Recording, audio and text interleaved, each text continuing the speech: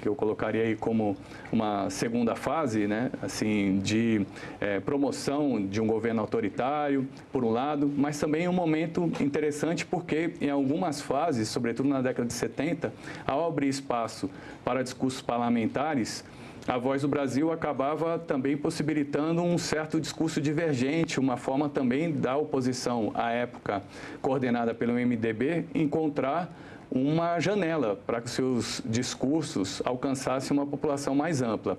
Depois a gente talvez possa falar de uma terceira fase, a partir do período de redemocratização, no qual há um esforço para que o programa tivesse um pouco mais de diversidade, não apenas com os conteúdos do Poder Executivo, mas também com o espaço oferecido, né, para o Poder Legislativo e, na sequência, para o Poder Judiciário, algo que vai dialogar com uma quarta fase, que acho que é possível de designar, pensando nos desafios que o programa tem hoje em relação à comunicação pública e às transformações tecnológicas, porque, como eu dizia, né, o programa ele continua sendo veiculado tanto pelas emissoras, né, de FM, em alguns casos ondas curtas, também antigo AM, mas também há, por parte das empresas, das organizações que produzem os seus conteúdos e também daquelas que distribuem, uma preocupação crescente hoje com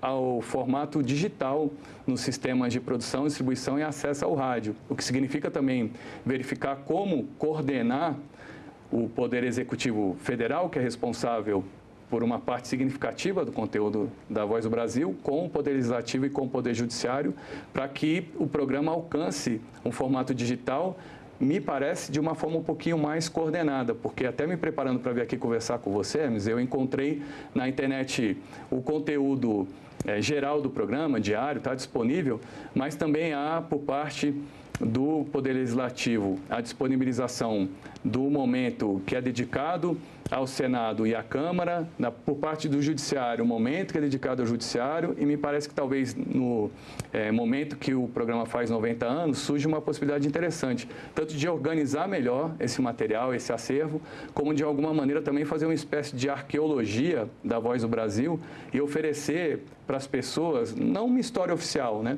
mas mais uma espécie de enciclopédia, uma espécie de repositório de conteúdos marcantes e também, a partir disso, estimular com que esses temas, esses conteúdos, entrem na agenda da população de uma forma geral. Por que não servir esse material, por exemplo, como um conteúdo de pesquisa para as escolas de ensino fundamental, ensino médio, ou mesmo para as universidades, especialmente para os cursos de comunicação?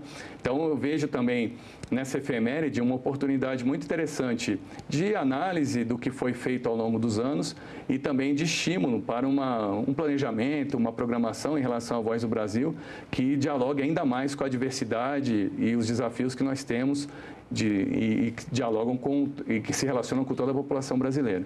Professor, pelo que você está me falando, o que marca esses 90 anos de Voz do Brasil e até explica essa permanência dela, isso diante de televisão e de todos os avanços tecnológicos que a gente tem aqui hoje. Essa capacidade, essa mutabilidade, essa capacidade de se adaptar. É isso mesmo? Por um lado, sim. Agora, é claro que temos que compartilhar a sinceridade aqui e entender que há um interesse estratégico por parte dos três poderes em utilizar essa janela para prestar contas, para informar do que tem sido feito, não apenas por um interesse cívico, né? Acho que há aí também, por parte de parlamentares, por parte de pessoas do Poder Judiciário e mesmo dos governantes em escala federal, o interesse de utilizar desse canal como meio de fazer relações públicas, de informar o que tem feito e, com isso, conseguir um pouco mais de resultados políticos, né? Então, acho que são pelo menos duas características, essa adaptação, esse ajuste que dialoga com as transformações sociais, transformações políticas, econômicas, mas, por outro lado, também há um interesse significativo das pessoas que detêm mandatos de utilizar esse mecanismo para também fazer, no final das contas, promoção do trabalho que realizam. Agora, eu incluiria um terceiro elemento, digamos assim, nessa história, Hermes, que é a mobilização da sociedade ao longo dos anos por uma comunicação mais democrática, por uma comunicação pública baseada não apenas nos interesses governamentais, e esses movimentos ao longo dos anos conseguiram também, de alguma maneira, contribuir para que a Voz do Brasil Civil e outros instrumentos de comunicação pública no país tivessem um pouco mais de espaço para a sociedade civil, para campanhas de utilidade pública, para uma utilização não apenas partidária, não apenas política, no sentido da competição eleitoral, dos conteúdos que são levados ao ar. Professor, vou pegar esse gancho da comunicação pública. Eu queria que o senhor explicasse para quem está em casa o que é a comunicação pública e a importância dela. A Constituição Federal estabeleceu no Brasil uma complementaridade entre os sistemas público, privado e estatal de comunicação. Então, tradicionalmente no Brasil, especialmente na radiodifusão, nós temos uma hegemonia, uma posição majoritária das empresas privadas de comunicação que detêm a maior parte da audiência e que, por consequência, tem na sua programação um interesse comercial, um interesse que não necessariamente se pauta pelo que a sociedade precisa saber em relação às instituições que produzem efeitos na nossa vida em sociedade. Então, pensando nisso, os constituintes, e também baseados em experiências nacionais e internacionais, criaram esse princípio que tem guiado a constituição de emissoras de rádio e de TV, em vários lugares do Brasil, pautados no interesse público e que têm, ao longo dos anos, produzido conteúdos que não apenas tenham esse interesse comercial, muito antes pelo contrário, tem interesses educativos, interesses cívicos, interesses legislativos, né?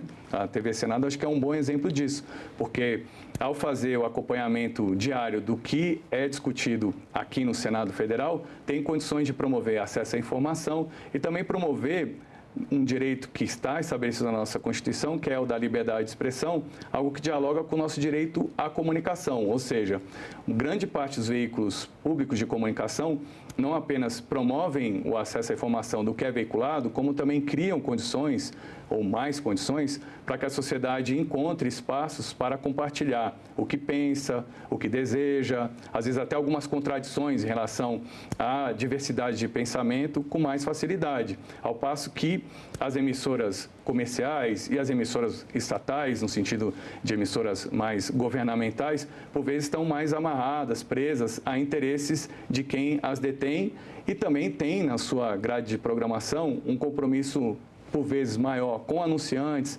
com acordos comerciais, do que necessariamente com os interesses e necessidades das pessoas que acompanham o dia a dia da sua programação. Eu fiz esse parêntese só para ficar claro para quem está em casa a importância da comunicação pública e, lógico, da Voz do Brasil dentro dela. Voltando aqui para a Voz do Brasil, 90 anos, será que ela chega aos 100 e já dá para fazer um vislumbre de qual caminho ela vai seguir com toda essa revolução tecnológica que a gente está vivendo, professor? Eu acredito que é muito possível que sim, né? O mundo tem se transformado muito em relação às tecnologias de informação e comunicação, mas me parece que daqui a 10 anos é possível que a gente se encontre novamente aqui para um debate, uma conversa celebrativa do centenário da Voz do Brasil. Agora, que Voz do Brasil teremos daqui a 10 anos é uma boa discussão, porque nesses últimos 5, 10 anos, por exemplo, surgiram várias tecnologias dentro da internet, por exemplo, que transformaram os processos, os fluxos das emissoras de comunicação, a forma como cada um de nós acompanha esses conteúdos. Então, me parece que é muito necessário até que a Voz do Brasil se adapte não apenas para os canais que já utiliza para suas transmissões, né, para o seu diálogo com o público, mas também pense em como dialogar mais com essas tecnologias, o que significa também, talvez, encontrar um planejamento um pouco mais intensivo em relação a que tipo de diálogo, que tipo de relação pode estabelecer com a população de uma forma geral. Então, ao longo do tempo, houve alguns esforços interessantes. No YouTube é possível encontrar situações nos quais os colegas que fazem, que têm feito, né, a Voz do Brasil, convidaram ouvintes para ir ao estúdio, abriram o canal de WhatsApp, criaram, né, e-mail de relacionamento. Agora, eu acho que talvez é essencial que os responsáveis pela Voz do Brasil pensem em conciliar tanto os canais tecnológicos que têm sido criados, como uma participação que seja ativa, na qual as pessoas que acompanham a Voz do Brasil, que se interessem pelo programa, também tenham ainda mais incidência sobre os conteúdos e, com isso, haja um diálogo produtivo entre órgãos do Estado, órgãos do governo, né, dos 3 poderes que tenham algo a dizer, com as necessidades que a população tem, sobretudo aqueles que utilizam com mais mais frequência a Voz do Brasil por meios analógicos e também pelos canais digitais que têm surgido com força e que certamente podem ser úteis para este instrumento de comunicação pública. Só para ficar ainda mais claro para quem está em casa, uma participação maior, mais interatividade, uma presença mais ativa do ouvinte. Eu acho que até mais, viu, Hermes? Eu arrisco dizer que, sim, interatividade, interação é algo importante no contato entre o público e as emissoras de rádio, TV, os veículos de comunicação. Só que, para além da interatividade, tenho pensado participação como partilha de poder até. Ou seja, por que não criar um conselho de ouvintes, criar uma espécie de ouvidoria dentro da programação do que a Voz do Brasil faz? Pode parecer meio utópico, mas eu acho que isso pode também criar outras formas de comunicação, de contato com não apenas a audiência, no sentido de pessoas que ouvem, que veem, mas também com o público, no sentido de alguém, né, de um conjunto de pessoas que tem algo a contribuir e algo a compartilhar e, com isso, aperfeiçoar os conteúdos que são desenvolvidos. Maravilha. A gente pensa rádio e aí pensa nas revoluções tecnológicas que a gente vem vivendo. Então, a gente já ouviu várias vezes, a rádio vai morrer com a TV, rádio vai morrer com o YouTube, rádio vai morrer com o podcast. Vai morrer mesmo a rádio? Um programa com a Voz do Brasil vai morrer? Você tem esse olhar de que, com todas as transformações que a gente está vivenciando, e a gente está vivendo uma grande revolução tecnológica, inclusive com a inteligência artificial, é possível um programa como a Voz do Brasil ou a rádio, como a gente conhece, morrer, professor? Olha, talvez aquelas pessoas que previram tanto a morte do rádio, né, quanto do samba tenham morrido antes desses dois importantes instrumentos de cultura e de comunicação terem acabado, né? Então, me parece que, assim, não numa visão muito otimista, mas numa visão realista, que é claro que tem havido transformações significativas, né? Se comparado à nossa infância, a maneira como a gente ouvia o rádio de pilha, né, o rádio num formato mais estático, hoje já não é mais assim que a gente consome conteúdo de áudio, né?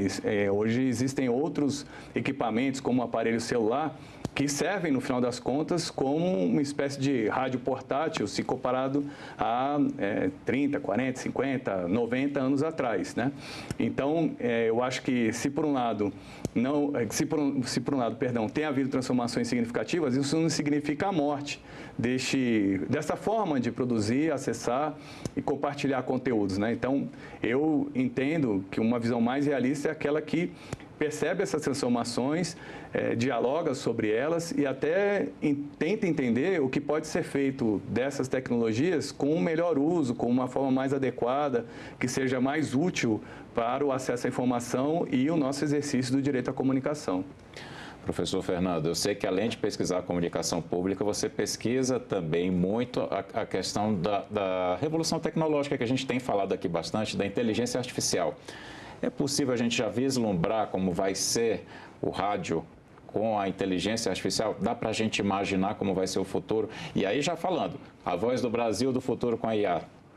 Olha, acho que é um grande desafio que, de alguma maneira, já tem sido colocado em prática, porque certamente as pessoas responsáveis pela produção da Voz do Brasil não apenas conhecem, como têm o potencial de utilizar essa ferramenta para sistematizar ideias, para, eu acho que até encontrar fontes, encontrar informações, comparar o trabalho que fazem com outros programas de dentro e de fora da comunicação pública. Então, acho que essa realidade que a gente está imaginando como futura, de alguma forma, está presente. Agora, os impactos dos desdobramentos da inteligência artificial na produção, né, e no acesso à Voz do Brasil são desafios interessantes de pensar, de planejar, de idealizar, né? Eu entendo que talvez um diálogo, não deixa também de ser uma tarefa importante, um diálogo com crianças e jovens pode ser até acentuado a partir da utilização da inteligência artificial e de outras ferramentas, mecanismos que, sobretudo, a internet tem oferecido, no sentido também, acho que de talvez pensar até em alternativas ou desdobramentos da Voz do Brasil alcançando estes públicos, né? Então, ao te ouvir aqui perguntar e pensando em voz alta, por que não criar uma versão também da Voz do Brasil dirigida a públicos específicos, públicos vulneráveis, né? Assim, não digo diariamente, mas e também estou querendo dar muito trabalho para os colegas, que eu sei que já são bastante atarefados, tanto, né, na EBC, quanto no Senado e na Câmara, mas por que não pensar em uma versão da Voz do Brasil para crianças e jovens, ou uma versão da Voz do Brasil para o público mais 60, né, ou uma versão da Voz do Brasil dirigida a direitos mais específicos e que ainda não entraram com a necessidade que nós temos na agenda nacional, já que o programa é cidadania, né, por que não fazer uma Voz do Brasil discutindo, por exemplo, direitos das mulheres, direitos dos gays, direito, né, de públicos mais vulneráveis, como quilombolas, indígenas, negros, pretos, etc. Então, acho que talvez essas possibilidades que a inteligência artificial e os desdobramentos tecnológicos que nós temos hoje possam ser vistos menos como uma ameaça, menos como um risco e mais como estímulo para desdobramentos que possam alcançar e estimular uma multiplicação dos públicos num programa tão especial como a Voz do Brasil e também em outros canais que existam, né, especialmente na comunicação pública. Olha, eu fiquei já sonhando com essas edições especiais. É uma excelente sugestão para você que está em casa aí. Ó, vamos cobrar do pessoal que produz a Voz do Brasil, viu, professor? Agora vamos pensar como ombudsman, explicando para quem está em casa. Ombudsman é o jornalista que faz a crítica do que você lê, do que você assiste, do que você escuta. Professor Fernando, como ombudsman, o que pode ser melhorado no programa, na Voz do Brasil? O que você sente falta? O que é importante acrescentar? Bom, eu entendo que há várias camadas, né? Uma em relação ao conteúdo, que dialoga com essa nossa questão anterior, né, de como encontrar uma maior diversidade, e é claro que essa é uma questão contínua, né? Não tem uma resposta única, pronta, em relação a como alcançar audiências tão diversificadas. Agora, existem alguns caminhos, seja comparando com outras experiências de comunicação pública pelo mundo, dentro e fora da América Latina, né, para não falar só das experiências consolidadas nos países que já têm sistemas públicos de comunicação há mais tempo, a exemplo, né, dos países europeus. Então, acho que fazer uma reflexão contínua sobre o conteúdo que é veiculado é algo que pode contribuir com o conteúdo e também contribuir com o diálogo com as pessoas que podem ser mais ouvidas e criar, dessa maneira, uma retroalimentação. Agora, eu acho que também, para além do conteúdo, que costuma ocupar majoritariamente nossas preocupações, quando a gente discute, como você falou, veículos de comunicação, a partir de serviços de ombudsman, de ouvidoria, etc., acho que é preciso também, permanentemente, pensar em como criar condições que alcancem um público de uma maneira mais diversificada, o que significa pensar na inserção e no acesso digital e analógico do público, né? Então, acho que o que cria também uma preocupação em relação às transmissões que são desenvolvidas, né? A usos que são feitos da internet, como eu comentava agora há pouco, né? Eu acho que é possível coordenar um pouquinho melhor a disponibilização dos conteúdos que são oferecidos, ou seja, além de colocar, por exemplo, o conteúdo da Voz do Brasil na página da EBC, por que não utilizar outras plataformas, a exemplo do YouTube, a exemplo do Spotify e outras, né, para a divulgação desses conteúdos, não apenas os fragmentos que têm sido colocados no ar, né, ou seja, criando uma forma até mais atraente para que o arquivo esteja ali acompanhado de alguma imagem, acompanhado, né, de algum saiba mais. Então, me parece, né, de novo, não querendo dar muito trabalho para os colegas da EBC, mas também colocando a Universidade de Brasília à disposição, para quem sabe a gente pensar no projeto nessa direção. Porque não criar ali uma página que tenha tanto o passado, uma espécie de repositório, como o presente em relação ao que tem sido feito, os arquivos, né, os programas que são levados ao ar, e também reflexões futuras sobre a Voz do Brasil, criando ali uma espécie de consulta pública permanente, um fórum, digamos assim, de ideias que pode ser útil, claro que filtrando com as devidas cautelas, né, mas que pode ser útil para o aperfeiçoamento do programa e também para o aperfeiçoamento da programação que é levada ao ar, porque certamente essa interação e essa maior participação do público pode ser bastante útil para o aperfeiçoamento da Voz do Brasil, por um lado, mas também para a criação de outros conteúdos e a criação também de outras formas de interação e participação com o público. professor. Antes da gente encerrar, uma pergunta simples. Em 2018, a gente teve esse projeto de lei que se tornou lei e flexibilizou o horário da Voz do Brasil. O senhor entende como positiva essa flexibilização? Olha, a minha posição individual, né? Não falo aqui como uma posição majoritária, mas eu entendo que a permanência da obrigatoriedade, por um lado, e a flexibilidade, por outro, foi um encontro de interesses interessante diante do que se podia fazer naquele momento, porque a partir dos anos 90 se acentuou uma campanha contra a obrigatoriedade da transmissão da Voz do Brasil, algo que já se remonta ali, que se remonta aos anos 30, né? No começo do trabalho que a Voz do Brasil desenvolvia, a obrigatoriedade que se estabeleceu naquele momento, mas que ganhou força nos anos 90 e que criava interesses aqui no Congresso Nacional para que ela fosse abolida de uma forma, vamos chamar assim, abrupta, né? Por um lado. Mas, por outro, também preciso levar em conta que, sobretudo nos centros urbanos, esse horário das 7 às 8 da noite era um horário bastante estratégico para as pessoas que estavam voltando para casa e que precisavam de informações sobre trânsito, sobre questões ligadas a possíveis problemas de mobilidade, né? Então, me parece que essa solução quase que salomônica, né, foi inteligente e fez com que a gente conseguisse estimular com que as emissoras encontrassem, a depender dos seus públicos e das suas possibilidades, o melhor horário para a sua veiculação. E também, né, eu acho que aí trouxe essa flexibilização uma outra tarefa, que é garantir que cidadãos brasileiros tenham condições de acessar a internet para que, independentemente do horário, também possam alcançar os conteúdos que são veiculados no momento que tenham mais necessidade e condições de ouvirem esses conteúdos, né? Então, eu acho que associada a essa decisão de 2018, que depois foi sacramentada pelo STF, é essencial que pensemos em políticas públicas relacionadas ao acesso digital para que também a população tenha, especialmente na internet, uma outra possibilidade de acesso à informação e direito à comunicação. Maravilha, professor Fernando, muito obrigado pela entrevista.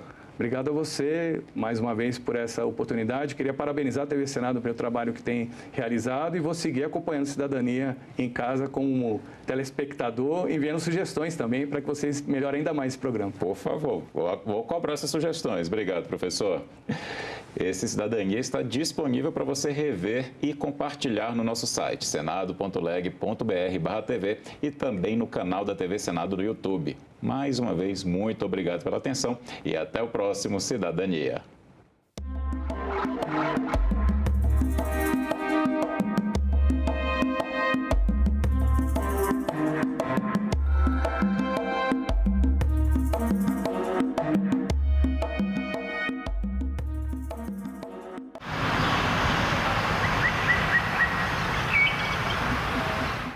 Melhorar a conscientização, tem que falar para essa mulher, olha, você descobriu que você está grávida, vá até a unidade básica de saúde, é seu direito, vai lá e abre seu pré-natal.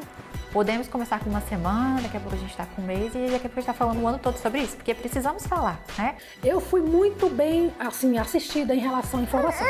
Eu não tive falta da informação, né? Em relação à vacina também. Em discussão, hoje, 20h, aqui na TV Senado. Meu nome é Ana Reis, eu nasci em 1985 e sou farmacêutica e cantora. Eu também sempre segui essas duas profissões, né? Completo 20 anos da minha carreira como cantora e também tem 20 anos que eu entrei na UNB para o curso de farmácia. Dos direitos, dos que eu mais prezo, é a liberdade de expressão. Eu posso trazer em todos os âmbitos da minha vida, assim, mas principalmente na minha atividade como cantora. Eu sempre pude escolher, por exemplo, um repertório de um show com as músicas que eu queria cantar.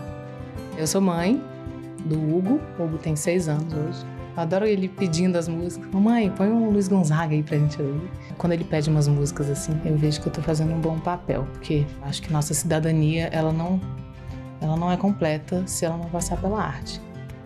Eu posso trabalhar com o que eu gosto, eu posso cantar o que eu quero. E democracia é isso, é a liberdade. Meu nome é Ana e eu nasci com a democracia.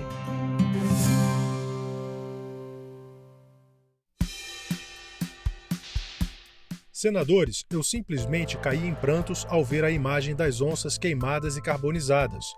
Gostaria muito que alguém fizesse algo, um projeto de melhorias para combater esses incêndios descabidos em nossas florestas e mais verbas para a compra de aviões. Vitor Hugo Alonso, do Rio Grande do Sul, pergunta e o senador Wellington Fagundes responde. Oi, Vitor Hugo, muito boa a sua pergunta, porque essa semana mesmo eu me reuni com a ANAC exatamente sobre a regulamentação do uso dos aviões agrícolas para combate a incêndio. A ANAC tem já essa preocupação no sentido de permitir com que as empresas, claro, regulamentadas e individualmente também, os fazendeiros possam fazer isso. Usar toda essa força dos aviões agrícolas em combate aos incêndios é fundamental para o país. Então esse assunto aqui é um tema que estamos discutindo, inclusive também na Comissão de Agricultura e na Comissão de Meio Ambiente.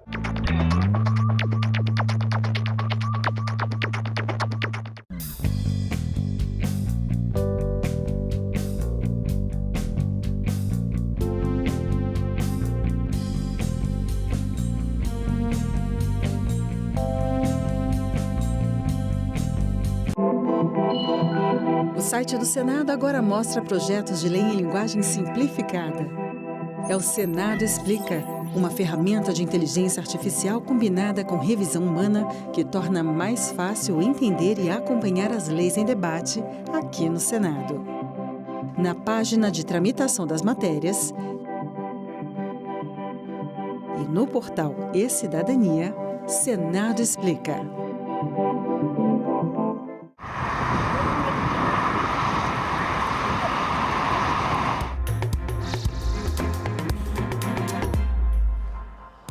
Olá, bom dia. Quinta-feira, 4 de setembro. O Senado Notícias está no ar.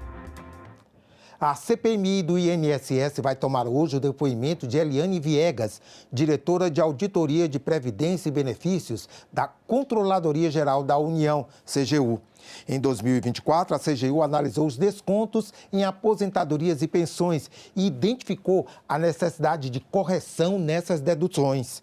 A comissão também deve votar 56 requerimentos, entre eles o que pede à CGU informações sobre procedimentos de fiscalização dos ressarcimentos às vítimas das fraudes. Vamos ao vivo à sala da CPMI, onde a repórter Ticiane Oliveira acompanha a movimentação. Bom dia, Ticiane. Canetearam aqui na tua frente. Oi, bom dia, André. Bom dia a todos que estão nos assistindo. Eu já estou aqui na sala, que já está movimentadíssima. Vou pedir para o Eliseu, nosso cinegrafista, mostrar. Já tem senadores, deputados, tanto aqui no auditório, quanto aqui do outro lado, a gente pode ver que já abriu a lista para a inscrição para as falas. Começa sempre às 8h30 da manhã, 30 minutos antes do início da reunião, e aí os senadores, os deputados já ficam ali para se inscreverem. Essa lista é respeitada, é a ordem que eles vão falar durante toda a reunião. E a lista fica aberta até 30 minutos, então, depois do início da reunião. Agora, hoje está previsto o depoimento da diretora de Auditoria de Previdência da Controladoria Geral da União, Eliane Viegas. O requerimento para que ela fosse ouvida foi feito pelo relator, o deputado Alfredo Gaspar. Ela precisa ser ouvida para esclarecer partes das investigações que foram feitas pela Controladoria Geral da União sobre essas fraudes bilionárias do INSS. Além do depoimento dela, tem mais de 50 requerimentos para serem votados, que são requerimentos com convites, convocações de depoentes e, além disso, muitos pedidos de informações para órgãos que estão também investigando esse caso. Além disso, tem pedidos também para que o Senado Federal, por exemplo, disponibilize imagens de câmeras de segurança, tudo isso para saber o acesso de algumas pessoas. Nós vamos entrevistar agora ao vivo a senadora Elisiane Gama, está aqui comigo. Senadora, hoje é um depoimento importante da diretora da Controladoria Geral da União, que fez grande parte dessa investigação, não?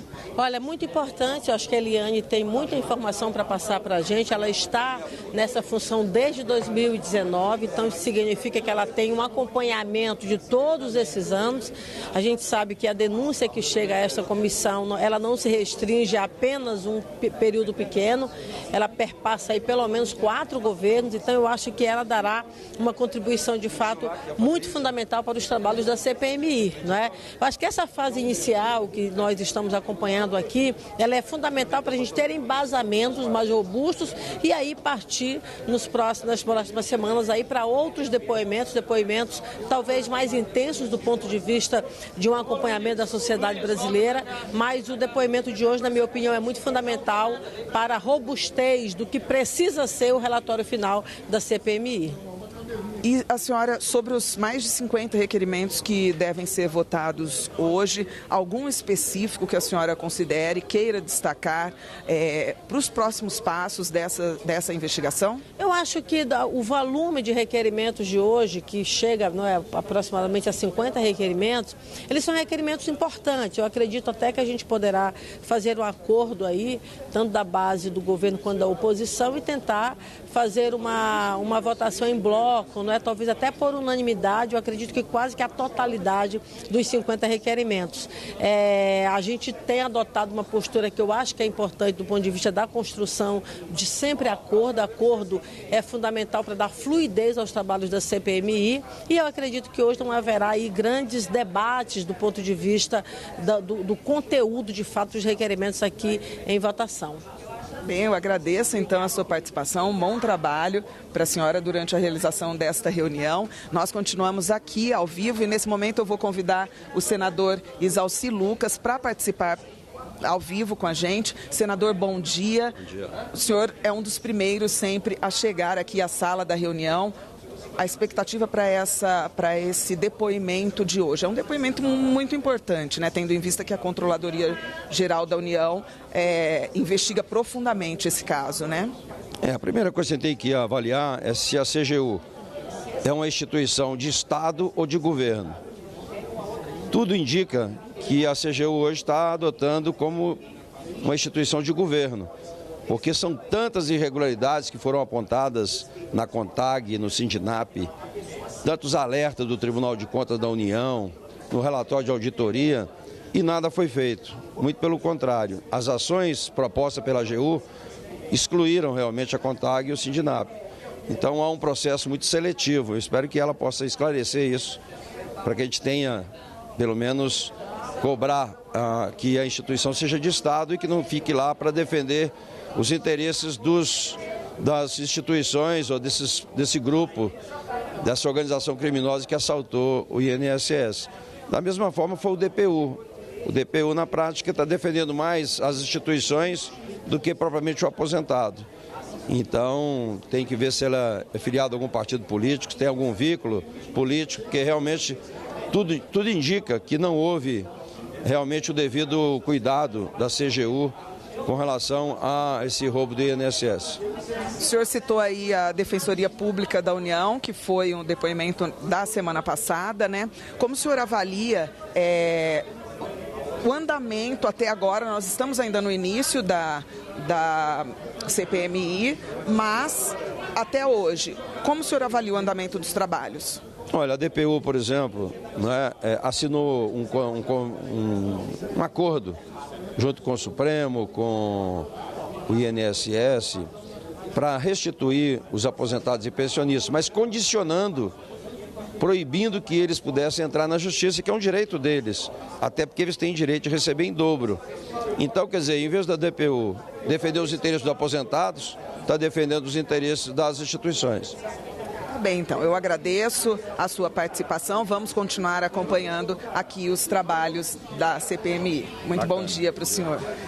Bom, só para lembrar que na última reunião realizada na segunda-feira, os senadores, os deputados, os membros da CPMI aprovaram por unanimidade 26 votos a favor de um pedido de prisão preventiva para 21 pessoas investigadas. Esse pedido agora precisa ser analisado e aceito ou não pelo STF. André, eu vou continuar aqui acompanhando toda essa movimentação e eu volto a qualquer momento com você aí para passar mais informações. Muito bem, obrigado, Ticiane. Já voltamos com você. A repórter Ticiane Oliveira falando para a gente dos primeiros movimentos aí na sala da CPMI do INSS, que deve começar dentro de mais alguns instantes. Sobre as expectativas para essa reunião da CPMI, o vice-líder da oposição no Senado, Marcos Rogério, e o líder do governo no Congresso, Randolfo Rodrigues, conversaram com a nossa equipe. O depoimento de amanhã de uma conceituada membro da Controladoria Geral da União, por onde iniciaram no nosso governo as investigações que desbarataram um esquema de corrupção montado no governo anterior no INSS. Então, acho que vai ser um depoimento que elucidará muitas informações sobre como esse esquema funcionou, como esse esquema foi instaurado dentro do INSS e, sobretudo, como a Controladoria Geral da União, do nosso governo, atuou para desbaratar esse movimento fraudulento que lesou aposentados e pensionistas. As associações alegaram à Controladoria Geral da União que tiveram a autorização ou a adesão, dos associados, dos aposentados. Então, eu estou solicitando que a CGU encaminhe à CPMI as gravações que demonstram justamente essa confirmação de que o aposentado realmente concordou em se associar, concordou com o desconto associativo. Caso contrário, nós estamos diante de uma situação em que houve um golpe aos aposentados, ou seja, fizeram aí uma adesão em massa sem a devida autorização, portanto, descontos ilegais, descontos criminosos. 2 reuniões de comissões previstas, sendo uma de CPI, sessão especial no plenário do Senado. Confira a agenda desta quinta-feira. Como vimos, a CPMI do INSS deve se reunir daqui a pouco às 9 horas. Além de examinar dezenas de requerimentos, a maioria com pedidos de informações a órgãos públicos, os parlamentares devem ouvir a diretora de Auditoria de Previdência e Benefícios da Controladoria Geral da União, Eliane Viegas Mota. Às 11 horas, reunião marcada na Comissão de Segurança Pública. Os senadores devem examinar documentos entregues pelo ex-chefe da Assessoria Especial de Enfrentamento à Desinformação do Tribunal Superior Eleitoral, Eduardo Talhaferro. E logo mais, às 2 da tarde, o plenário do Senado deve se reunir em sessão especial para celebrar os 46 anos de regulamentação da profissão de biólogo. Nós vamos voltar agora à sala da CPMI com a repórter Ticiane Oliveira. Ticiane? Oi, André. Voltamos aqui ao vivo, então, da sala onde vai ser realizada a reunião da CPMI do INSS. E eu estou ao vivo com o senador Rogério Carvalho. Senador, bom dia. Hoje tem o depoimento da diretora da Controladoria Geral da União.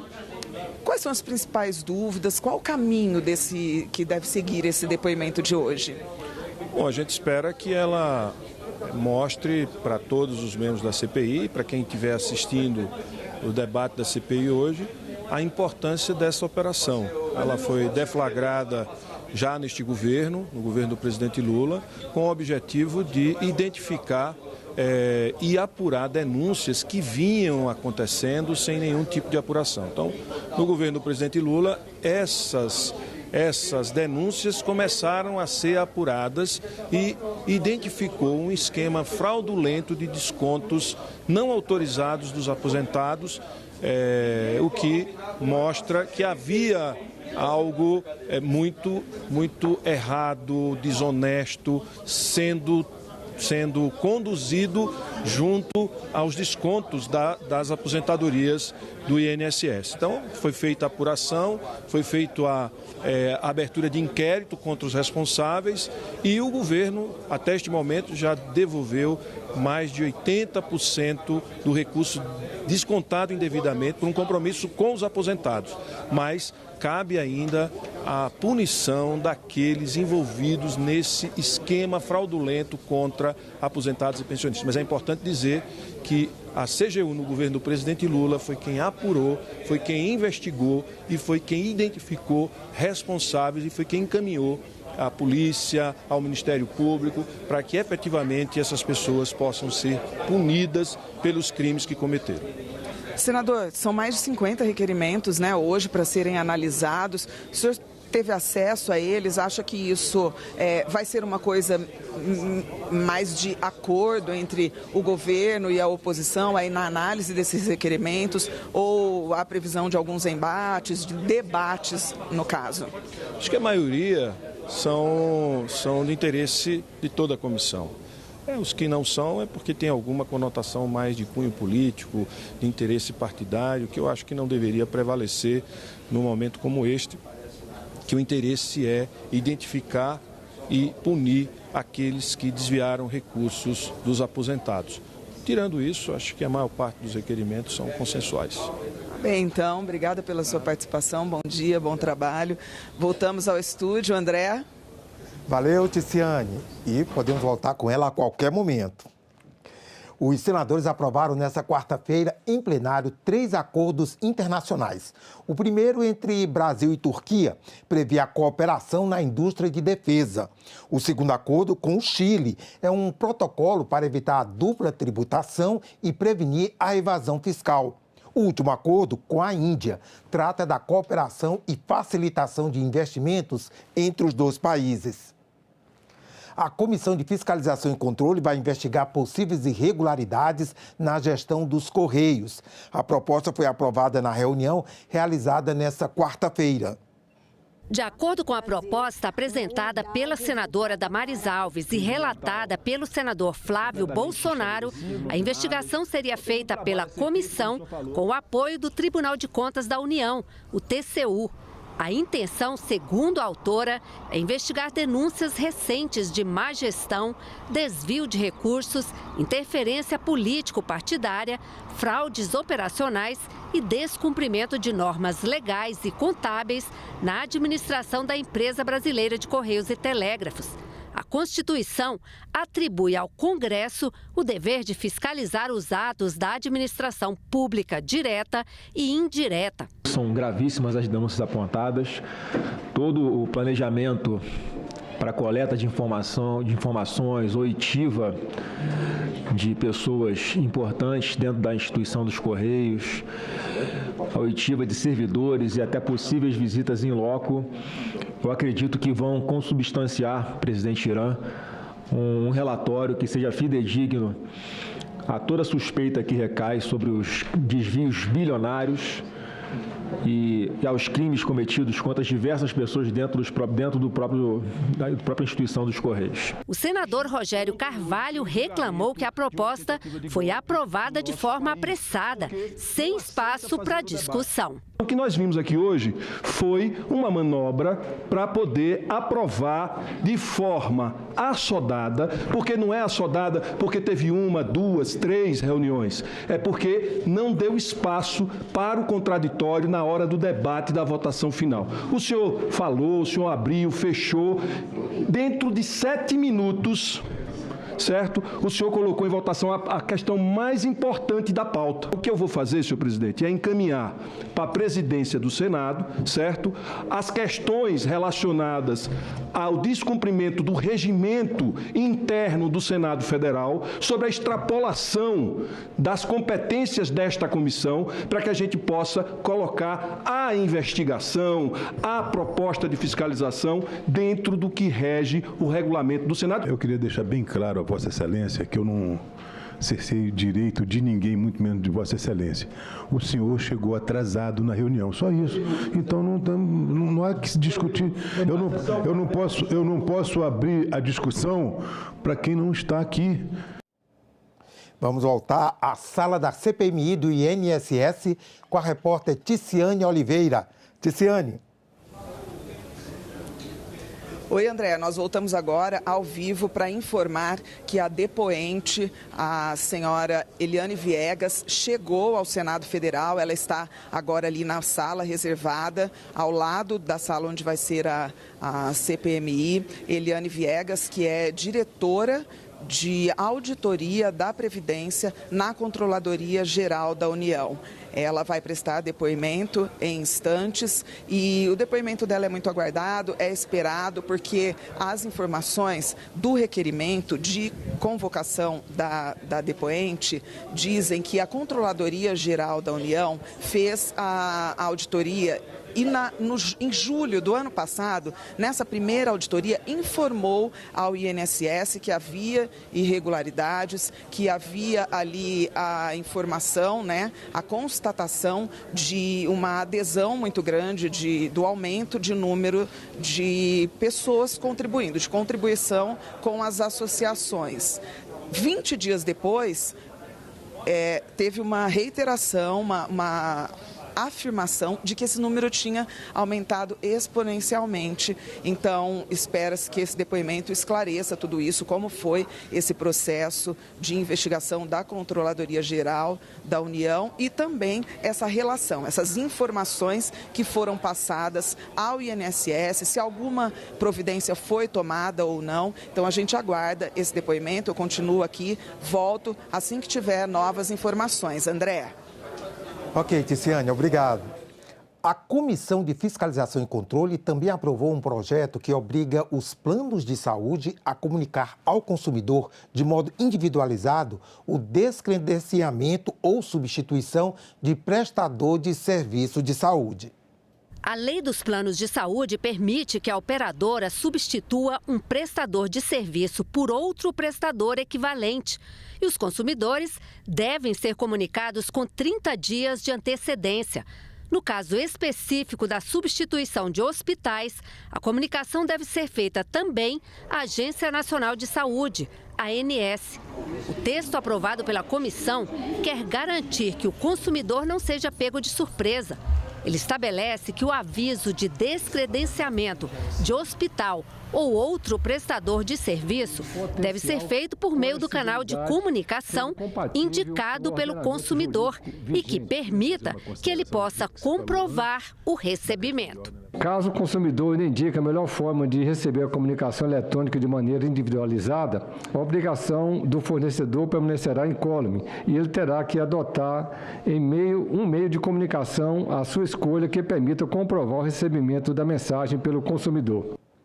Este projeto, de autoria do senador Wilder Moraes, tem decisão terminativa e segue direto para a votação na Câmara dos Deputados, a não ser que haja um requerimento para a votação em plenário. Famílias de baixa renda podem ficar isentas do pagamento da conta de luz em casos de pouco consumo.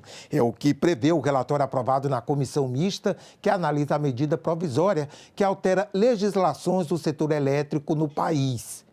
A medida ainda será votada nos plenários da Câmara dos Deputados e do Senado.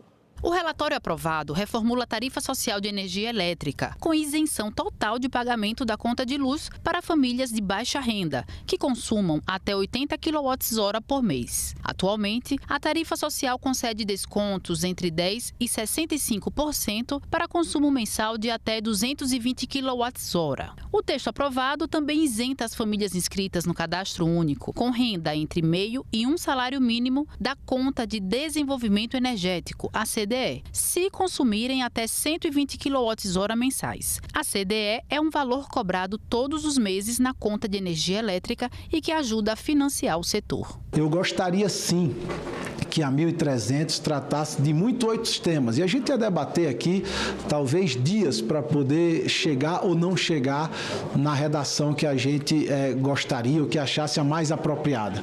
Mas esse foi o possível. E eu quero acreditar, Afonso, que a gente vai fazer um bom debate na 1304, que a gente vai conseguir incluir as coisas que precisam ser incluídas na 1304, mas eu quero também que a gente não perca tempo e a gente não prejudique um tema importante, que é o prazo para poder votar a tarifa social, que vai atender milhões de brasileiros. Por isso, presidente, eu queria pedir para que a gente pudesse votar o relatório na forma como foi apresentado. Em votação, o relatório. Os parlamentares que concordam permanecem como se encontram. Aprovado o relatório, que passa a constituir o parecer da comissão. A comissão mista que discute a medida provisória 1303 ouviu nesta quarta-feira especialistas em tributos e representantes da indústria e do setor financeiro. A medida provisória 1303, que tributa investimentos e ativos virtuais, foi debatida em audiência pública na comissão mista que estuda o assunto. A superintendente do Banco Nacional de Desenvolvimento Econômico e Social falou sobre o mercado. Ter o mercado em prazos e condições compatíveis para casar com o funding público, não só do BNDES, como de outros atores institucionais, é fundamental, né? E claro, garante, obviamente, acesso a mais recursos no futuro para que a gente possa dar andamento a esse conjunto de setores e de investimentos que estão acontecendo no país. A MP 1303 foi elaborada para compensar a revogação do aumento do Imposto sobre Operações Financeiras, o IOF, e determina a tributação de fundos de investimentos, como letras de créditos e fundos imobiliários, e amplia a tributação sobre as apostas de cota fixa, as BETs. O presidente executivo da Associação Brasileira da Infraestrutura e Indústria de Base indagou a eficácia da MP.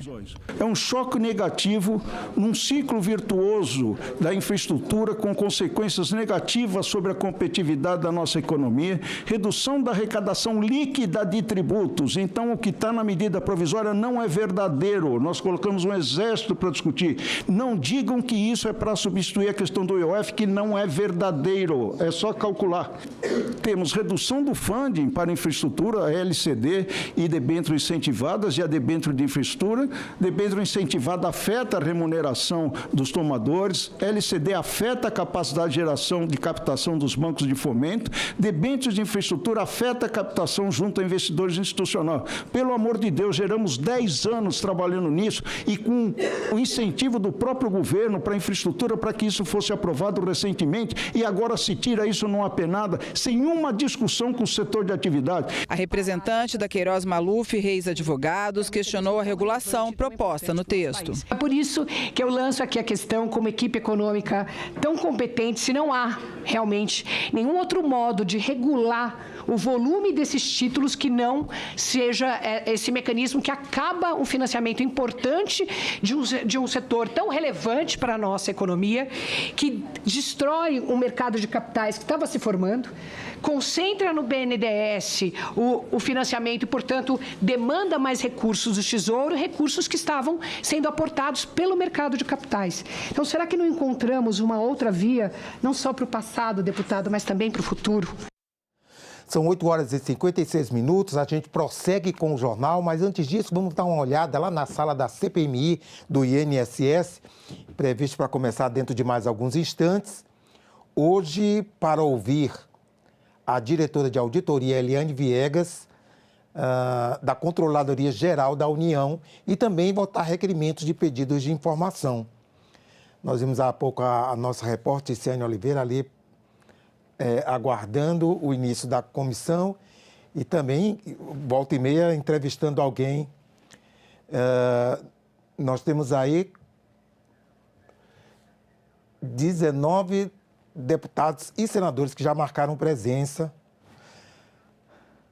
10 deputados e 9 senadores. Eles chegam mais cedo, né, para fazer a inscrição ali junto à mesa para falar durante os trabalhos da CPMI. Muito bem. Já já voltamos então. A CPMI do INSS ouviu na segunda-feira o depoimento do advogado Eli Cohen. O advogado foi um dos primeiros a identificar os descontos ilegais em aposentadorias e pensões. O advogado Eli Cohen é considerado peça-chave na investigação das fraudes do INSS. Foi ele quem levantou os elementos nas primeiras denúncias divulgadas na imprensa. Em seu depoimento à CPMI, o advogado apontou nomes de algumas pessoas que, segundo ele, integravam o esquema e explicou como funcionava a fraude que lesou aposentados e pensionistas. Isso aqui é um negócio. O que eles fazem? Eles jogam 50 mil adesão. Aí esse pessoal aqui fica preparado para quê? Para que as pessoas que vão reclamar, eles vão lá e pagam. Então, de 50 sobrou quanto? 48 mil. Bom negócio. Primeira notícia crime que eu ingressei foi em 2023, abril de 2023. 3 meses e eu já tinha materialidade, autoria, já tinha o Careca, já tinha o departamento, tudo, todos eles classificados. E ninguém se atrevia a investigar ou tocar para frente. Tivemos que interromper essa reportagem porque a Ticiane Oliveira está agora com o presidente da CPMI, o senador Carlos Viana. Ticiane? Oi, André, é isso mesmo. Nós voltamos ao vivo. O senador Carlos Viana é o presidente da CPMI e vai falar um pouco com a gente. Em alguns minutos deve começar o depoimento. É um depoimento de uma diretora da Controladoria Geral da União, órgão que atua fortemente nessa investigação, né? Qual é a importância de um depoimento como esse nesse início dos trabalhos da CPMI? Bem, meu bom dia a todos, dos nossos colegas jornalistas da TV Senado, aos que nos acompanham pelo Brasil.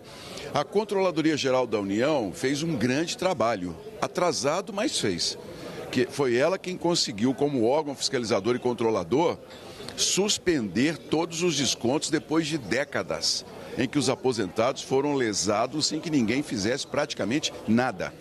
A Controladoria conseguiu, ela centralizou as investigações juntamente com o Ministério Público Federal, portanto tem uma contribuição muito importante para essa CPMI com as informações de como esse grupo conseguiu chegar tão facilmente às contas dos aposentados, os servidores públicos envolvidos, porque eu falo que não há condições de um roubo desse tamanho ter acontecido sem que servidores estivessem envolvidos.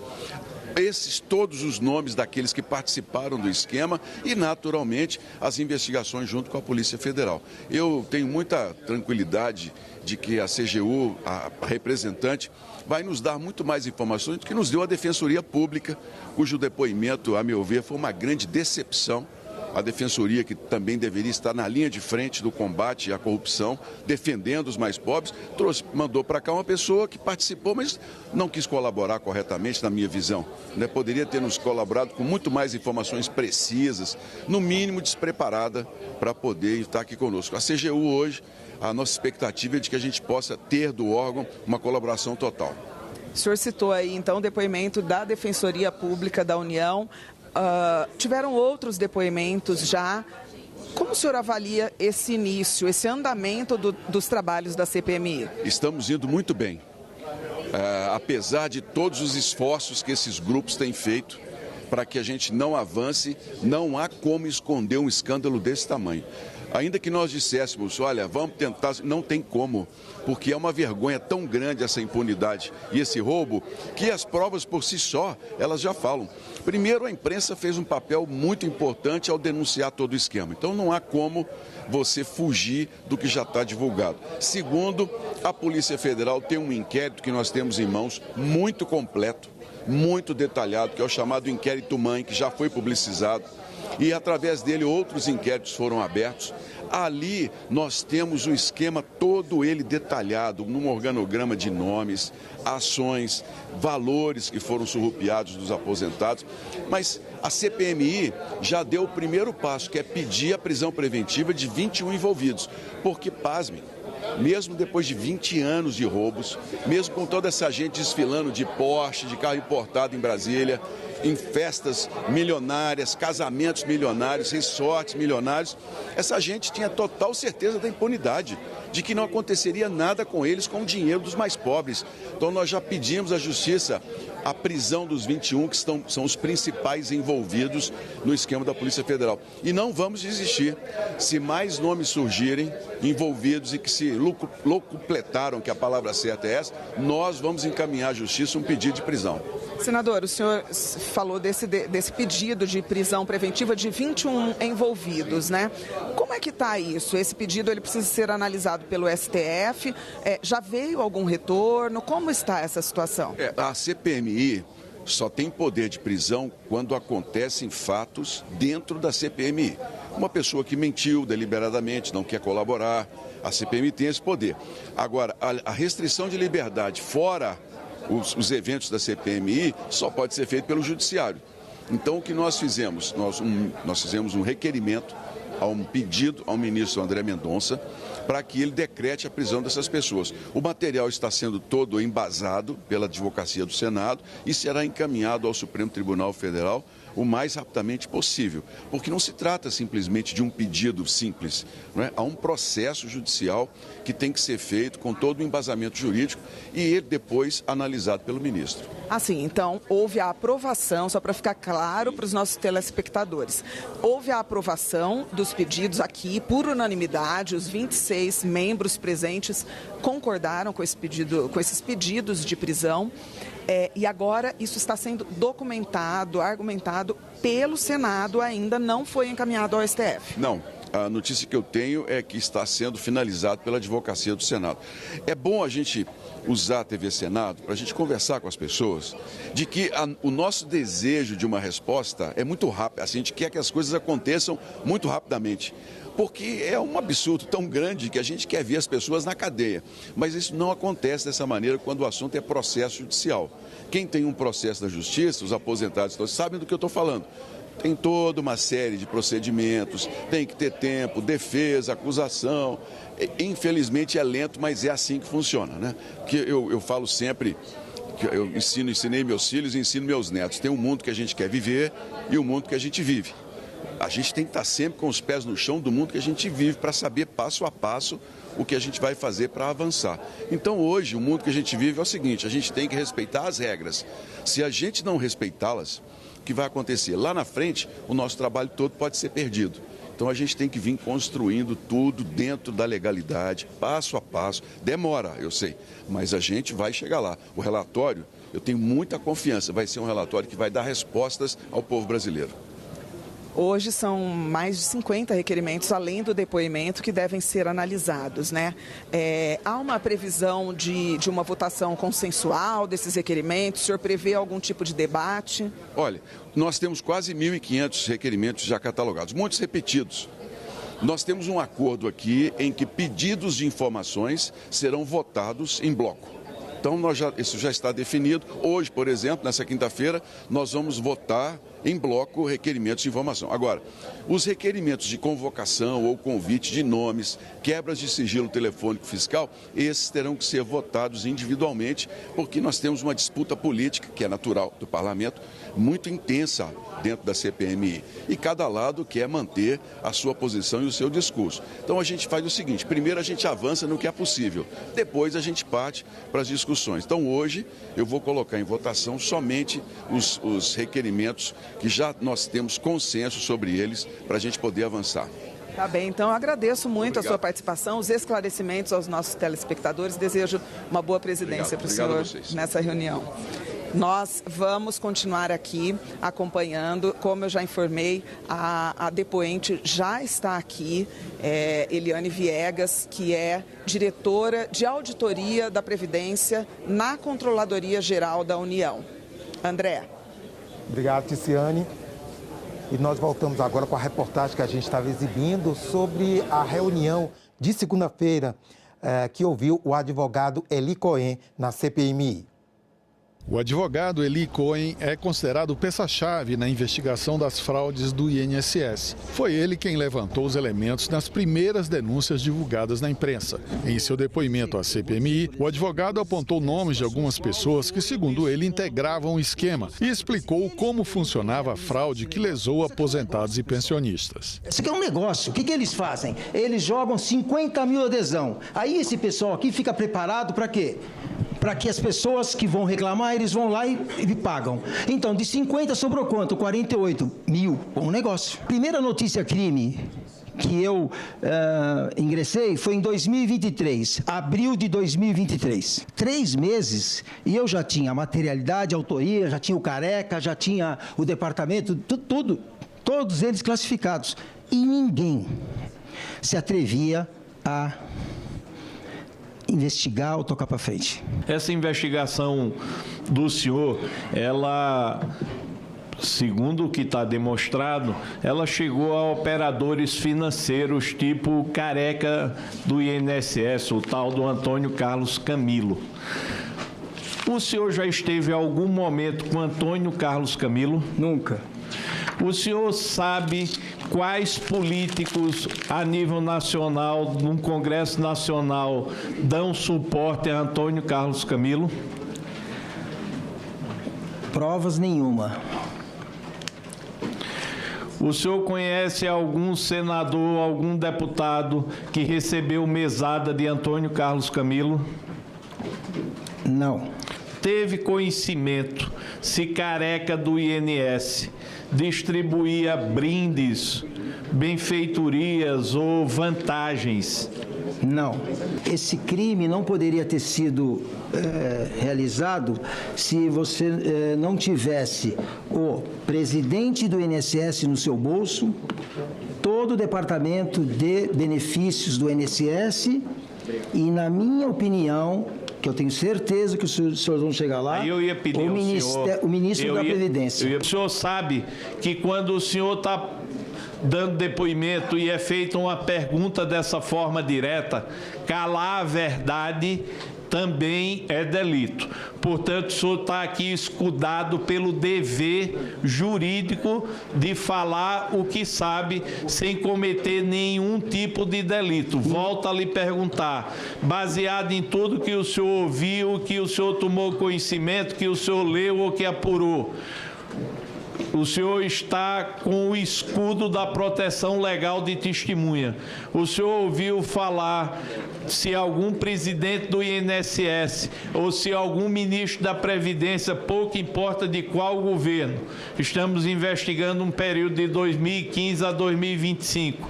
O senhor ouviu falar de envolvimento de algumas dessas autoridades? Não.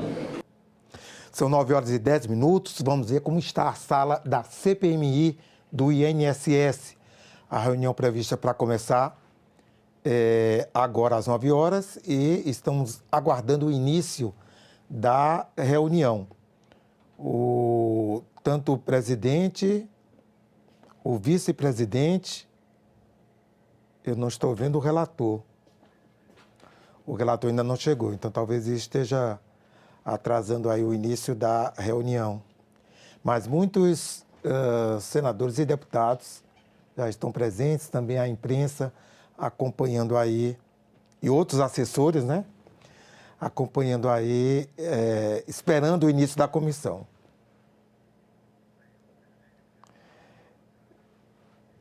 Nós vemos aí o presidente Carlos Viana conversando com representantes da bancada do PT. E já a gente volta com a movimentação aí na sala da CPMI. A Eli Cohen, esse que deu depoimento na segunda-feira, ele também disse na reunião que desde 2022, quando começou a investigar as fraudes, passou a receber ameaças. O advogado Eli Cohen disse que começou a investigar as fraudes em dezembro de 2022, quando foi procurado por 2 aposentados que eram presidentes de associações, entre elas a AMBEC. Eles diziam que na casa deles, que eles moram bem na periferia, são pessoas extremamente simples, começava a chegar oficiais de justiça e cobrança e tudo aquilo que a gente sabe quando, na verdade, você é sócio de um CNPJ viciado desses, né? E aí eu disse para eles, naquele momento, falei, olha, vocês permitiram ser presidente dessa associação, agora isso acontece, vocês ganham, quanto que vocês ganham? Um salário mínimo. Qual era a forma da AMBEC capturar associados para fazer os descontos. Como é que ela capturava? Só podia dizer na estrutura do Estado brasileiro, se ela fazia isso via INSS, via Dataprev, comprando no mercado negro, como o senhor falou aí, lá na 25 de março, nesse mercado paralelo. Como é que o senhor apurou isso? Exatamente como ele comprou, como ele adquiriu, desculpa, mas naquele momento, na minha concepção, não era interessante para a nossa investigação, mas que os dados vieram do Careca do INSS. Essa era a parte do Careca para receber 27,5%. Então, os dados vieram do Careca do INSS. Esse é o trabalho do Careca. Tá. O advogado também disse que recebeu ameaças. O senhor recebeu alguma ameaça em relação a essas investigações que o senhor fez? Várias. O senhor poderia denominar quem praticou essas ameaças ou de quais formas essas ameaças chegaram até o senhor? Sempre foram telefonemas anônimos. À meia-noite. O senhor tem a quem imputar essas ameaças? Não exatamente, mas veja, nós ajudamos, claro que com a ajuda do TCU, da CGU, a uma mamata de 2 bilhões e 800 milhões de reais que parou. Então, eu acho que eu devo ter um monte de inimigo.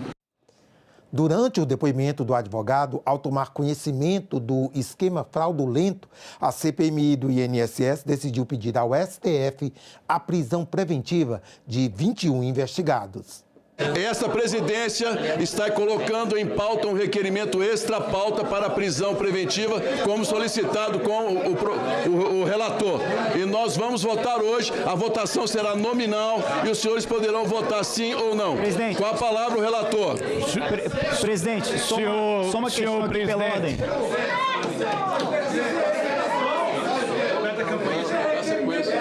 Senhor presidente, requeiro nos termos do parágrafo 3º do artigo 58 da Constituição Federal, do artigo 3º-A e artigo 6º da Lei 1579 de 1952 e do artigo 311 seguintes do Decreto-Lei 3689 de 1941, representar pela decretação em prisão preventiva por conveniência da instrução criminal, garantia da ordem pública e para assegurar a aplicação da lei penal dos investigados abaixo consignados: André Paulo Félix Fidelis, Eric Douglas Martins Fidelis, Cecília Rodrigues Mota, Vigílio Antônio Ribeiro de Oliveira Filho, Thaisa Hoffmann Jonasson, Maria Paula Xavier da Fonseca Oliveira,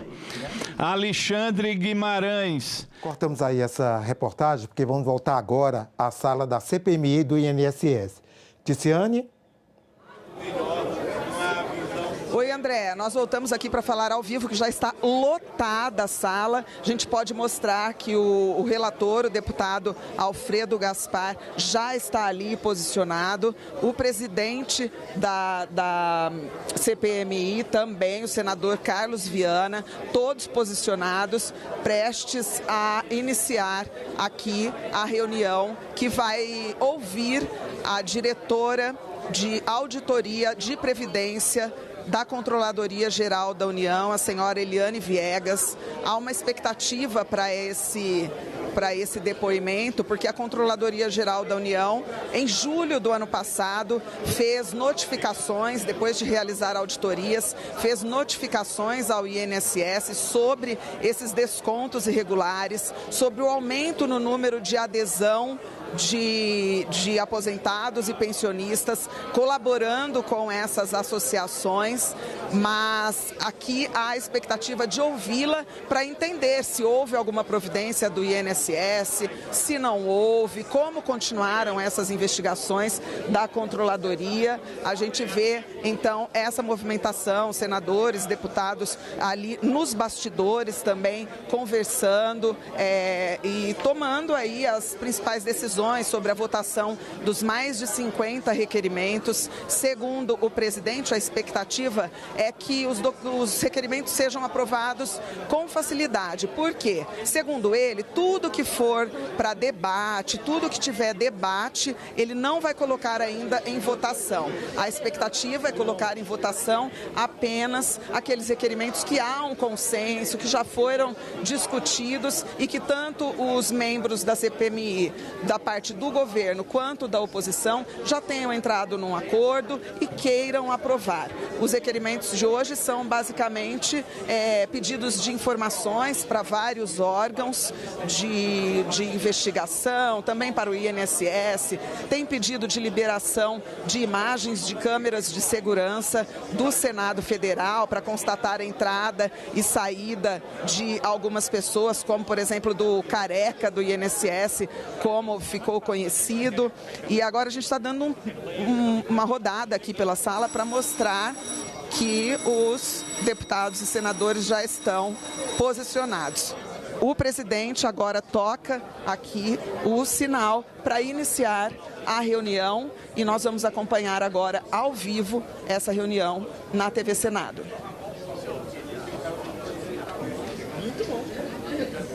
Obrigado, Ticiane. E vamos aqui aguardando o início da CPMI do INSS. Nós estamos vendo a mesa, presidente, relator e vice-presidente da CPMI. São 9h19. Bom dia, vamos acompanhar ao vivo. Deputadas.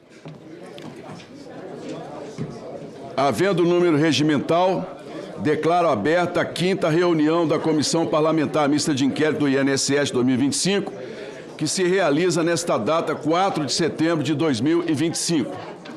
Antes de iniciarmos os nossos trabalhos, silêncio, por favor.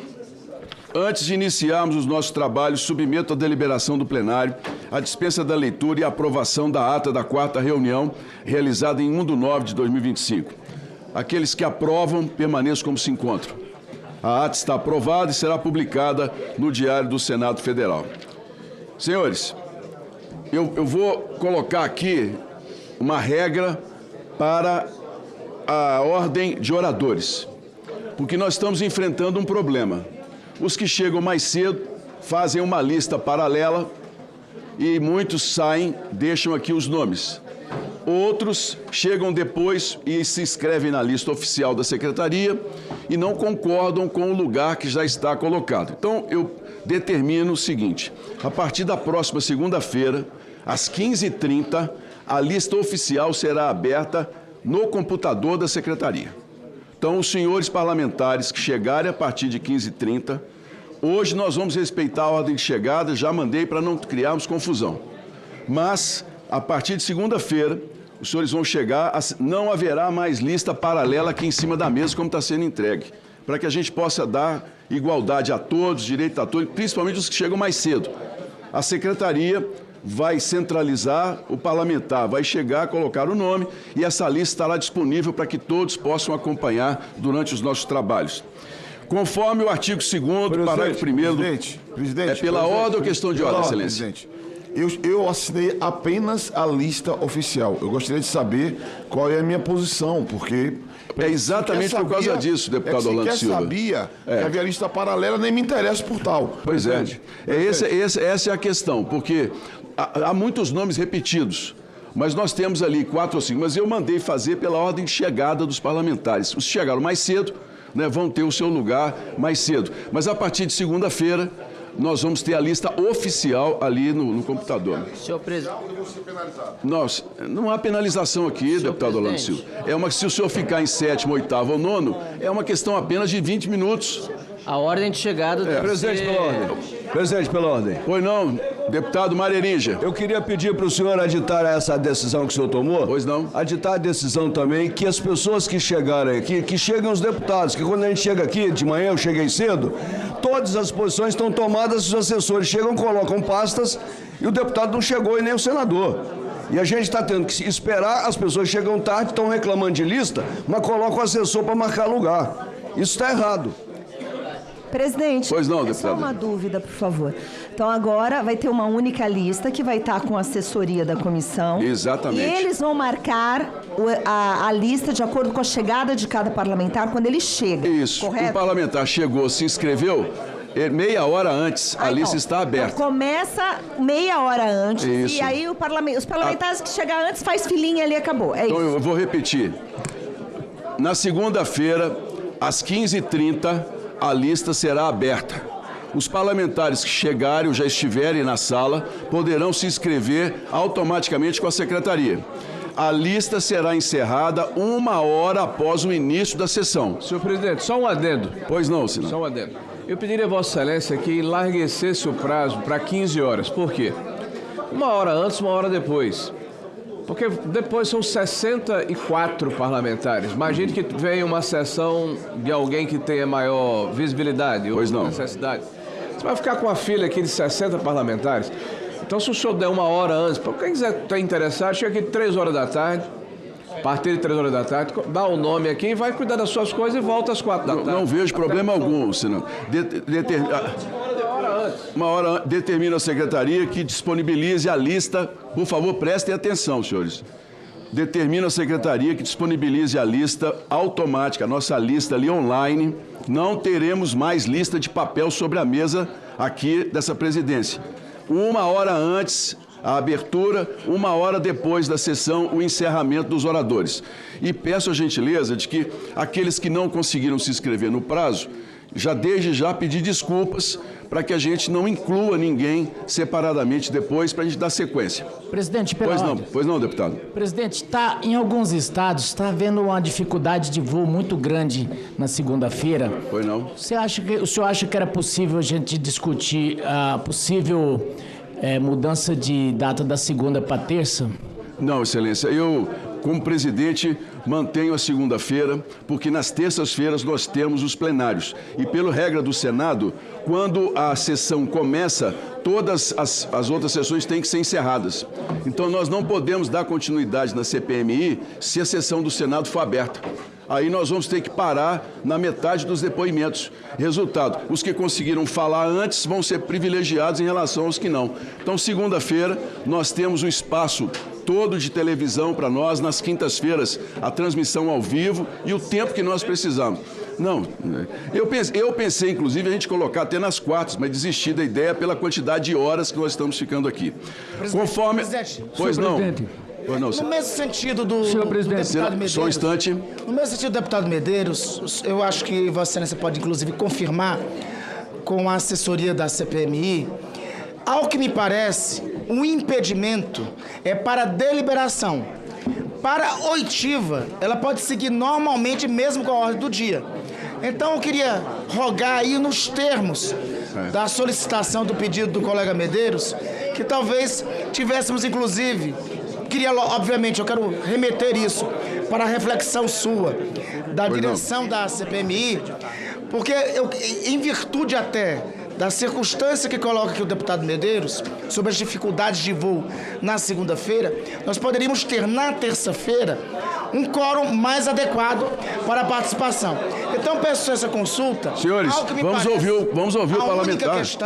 A única questão que fica sobrestada com a ordem do dia da Câmara e do Senado é a deliberativa. As oitivas poderiam ocorrer normalmente. Obrigado, senador Randolfo. Pois não, tenho pela ordem, deputado... Senhor presidente, deputado Romero Rodrigues, eu também gostaria, eu acho que tem todo sentido, tem toda lógica a solicitação do deputado Medeiros. Eu acho que recomendo bom senso, sinceramente. Todo mundo tem atividade nos estados e, por outro lado, eu sou do Nordeste também, igualmente, tenho uma dificuldade muito grande com relação a voo. Não é só o meu caso. Pois não. Eu acho que para o bom andamento do trabalho, sinceramente, não vai prejudicar em nada a alteração da segunda para a terça-feira. Eu acho que ainda tem como também, igualmente, equacionar uma sessão, uma reunião na quarta-feira. Em relação à Câmara Federal, por exemplo, quando a sessão se inicia a ordem do dia após as 16 horas, e se iniciar de manhã não vai ter prejuízo nenhum. Ninguém está aqui querendo dificultar, procrastinar ou criar algum tipo de eventual problema. Eu acho que o bom senso que talvez essa data ajuda todo mundo. Ter uma presença mais intensa, com tranquilidade de voo, um deslocamento. Geralmente a gente viaja na segunda-feira, mas chega aqui no período da noite. Na última segunda-feira, por exemplo, eu peguei um voo pela manhã, é verdade, nem consegui almoçar nem jantar. Obrigado, deputado. Senhores, mais de meia-noite aqui. Obrigado pelas manifestações, eu tenho um respeito profundo por todos, mas eu, como senador, tive que refazer todas as minhas agendas de segunda-feira em Belo Horizonte, e acho que nenhum dos senhores aqui tem a dificuldade que eu tenho com 853 municípios. Tive que sacrificar, lá tem o Marerinja, que é meu parceiro, deputado. Agora, a decisão sobre os dias da CPMI, pelo nosso regulamento, é uma decisão dessa presidência. E eu mantenho, com todo respeito à posição dos senhores, nós continuaremos com a nossa CPMI às segundas-feiras, às 16 horas, e às quintas-feiras, a partir das 9 horas da manhã. Conforme artigo 2º, parágrafo 1º do regulamento aprovado pela comissão, o bloco da Câmara, PL, União, PP, PSD, Republicanos, MDB, Federação, PSD, Cidadania, Podemos, PSB, terá 4 crachás. O regulamento foi aprovado e todos concordaram com ele. Assim, solicito que as lideranças partidárias desse bloco cheguem hoje a um acordo quanto à distribuição desses 4 crachás e informem a secretaria sobre o assunto. Eu pedi também à secretaria, e mais cedo, assim que estiver pronto, eu vou ler aqui para os senhores parlamentares. Eu vou ler aqui os nomes das pessoas que estão com convocação ou convite para participarem dessa CPMI.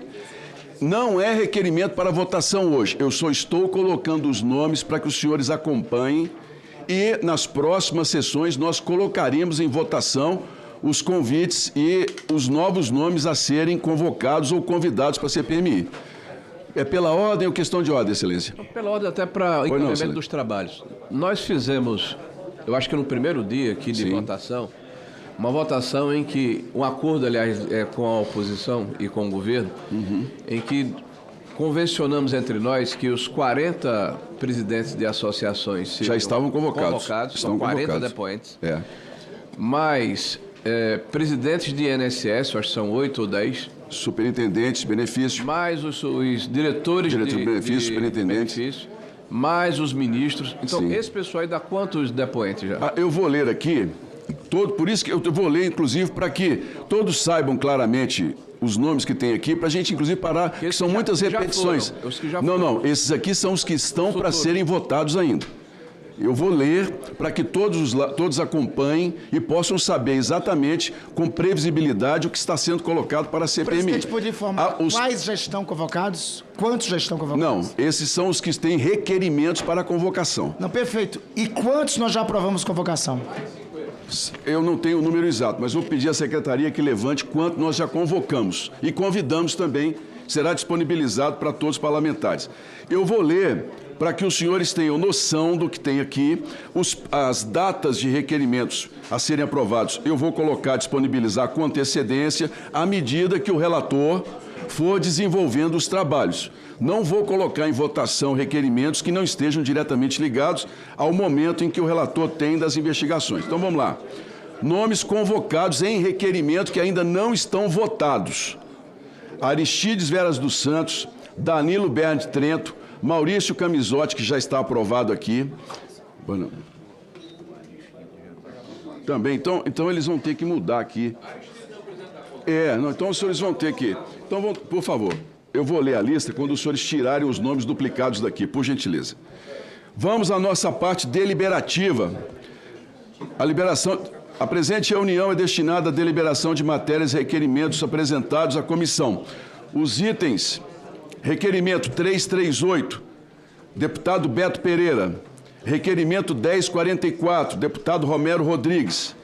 Requerimento 1045, deputado Romero Rodrigues. Item 4, requerimento 1063, do senador Marcos Rogério. Requerimento 1064, senador Marcos Rogério. Requerimento 1065, deputada Coronel Fernanda. Requerimento 1083, senador Jorge Seife. Requerimento 1096, item 8, deputada Adriana Ventura. Item 9, requerimento 1097, deputada Adriana Ventura. Item 10, requerimento 1099, deputada Adriana Ventura.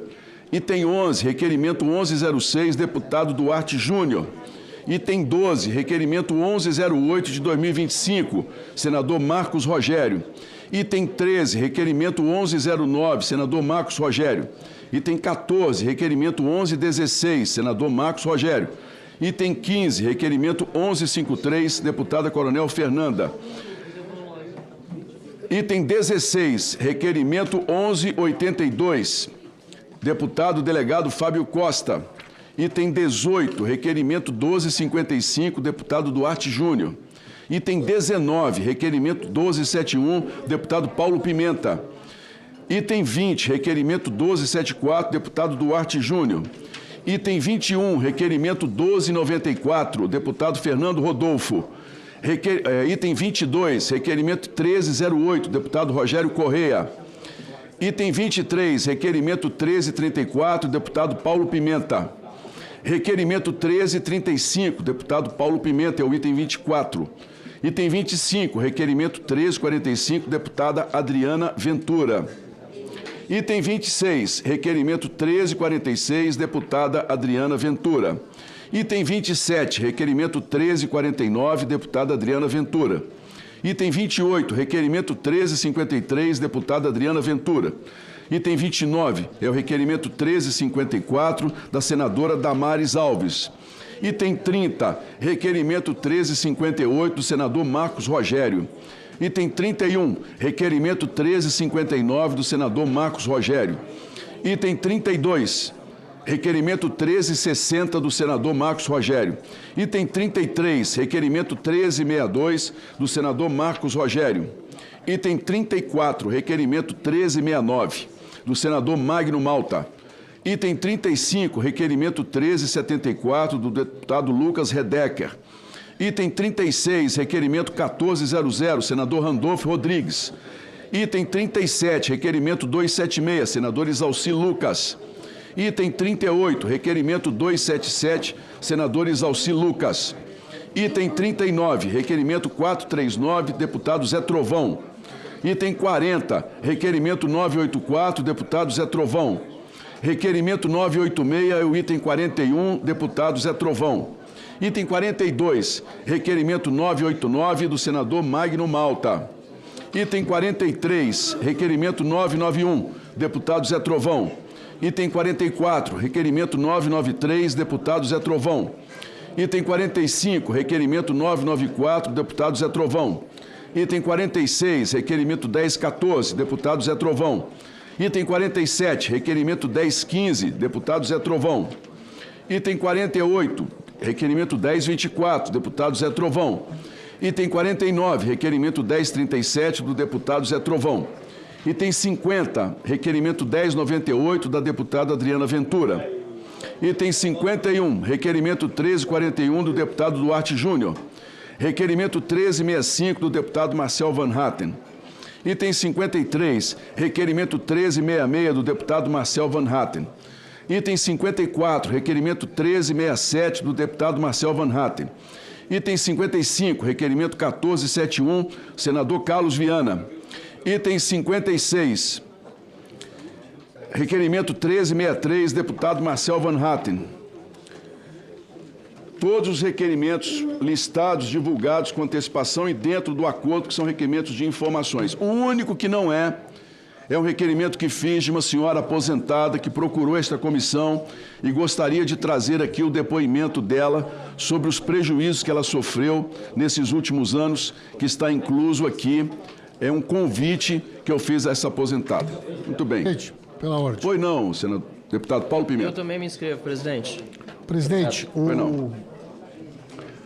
o item 13... Pois não. O senador Marcos Rogério... Sim, senhor.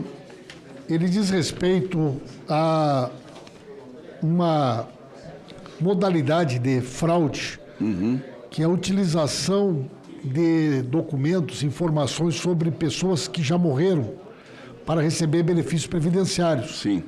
Me parece que é um assunto que não diz respeito nem a benefício previdenciário, nem consignado, nem nada. Eu acho que está fora do escopo, o item 13. É sobre situações de benefícios que foram pagos para pessoas que já morreram. Fraude no INSS com uso de documentos de pessoas que já morreram. Presidente. Para não fugir do escopo. Instante, por favor. O item benefícios assistenciais para pessoas que já morreram. Sim. O 15 e 22 tem divergência entre a ementa e o texto. A ementa diz respeito a uma... Qual item, excelência? 15 e 22. O 13 é de um tema que não diz respeito na nossa leitura. O 15 e 22 tem erro material. Os dois. Os dois? O 15 e o 22. Pois não. E sobre o 55 e 56, presidente, que só queria deixar registrado que existem muitas pessoas pelo Brasil afora que gostariam também de comparecer a essa CPI para falar sobre situações que elas foram... entendo, né, que o senhor convidou, mas que a gente tenha presente que também no caso de beneficiários lesados, a gente vai ter que ter algum critério, alguma coisa, né? Não podemos assim simplesmente escolher um ou outro nome sem critério. Então que fique também aqui registrado, ou que a gente possa discutir numa outra situação como será o critério para convidar beneficiários que foram lesados. Senão a pessoa vem aqui na porta e diz, eu quero ser ouvido. Pois não. O senador Marcos Rogério está presente para defender o requerimento? Senhor presidente... Gostaria de fazer a defesa do requerimento, senador Marinho? Eu acho que assim até... Desculpe, estava sem o microfone. Senhor presidente, eu, na verdade, aqui, o que nós acordamos é que qualquer informação seria, dentro do escopo, né? Seria permitida, né? Sim. Sem óbice de quem quer que seja. O que o Paulo Pimenta está alegando aí, o deputado, é que informações sobre esquema desarticulado pela operação Egrégora é uma outra operação que fala sobre BPC e LOAS, não é isso? Sim. Ok. O senador Marcos Rogério não está aqui no momento, até para evitar, para dar bom andamento ao trabalho, nós aceitamos aqui a retirada. Agora tem um outro aqui que ele fala que é da... 22, é do senador, do deputado Rogério Corrêa. Mas tem um aqui da Coronel Fernanda, que é o 15. Envio de autos de inquérito, desconto fraudulentos ou coisa parecida, né? Eu queria que ela falasse a respeito, se for possível. Sim, só um instantinho. Deputado Coronel Fernando, com a palavra para defender o requerimento do item 15. Presidente, nós estamos apurando os atos que culminaram nessa fraude no INSS. E eu acho necessário que todos os parlamentares tenham acesso ao inquérito para a gente entender o que está lá, porque nós estamos fazendo uma averiguação à parte, né? Mas se a gente tiver o acesso ao inquérito, as partes que nos possam ser colocadas à disposição, é importante para que a gente não fique, às vezes, discutindo a mesma coisa que já está aprovado no inquérito. Tá. Deputada Coronel Fernando, eu já posso, de certa forma, esclarecer alguns pontos. O inquérito mãe da Polícia Federal, que deu origem à operação, esse já está publicizado. Inclusive, será tema da fala da nossa convidada de hoje. E foi tema da fala do delegado na nossa última reunião. Os itens que estão em investigação, os outros inquéritos, que me parece são mais 13, não serão disponibilizados temporariamente porque estão sob sigilo. Então, nesse caso aqui do requerimento de Vossa Excelência, o inquérito mãe está disponível conosco. Aí a gente já pode colocar à disposição dos parlamentares que desejarem, porque ele já está na internet, inclusive, colocados, tá certo?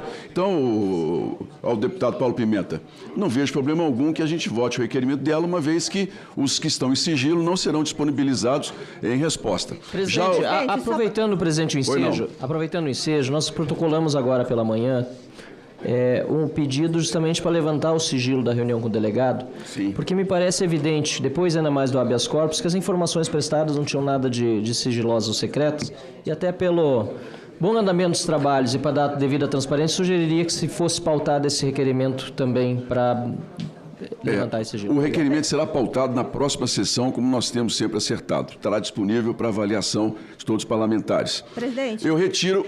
Pois não, Coronel Fernando, deputado.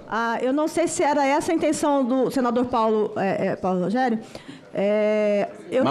Marcos Rogério, eu recebi ontem muitas denúncias e eles gostariam que a CPI pudesse questionar isso ao INSS, porque no decorrer desse período, muitos pensionistas e aposentados faleceram e tiveram os descontos indevidos. Ele poderá novamente solicitar, fazendo a defesa aqui do requerimento.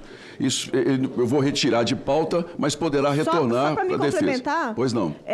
E eles já procuraram o INSS falou como a parte faleceu, eles não têm o que resolver. Então, os familiares estão sendo deixados de lado. Esse é um alerta que pediram para a gente fazer para essa casa. É um bom alerta, porque realmente os familiares, os herdeiros, os filhos e dependentes têm direito ao ressarcimento, não somente os que estão vivos. Senhores, retirados de pauta os itens 13 e 22 para posterior avaliação.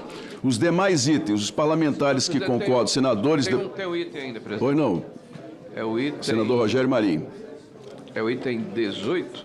O item do deputado Duarte é sobre Banco Central de consignado aqui. Qual é o item, senador? Deputado? Acesso a inquérito da... Não é isso não. Qual é o item, deputado Duarte? É do deputado Duarte. É o item 18. Requer ao Banco Central envio de informações relacionadas a suspeitas de fraudes ocorridas contra aposentados e pensionistas do INSS no âmbito de descontos indevidos por débito automático realizado pelos bancos diretamente na conta dos beneficiários. Até pedi ao deputado Duarte para falar alguma coisa, que me parece que a gente está trazendo aqui também fora do escopo originário. Está trazendo aqui agora o Banco Central para o processo. Então, eu só pediria, se fosse a segunda fase, pois a gente aguardasse uma outra sessão para discutir este aqui em especial. Pois não. Porque me parece que o escopo é desconto associativo. Inicialmente, sim, tem razão. Aí a gente está trazendo agora o Banco Central também aqui para o processo. Aí amplia muito aqui, porque é a mesma coisa, por exemplo, o governo federal pediu ontem, chama a atenção até de Paulo Pimenta, e aí a Vossa Excelência também, deputado Duarte.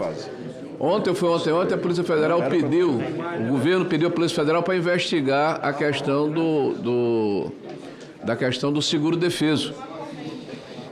Finalmente pediu-se para investigar o seguro defeso. O seguro defeso está aqui permeando, muita gente querendo falar a respeito. Só que a gente senador, vamos dar sequência. A gente tem dois itens muito importantes que são consignados e descontos associativos. Obrigado, senador Marinho. Passa a palavra ao vice-presidente dessa CPI, do deputado Duarte Júnior, para defender o requerimento. Presidente, como faz parte do escopo da investigação, além da questão dos aposentados e pensionistas, a questão também dos empréstimos consignados.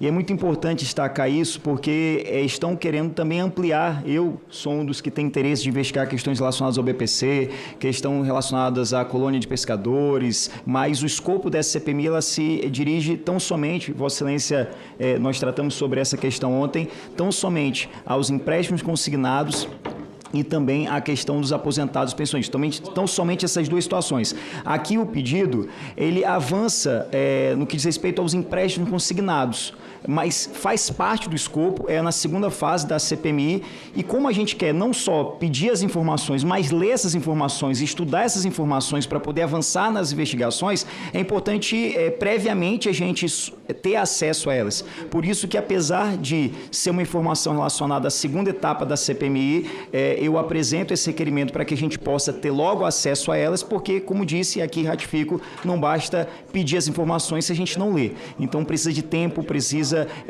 ter um adiantamento para que a gente possa aprofundar as investigações. E aproveitando aqui, senhor presidente, trazendo aqui a ideia de Vossa Excelência de ouvir pessoas que foram lesadas, aposentados, pensionistas, consumidores, eu vou apresentar um requerimento solicitando que essa CPMI ela possa fazer uma oitiva no estado do Maranhão, ouvindo os aposentados, os pensionistas, os consumidores que foram prejudicados, ouvir esses relatos, esses testemunhos, essas denúncias que chegam aos PROCONs, que chegam às defensorias públicas, que chegam aos demais órgãos de fiscalização e controle, para que a gente possa construir um relatório ouvindo as pessoas e ajudar no avanço dessas investigações.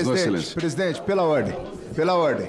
Pois não, Presidente, a própria jurisprudência do Supremo Tribunal Federal, jurisprudência antiga, garante que temas conexos possam ser apreciados numa comissão parlamentar de inquérito. É bom deixar registrado isso, para que não é algo estranho a essa comissão.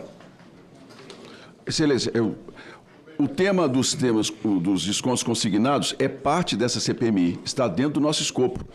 A questão colocada pelo senador Marinho, e eu concordo, é que nós, como pela previsibilidade que colocamos, nós votaríamos primeiramente os requerimentos ligados aos descontos regulares de associações e sindicatos. Esse daqui está na segunda parte, em que quando o relator der por entendido todas as informações necessárias para a primeira parte, a segunda parte começará a ser votada por esta comissão. Presidente, então, nós entendemos que o requerimento do vice-presidente deputado Duarte Júnior está dentro do critério que nós estamos utilizando. É descontos indevidos com relação aos aposentados e aposentadas. Está, Excelência. É um pedido de informação simples para o Banco Central. Não vejo nenhuma dificuldade, não é requerimento de convocação, é um pedido de informações para o Banco Central, até para que a gente possa receber essas informações e estudá-la. Então, nós apoiamos a manutenção e vamos votar favorável ao requerimento do deputado Duarte Júnior. Pois não. Se agora ou mais para frente, diante da colocação, eu vou manter o requerimento do vice, com exceção dos itens 13 e 22, que serão apresentados posteriormente. Coloque em votação os requerimentos hoje. Os parlamentares, senadores, deputados e deputadas que concordam, permaneçam como se encontram. Estão aprovados os itens da primeira parte deliberativa, com exceção dos requerimentos citados por esta presidência. Vamos à segunda parte da nossa deliberação. Quais seriam os requerimentos citados, presidente? Perdão, é o 13 e o 22. 13 e 22. Exatamente. Por curiosidade, aliás. Espera aí. Não, desculpe. Só um instante. Para não paire dúvidas aqui. Não, é o 13 e o 22. Exatamente. 13 e o 22. Presidente. Deixa aqui. Pois não? Presidente, deputado Duarte. Pela ordem, senador. Pela ordem. Deputado. Presidente, só um instante, Paulo uma Pimenta. questão aqui, eu gostaria de aproveitar a oportunidade, senhor presidente.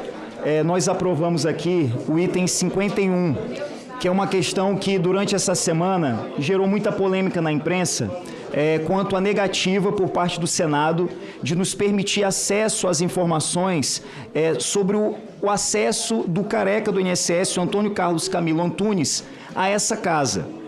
O Senado, a Advocacia do Senado, negou o acesso a essas informações sobre a alegação, deputado Kim, de que não poderia ceder essas informações sob a alegação do sigilo dessas informações, do sigilo desses dados.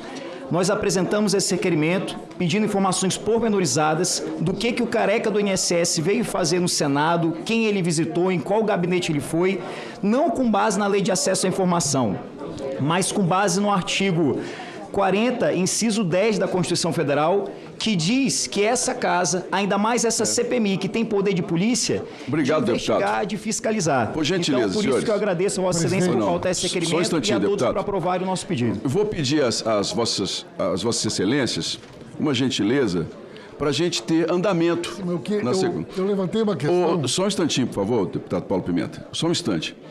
Eu vou só relembrar alguns critérios, porque nós temos aqui 60 parlamentares, 28 estão presentes. Se todos os 28 forem fazer apontamentos com relação às suas ações, nós não vamos sair daqui hoje. Então, eu vou pedir que sempre a gente siga pela ordem ou questão de ordem, para que a gente possa dar sequência com mais celeridade aos trabalhos. Eu levantei uma questão anteriormente, a questão de ordem, deputado Paulo Pimenta. Vossa Excelência checasse com a Secretaria. O requerimento de número 15... Pois não. A ementa que consta aqui não é a mesma coisa que está no texto do requerimento. A ementa fala de um assunto e o requerimento fala sobre outro assunto. Então, o que eu estou chamando a atenção é que nós estamos votando um requerimento que trata aqui na ementa de uma questão, mas o texto do requerimento é outro. Então, há um problema formal. O que está sendo votado? É a ementa ou é o texto do requerimento? Pois não. A Secretaria já se posicionou, deputado Paulo Pimenta, que a justificativa, ela pode ter um erro material, mas o que valeu foi exatamente o requerimento anterior. O erro que Vossa Excelência cita está na justificativa. Não muda o teor do requerimento. Não, o texto, não muda o teor do requerimento, é a Excelência. convocação de uma pessoa. Não, a justificativa não muda o teor. A justificativa não muda o teor do requerimento. Não. Presidente, Vossa Excelência, me desculpe, mas a minha assessoria está insistindo aqui comigo que é o corpo do requerimento. Então, só quero dirimir essa dúvida para nós. Pois não. Não, o mérito do requerimento, ele é citado, está correto. A justificativa é que tem um erro material. A justificativa não muda o requerimento. É só verificar ali. O mérito está correto. E é um ofício que será encaminhado à Polícia Federal. Certo. Só vamos... É. Só para evitar uma situação... Não, claro, perfeitamente. Que a emenda diz uma coisa e o requerimento... Não, a justificativa, deputado, não muda o requerimento. Se for isso, não tem problema, presidente. É o mérito dele, está correto. Eu só estou checando aqui.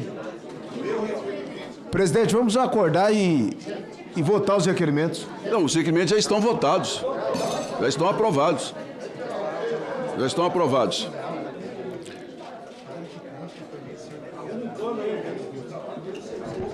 Presidente, a matéria está superada. Pela ordem... A matéria está superada, já foram aprovados os requerimentos. Não, senador. Eu faço questão aqui de nós ouvimos todos e ponto a ponto serem solucionados. Tanto da oposição quanto do governo, essa presidência faz questão de dar voz e esclarecemos tudo. Presidente, só para esclarecimento. Pois não, Vossa Excelência, senador. eu conheço, sei do espírito altruísta e democrático. Ouvi todo mundo, ok. Eu só estou dizendo que, com relação aos requerimentos, a matéria está vencida. Isso, eu concordo com Vossa Excelência. Concordo, já estão aprovados, inclusive. E a justificativa não exclui o mérito do requerimento. O mérito está correto. A justificativa é que tem um erro material, não muda o teor. Presidente, senhor me desculpe, mas eu estou com o requerimento aqui. Pois não.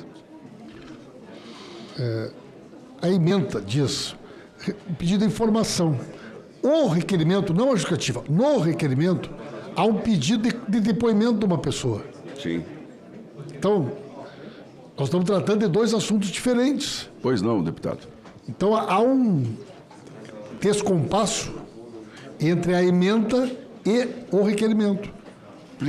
Presidente. Só um instantinho, deputado Orlando Silva. Por isso que eu entendo, senhor. Eu vou responder e vou encerrar o assunto aqui. O que foi aprovado aqui é um pedido de informação sobre o inquérito, como está escrito aqui, ou é a convocação de uma pessoa para vir depor? Ô, presidente, só para ajudar a Vossa Excelência, na verdade o Gaba já está convidado para depor. Isso. Então isso aí é uma redundância. Mas veja bem, não é uma questão menor pelo seguinte... Mas é uma redundância. Você abre um precedente... Não há precedente, deputado Paulo Pimenta. Observe, eu disponibilizei essa pauta com 48 horas de antecedência. Perfeito, por isso que eu a assessoria de Vossa Senhoria deveria ter acompanhado com a antecedência necessária. Eu li todos os itens aqui para aprovação. Eu destaquei na hora, presidente. Vossa Excelência destacou depois da aprovação dos requerimentos. Não, antes, presidente. Na minha fala, eu destaquei os itens. Não, Excelência. Destaquei os itens. Essa presidência tirou de pauta 2 requerimentos, os demais foram mantidos. Porque então, aqui, senhores, Orlando Silva, só um instantinho, deputado. Os requerimentos estão aprovados e eu peço aos senhores que, por favor, acompanhem com mais antecedência aquilo que está sendo colocado. Eu tenho respeitado isso. Se o senhor olhar nas notas taquigráficas, o senhor vai ver. Pois não. E eu pedi o destaque do requerimento 15 e 22. Pois não. Então, Vossa Excelência poderá entrar com o requerimento pedindo a correção. Segunda parte... A secretaria foi informada previamente. Obrigado. Segunda parte da nossa sessão. Convido a tomar... Não, por gentileza. Convido a tomar assento à mesa a senhora Eliane Viegas Mota, diretora de Auditoria de Previdência e Benefícios da Controladoria Geral da União. Esta presidência esclarece que recebeu ontem à noite decisão do ministro André Mendonça com semelhante teor àquela relativa ao depoimento do delegado da Polícia Federal, Bruno Bergamaschi. Em resumo, determina que, em razão do dever legal de manutenção do sigilo funcional acerca do teor das investigações em curso, sobretudo quando ainda pendentes uma série de diligências instrutórias, as autoridades envolvidas na investigação e com conhecimento sobre fatos sigilosos, como a doutora Eliane Viegas Mota, somente poderão prestar esclarecimentos sobre fatos já publicizados. O dever de manutenção do sigilo funcional não autoriza, inclusive, a veiculação de dados sob sigilo, ainda que em reunião secreta. A reunião será transmitida ao vivo e aberta à participação dos interessados por meio do portal E-Cidadania na internet, em senado.leg.br e-cidadania, ou pelo telefone da ouvidoria 0800 061 2211. E aqui faço uma saudação aos milhares de brasileiros que têm acompanhado as nossas sessões. Nós temos tido uma participação hoje em todo o Brasil. Chegamos a momentos em que temos 150 mil pessoas acompanhando essa sessão, muitos, inclusive, mandando mensagens sobre, às vezes, o tumulto, as discussões, mas isso é parte do parlamento, isso é nosso. Aqui nós estamos sempre com respeito muito um ao outro e cada um tem sua posição muito firme. Passo agora à leitura do termo de compromisso da depoente. Primeiro, bom dia, muito bem-vinda, senhora, muito agradecido. Vossa Senhoria promete, quanto aos fatos que tenha conhecimento na qualidade de testemunha, sob palavra de honra, nos termos do artigo 203 do Código de Processo Penal, dizer a verdade do que souber e lhe for perguntado? Sim. A partir desse momento, Vossa Senhoria está sujeita ao compromisso de dizer a verdade quanto aos fatos que tenha conhecimento ou tenha protagonizado na qualidade de testemunha nos termos do artigo 203 do Código de Processo Penal. Eu quero lembrar aos parlamentares que a nossa convidada, a doutora Eliane Viegas Mota, ela está aqui como colaboradora. E eu fiz uma solicitação durante a nossa primeira reunião, em que recebemos aqui uma representante da Defensoria Pública, de que fossem enviados a essa comissão representantes com datas, dados e informações exatas. Porque aqueles que participaram das investigações, eles têm acesso a tudo aquilo que aconteceu. Então, não justifiquem, em hipótese alguma, que uma servidora pública ou um servidor público que tenha currículo, que tenha tempo de experiência, que tenha participado, venha a essa CPMI e não queira colaborar ou não tenha as informações solicitadas do trabalho que realizou. Servidor público não pode se omitir das informações que foram conseguidas durante o trabalho como servidor público.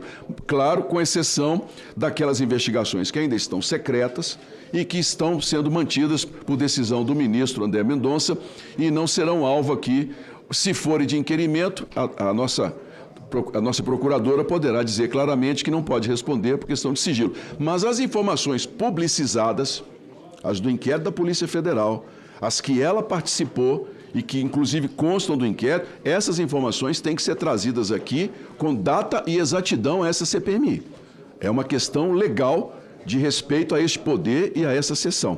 Então a senhora é muito bem-vinda, porque a CGU fez um grande trabalho em suspender todos os descontos e nós temos aqui uma esperança muito grande de que a senhora nos ajude a avançar cada vez mais nessa investigação. Passo a palavra a Vossa Senhoria por 15 minutos. Bom dia a todos. Eu cumprimento aqui o senhor presidente da CPMI, o senador Carlos Viana, o relator deputado Alfredo Gaspar e o vice-presidente também, em nome dos quais eu cumprimento todas as senhoras e os senhores presentes na sessão. Eu vou pedir licença para ler em alguma medida aqui os pontos que eu trouxe para não esquecer de nada, que eu julgo que são pontos importantes. Meu nome é Eliane Viegas Mota, eu sou auditora federal de Finanças e Controle, tenho 24 anos na CGU, já trabalhei em algumas áreas, já trabalhei fora de Brasília, vim para Brasília em 2006 e atualmente eu estou ocupando o cargo de diretora de auditoria de Previdência e Benefícios. Como eu imagino que os senhores tenham muitos questionamentos, eu vou tentar fazer uma fala breve, mas pontuar algumas questões que são importantes para localizar o trabalho que foi feito pela CGU. Eu queria fazer uma breve exposição, então, acerca da missão da CGU, que temos estabelecida no artigo 74 da Constituição, e que estabelece os pilares do sistema de controle interno, em que a CGU, então, é o controle interno do Poder Executivo Federal, do sistema. Sobre a questão tratada nessa CPMI especificamente, então, como órgão típico de Estado, o trabalho da CGU ele foi pautado, então, na avaliação da legalidade do gasto público e da gestão que estava envolvida nesses gastos a respeito dos quais vamos falar. A CGU é um ministério que é composto por 6 secretarias. Eu trago isso porque aqui nós teremos, então, desdobramentos, principalmente em 3 das secretarias. A Secretaria Federal de Controle Interno, no âmbito da qual está a Diretoria de Auditoria de Previdência e Benefícios, da qual eu estou à frente, e outras 2 secretarias de integridade privada, que estará responsável, então, pelos processos administrativos de responsabilização, e a Corregedoria Geral da União, que estará, então, responsável pelos procedimentos administrativos disciplinares. Quanto à diretoria, trabalhamos especificamente com auditoria e fiscalização. Então, neste nosso trabalho, somos pautados nas auditorias por regras e um embasamento normativo que define a forma de condução dos nossos trabalhos, que nos conduziu, então, na realização do trabalho específico a respeito do qual nós falaremos hoje. A gente tem um referencial técnico de auditoria normatizado, temos um manual de orientações que também define a forma como devemos conduzir os nossos trabalhos, e foi exatamente o que foi feito neste. Então, para não entrar em detalhes de metodologia, e que podemos voltar a essa metodologia a qualquer tempo, a partir dos questionamentos dos senhores e das senhoras, eu vou trazer 3 pontos que são bastante importantes. Nós estamos falando, quando falamos de CGU, que eu já pontuei, de uma etapa de auditoria, que foi a etapa que nós fizemos, e atuamos, então, em parceria com a Polícia Federal, e eu faço questão de trazer a questão da parceria, porque cada órgão atuou nos limites das suas competências. Trabalhamos nós, na CGU, na parte da auditoria, e a Polícia, então, na questão da investigação, mas sempre em parceria. E, por fim, eu queria falar dos auditores e das auditoras da CGU, que todos fizemos esse trabalho. Estou à frente da diretoria e estive coordenando o trabalho em nível nacional, mas foi feito um trabalho em todo o país, em que nós identificamos que, necessariamente, para conduzir o processo e trazer bons resultados na auditoria, lá na etapa de planejamento, definimos que nós precisávamos ir em todos os estados fazer entrevistas com esses beneficiários que tinham os descontos implementados na sua folha de pagamentos. Então, eu trago aqui o resultado de um trabalho que foi feito em parceria com a polícia e em conjunto na Controladoria Geral da União, por vários servidores de carreira, seguindo toda a metodologia que nós temos disciplinado. Quero também fazer um destaque dos beneficiários que nos receberam nas suas casas, que foi a primeira barreira, talvez, que a gente teve que atravessar neste trabalho. Chegam pessoas não identificadas, aparentemente, em que pese chegarmos com documentos de identificação, para fazer uma entrevista com o beneficiário, contextualizado do que se trata. Ali mesmo já buscávamos, então, fazer um primeiro papel de orientação, de dizer do que se tratava esse desconto associativo, como fazer para, eventualmente, cancelar o desconto associativo, o que não era suficiente, porque, além de cancelar, muitas vezes eu precisava também, além de cancelar o meu desconto, bloquear o meu benefício para não ter outros descontos implementados no futuro. Então, já naquela etapa, nós já estávamos fazendo esse trabalho junto aos cidadãos. E foi uma etapa muito importante e contamos, sim, com essa compreensão de todos que nos receberam, que foram, no primeiro trabalho que a gente fez, as entrevistas, foram 1.273 beneficiários entrevistados.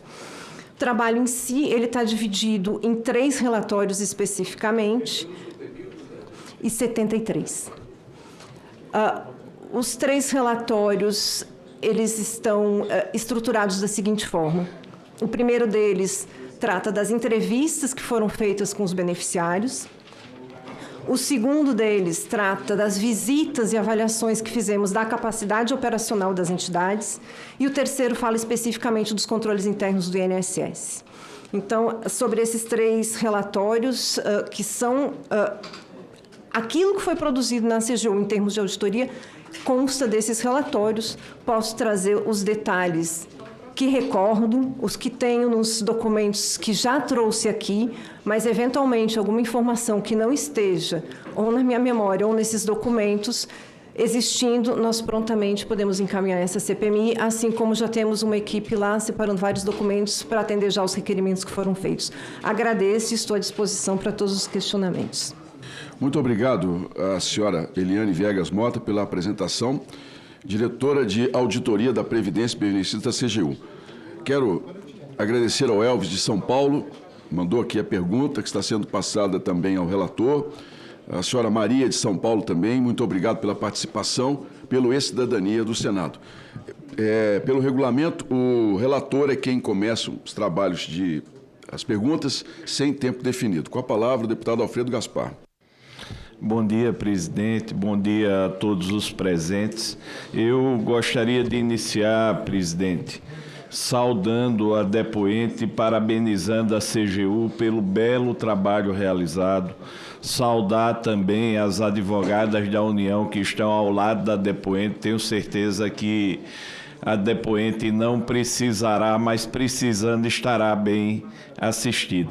E aí, presidente, me permita dizer que vou concordar plenamente com o relatório que será posto, porque a sessão secreta que foi feita anteriormente, que resultou em impasse sobre o que é sigiloso ou não, eu acho que o Brasil precisa saber o que foi discutido para não ficar sendo dito que o relator se exacerbou nas suas atribuições. Eu acho muito importante quebrar esse sigilo da reunião. Senhor presidente, nós estamos recebendo aqui uma funcionária de carreira competente, com um histórico muito bacana, profissional. E tenho certeza que isso irá contribuir para a tecnicidade dos trabalhos. Doutora Eliana, quanto tempo a senhora é diretora desse departamento? Da Diretoria de Auditoria de Previdência e Benefícios desde 2019, que foi quando a diretoria foi criada. Quer dizer que, antes de 2019, não havia nenhum departamento específico da CGU para esse tipo de análise? Existia. Anteriormente... A senhora poderia citar que departamento era esse? Posso sim. Anteriormente, nós tínhamos uma diretoria que se denominava Diretoria de Auditoria da Área Social 2. Por que Social 2? Porque tínhamos duas diretorias da área social. A Social 2, eu estava à frente dessa diretoria a partir da metade do ano de 2017 e ela tinha, então, coordenações gerais. Essas coordenações gerais tinham, sob responsabilidade de acompanhar diferentes ministérios, um deles, o Ministério da Previdência, mas era uma coordenação geral. A partir de 2019, nós passamos a ter uma diretoria de auditoria de previdência e benefícios, que passou, então, a focar em previdência e alguns tipos de benefícios. Seria correto da minha parte eu afirmar que a senhora mudou um pouco de função em relação às nomenclaturas, mas a senhora já estava à frente de setor correspondente desde 2017? Eu estava no cargo de diretora, mas tinha uma diferença da forma de atuação. Por favor. A atuação na Diretoria de Previdência e Benefícios, ela não tem embaixo dela essas caixinhas das coordenações gerais. Então, nós temos uma aproximação mais forte das temáticas que são acompanhadas e nessa estrutura que nós temos, que ela é matricial, vamos dizer assim, nós conseguíamos focar melhor os esforços nas áreas a serem priorizadas, que nesse caso especificamente era a Previdência. Então, a partir de 2019, tivemos um foco muito forte em Previdência e em alguns benefícios. Se chegasse qualquer notícia de desconto associativo irregular para uma apuração na CGU em 2017, seria direcionada à sua diretoria? Não diretamente, iria para a Coordenação Geral de Auditoria da Área de Previdência. Vou começar por aí, doutora Eliana. A senhora, com essa larga experiência, desde quando... A senhora disse que tem 24 anos de... CGU. CGU. Só para esclarecer para o povo brasileiro, o que é a CGU? Controladoria Geral da União. Somos o controle interno do Poder Executivo Federal. E o que é que significa isso em termos práticos? Nós acompanhamos não só as políticas públicas executadas pelos diferentes órgãos, como acompanhamos também a gestão desses órgãos públicos federais, que estão no Executivo. Há quanto tempo a CGU acompanha com essa auditoria o INSS? Com auditorias? Com auditorias. Existimos como CGU desde 2003, a Secretaria Federal de Controle Interno, onde está a diretoria, tem os seus 31 anos, então, assim, em alguma medida, em diferentes formatos, desde então. O Brasil está espantado com o tamanho desse roubo aos aposentados e pensionistas. Aqui, deputado, senador, com toda a propriedade, perguntam quando se deu início a essa tragédia. E a CGU? A CGU que tem toda essa competência, desde quando ela recebe notícia de irregularidades nos descontos associativos? Especificamente na Controladoria Geral da União, eu não sei dizer a data, eu posso lhe dizer que nós recebemos na Controladoria, não sei se foram 12 ou 13 demandas envolvendo o tema. Nenhuma delas chegou à minha diretoria nesse período. Mas eu gostaria que a senhora esclarecesse que esse tipo de notícia se tem conhecimento na CGU oficialmente desde quando? Oficialmente, não denúncia. Eu tive conhecimento a partir da recomendação que foi feita pelo Ministério Público no Paraná. Ela é assinada por 2 procuradoras, inclusive... Eu penso que no primeiro relatório nós mencionamos um trecho dessa recomendação. Foi o momento em que nós tivemos acesso a ela, em uma reunião do GTI Previdência posterior à assinatura da recomendação. Foi quando tivemos o primeiro contato com o tema. Eu gostaria... 2019. A senhora está dizendo aqui que a CGU só tomou conhecimento oficialmente a partir de 2019 de irregularidades em descontos associativos? Em 2019... Não. Eu quero saber. A senhora está dizendo aqui que a CGU só tomou conhecimento de irregularidades em descontos associativos a partir de 2019? Eu não tenho acesso, não tenho conhecimento a nenhum registro anterior. Isso é muito importante. Existe esse registro, eu desconheço. Eu conheço especificamente esse marco. Olha só, se eu não estou enganado, a senhora disse que há 31 anos o INSS é fiscalizado. Sim.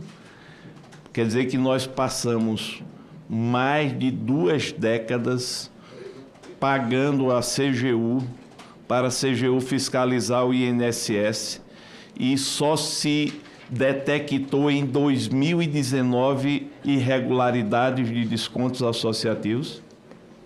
Especificamente que eu tive conhecimento, e quando eu falo que eu tive conhecimento formalizado, não sei se em outros momentos houve conhecimento a respeito, e o conhecimento que houve foi de que existia um crescimento diferenciado em relação a 4 entidades e reclamações de beneficiários. Naquele momento, o que foi dito não foi de algo generalizado, que alcançasse a todas as entidades. Foram precisadas essas 4 entidades.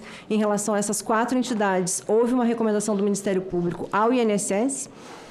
Posteriormente, acho que num período de 3, 4 meses, houve a suspensão dos ACTs com essas 4 entidades, e depois, mais uns 3, 4 meses, foi suspenso um 5º ACT. Então, naquele momento, eu não tive o conhecimento de que existiria uma prática generalizada de descontos associativos indevidos. Se a senhora me permitir, gostaria que fosse entregue a esta CPMI todas as auditorias feitas. O certo é auditoria mesmo? Sim. todas as auditorias feitas pela CGU ao longo desses 31 anos relativas a descontos associativos no INSS, incluindo fiscalização e auditoria das ACTs, que são os acordos de cooperação técnica. Sim, se o senhor me permite, eu já antecipo que existe sim um trabalho específico envolvendo o tema acordos de cooperação técnica, que foi concluído, penso eu, que em 2020 ou 2021, que traz um panorama de execução de acordos de cooperação técnica no âmbito do INSS, e o outro especificamente agora dos descontos associativos, mas sim, vou anotar aqui a demanda. Por favor, lhe agradeço muito essa sua colaboração. Qual foi que li os relatórios, mas não consegui entender? O que deflagrou, a senhora já disse aí que 2019 foi algo específico referente a 4 associações e foi o Ministério Público Federal quem chamou a atenção para isso e que houve a suspensão dessas associações. Aí eu vou voltar a essa temática só para fazer uma pergunta. Essas associações, a senhora tem conhecimento se elas foram reabilitadas? Foram, penso que 2, isso está registrado em um dos nossos relatórios com nomes diferentes. Deixa eu perguntar, deixa eu complementar. O Ministério Público Federal fez uma notícia crime ou um alerta, comunicou que estava havendo descontos irregulares em 4 associações. A senhora se recorda quais associações eram essas? Eu posso pegar o documento e indicar quais são. Tá.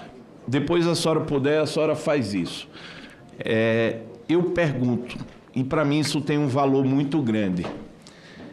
Essas associações, elas foram reabilitadas em quanto tempo ou se foram reabilitadas? 2 delas eu tenho certeza que foram. A senhora pode citar o nome delas aí? Pode pegar aí os apontamentos. Perfeitamente, a senhora pode ter acesso a todo o material.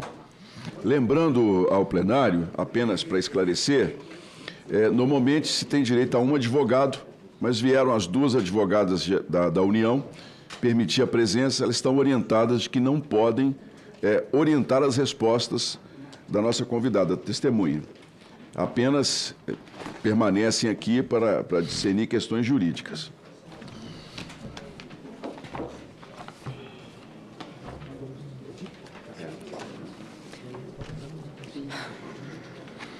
Doutora, primeiro, se a senhora pudesse citar aqui, o deputado Rogério indagou dali, se a senhora pudesse citar o senador Rogério, desculpa, se pudesse citar as 4 associações que foram, eu acho que tiveram as ACTs suspensas, né? Sim, é o documento que eu estou pegando aqui. Tá. Uma delas, só vou precisar ver o nome dela para poder falar especificamente, porque tem as siglas, chama ABANSP. ABANSP foi uma, faltam 3.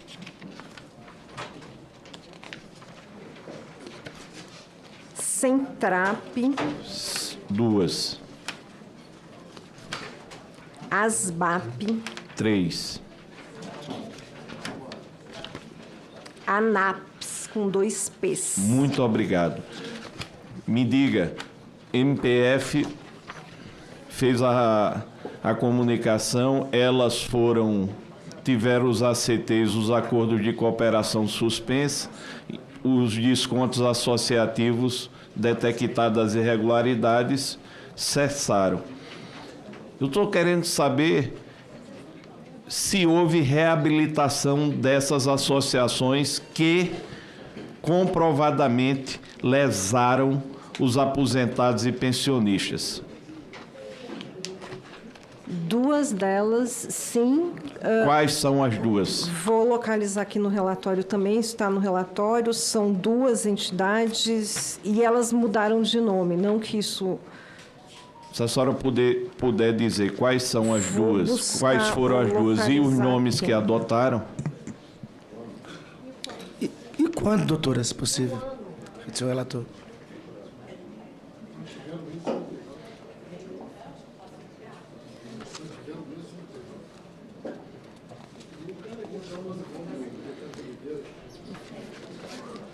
Deixa eu tentar pegar uma. É que é muito... Senhora, tudo bem, fique tranquila, a senhora tem todo o tempo necessário para fazer a pesquisa. Sua colaboração aqui é muito importante para nós. Meia-noite é quinta-feira.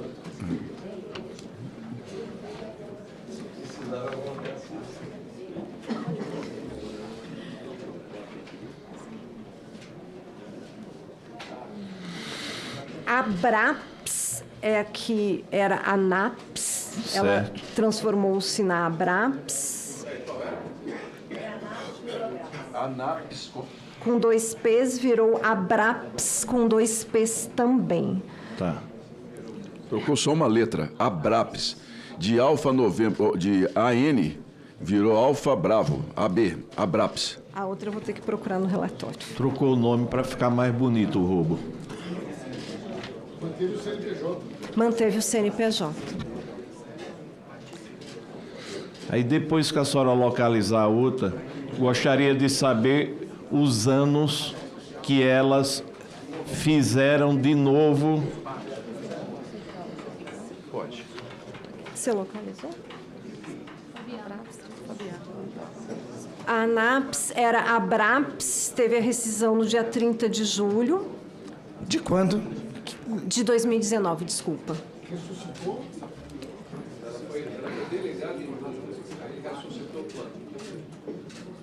Estou tentando. Volta. 26 de outubro de 2021. A senhora tem um motivo, como foi dito aqui, dessa ressuscitação? Motivo? Não. Tá, então, para a gente poder ver. E a outra associação? Faleceu quando? Vou procurar aqui, se eu não tiver... Tem cola vindo aqui. A outra... A outra? Unibrasil, que mudou de nome para Unibap. Sim. Ela... Pois é. É que essa aqui não é uma das que... Senhores, só um instantinho. Vamos deixar vamos concentrar no nosso relator para a gente poder dar sequência.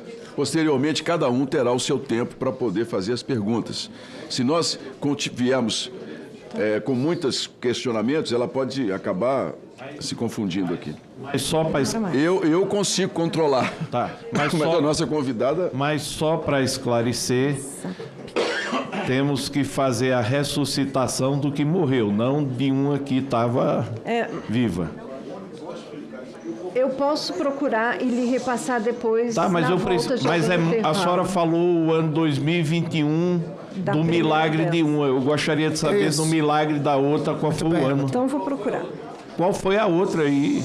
A data da ressurreição. Vou procurar. A senhora fica à vontade aí, porque isso é importante para a gente poder...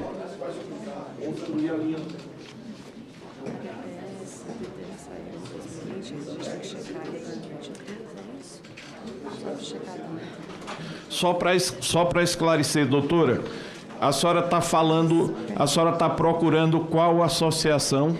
Eu estou procurando uma das 4. Sim, eu mas não sei exatamente qual delas voltou.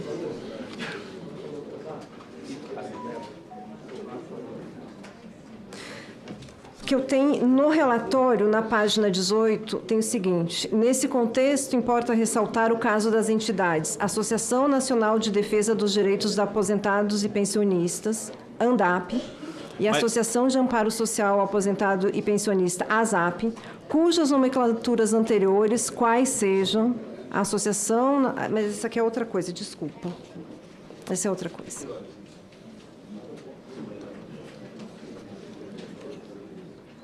É essa? Essa é a mesma de antes. É a mesma, mas essa é a mesma informação. da Abraps, que era a ANAPS. Eu não consigo dizer para o senhor nesse momento, eu vou ter que pesquisar com calma. Mas pesquisa aí, porque eu só quero continuar quando a senhora achar. Vou procurar, então. Obrigado.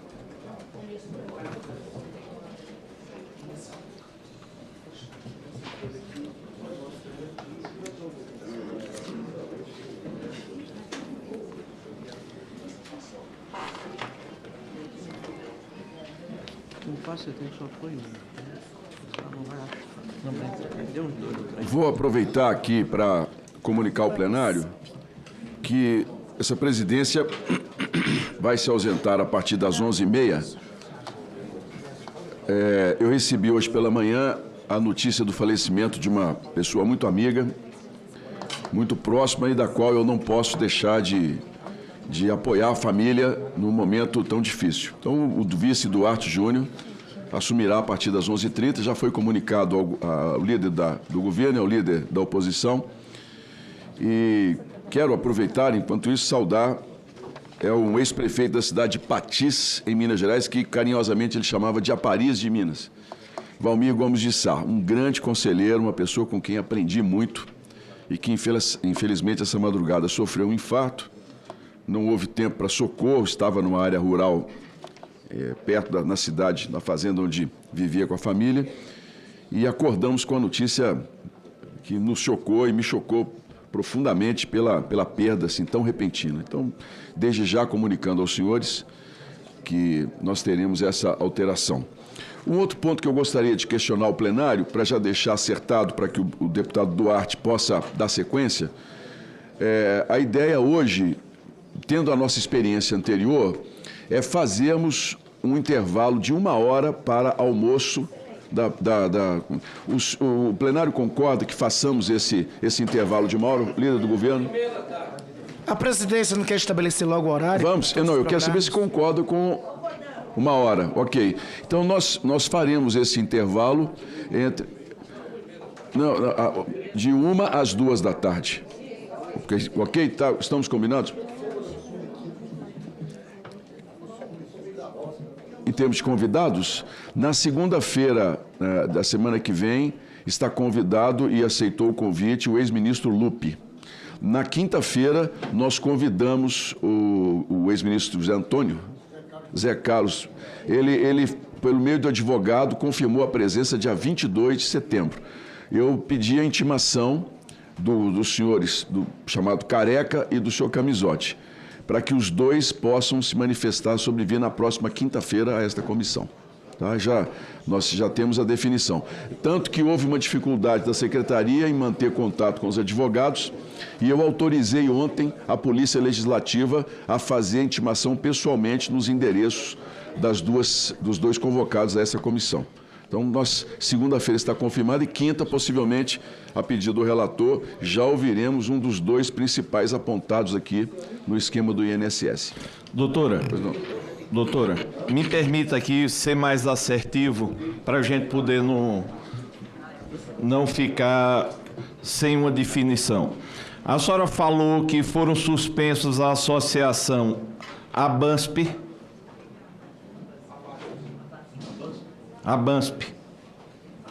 Vou retomar aqui. ABANSP. A ABANSP foi suspensa? Foi. A ABANSP foi com o mesmo nome ou com outro nome, como foi dito aí no plenário, ressuscitou? Deixa eu consultar aqui.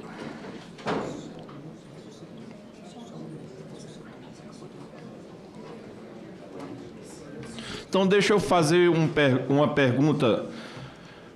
Quando a ABANSP fez a ACT com o INSS? Eu digo para o senhor, em 1 minuto, deixa eu só questionar se eu posso... Eu tenho uma lista aqui de todas que tinham um nome e tiveram outro depois. Mas da ABANSP, com esse nome, quando foi feita a ACT... Porque isso é muito importante. 4 associações foram descobertas em 2019 na safadeza roubando o povo. Eu queria saber, a ABANSP foi feito quando a ACT com o INSS?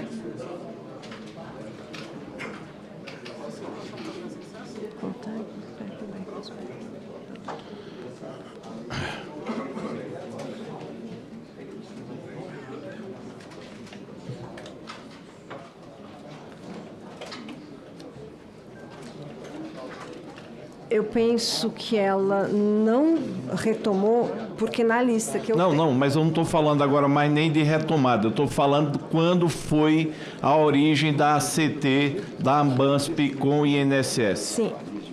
Eu só preciso procurar em outra relação, porque essa relação que eu tenho são daqueles que têm a CT vigente. Então, se a ABANSP não está nela, ela deve ter sido rescindida. Eu vou procurar aqui. Tá.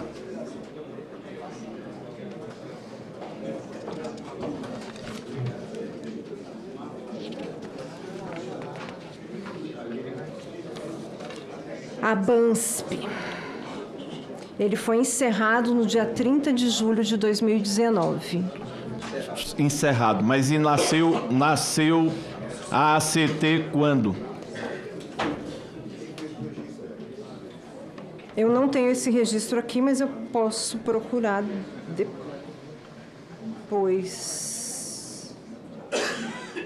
A senhora trouxe assessores da CGU? Eles estão procurando. Ah, tá. Então, à medida que eles forem encontrando, podem passar. A senhora pode solicitar ajuda para dar as informações. A senhora ficou aí na pendência de dizer qual foi o ano que a ABANSP realizou esse acordo com o governo federal. Centrap. Qual foi o ano da ACT com a Centrap?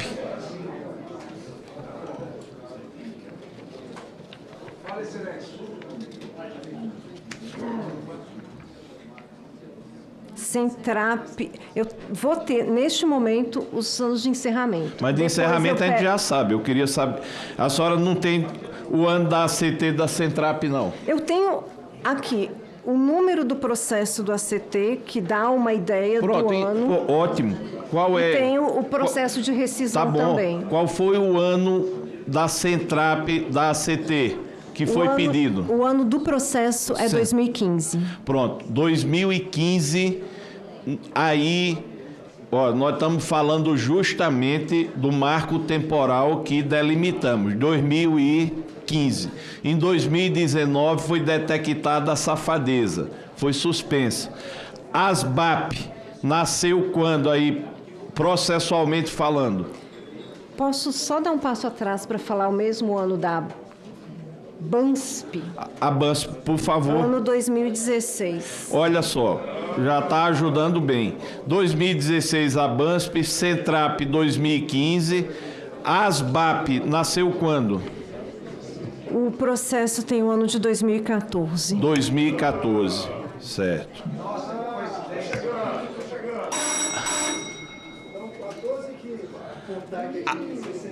ANAPS.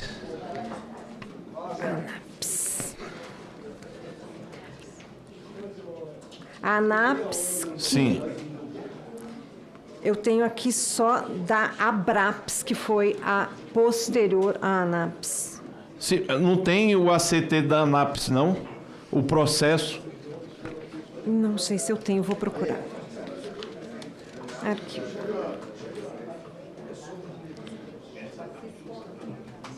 Olha, vamos para frente um pouquinho. A senhora deixa a assessoria procurando o ano que nasceu a ANAPS para esse acordo de cooperação técnica. Desculpa, eu tenho aqui. Diga aí, por favor. O ano é 2017. 2017. Então, as 4 suspensas em 2019 tiveram ACTs, teoricamente, 15, 16, 14, 17. Está mais ou menos no escopo do marco temporal aqui da nossa busca investigativa. Pergunto à senhora, que a senhora tenha conhecimento, qual foi o ano do primeiro acordo de cooperação técnica feita entre o INSS e uma associação? O primeiro instrumento foi feito, eu não tenho certeza do ano, mas foi por meio de convênio. Sim, mas aproximadamente.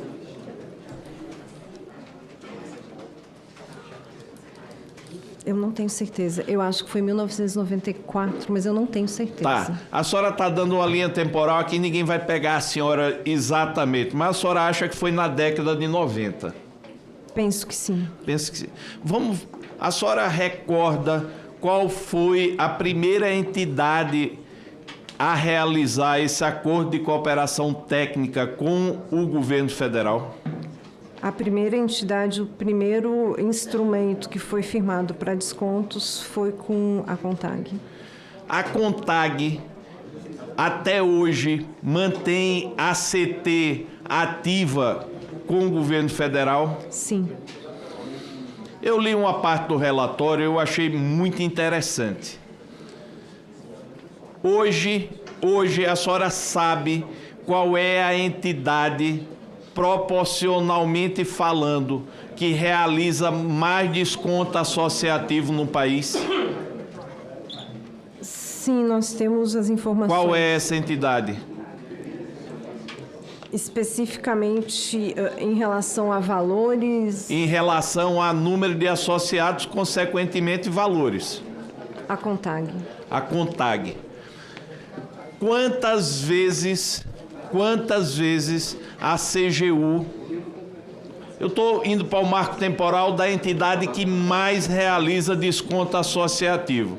No relatório da senhora, a CONTAG, ela deve arrecadar por ano mais de 450 milhões de reais, ou por volta disso.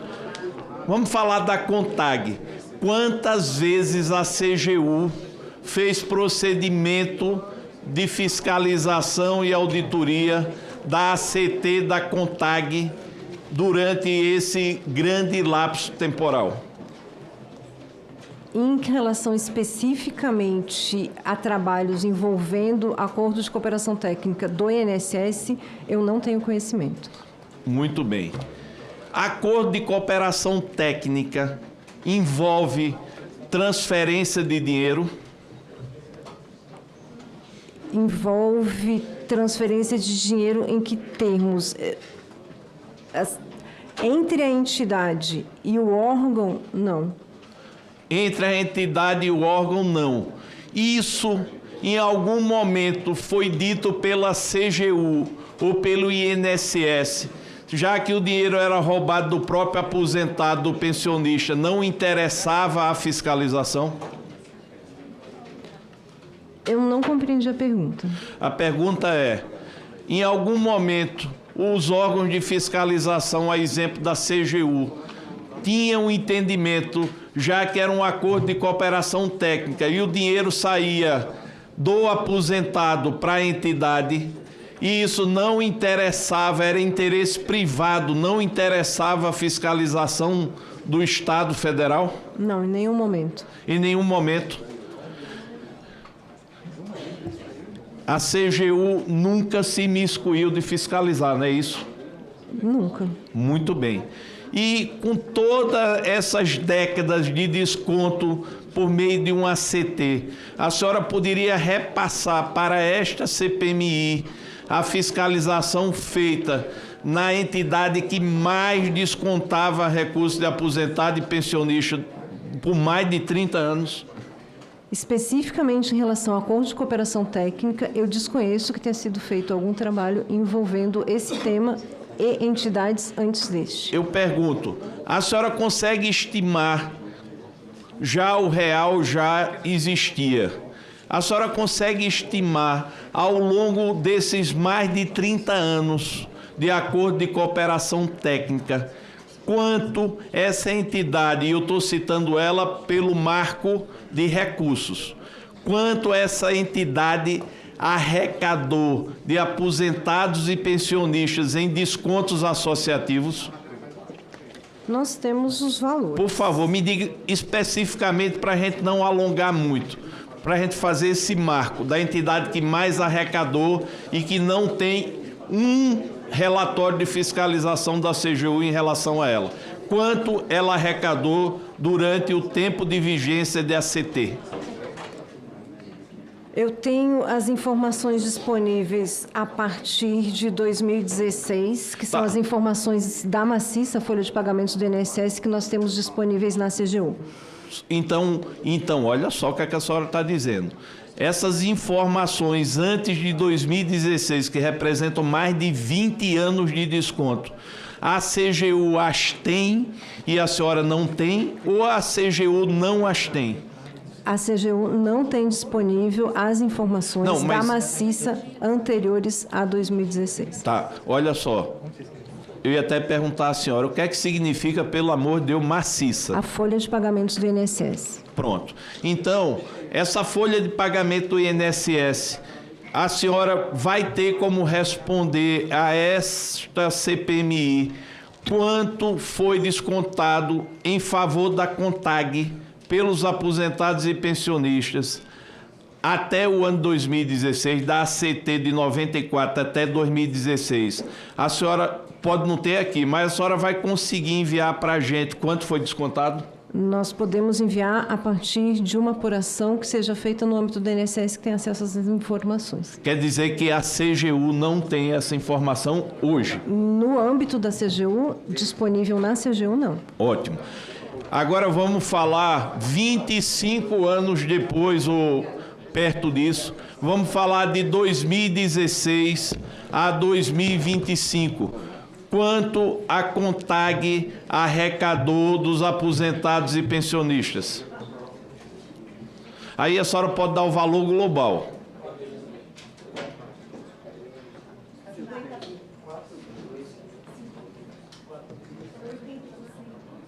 Os valores que nós temos disponíveis da folha de pagamentos do INSS em relação à CONTAG de 2016 a 2025 é 3,47 bi. E explico, isso está registrado no relatório. Deixa eu perguntar só, quanto é 3 bilhões? 3,47 bi. 3,47 bilhões. Isso é dado subestimado, superestimado, aproximado? Que dado é esse?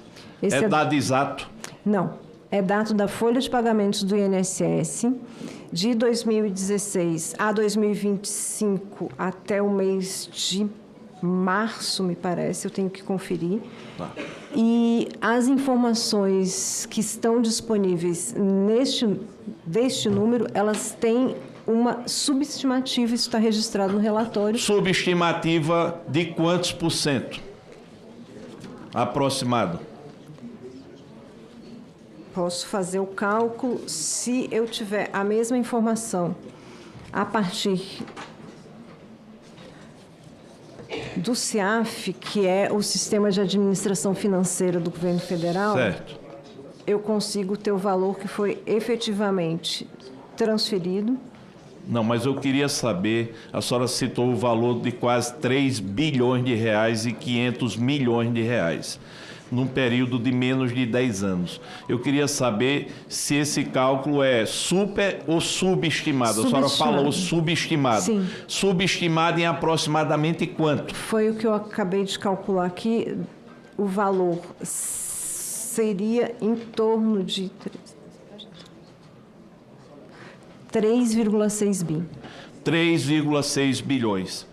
Para a gente falar um pouco mais dessa associação, e me interesso por ela, porque ela é a que mais desconta, é a mais antiga, foi a primeira que realizou a CT. Eu acho isso um dado fundamental.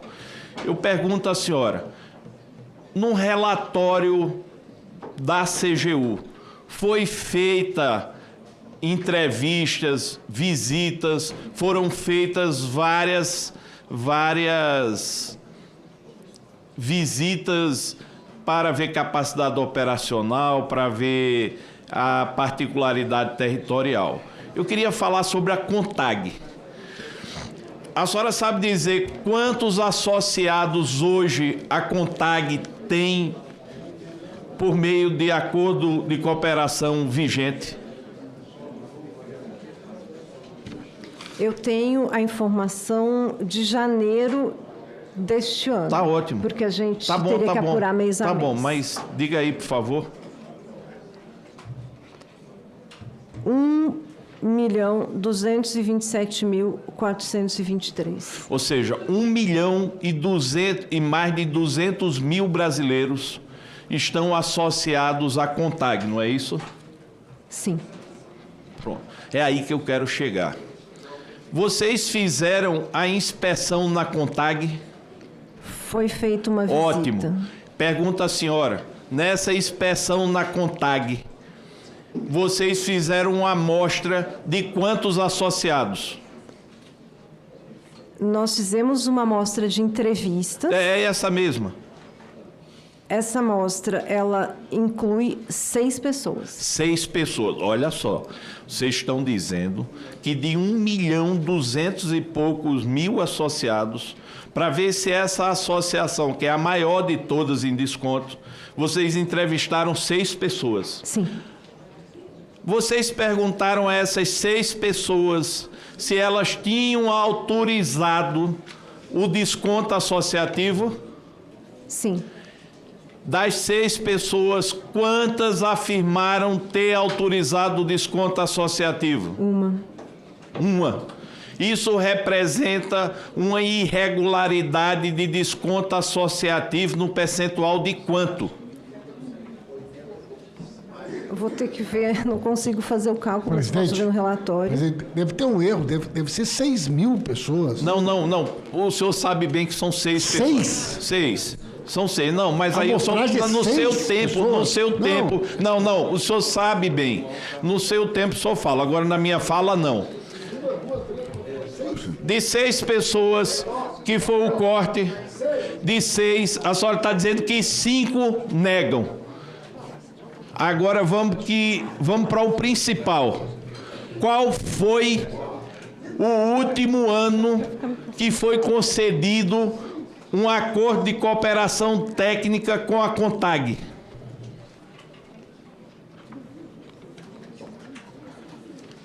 Está no seu relatório. Eu acabei de pegar aqui que me entregaram um mapa, eu consegui misturar tudo aqui, mas eu vou pegar de novo. Eu quero saber qual foi o ano. Eu quero saber qual foi o ano que a CONTAG teve a renovação do ACT, o último ano. Sim, eu vou Qual foi? Vou responder para o senhor, mas se o senhor quiser, eu tenho os danos dos demais aqui também. Eu estou falando agora da ACT. Eu quero saber qual foi a última ACT firmada pelo governo federal com a CONTAG, que é a associação que mais executa descontos de aposentados e pensionistas do Brasil, não só em quantitativo, em valor e em tempo. Por isso esse marco. Qual foi o último ano? 2024. 2024. Qual foi o ano da inspeção feita na CONTAG? 2024. A senhora tem conhecimento se havia algum parecer, alguma indicação técnica para não ser realizado um ACT com a CONTAG? Eu não tenho conhecimento. Tá, olha só. Quem foi que produziu esses relatórios? Foi a senhora? O relatório, como eu ponderei, ele conta com a participação de uma equipe. Tá. E eu queria fazer uma observação. Quando a gente fala de entrevista de 5 pessoas, a gente está falando de uma amostra que foi feita em relação a todas as entidades. Por isso que eu estou perguntando à senhora para só explicar isso. E que o foco específico não era tratar naquele momento específico de uma ou outra entidade, mas sim compreender de que forma os descontos associativos eles alcançavam os beneficiários do INSS. Olha, está aqui no seu relatório dizendo que houve pareceres direcionados para não realização da ACT com a CONTAG. E mesmo assim, o INSS resolveu levar adiante em 2024 esse acordo de cooperação técnica com a CONTAG. Aí eu pergunto à senhora, por tudo que a senhora conhece da CONTAG, que é a maior, depois do que a senhora fez esse relatório, não estou pedindo a opinião da senhora não, estou falando tecnicamente. a senhora recomendaria, por tudo que foi apurado, um acordo de cooperação técnica do governo federal com a CONTAG? O que nós registramos no relatório especificamente diz respeito à renovação do ACT com a CONTAG. Sim. Eu não recordo de ter um parecer contrário. Tá. Recordo, contudo, que o ACT foi renovado após o recebimento do relatório da CGU, que indicava todos os problemas a respeito dos quais nós estamos falando. Tá. Olha só, a minha pergunta foi muito objetiva. A senhora, como técnica, por tudo que apurou, a senhora recomendaria que houvesse o acordo de cooperação técnica, sim ou não? No relatório, nós trazemos recomendações para que, diante do que se tinha identificado à época, o INSS avaliasse a pertinência de continuidade desse tipo de parceria. Isso está em relatório. A senhora, por favor, em relação à CONTAG, leia a parte do relatório da ACT. Eu penso que isso está no terceiro relatório. Nem eu estou achando. É que eu penso que é no terceiro relatório. Não, gente, eu vou... Página? De qual relatório? Do terceiro relatório.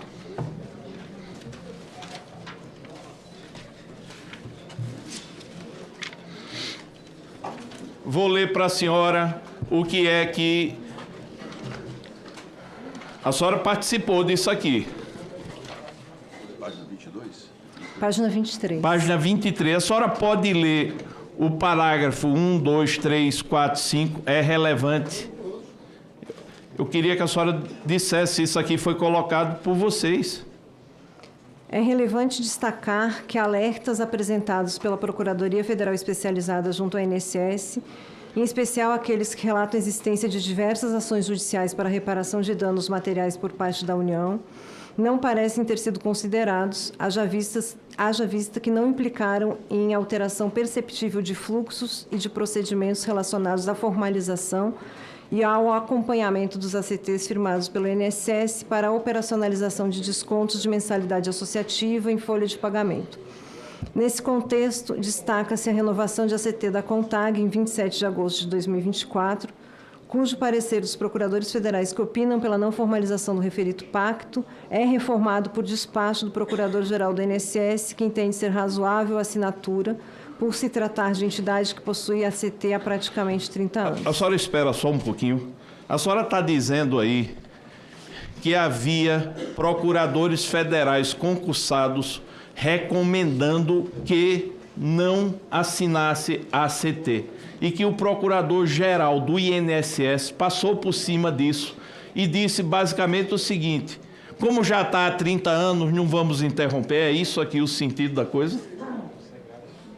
O parecer foi no sentido de que a parceria, o acordo, poderia, o que está posto, que entende ser razoável a assinatura. Eu não sei os exatos termos do parecer. Olha só que gravidade.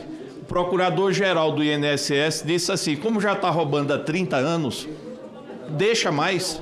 Então foi isso que eu entendi aqui. A senhora aqui está dizendo, nessa entidade que é a maior de todas e não está sob investigação, está dizendo que o ACT foi celebrado pelo INSS. Olha só, mesmo sabendo que 97,6% dos beneficiários relataram não ter autorizado os descontos de mensalidade. Eu quero chamar atenção para isso, porque o órgão INSS tinha conhecimento que quase 100% dos associados disseram que não autorizaram o desconto. Mas mesmo assim, tudo foi desconsiderado. E essa entidade que tem a primazia lá de 94 até hoje, ela continua descontando dos associados. Olha, Essa é a mais antiga das 40 entidades. É a entidade conhecida como a mãe do acordo. Agora, os senhores imaginem as outras entidades, que muitas são de ponta de rua. Então, assim, não tenho dúvida nenhuma que nós estamos diante de um caso muito grave. Só de 2016 até hoje, mais de 3 bilhões e 600 milhões de reais foram retirados do povo sofrido e trabalhador, e 97% desse dinheiro, pela amostragem, eram de pessoas que foram roubadas. Então, a gente está falando aí, possivelmente, de mais de 6 bilhões de reais que foram desviados para o bolso de alguém. E os senhores sabem quantos estão presos, mesmo descobertos com roubo? 0. Mas voltando às perguntas, eu falei da CONTAG porque eu me espantei com o que vocês descobriram e foi desconsiderado na renovação dessa ACT. A AGU identificou, a senhora falou aí, fraudes nos descontos associativos a aposentados.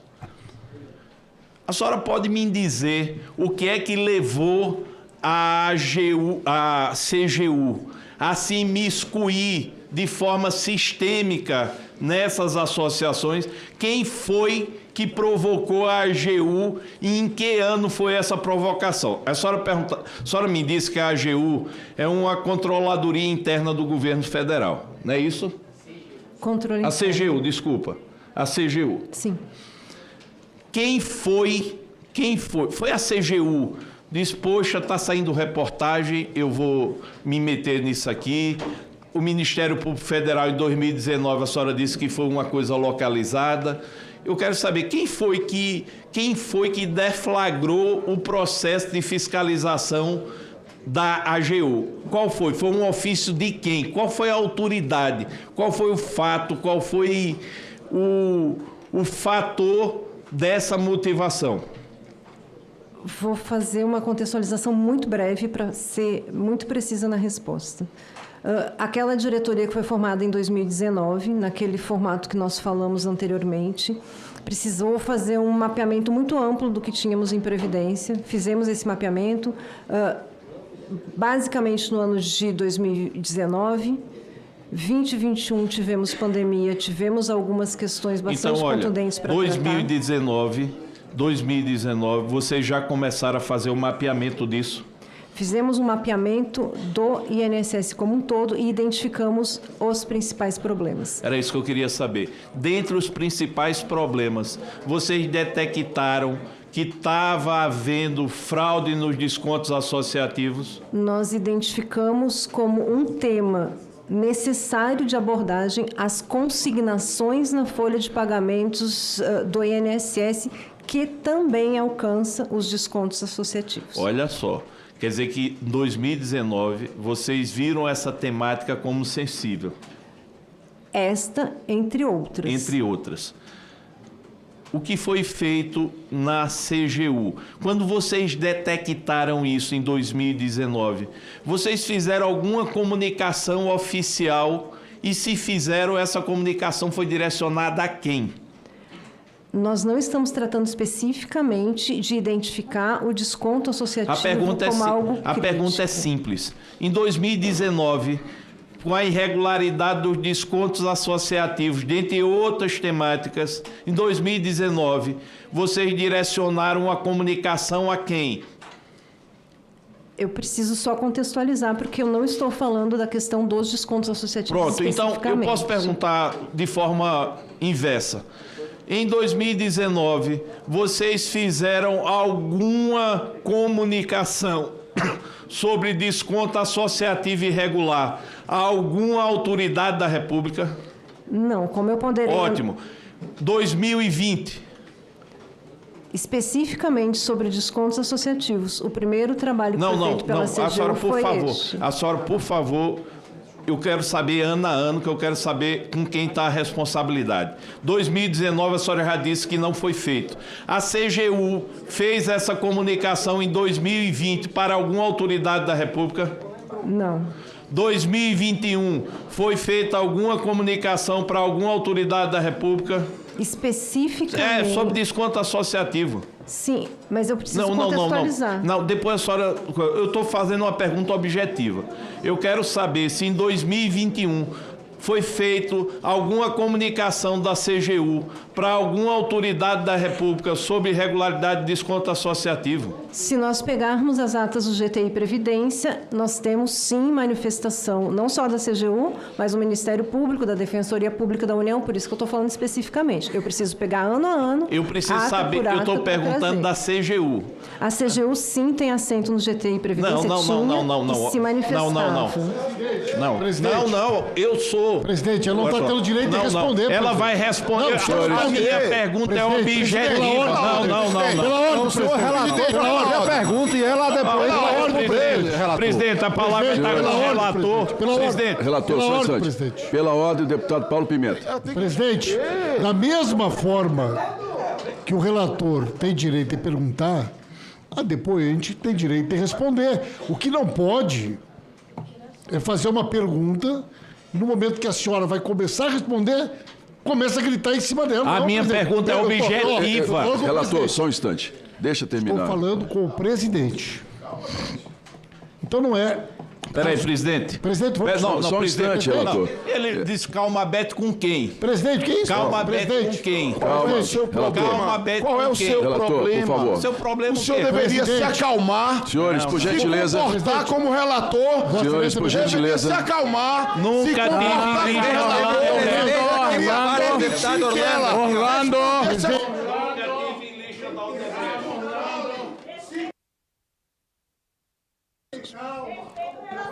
Senhores, obrigado. Presidente, a palavra está comigo. A palavra está com... Obrigado.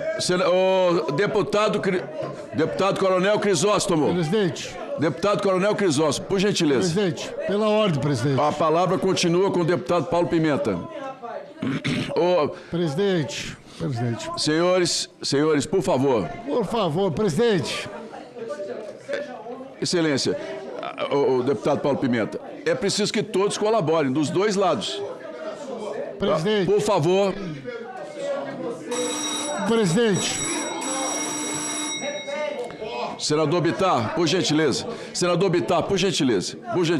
Vossa Excelência já fez o comentário, o deputado Orlando Silva também. Por favor, já encerramos isso, por gentileza. Com a palavra... Presidente, eu quero... Pois não. Vossa Excelência... Eu lhe dou a palavra em seguida, relator. É o presidente da comissão. Cabe a Vossa Excelência garantir o bom andamento dos trabalhos. Existem determinadas regras de respeito, de civilidade, que devem ser observadas nesta comissão ou em qualquer lugar. Perfeitamente. Se nós observarmos o regimento da casa, nós vamos observar que um depoente deve ser tratado de uma forma cordial, respeitosa, seja ele quem for. Da mesma maneira que o relator pode fazer a pergunta, ele terminou de fazer a pergunta dele, ela tem direito de responder. Agora, se o depoente vier aqui, for feita uma pergunta para ele, e ele não puder responder, ele for interpelado, isso cria uma situação, no mínimo, do meu ponto de vista, desrespeitosa. Então, eu gostaria que Vossa Excelência estabelecesse uma regra que o relator pergunta e ela responde. Se ele não ficar satisfeito com a resposta, ele pergunta de novo. Agora, nós não podemos tratar uma servidora pública, nenhuma pessoa pode ser tratada dessa maneira aqui na comissão. Então, esse é o apelo que eu faço a Vossa Excelência, que tem uma regra para todos nós. Perguntamos, a pessoa responde. Depois que a pessoa responde, a gente pergunta de novo. Pela ordem, presidente. Pela ordem, presidente. Boa não, deputado. Presidente. Não, eu pedi pela ordem. Não, ele pediu primeiro que você, José Trovão. Presidente, a gente já viu em todas as CPIs, o relator tem toda a liberdade para perguntar e não temos dúvida aqui que a servidora não foi desrespeitada. O que a gente está notando é que há uma técnica de interpelação. O nosso relator é experiente há muitos anos e o que eu vi aí foi simplesmente ele pedindo uma objetividade na resposta. Agora, o que eu estou vendo é que tanto o deputado Paulo Pimenta quanto o deputado Orlando Silva, eles querem pautar o relator. Eu creio que isso não seja correto. O relator tem que ter a liberdade para fazer o seu trabalho. Ok, o deputado, obrigado, querido. Pela ordem, deputado Zé Trovão. Senhor presidente, a gente tenta levar isso aqui com seriedade, mas eu não vou admitir que haja a falta de respeito que houve agora do deputado Orlando Silva quando mandou o relator com o nome pejorativo Calma Bete. Isso tem que ser exaltado por essa comissão. Isso é quebra de decoro, é falta de respeito. Isso não pode se proceder dessa maneira. E com relação às perguntas, eu quero deixar claro o que o relator falou no início. Ela não está aqui como uma investigada. Ela não está aqui e não será agredida por este parlamento. O que nós queremos, claro, são respostas objetivas, até para que o trabalho seja objetivo. Senão, nós não vamos terminar essa comissão na quinta-feira, ela vai terminar na sexta. Eu passo a palavra ao deputado Orlando Silva, que foi citado pelo deputado Zé Trovão. Presidente, em primeiro lugar, eu gostaria de agradecer a Vossa Excelência a palavra e dizer o seguinte: não me cabe pautar o relator, porque o relator tem competência e prerrogativa definida pelo regimento. Vossa Excelência tem procurado conduzir com serenidade. Sim. E eu apelo, presidente, que do mesmo modo, e pode ser o tempo que for necessário, 1 hora, 2 horas, 3 horas, 5 horas, já que o tempo é livre, que ele faz o questionamento que a senhora ou qualquer outro convidado possa responder, para que fique mais nítido para todos nós as informações que serão oferecidas. É apenas isso que eu gostaria de dizer. Para facilitar, presidente, a nossa sequência da reunião, inclusive liberando os colegas para que não sigam pela ordem, eu me referi a uma expressão popular, calma Bete. Não era para ferir o nosso relator, então, neste momento, eu quero retirar, presidente, se me permite, quero retirar a expressão. Ótimo. Se isso ajuda, e pedir que o senhor retire das notas taquigráficas, se isso ajudar ao prosseguimento da nossa reunião. Pois não. Atendendo à recomendação do senador Um instante só. O deputado Paulo Pimenta fez aqui uma colocação, senhores, que ele está coberto de razão. Essa presidência tem pleno conhecimento das funções que estão sendo colocadas. Tenho tentado e darei voz a todos, porque todos aqui têm pé de igualdade como investigadores. Agora, o principal é a nossa boa convivência. A boa convivência em respeito um ao outro, especialmente quando há uma fala. O relator, até o momento, tem se colocado da maneira que ele entende, é um homem experiente nesse assunto, e tenho certeza que vai ouvir o que foi colocado por cada um dos senhores aqui. Mas eu vou pedir a gentileza, mais uma vez, de que a gente mantenha aqui um bom relacionamento. Quando for necessário, essa presidência, inclusive, cortará os microfones e retirará a voz de quem não estiver seguindo da forma como nós... É a última coisa que eu gostaria de fazer, mas será necessário para que a gente possa dar sequência nos trabalhos e nós vamos dar igualdade a todas as manifestações. Pela ordem, pediu a deputada Adriana Ventura. Presidente, eu entendi, eu ia falar, eu não vou ser repetitiva, eu só gostaria de pedir para o deputado Orlando generosamente que peça desculpa para o relator. Já pediu, já foi pedido. Eu não vi desculpa. Já foi pedido. Eu vi que ele retirou das notas taquigráficas para ajudá-lo, mas ok, eu acho que faltou um pedido de desculpa. Pela ordem, deputado Mário Eringer. Não, presidente, já está vencida a posição. Perfeito, então, obrigado. Devolvo a palavra ao relator, o deputado Alfredo Gaspar. Já. O que mais me revoltou nisso é que eu não conheço essa Bete.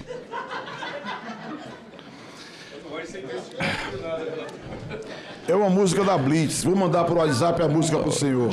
Senhores, por favor. Senhores, por favor, vamos dar sequência aqui, por gentileza.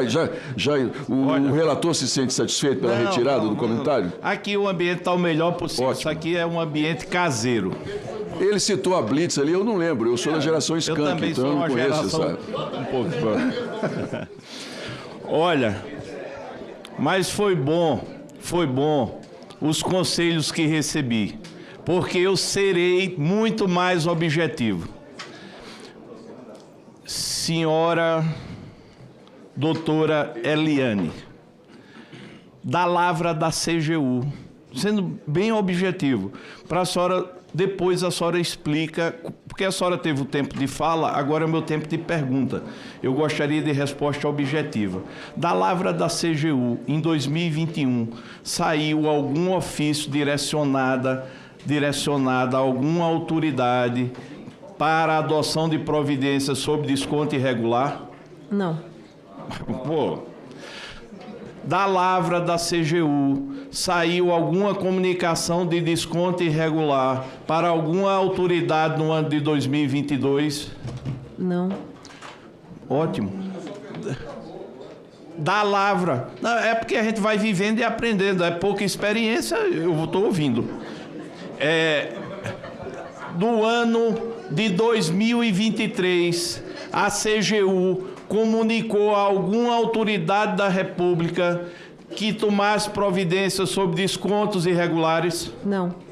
No ano de 2024, a CGU comunicou a alguma autoridade da República sobre desconto irregular? Sim.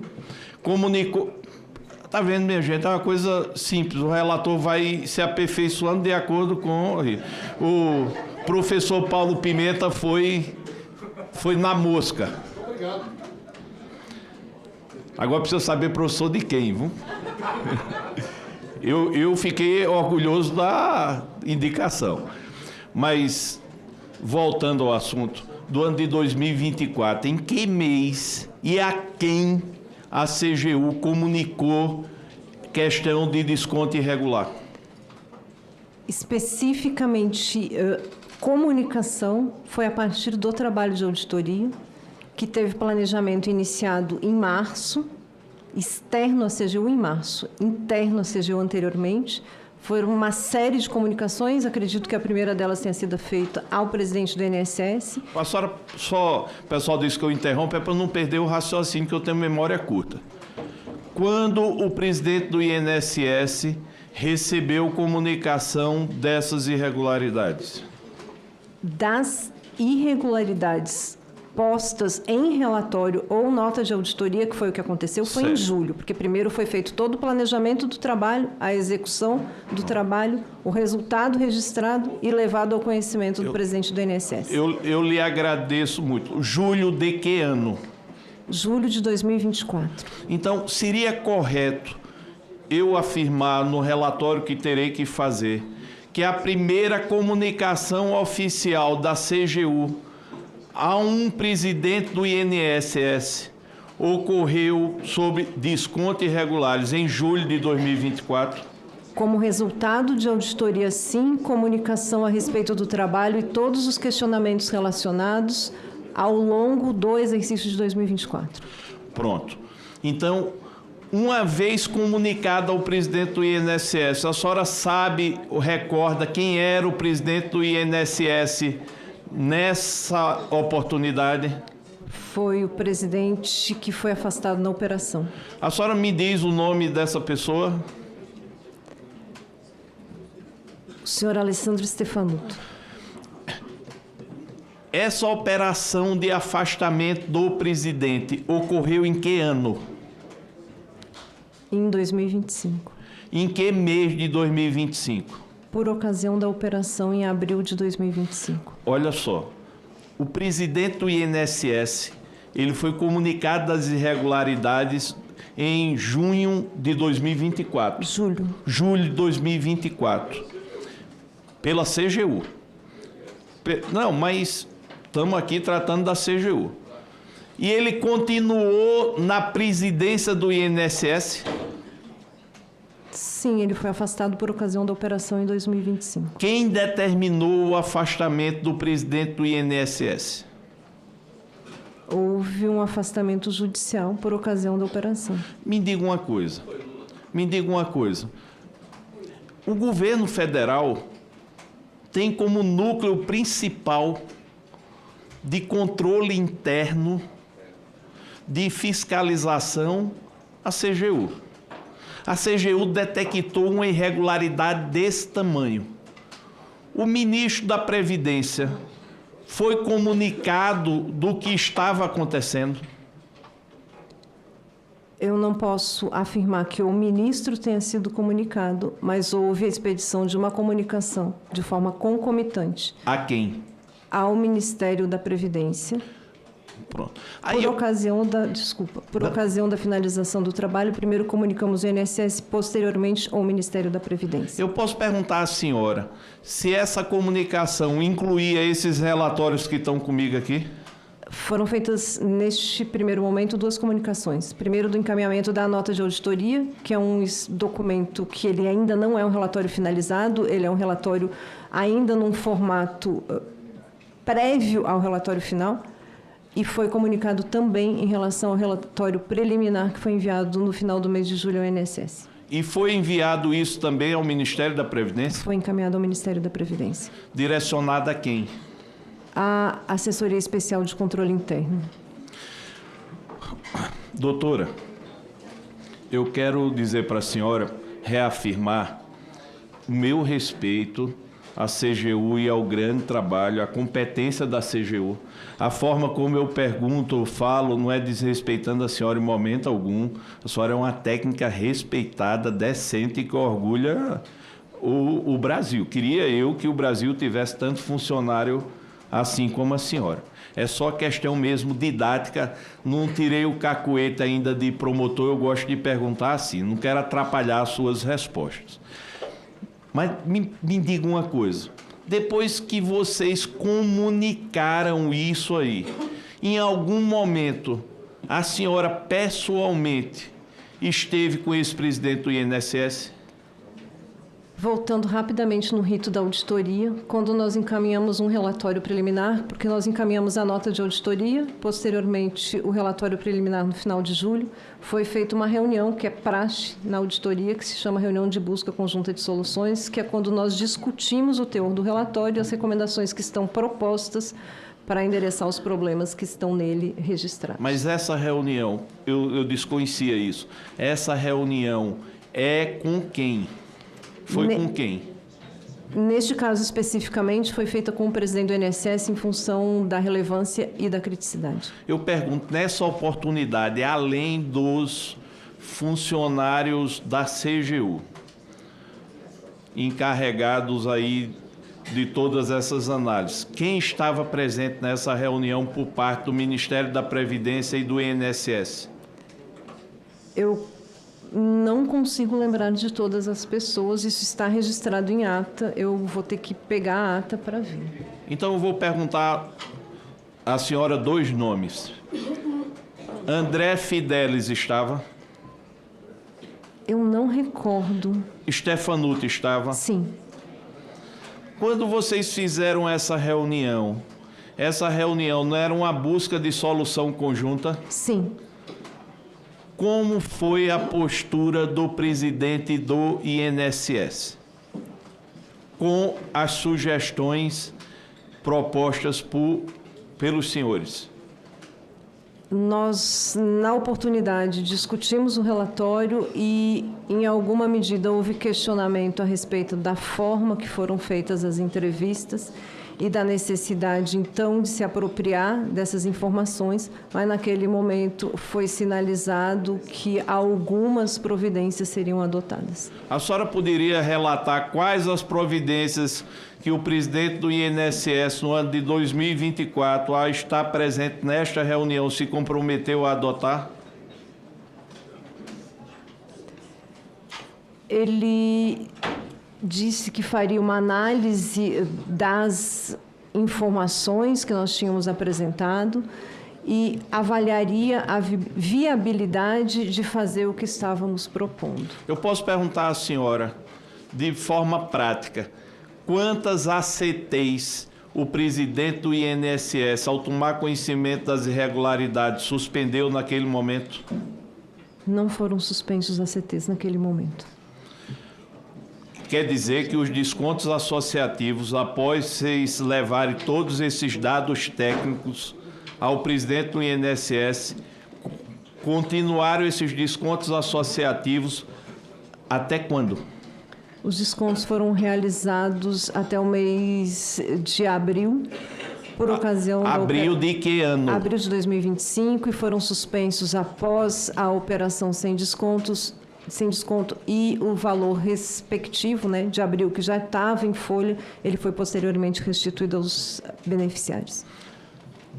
Eu pergunto à senhora, durante todo esse longo período de detecção de irregularidades, desse roubo ao povo brasileiro, diante da inércia do presidente do INSS, a CGU se preocupou em ir atrás do ministro da Previdência para relatar o que estava acontecendo, ou foi só a remessa do relatório? Foi feita a remessa do relatório à Assessoria Especial de Controle Interno.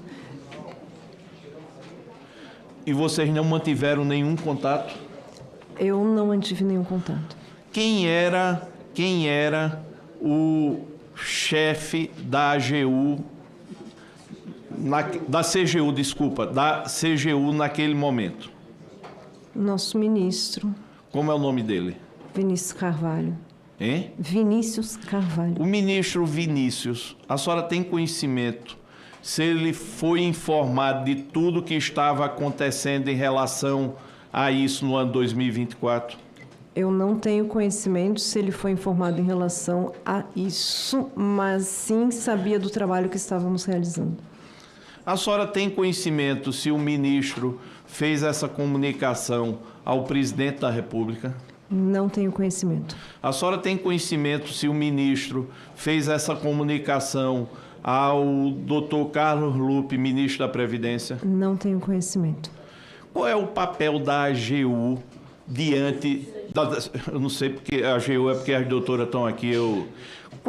Qual o papel da CGU em relação a esse controle da integridade do dinheiro público? Veja, vocês fizeram um trabalho espetacular. Vocês materializaram o que estava sendo roubado do povo brasileiro. Mas não cabia uma comunicação formal a quem de direito para tomar essas providências, não? Eu não consigo fazer essa avaliação. Quando a senhora disse uma coisa muito importante.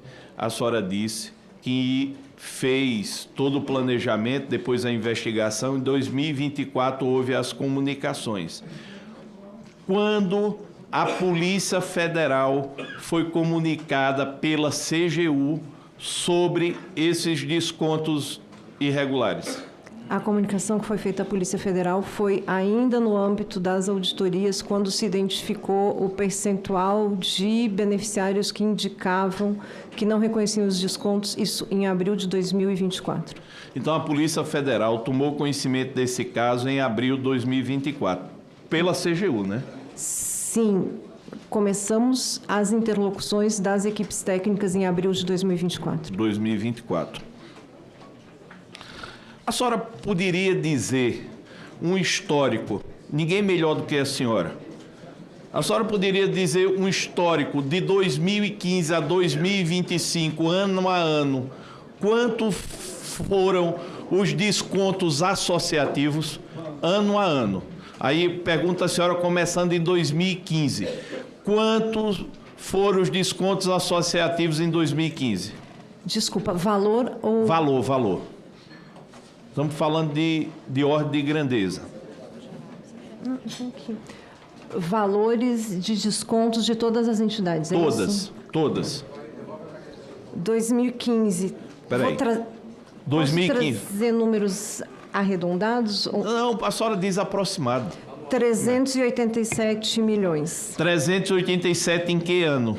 2015. 2016. A senhora, só complementando, a senhora poderia dizer quantos acordos de cooperação técnica foram implementados em 2015? Tem essa informação aí? Eu consigo, mas se pudesse ser no momento subsequente, porque eu vou ter que procurar em outro documento. Então, bora falar só de números. Em 2016... 406 milhões. 406 milhões. 2017. 453 milhões. 453 milhões. 2018. 625. 2018, 625. 2019. 574. 574. 2020. 482. 2020, 482. Tem alguma explicação lógica para ter havido esse decréscimo depois de uma curva ascendente? Que ainda é uma fortuna, 482 milhões. Mas a CGU consegue dar uma explicação lógica porque a curva baixou em 2020? Nós tivemos em 2019 a recomendação do Ministério Público e aí, na sequência, a rescisão de 5 acordos de cooperação técnica. Eram 4 na recomendação do Ministério Público, posteriormente eles fizeram a rescisão, de mais um. Mais um, 4 mais 1, 5. Aqui, a oposição e a situação, cada um tem uma narrativa diferente. Eu quero ouvir da senhora como técnica. A MP 871,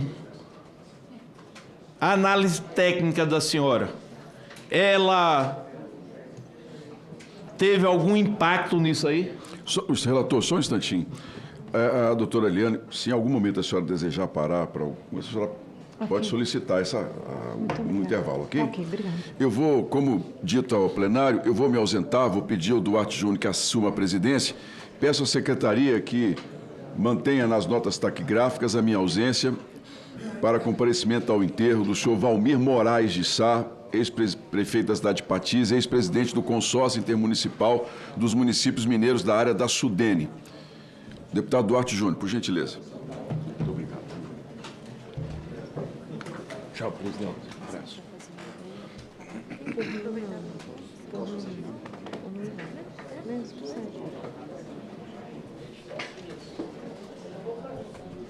A senhora em algum momento analisou a MP 871? Especificamente a MP, não. Analisamos em função de outras questões que ela trazia, que dizem respeito a fraudes e combate a fraudes, pagamento de bônus, sim. Com essa MP, não foi chamada a atenção da AGU para começar uma investigação, não? Da CGU? Especificamente em relação aos descontos associativos? Sim. Não. Certo. A senhora falou em 2020, 482 milhões. 2021, qual a ordem de grandeza? 544. 544. 2022. 784. 2023. 1,54 bi. 1,54 bi. 2024. 3,4 bi. Espera aí. 2024, quanto? 3,4 bi. 3,4 bi. Olha, eu já acho um absurdo descontar 500 milhões sendo 97,6 de fraude, segundo vocês. Então, aqui eu já acho um absurdo. Mas o que é que fez a curva sair abaixo de 1 bilhão para ir bater em quase 4 bilhões em um ano? A senhora tem um diagnóstico, porque, olha, eu fico impressionado como uma coisa dessa tão visível, todo mundo ficou numa cegueira coletiva. Eu queria saber se a senhora hoje tem um diagnóstico para que isso não se repita, de sair de abaixo de bilhão para quase 4 bilhões num espaço de um ano. O que nós trouxemos nos relatórios foi exatamente esse crescimento na quantidade de ACT firmados ao longo do tempo e no crescimento da quantidade de aposentados, então, que tiveram esses descontos implementados por essas entidades, por todas elas e também pelas novas. A senhora poderia agora voltar na linha do tempo um pouco? Tem uma curiosidade que eu não consegui superar ainda. Quem fiscalizava as ACTs? Existe uma área específica no INSS que é responsável pelos acordos de cooperação técnica. Por favor, a senhora diz que área é essa? Só complementar, é porque o INSS tem outros tipos de acordos de cooperação técnica. Então, não é essa área que acompanha esses acordos especificamente. Certo. Os acordos de cooperação técnica para os descontos associativos é uma coordenação dentro da diretoria de benefícios. A senhora poderia dizer o nome do responsável ou dos responsáveis por essa coordenação? Eu não sei exatamente qual é a coordenação, porque existe uma coordenação que é responsável pelos pagamentos e eu penso que tem uma que chama coordenação de acompanhamento de acordos. Eu precisaria saber exatamente qual que cuida dessas fiscalizações. Eu tenho a impressão que é a coordenação de pagamento, mas eu não tenho certeza. Doutora, a senhora pessoalmente poderia me explicar, que eu ainda não consegui também captar isso aí. Hoje está suspenso, mas antes da suspensão, quantas ACTs estavam em vigência? Ou seja, quantas associações estavam aptas a receber esse desconto? No início de abril de 2025, tinha 41 entidades. Uma delas teve o ACT suspenso ainda na metade de abril, antes da operação. Quando foi feita a operação, tinha 40 entidades com ACT vigente. E com desconto implementado, porque tem essa diferença. Às vezes tinha um ACT vigente, mas ainda não tinha descontos implementados. Então, era isso. Só uma média. Em tese, que vocês disseram que não tinha, mas em tese, qual era o serviço mais ofertado para justificar esses descontos? O que é que as associações mais alegavam? Olha, estou te oferecendo auxílio funerário, seguro-saúde, seja lá o que for. Vocês conseguem fazer esse recorte?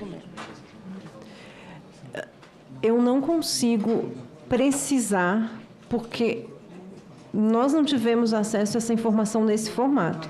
O que se comentava era que os aposentados, a partir desses acordos de cooperação técnica e a partir desse desconto da contribuição, eles teriam acesso a serviços. Era isso que eu queria saber. Que nós, no trabalho que fizemos, não tivemos acesso a essa informação e que tipo de serviço era oferecido, porque nós pedimos às entidades a documentação que poderia dar suporte a esse tipo de serviço, contratos de prestação de serviço e coisas do gênero, e não posso dizer que nenhuma disponibilizou, mas em sua grande maioria esses documentos não foram disponibilizados.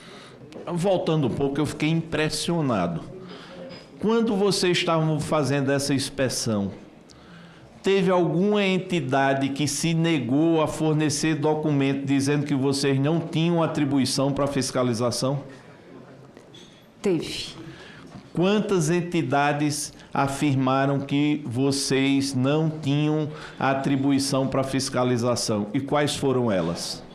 Eu não recordo, eu tenho o documento, eu posso separar e depois que a gente fizer uma pausa eu posso trazer. Lhe agradeço muito, porque essas vão ser a prioridade absoluta para que nós possamos colocar uma lupa.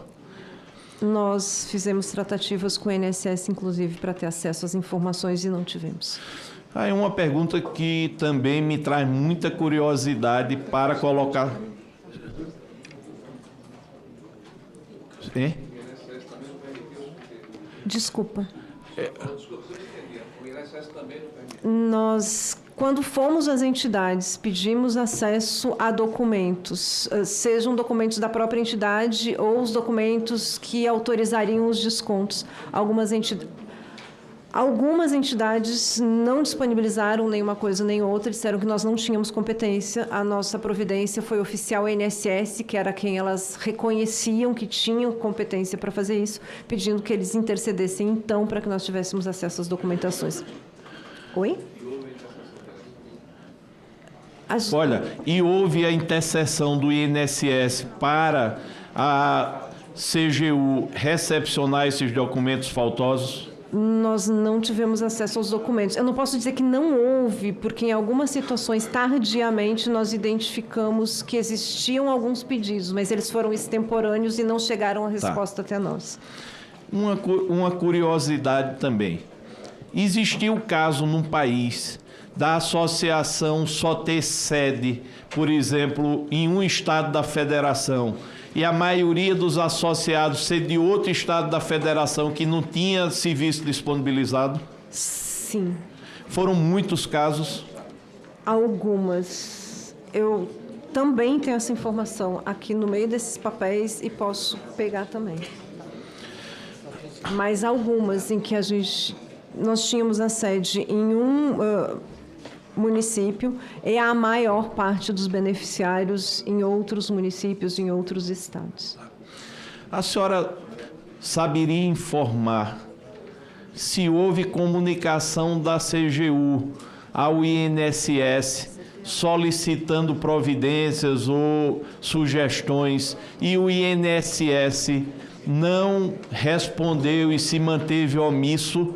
Aí eu queria saber quantas comunicações foram feitas, quantos ofícios ficaram sem resposta e o que é que vocês buscavam naqueles ofícios. Nós fizemos inúmeras comunicações com o INSS, fizemos reuniões, tínhamos postas no relatório várias recomendações e em todos os momentos buscamos que essas recomendações fossem endereçadas com o seguinte objetivo.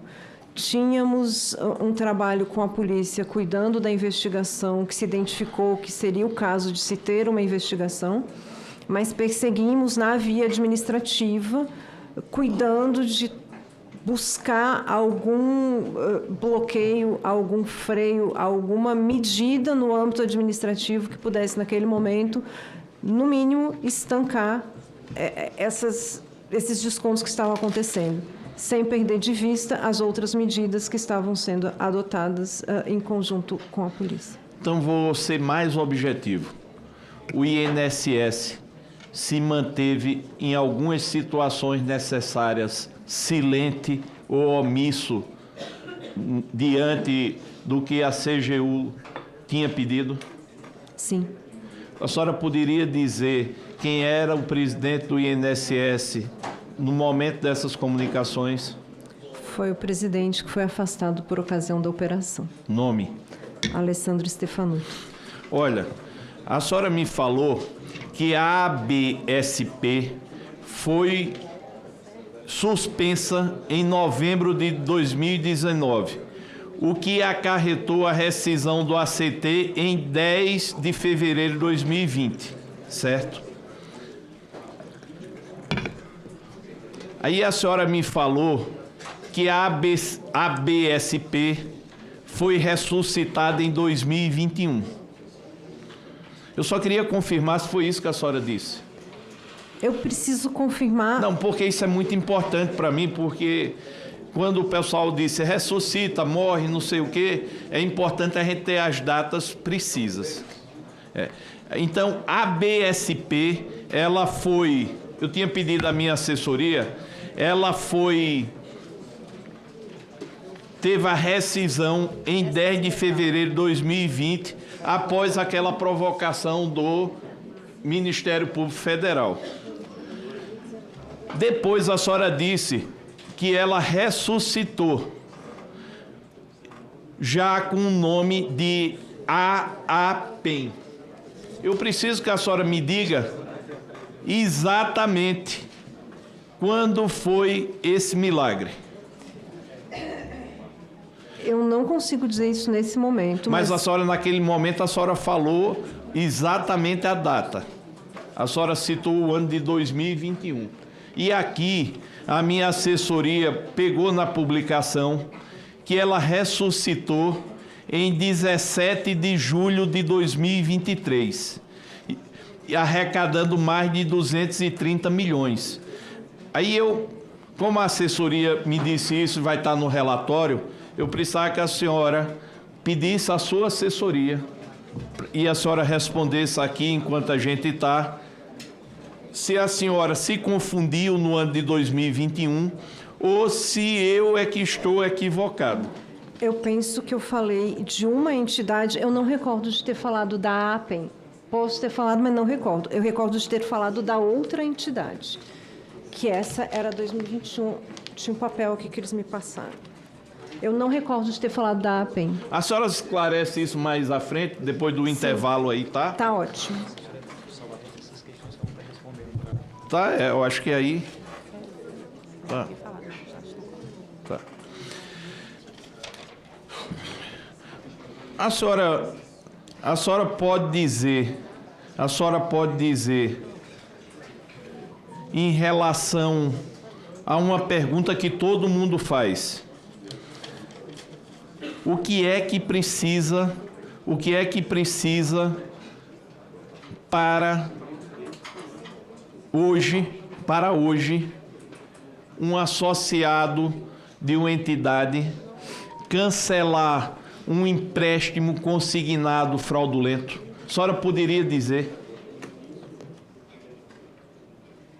Especificamente em relação a empréstimo consignado, eu não conheço qual é a lógica da questão da fraude, do procedimento que ele deve fazer. Eu não conheço. A senhora poderia dizer, que está aqui no seu relatório, mas não tem esclarecido, o que é que foi detectado pela CGU no Maranhão por meio da informação 683/2024?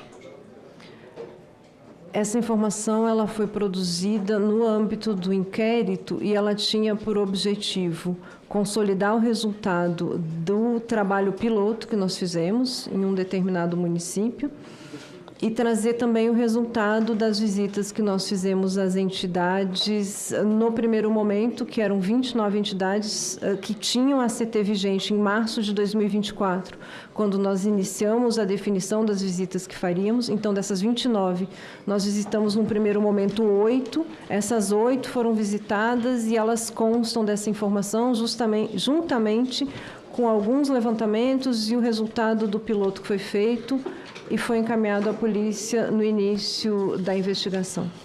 Num dos relatórios, tem uma coisa que me chamou a atenção e parece bem didática.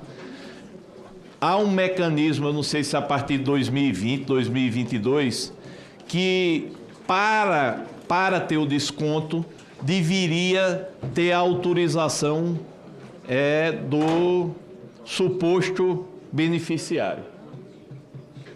A autorização para o desconto, ela sempre foi necessária. Não, a autorização para o desconto não, um desbloqueio. Sim. Esse desbloqueio, ele entrou no mundo jurídico a partir de quando? Não, o bloqueio com desbloqueio, né?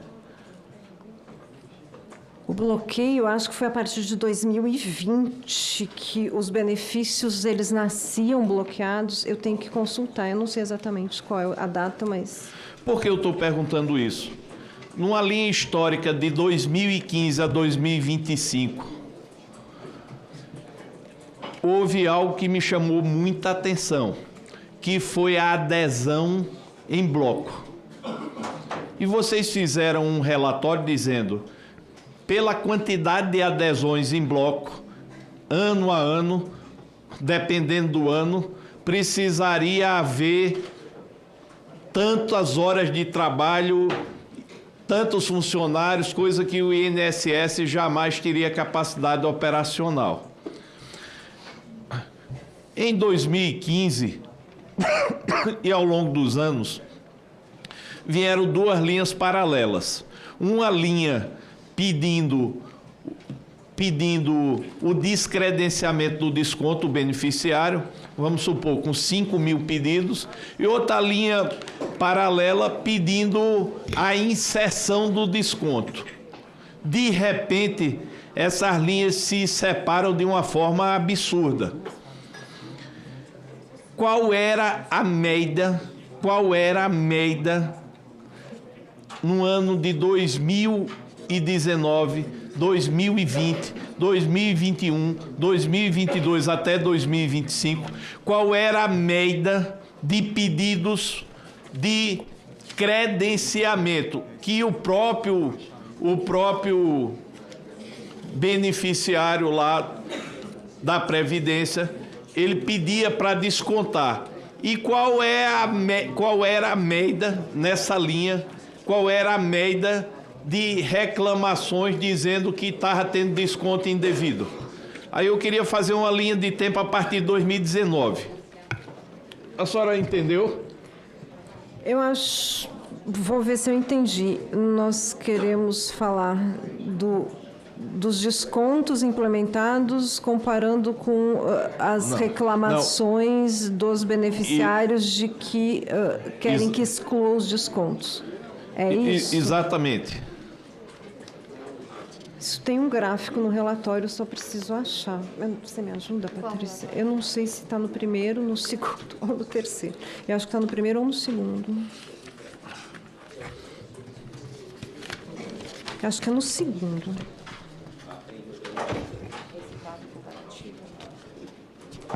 Não. Aqui tem esse aqui. Ele está no primeiro relatório. É isso. Ele está no primeiro relatório, na página 15. Nós temos uma linha. É isso. Não, na verdade, esse aqui não. Esse aqui são só as reclamações. Mas é reclamações mesmo. Mas esse aqui não tem os pedidos, ele tem só as entendi. Tá? Era entendi. Essa linha. Eu não consegui ler, está muito pequeno. Sério? Eu explico, então. Com óculos, com lupa, não vi. Essa linha aqui que eu falei, olha, é evolução do quantitativo de solicitação de exclusão de descontos. Uma é evolução e a outra é descontos autorizados pelo titular do benefício, ou seja... Não. Esse realmente descontado. Qual é a primeira data marcada aqui? Não dá para ver. É abril de 2022. Então, bora falar de abril de 2022. Quantos descontos foram pedido exclusão em abril de 2022? Eu posso só fazer uma observação antes? Na verdade, aqui tudo é pedido de desconto. O que está em azul são aqueles que o beneficiário pede para cancelar o desconto, mas ele considera como legítimo, ele simplesmente não quer mais o desconto. E o que está em vermelho é o que ele pede para descontar, mas ele não reconhece que tem autorizado em algum momento. A senhora pode me dizer quanto era em abril de 2022? Os números estão um pouco superpostos, mas eu vou tentar dizer. Mais ou menos. Em torno de 900 e alguma coisa. 900 e alguma coisa o quê? Não. Os dois números estão... Sobrepostos. Mas diga, por favor, vamos tratar como 904 as duas coisas. Ok. Era o quê? Descontos... Pedidos de cancelamento de descontos. Pedido de cancelamento de desconto. Agora vamos para abril de 2023. Sim. Quantos pedidos de cancelamento de desconto? Autorizados pelo titular, 2.467. Não autorizados, 19.562. Olha, a gente saiu de um ano para outro de 900 para 19 mil, foi? Aqui, somando os dois, 22 mil. O que é que aconteceu em abril de 2024?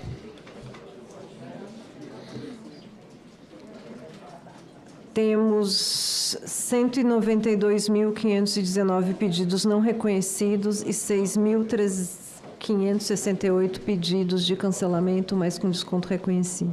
Olha só, a gente saiu de 904 em abril de 2022 para 192 mil pedidos de cancelamento. Em 25. Sim, um mês. A gente está falando de mês aqui. Estou falando de mês. Essa data é abril de 2024. 1.000. Só em abril. Em abril. Eu pergunto à senhora, o que é que o brasileiro que tinha o desconto associativo, quando ele pedia esse cancelamento, qual era o prazo, como era feito, qual era esse caminho, esse percurso, para eu saber quanto tempo isso levava? Depende. O pedido, ele poderia ser feito por alguns meios, ele poderia ser feito diretamente no meu INSS, que é a forma de acesso do cidadão, ele poderia ser feito na Central 135, e não tenho certeza se era aceito fazer esse pedido nas agências ou se obrigatoriamente eram os 2 canais digitais. A senhora disse aqui no relatório que pelo menos 70% dos brasileiros não tinham acesso à tecnologia para acessar esse meu INSS. Sim.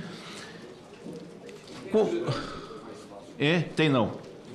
Como é, uma vez, vamos encurtar essa história, qual a média de prazo, por tudo que a senhora apurou, que leva entre a descoberta do desconto e o cancelamento? Não conheço. Não conhece? Não.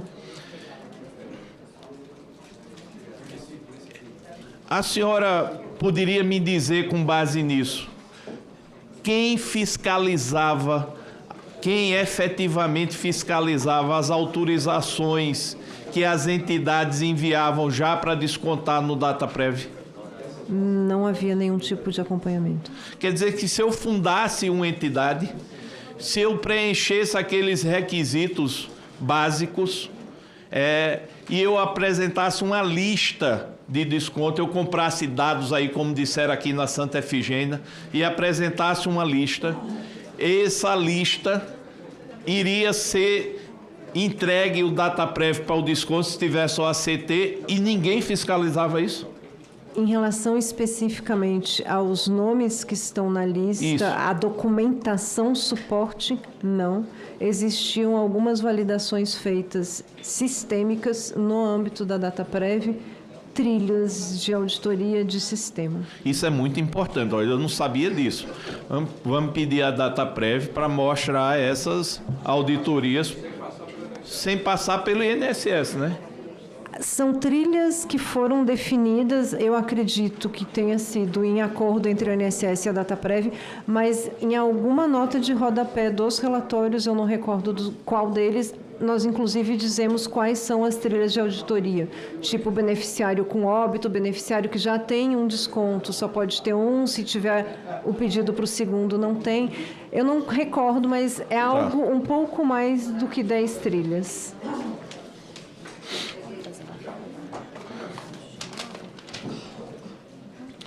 Uma coisa que me chamou a atenção foi essa questão de assinatura por meio eletrônico. Queria saber da senhora se o brasileiro pode ficar seguro, vamos supor, que tem essa questão de meio eletrônico de assinatura, que isso é garantia de não ter fraude ou vício nessas assinaturas. Vou precisar voltar um passo atrás. Tá. Foi definido inicialmente um sistema para ser utilizado, que não foi utilizado, e aí passaram então a usar esse tipo de assinatura. Não há como conferir. O balanço patrimonial, olha só, a senhora mostrou aí, afirmou, um crescimento gigantesco de associados. A senhora poderia me dizer se o balanço patrimonial dessas entidades que adquiriram novos associados acompanhou esse aumento de arrecadação? Não sei dizer, não recordo se pedimos, o INSS tinha como um dos documentos a ser solicitados, não identificamos se solicitaram ou se analisaram. A senhora Eu gostaria de pedir ao nobre relator e aos demais membros, a advogada da doutora Eliane pediu um intervalo de 15 minutos para que ela possa organizar as informações, porque ela está percebendo que alguns questionamentos estão sendo realizados, mas precisa de tempo para poder organizar e dar a resposta devida. Então, a gente suspende a reunião por 15 minutos para que ela organize e traga as respostas. Obrigado.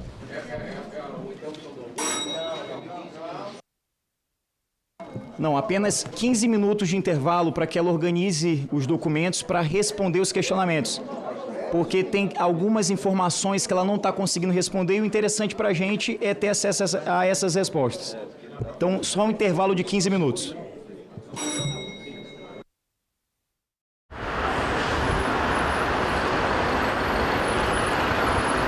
Tem que melhorar a conscientização, tem que falar para essa mulher, olha, você descobriu que você está grávida, vá até a unidade básica de saúde, é seu direito, vai lá e abre seu pré-natal. Podemos começar com uma semana, daqui a pouco a gente está com um mês e daqui a pouco a gente está falando o ano todo sobre isso, porque precisamos falar, né? Eu fui muito bem, assim, assistida em relação à informação. Eu não tive falta da informação, né? Em relação à vacina também. Em discussão, hoje, 20h, aqui na TV Senado.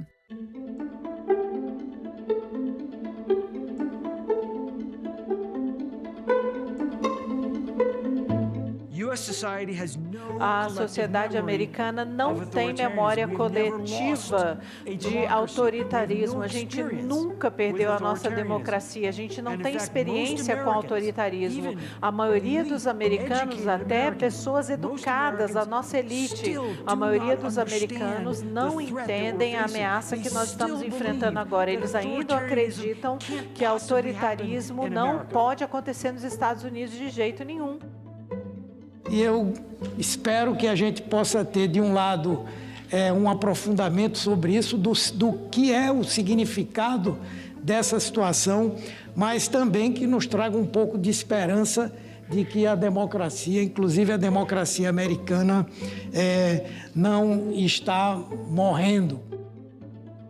Cidadãos no Brasil, nos Estados Unidos e em todo tipo de democracia que eu conheço, com a exceção do Uruguai, eles não se sentem representados, eles sentem que os governantes não escutam eles.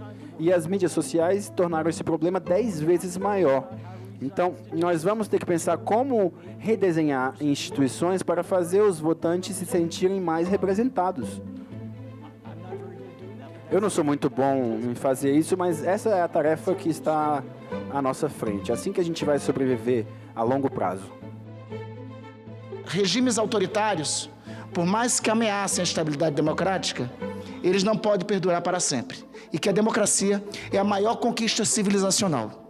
A democracia, ontem, hoje e sempre.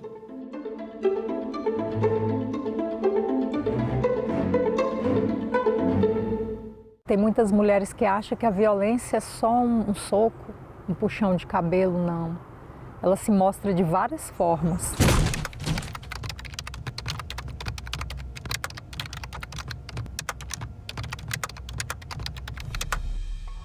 Era briga, era ciúme, era confusão. Ah, mulher minha não vai estudar. Quem é que vai te querer com esse tanto de filho? Mulher minha não dança. Mulher minha não tem amizade com homem, as falas que eu ouvia. Mulher minha tem que me servir a hora que eu quiser. Se não me servir, eu vou pra rua procurar outra. Várias vezes, inclusive, eu acordei com ele em cima de mim. Se você percebe que o seu parceiro ou não aceita o seu não, insiste muito ou desrespeita o seu estado de inconsciência e de vulnerabilidade, fique alerta porque é uma violência sexual, é uma violência grave. No início eu achava ser normal, só que chegou um determinado ponto que eu falei, isso não é normal. Buscar ajuda, uma rede de apoio de outras mulheres, psicólogos e se cuidar. Uma boa dose de amor próprio. Eu separei, hoje eu faço tudo o que eu quero.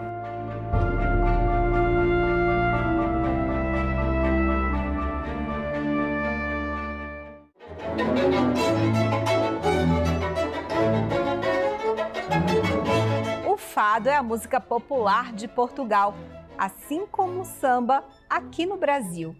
Mas hoje nós vamos ver o fado de uma forma diferente, tratado como música erudita. Inicialmente era um tipo de música que não era legítima, era um tipo de música que não era bem aceite. Era um tipo de música que era apresentado em tabernas, um bocadinho underground. Mas a verdade é que era um tipo de música que se fazia e que se cantavam as dores.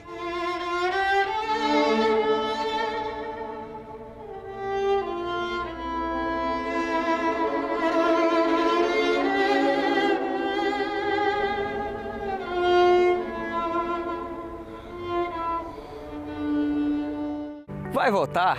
Passou no concurso público? Vai tirar o passaporte? Então você precisa ter o título de eleitor. Ainda não tem o seu? Calma, vem comigo no passo a passo. Você vai acessar o site do TSE. Depois vai clicar na aba Autoatendimento Eleitoral. Na sequência, em Título Eleitoral. E no final, tire seu título eleitoral. Nessa próxima etapa, muita atenção! Você vai preencher com seus dados, enviar os documentos pedidos, escolher o local de votação e informar endereço e telefone para contato. Prontinho! Depois, você recebe o número de protocolo para acompanhar a solicitação. E para isso, é só acessar o site, ir em Autoatendimento Eleitoral e depois clicar na aba Acompanhe uma solicitação. Importante, antes de receber a primeira via do título, você tem 30 dias para ir ao cartório eleitoral cadastrar a biometria. Consulte o TRE do seu estado para ver como funciona o agendamento. Lembrando que dá para tirar o título de eleitor com 15 anos, desde que você complete 16 antes das eleições. E militares em serviço obrigatório não podem emitir o documento. Então já sabe, né? Corre para tirar o título de eleitor.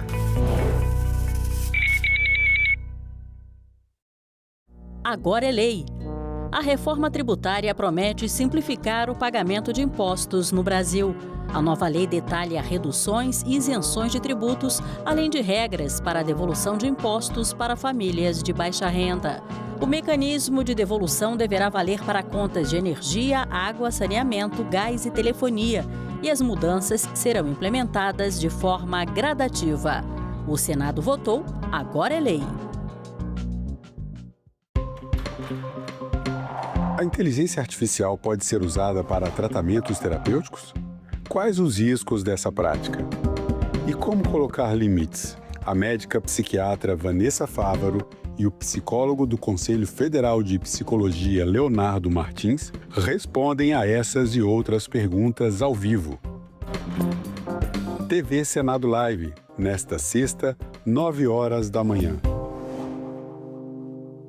A gente também fala tupi. Pernambuco é uma palavra de origem tupi, formada por Paranã, que quer dizer mar, mais umbuca ou puca, que significa furo. Logo, Pernambuco seria mar furado, ou buraco que o mar fez, isto é, uma pedra furada por onde o mar entra. Era um termo comum usado em toda a costa do Nordeste, para lugares onde havia recifes, como o local onde hoje está a cidade do Recife.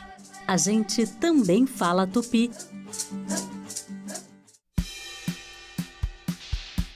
Senadores, eu simplesmente caí em prantos ao ver a imagem das onças queimadas e carbonizadas. Gostaria muito que alguém fizesse algo, um projeto de melhorias para combater esses incêndios descabidos em nossas florestas e mais verbas para a compra de aviões. Vitor Hugo Alonso, do Rio Grande do Sul, pergunta e o senador Wellington Fagundes responde. Oi, Vitor Hugo, muito boa a sua pergunta, porque essa semana mesmo eu me reuni com a ANAC exatamente sobre a regulamentação do uso dos aviões agrícolas para combate a incêndio. A ANAC tem já essa preocupação no sentido de permitir com que as empresas, claro, regulamentadas e individualmente também, os fazendeiros possam fazer isso. Usar toda essa força dos aviões agrícolas em combate aos incêndios é fundamental para o país. Então esse assunto aqui é um tema que estamos discutindo, inclusive também na Comissão de Agricultura e na Comissão de Meio Ambiente. O que e como fazer para apoiar alunos com altas habilidades e superdotação? Olá, e nesse exato momento a CPMI do INSS está em intervalo e nós vamos aproveitar para ouvir a entrevista do senador Jorge Seife, que está falando nesse momento com a nossa equipe. E de cada vez mais galopante, ou seja, os descontos só aumentavam, mês a mês aumentavam, ano a ano aumentavam e, no entanto, a CGU era ignorada por aqueles que deveriam acatar as suas recomendações. Por fim, entrou a Polícia Federal, depois de uma denúncia do Ministério Público, para algumas das instituições, que é uma das perguntas que eu vou fazer para ela, que nós estamos no meio da oitiva ainda, por que apenas metade das associações estavam sendo investigadas e recomendadas pela CGU, se nós temos 41 e apenas 18 ou 20 estavam sendo investigados. Nós sabemos que tem gente pesada, forte, tem gente grande, tem peixe grande envolvido nisso, porque algumas das entidades, inclusive a do irmão do atual presidente da República, era blindada. Eles blindavam as associações que tinham acordos, inclusive, com partidos ligados à base governista. E, mais uma vez, enviei um ofício ao ministro André Mendonça. A Polícia Federal já tem nomes de deputados e senadores que participavam de mesadas pagas por essas instituições e o Brasil precisa saber. A nossa CPMI não pode estar contaminada com deputados e senadores que defendem ladrões. Porque o que a Eliane Viegas está explicando hoje ao Brasil, e eu peço ao Brasil que preste muita atenção nessa CPMI, é que a CGU estava impedida de fazer o seu trabalho devido à falta de acolhimento das recomendações. Eles estavam vendo os roubos, estavam denunciando ao Ministério do Trabalho, estavam denunciando ao INSS e os ministros desse governo nada faziam. Sabe por que nada faziam? Porque tinham conluio, tinham participação, tem gente grande por trás e nós vamos atrás de um por um, restituir os nossos aposentados e pensionistas em primeiro lugar. Em segundo lugar, fazer com que eles devolvam esse dinheiro. Em terceiro lugar, colocar ladrões onde ladrões devem estar, que é atrás das grades. Muito obrigado. Muito obrigada, senador. E nós vamos ouvir agora a coletiva do presidente da CPMI, o senador Carlos Viana. Ele falou agora há pouco. Vamos ouvir. Presidente, a gente segue com uma questão que é uma restrição para quebra de sigilo de entrada e saída em gabinete do Senado. Sim. Nesse momento, como que a comissão vai resolver essa questão? Já tiveram uma conversa com o Alcolumbre? Como está isso? Eu conversei com o presidente Alcolumbre, coloquei para ele o posicionamento do plenário, que foi unânime em fazer a requisição. O presidente manteve o relatório e a decisão de não fazer a quebra de sigilo nas visitas aos gabinetes, mas determinou a advocacia do Senado a avaliação das entradas e saídas dos prédios, tanto da Câmara quanto do Senado, o que não está previsto no parecer que nós recebemos. Então, portanto, eu acredito que nós tenhamos acesso com tranquilidade às entradas no Senado nos dias e horários determinados. Mas não era fundamental saber em que gabinetes essas pessoas estiveram e por que o presidente Alcolumbre preserva essa informação? Não é fundamental. Isso vai aparecer ao longo do depoimento dos envolvidos. Eles podem declinar quais foram os parlamentares que eles visitaram e, naturalmente, isso virá à tona de um jeito ou de outro. O Senado tem esse parecer de 100 anos e nós vamos trabalhar com as informações que forem sendo disponibilizadas. Quanto à intimação do Careca, ele foi intimado, a polícia foi à casa dele? A polícia da Legislativa foi orientada por mim ontem para que busque diretamente nos endereços a assinatura dos que foram convocados, tanto o chamado Careca do INSS quanto também do senhor Camisotti. Nós buscamos primeiramente contato com os advogados de defesa para que eles pudessem marcar, inclusive, o dia que viriam, mas como os advogados também não responderam, a intimação foi enviada por meio policial. Nós estamos aguardando, naturalmente, que a polícia nos responda se já foi efetivada essa comunicação. Senador, qual é a avaliação do depoimento hoje? A avaliação é de que a Controladoria Geral da União, até o momento, ela agiu somente depois de muita pressão inclusive por parte da imprensa. Porque os descontos regulares, que são de bilhões, já eram conhecidos nos anos anteriores, mas a CGU levou pelo menos 3 anos para tomar as definições depois da operação da Polícia Federal. Aqui nós estamos nos deparando com um questionamento que naturalmente terá que ser feito ao ministro da CGU, né, se ele tinha conhecimento das operações, porque a nossa testemunha não soube dizer, e por que a CGU levou tanto tempo para que fossem afastados os responsáveis por aprovar os descontos e também finalizados os acordos de cooperação técnica. Nós estamos aqui diante de um questionamento que não vou adiantar, mas no mínimo, houve ali um atraso que precisa ser explicado à população brasileira. Vai ser convidado? É uma possibilidade após a finalização do depoimento da representante da CGU. Claro que todos os servidores públicos que estão envolvidos nessa questão, a CPMI pode chamá-los aqui, convocá-los, porque servidor público de carreira, ele vem convocado, para que preste esclarecimentos. Mas é importante que deixemos terminar o depoimento da doutora Patrícia e, em seguida, nós faremos uma avaliação junto com o relator. Teve algum acordo para deixar o Frei Chico, irmão do Lula, de fora das investigações? Em hipótese nenhuma. O que essa CPMI colocou como acordo foram um acordo de procedimentos. Os requerimentos de informações aprovados em bloco.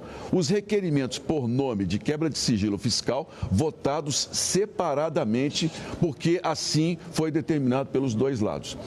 Essa CPI não fará a exposição de ninguém politicamente que não tenha qualquer nexo causal, ou seja, que não tenha uma relação direta com os fatos. À medida que a investigação for mostrando, e eu tenho dito isso, o envolvimento, uma ordem, um direcionamento, um beneficiamento de quem quer que seja, essa pessoa será chamada. Mas nós não faremos isso sem que nós tenhamos prova para embasar um requerimento.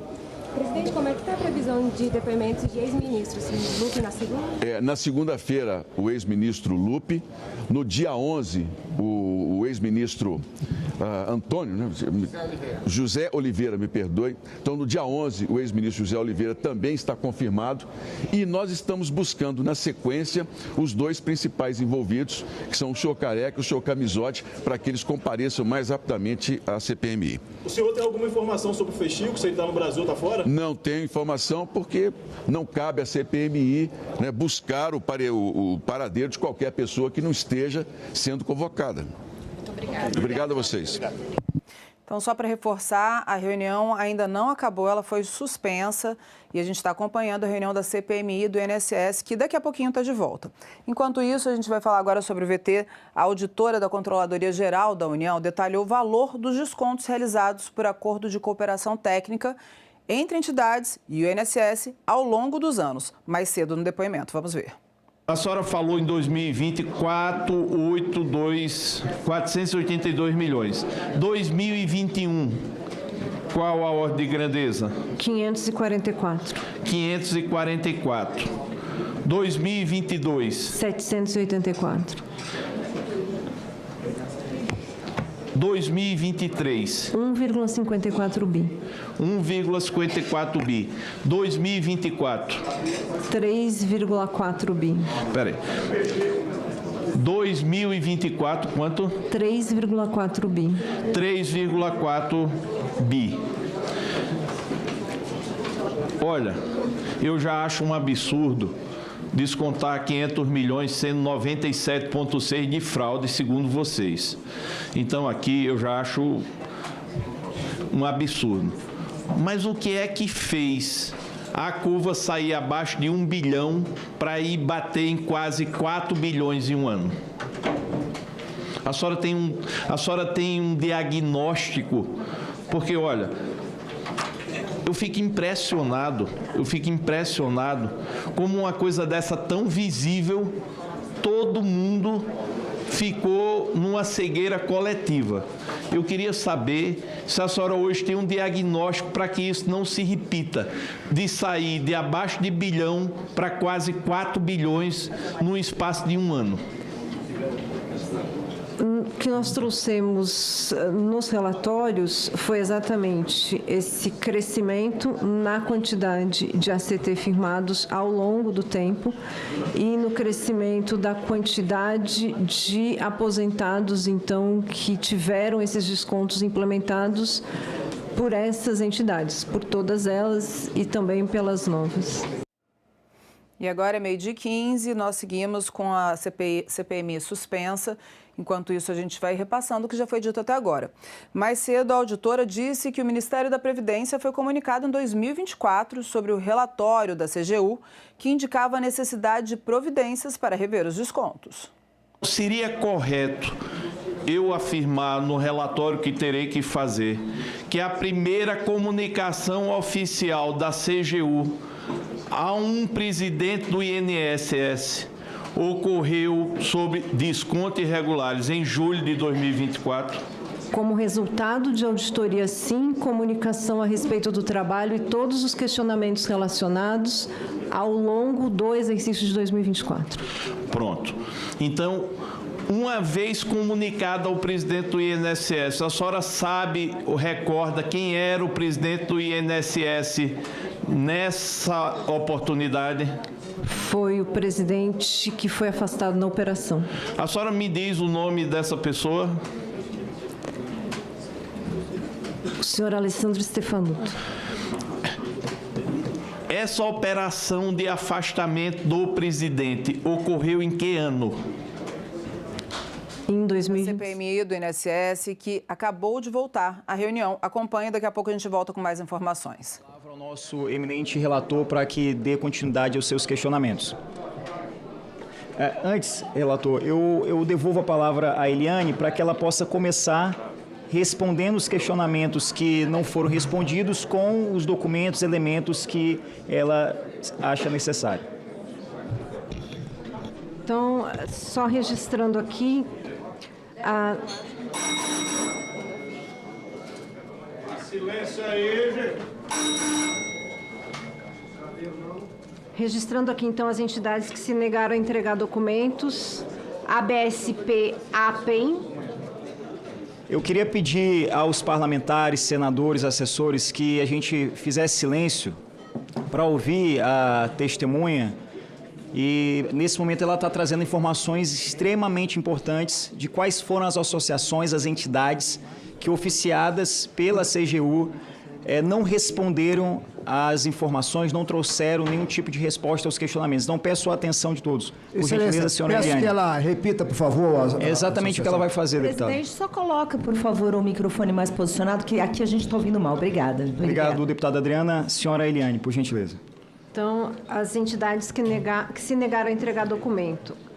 A ABSP, a APEM... A senhora me permita aí só, em relação à ABSP. Essa entidade, ela teve o ACT suspenso anteriormente? Sim, ela teve o ACT suspenso em 2020 e retornou como a APEM em 2023, que foi uma das informações que eu fiquei também de repassar. Então, era a informação que eu perguntei à senhora. Essa entidade foi detectada a irregularidade pelo Ministério Público Federal em 2019, teve o ACT suspenso em 2020 e foi ressuscitada em que ano? Ela retornou, assinou a ACT em 2023 como a APEM. E essa entidade específica que já tinha sido detectada, ela arrecadou desde que voltou com a ACT em 2023 até a data da suspensão cautelar de todas, ela arrecadou quanto? Vou ter que procurar aqui também.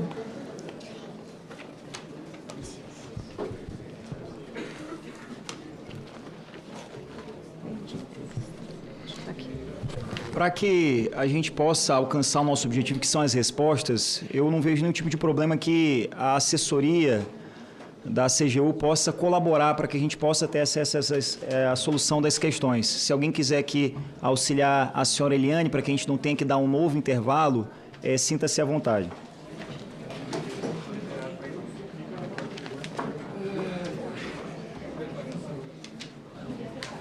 Eu posso, enquanto eles procuram o valor, seguir com as respostas que eu estava devendo e trazer depois? Por favor.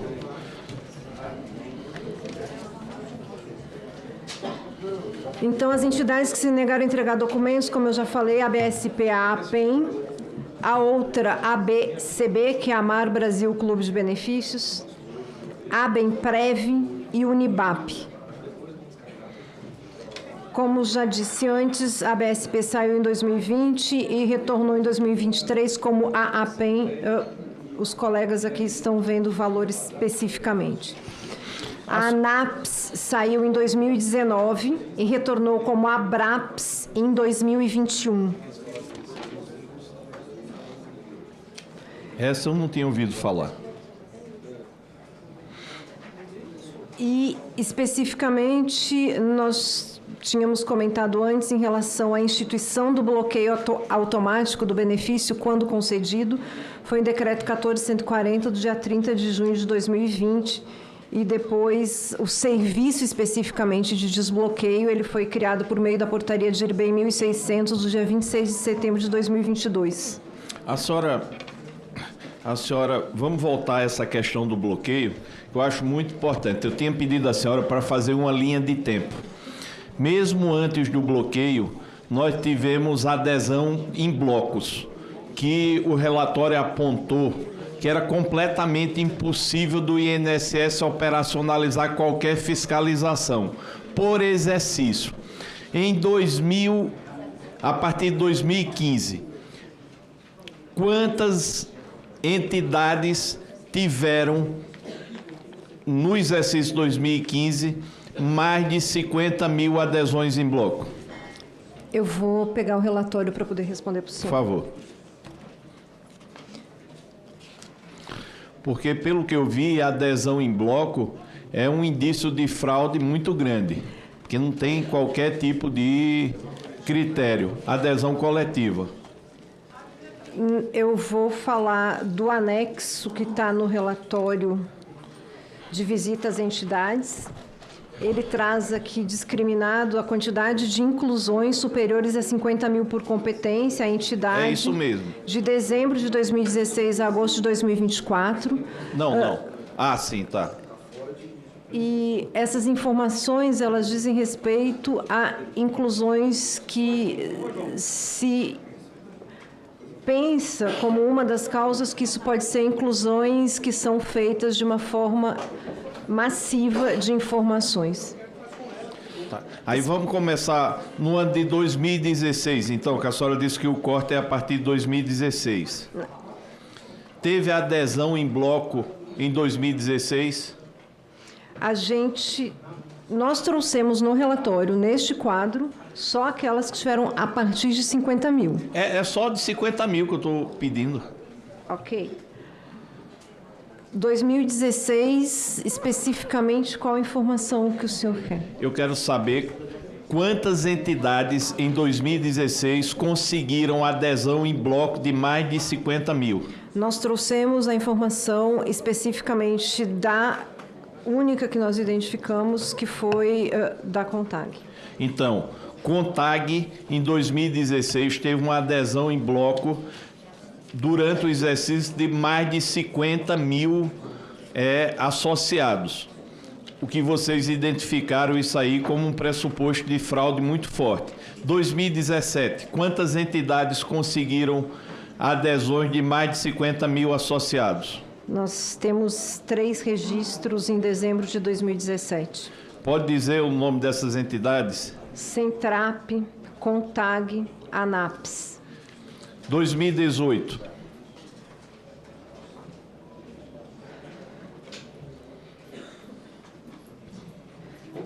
São vários, eu vou listar então um por um. Janeiro de 2018, ANAPS. Fevereiro de 2018, ANAPS. Março de 2018, ANAPS. Abril de 2018, ANAPS. Junho de 2018, ANAPS. Setembro de 2018, Centrap. Novembro de 2018, ASBAP. Dezembro de 2018, Centrap. Dezembro de 2018, ABANSP.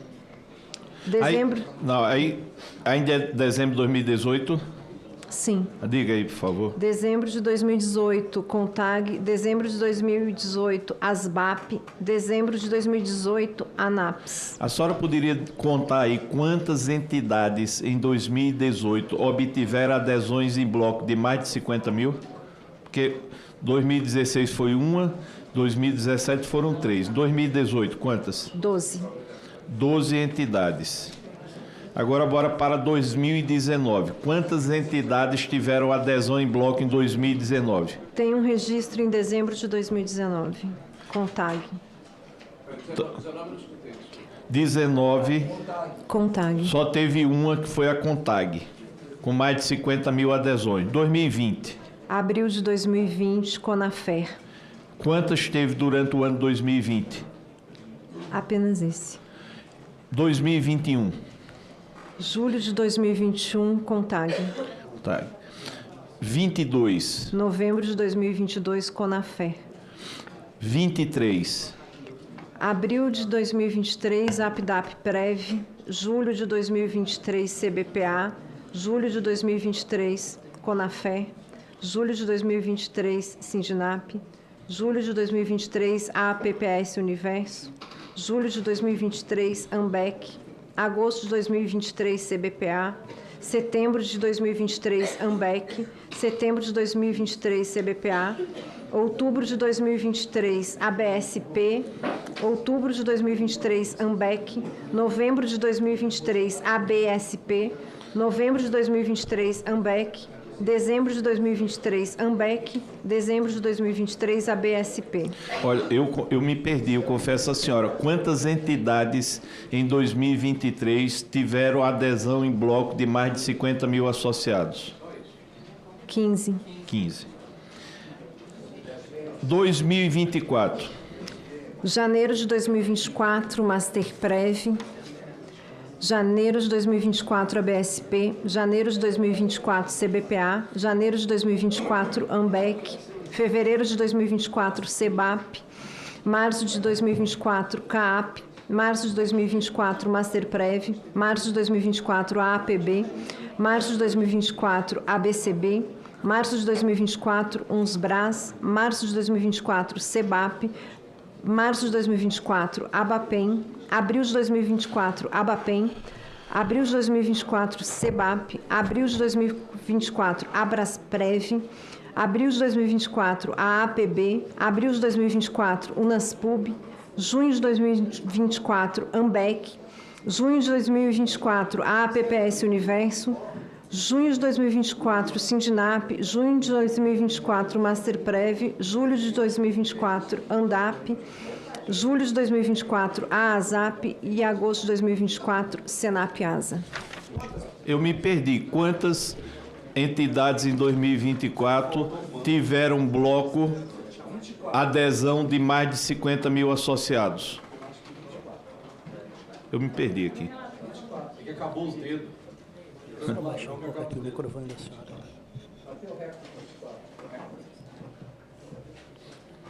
24. 24. A senhora pode me dizer, em 25, quantas entidades aderiram em bloco de mais de 50 mil associados? Nós não fizemos essa apuração. Tá. Mas a senhora sabe dizer, pelo menos, mesmo sem ter feito a apuração, se houve essas adesões em bloco em 2025? Não sei dizer.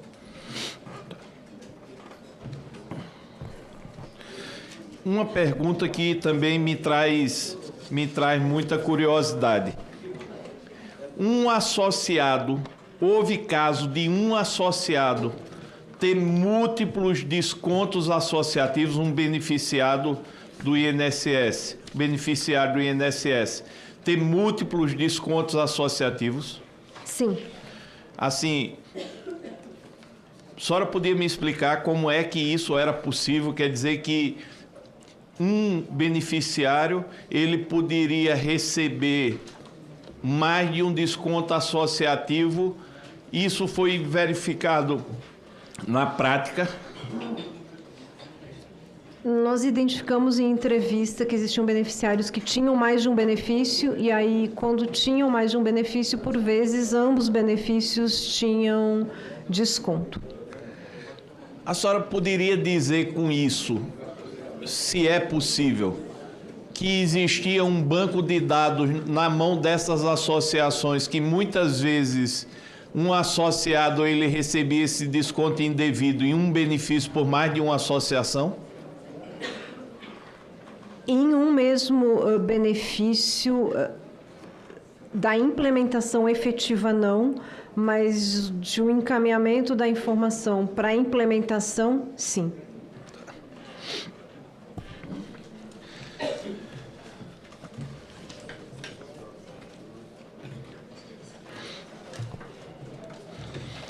Qual foi o impacto financeiro que a CGU apurou sobre o total desviado dos aposentados ao longo de todo o período a partir do ano de 2016? Esses são os números que eu tinha falado antes, que eu consegui aqui perder a minha planilha, mas eu vou achar. Se a senhora já falou, eu pulo a pergunta. Foram os valores que nós falamos anteriormente que tinham sido descontados, mas nós não fizemos uma apuração exatamente porque nós não conseguimos aferir o que é irregular. Tá. Quando tivemos que quantificar, usamos os percentuais que obtivemos nas respostas às entrevistas e não, como fizemos entrevistas à época com beneficiários de em torno de 30 e poucas entidades, 31 ou 32, nós conseguimos fazer estimativa para esses a partir dos percentuais da entrevista. A CGU mapeou quantos aposentados desde 2016 foram atingidos por esses descontos irregulares? Tem uma estimativa? Da mesma forma que fazemos a apuração em relação aos valores, fazemos em relação aos aposentados, certo, como uma proporção a partir do resultado da entrevista. Mas me diz aproximado qual é o tamanho do problema? Nós identificamos, no momento que estávamos fazendo a auditoria, em torno de 7 milhões de beneficiários, aplicar um percentual de 97,6% nesse percentual de beneficiários. Quantos beneficiários até hoje tiveram a restituição dos descontos indevidos? Eu não sei dizer. A senhora poderia me esclarecer? Aqui tem uma lista de entidades. Eu nem sei quantas tem aqui. Não sei se 20, se 30, se 40, que é tanto nome que não consegui decorar. Para o povo brasileiro pensionista e aposentado, pela apuração da CGU, essa pesquisa e por tudo que vocês viram, aqui eu tenho uma lista muito grande. Quais são as entidades que a AGU atestou a integridade, capacidade operacional, serviço prestado corretamente? Dessas 40 entidades aí, a CGU. Não sei se eu compreendi a pergunta. A pergunta é, vocês fizeram várias inspeções, relatórios, auditorias, em cima também da atuação das entidades associativas. Eu, como brasileiro, e os brasileiros estão vendo a senhora, nós queremos saber dessas entidades associativas, quais delas a CGU pode dizer que foi feita a verificação e estava tudo em ordem com o cumprimento das obrigações? De acordo com as análises que foram feitas e que nós registramos em relatório, não existe nenhuma das entidades que nós possamos dizer que não exista algum tipo de inconformidade. Quando a senhora fala em conformidade, eu posso entender isso como, por exemplo, falta de autorização ou autorização viciada para desconto irregular? Sim. Então, a partir de agora, vou tratar todas as entidades que estão aqui como investigadas. Porque se vocês que fizeram a inspeção e a auditoria não conseguiram encontrar nenhuma cumprindo os requisitos, tem documentos encaminhados pela CGU à PF, relatório de auditoria geral do INSS, ofício 22/2024 ao DIGER, e-mails da DataPrev, planilhas e demais relatórios que os senhores enviaram para a PF. Esses documentos podem também serem disponibilizados à CPMI? Sim, os relatórios da Auditoria Geral do INSS podemos encaminhar e eles estão disponibilizados também em transparência pública, mas podemos encaminhar sim. Muito obrigado, vai ser muito importante. A CGU recomendou alguma medida disciplinar contra os servidores que foi detectada omissão, prevaricação ou mesmo qualquer outro crime contra a administração pública? Existem processos instaurados, mas como eu falei no início, na minha fala, não está sob a responsabilidade da minha diretoria, outra secretaria na Corregedoria Geral da União. A auditoria que vocês fizeram identificou qualquer outro órgão ou ministério que falhar na supervisão dessa fiscalização? A supervisão e o acompanhamento dos ACT é responsabilidade do INSS. Eu vi ontem, ou foi antes de ontem, um fato que me chamou muita atenção. A CGU determinou a abertura, se eu não me engano, é de PA, é procedimento de... Administrativo de responsabilização. De responsabilidade. De 37 entidades, ou 40, eu não me recordo. E foi logo concomitante ao começo dos trabalhos da CPMI. Se vocês tinham isso desde 2024, por que vocês não abriram esses procedimentos concomitantemente à constatação das irregularidades? Eu não sei dizer, também não está na atribuição da minha diretoria e é outra secretaria da CGU. Quais são os requisitos para a abertura de um PA? Eu não conheço a lógica do processo administrativo de responsabilização, mas ele busca apurar a responsabilidade da entidade, nesse caso específico das entidades associativas que estamos falando aqui. Então, mas a senhora não saberia dizer o conteúdo desses processos de responsabilização, né? Não. Olha, quero dizer para a senhora que nós aqui, no caso a relatoria, estamos muito gratos pelos trabalhos realizados pela CGU, pela forma que a senhora se portou. A senhora é uma técnica que honra o nosso país. E deixar isso registrado. Quando a gente tem bons técnicos, responsáveis, competentes, a gente consegue levar essa nação adiante. E, ao mesmo tempo, eu queria lamentar que esse trabalho que a senhora fez a partir de 2023 não tenha sido realizado desde 1994. Esse rombo de bilhões de reais poderia ter sido evitado. Da minha parte, presidente, antes de encerrar, eu tenho que fazer duas perguntas que foram de telespectadores. O presidente deixou comigo aqui. O Elvis de São Paulo. Achei uma pergunta muito interessante. Que medidas a CGU recomenda para prevenir novas irregularidades e proteger os direitos dos beneficiários? As medidas, elas estão tratadas como recomendações nos relatórios de auditoria, especificamente o segundo relatório de auditoria. Ele traz a proposição da suspensão da totalidade dos ACTs naquele momento e de que fosse avaliada, então, a pertinência de não mais fazer esse tipo de desconto consignado na folha de pagamentos do INSS.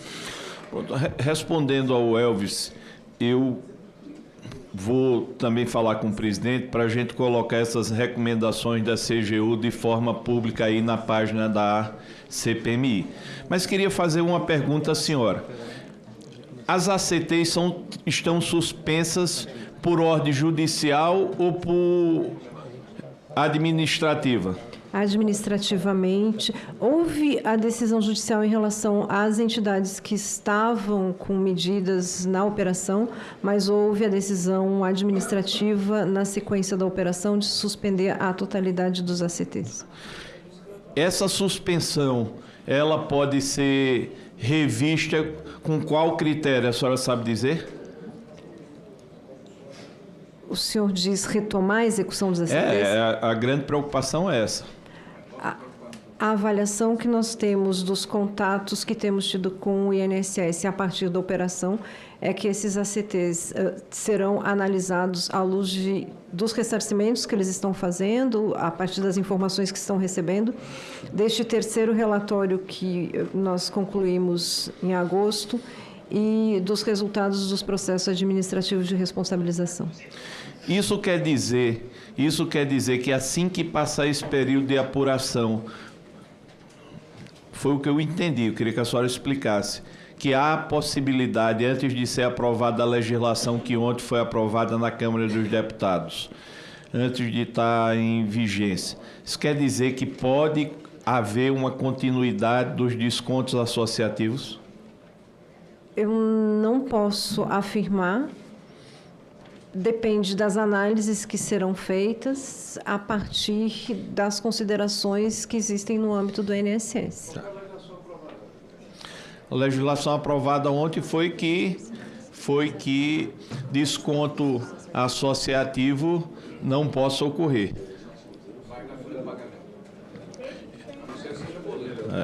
O PT não, na chegou... folha de pagamento. O que é, Marcelo? O PT chegou a propor uma emenda para recolocar, mas depois retirou o destaque na hora da votação. O PT ontem ainda tentou votar isso. Espera aí um pouquinho. Só fazer um esclarecimento aqui. Congresso, como está aqui o líder do governo do Congresso e como o PT votou favorável na Câmara, eu proponho aqui o ilustre senador Randolfo, que juntos vamos propor a inclusão na pauta de forma eu digo, mais rápida possível no Senado, para já na próxima semana a gente replicar o que passou na Câmara. Muito importante. Nos ajudar. Muito importante. Uma preocupação de todos nós aqui, não é do relator, é de todos nós, doutora, é a questão dos consignados. Nessas análises feitas pela CGU, nessas entrevistas de 1.273 pessoas, vocês tiveram acesso a descontos também dos consignados? Eu vou me permitir dar alguns passinhos atrás. Quando eu mencionei anteriormente que a partir do mapeamento que fizemos dos temas críticos, um dos temas que identificamos era consignações na folha de pagamentos, em que envolve principalmente, entre outros, mas principalmente empréstimos consignados e descontos associativos. E naquele momento nós tínhamos em torno de 70 bilhões consignados na folha de empréstimos e em torno de 500 milhões de descontos associativos. Naquele momento, a nossa decisão foi, então, de fazer um trabalho relacionado aos empréstimos consignados. O trabalho está pronto, está concluído desde o final de 2023, dezembro de 2023, está publicado também. E aí, na sequência, quando terminamos este primeiro trabalho, iríamos iniciar um segundo trabalho cuidando de empréstimos consignados. E, por força do que tínhamos identificado em relação aos descontos associativos, mobilizamos a equipe para cuidar especificamente do trabalho dos descontos associativos, que não tínhamos terminado ainda, já estamos fazendo outro trabalho envolvendo empréstimos consignados. Esse trabalho está em andamento. Pelas questões todas que foram ponderadas, pelos resultados dos trabalhos que tivemos anteriormente. Então, em relação especificamente aos empréstimos consignados, a CGU tem um relatório publicado em fevereiro de 2024 e um trabalho em andamento a partir de março de 2025. Me permita, a senhora tocou num ponto muito importante. A senhora falou que nós estamos cuidando de algo em desconto associativo da ordem de pouco mais de 6 bilhões de reais. Do consignado, a senhora está falando algo em torno de 70 bilhões de reais, 10 vezes mais. A senhora disse que foi publicizado isso aí. Eu confesso à senhora que eu não conheço. Mas como está publicizado, eu gostaria de saber da senhora, e está no escopo do nosso trabalho, se as mesmas questões irregulares, se fraudes parecidas, se há essa detecção também nesse relatório da CGU, o que já foi publicizado. Em relação ao relatório que está publicizado, eu estou até procurando ele por aqui, nós, naquele primeiro momento, inclusive essa é a grande questão do porquê de trabalhos segmentados e porquê que não se tratou consignações como um pacote único, porque os processos, eles têm semelhança sim, mas eles também têm diferenças. E no momento que nós estávamos, então, fazendo aquele trabalho em 2023, com uma materialidade de muitos bilhões, nós, nas interlocuções com o INSS, conseguimos que fossem realizados aprimoramentos em sistema. Então, os sistemas daquela época, eles estavam melhor construídos que aqueles dos descontos associativos. Mas, especificamente, em relação à implementação dos empréstimos consignados, precisamos seguir nas nossas análises para saber se eles têm a mesma forma de operação que a gente tem nos descontos associativos. Então, vou ser mais objetivo. Mesmo sem ter aprofundado naquele instante, mas vocês já apontaram indícios de irregularidades?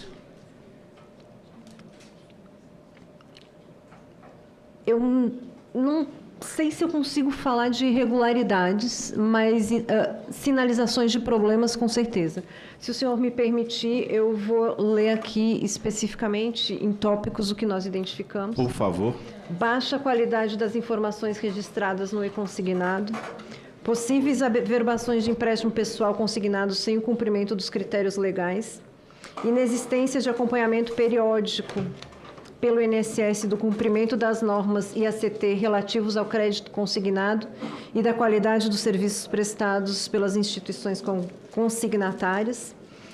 A ausência de divulgação de informações mínimas previstas, bem como de orientações aos beneficiários do INSS. A ausência de institucionalização de regras e procedimentos de mensuração e cobrança dos custos operacionais acarretados ao INSS pelas operações de crédito consignado. Doutora, a senhora poderia...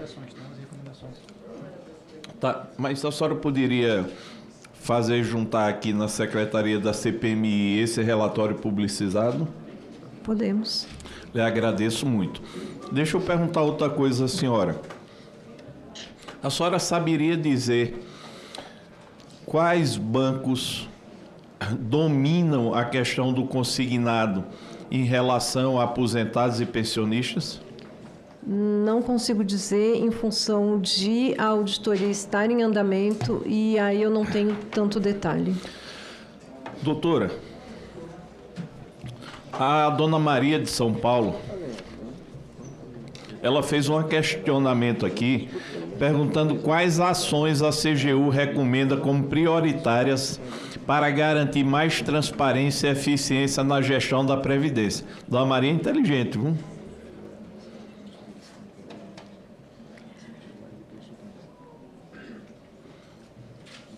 Em relação a ações especificamente, eu acho que ela na própria pergunta já traz a resposta, é transparência efetivamente.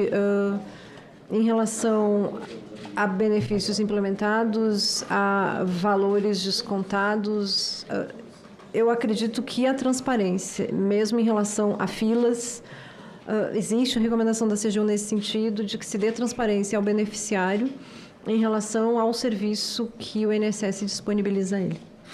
Quero agradecer demais a senhora, agradecer a CGU, parabenizar, e a parte do relator eu me dou por satisfeito. Senhor presidente, eu posso fazer uma pergunta ao relator, só para o entendimento dos procedimentos futuros. Pedir ao relator se, diante da afirmação que a doutora Eliana trouxe, da irregularidade em 100% das entidades, se não seria razoável pedir a suspensão dos registros, bloqueio de conta das entidades, de todos os seus diretores, de forma imediata, para que possamos estancar e, com certeza, ter tranquilidade para auditar e ver os procedimentos futuros. Olha, eu fiz uma série de prioridades direcionadas ao presidente para pautar. Eu acho que o primeiro momento agora,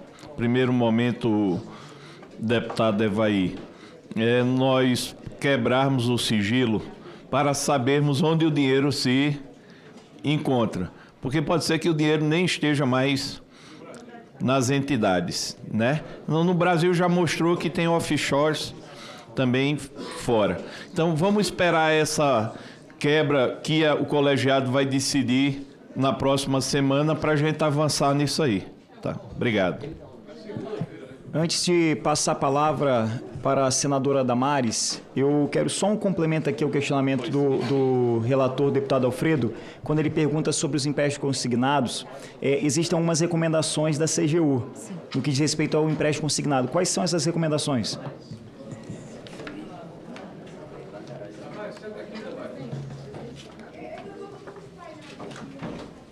Aí o senhor me permite que o presidente falou das recomendações da CGU em relação aos empréstimos, aos descontos associativos, elas ficam divulgadas na página da CGU também. Em relação às recomendações, foram expedidas 11 recomendações. Vou resumir. Inclusão no sistema consignado de preenchimento obrigatório pelas instituições financeiras, porque isso permite a transparência. Apurar e adotar providências em relação aos casos identificados que estariam fora das regras de averbação, em especial quanto ao valor dos juros.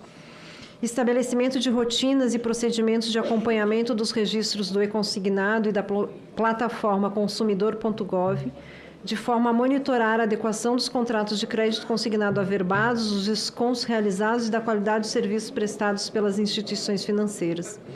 Publicar em sua página oficial informações mínimas sobre as instituições que ofertam crédito consignado, bem como orientações aos beneficiários, e formalizar regras e procedimentos para apuração e cobrança dos custos operacionais acarretados ao INSS pelas operações de crédito consignado.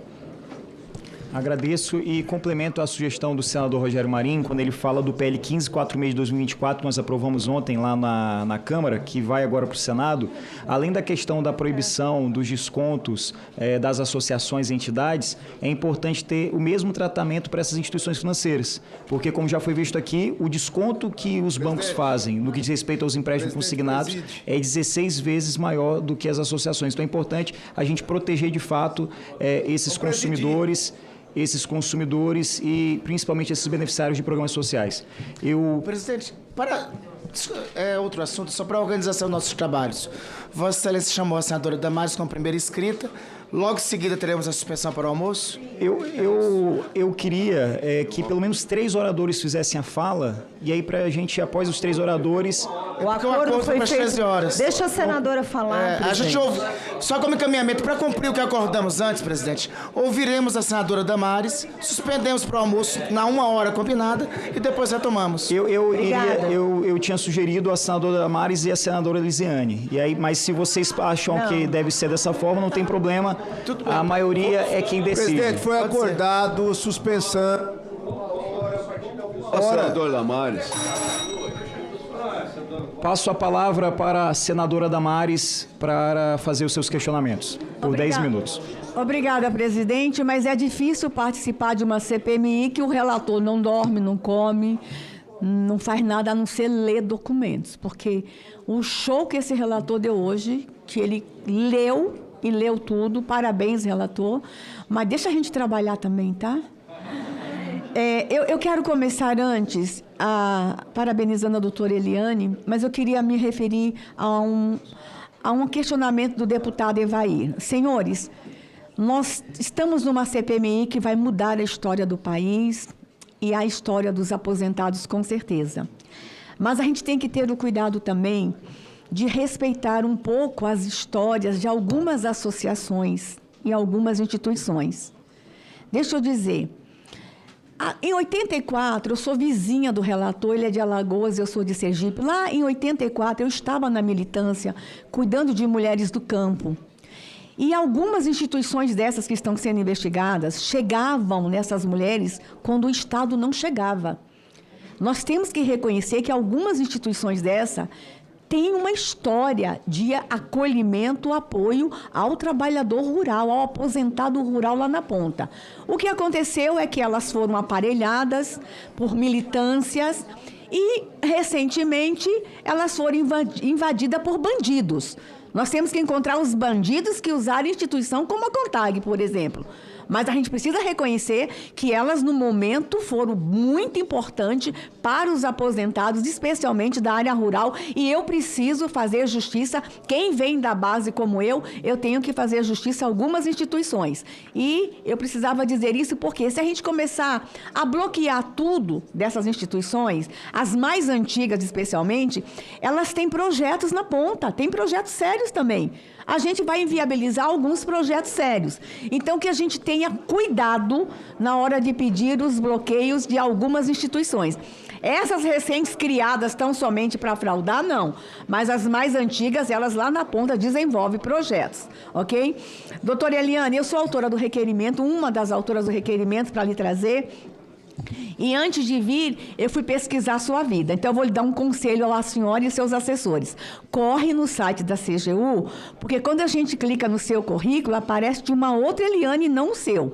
Então, corrijam isso lá, porque o que está aparecendo lá é o currículo de uma Eliane, também uma funcionária, mas não é a senhora, e isso foi difícil para mim conhecê-la mais profundamente. Mas eu investiguei, vi que a senhora, em 2017, foi diretora interina de uma outra diretoria que cuidava de assuntos sociais, governo Temer. 2018 foi efetivada, governo Temer. 2019, já nessa nova diretoria criada pelo governo anterior, é a diretoria de auditoria de previdência e benefícios, governo Bolsonaro. E a senhora continua hoje lá, o que mostra que a senhora é uma profissional, que a senhora é imparcial, a senhora é muito boa para ter permanecido, nós estamos 3 governos liderando um trabalho como esse. Então, a gente precisa reconhecer o seu trabalho e reconhecer a qualidade do relatório. O relatório apresentado por vocês em 24 é um relatório completo. Esse relatório vai nortear muito o nosso trabalho aqui e eu preciso aqui valorizar os guerreiros da CGU, esses auditores incríveis que, quando eu era ministra, não me deixavam dormir. A CGU é proativa, é uma instituição forte e eu preciso fazer esse reconhecimento. Mas observei, diretora, que a sua diretoria, quando eu olho as outras diretorias no atual organograma, elas têm coordenadorias. Aí eu olho a sua diretoria, a senhora só tem gerente de projeto. A sua diretoria está esvaziada, a gente precisa melhorar e empoderar mais a sua diretoria no momento em que a gente vê que nós vamos ter muitos problemas ainda daqui para frente. A gente teria que melhorar a sua diretoria? Na verdade, o modelo de diretoria, ele tem 4 gerências de projetos, enquanto outras diretorias têm coordenações gerais. Qual é a diferença? A partir do momento que nós temos gerências de projetos, nós conseguimos, no âmbito da minha diretoria, não estou dizendo que esse é o modelo, mas lá funciona. Nós conseguimos direcionar os esforços para onde nós temos a necessidade de priorizar trabalhos. Tanto que eu falei que, ainda fazendo o trabalho dos descontos associativos, já retomamos um outro trabalho em relação aos empréstimos consignados. Então, se formos nós, servidores públicos, dizer que precisamos de mais pessoas para trabalhar, sempre precisamos. Não só a minha diretoria, como todas as outras. Mas temos, sim, a estrutura que nos permite trabalhar. E, mais do que isso, nós temos uma estrutura que temos colegas em todo o país e os colegas engajam nos projetos que nós fazemos também. Então, em que pese termos uma diretoria com determinado tamanho, temos colegas em outras unidades regionais da CGU que compõem as nossas equipes e conseguimos, sim, fazer os nossos trabalhos na necessidade que temos. Mas sempre, né, precisamos, quanto mais pessoas tivermos trabalhando, não só na minha diretoria, mas nas outras, mais trabalhos poderemos fazer.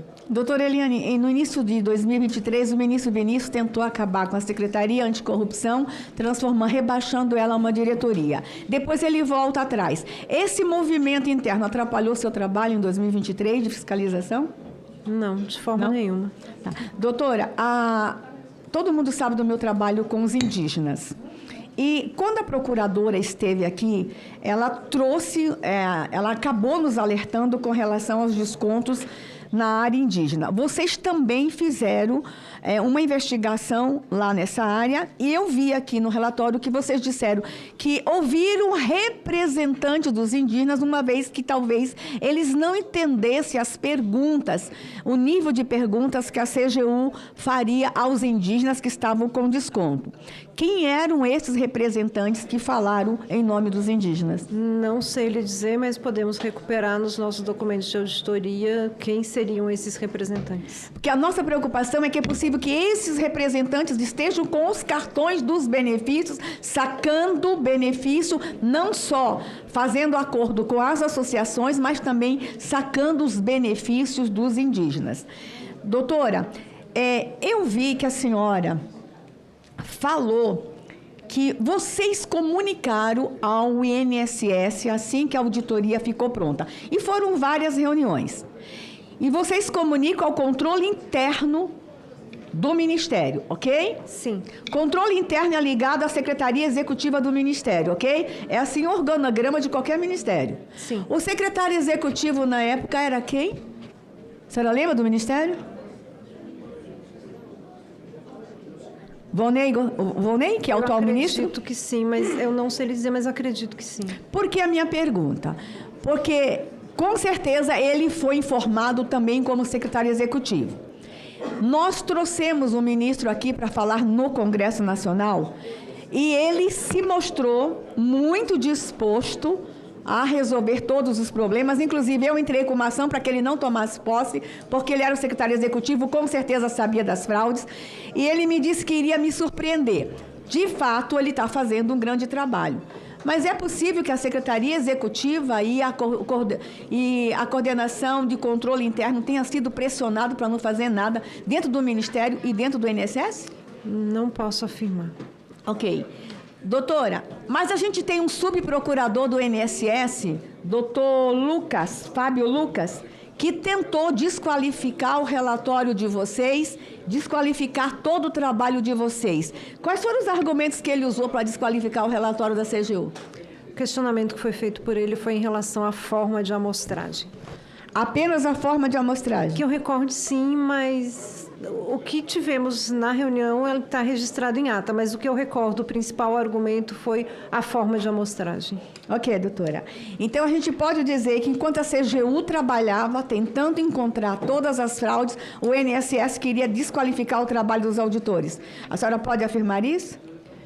Na verdade, ele fazia um questionamento a respeito da forma de amostragem, e nessa mesma reunião ficou definido que a CGU estaria então à disposição para construir com o INSS alguma forma de amostragem que fosse coerente e pudesse ser utilizada.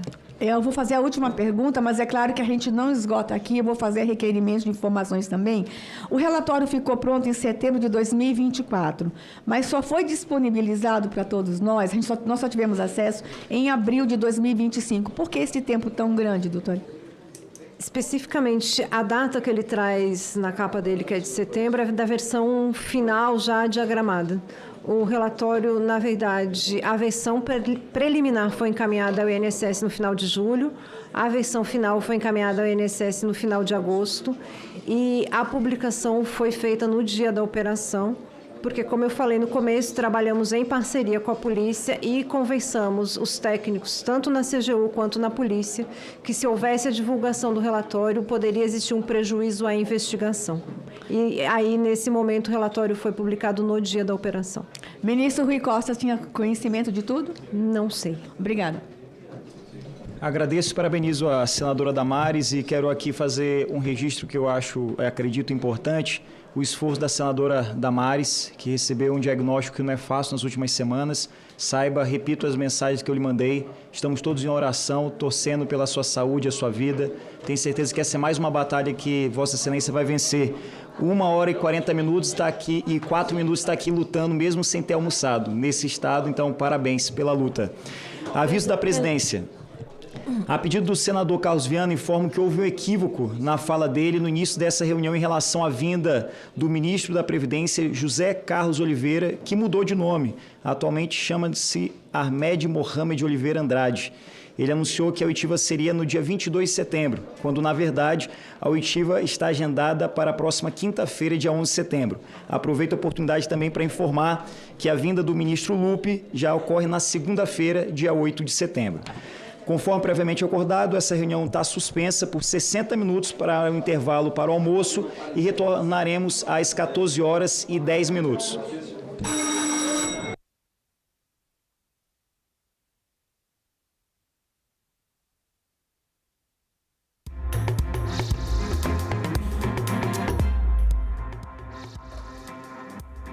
Olá, boa tarde. Em Brasília, 13h05 e o Senado Notícias está no ar. E nós abrimos o jornal indo direto à sala em que a CPMI, que investiga as fraudes do INSS, acontece, para conversar com o repórter Ticiane Oliveira. Boa tarde, Ticiane. Como é que estão as coisas por aí? Boa tarde, Isa. Boa tarde a todos. Neste instante foi interrompida a sessão. Estava previsto um intervalo de 1 hora, de 13 às 14 horas. E exatamente às 13h04 esse intervalo começou. É um momento aí para senadores, deputados, especialmente a depoente, reorganizarem as ideias, comerem alguma coisa, enfim, para voltar para a segunda parte dos trabalhos. Agora, pela manhã, além da aprovação de mais de 50 requerimentos com pedidos de informações, a auditora da Controladoria Geral da União, ela ocupa o cargo de diretora de auditoria de benefícios lá na Controladoria, a senhora Eliane Viegas. Ela prestou depoimento por mais de 3 horas. Por enquanto, fizeram perguntas apenas o relator, que ocupou a maior parte desse tempo, e depois a senadora Damares. Aí agora eles estão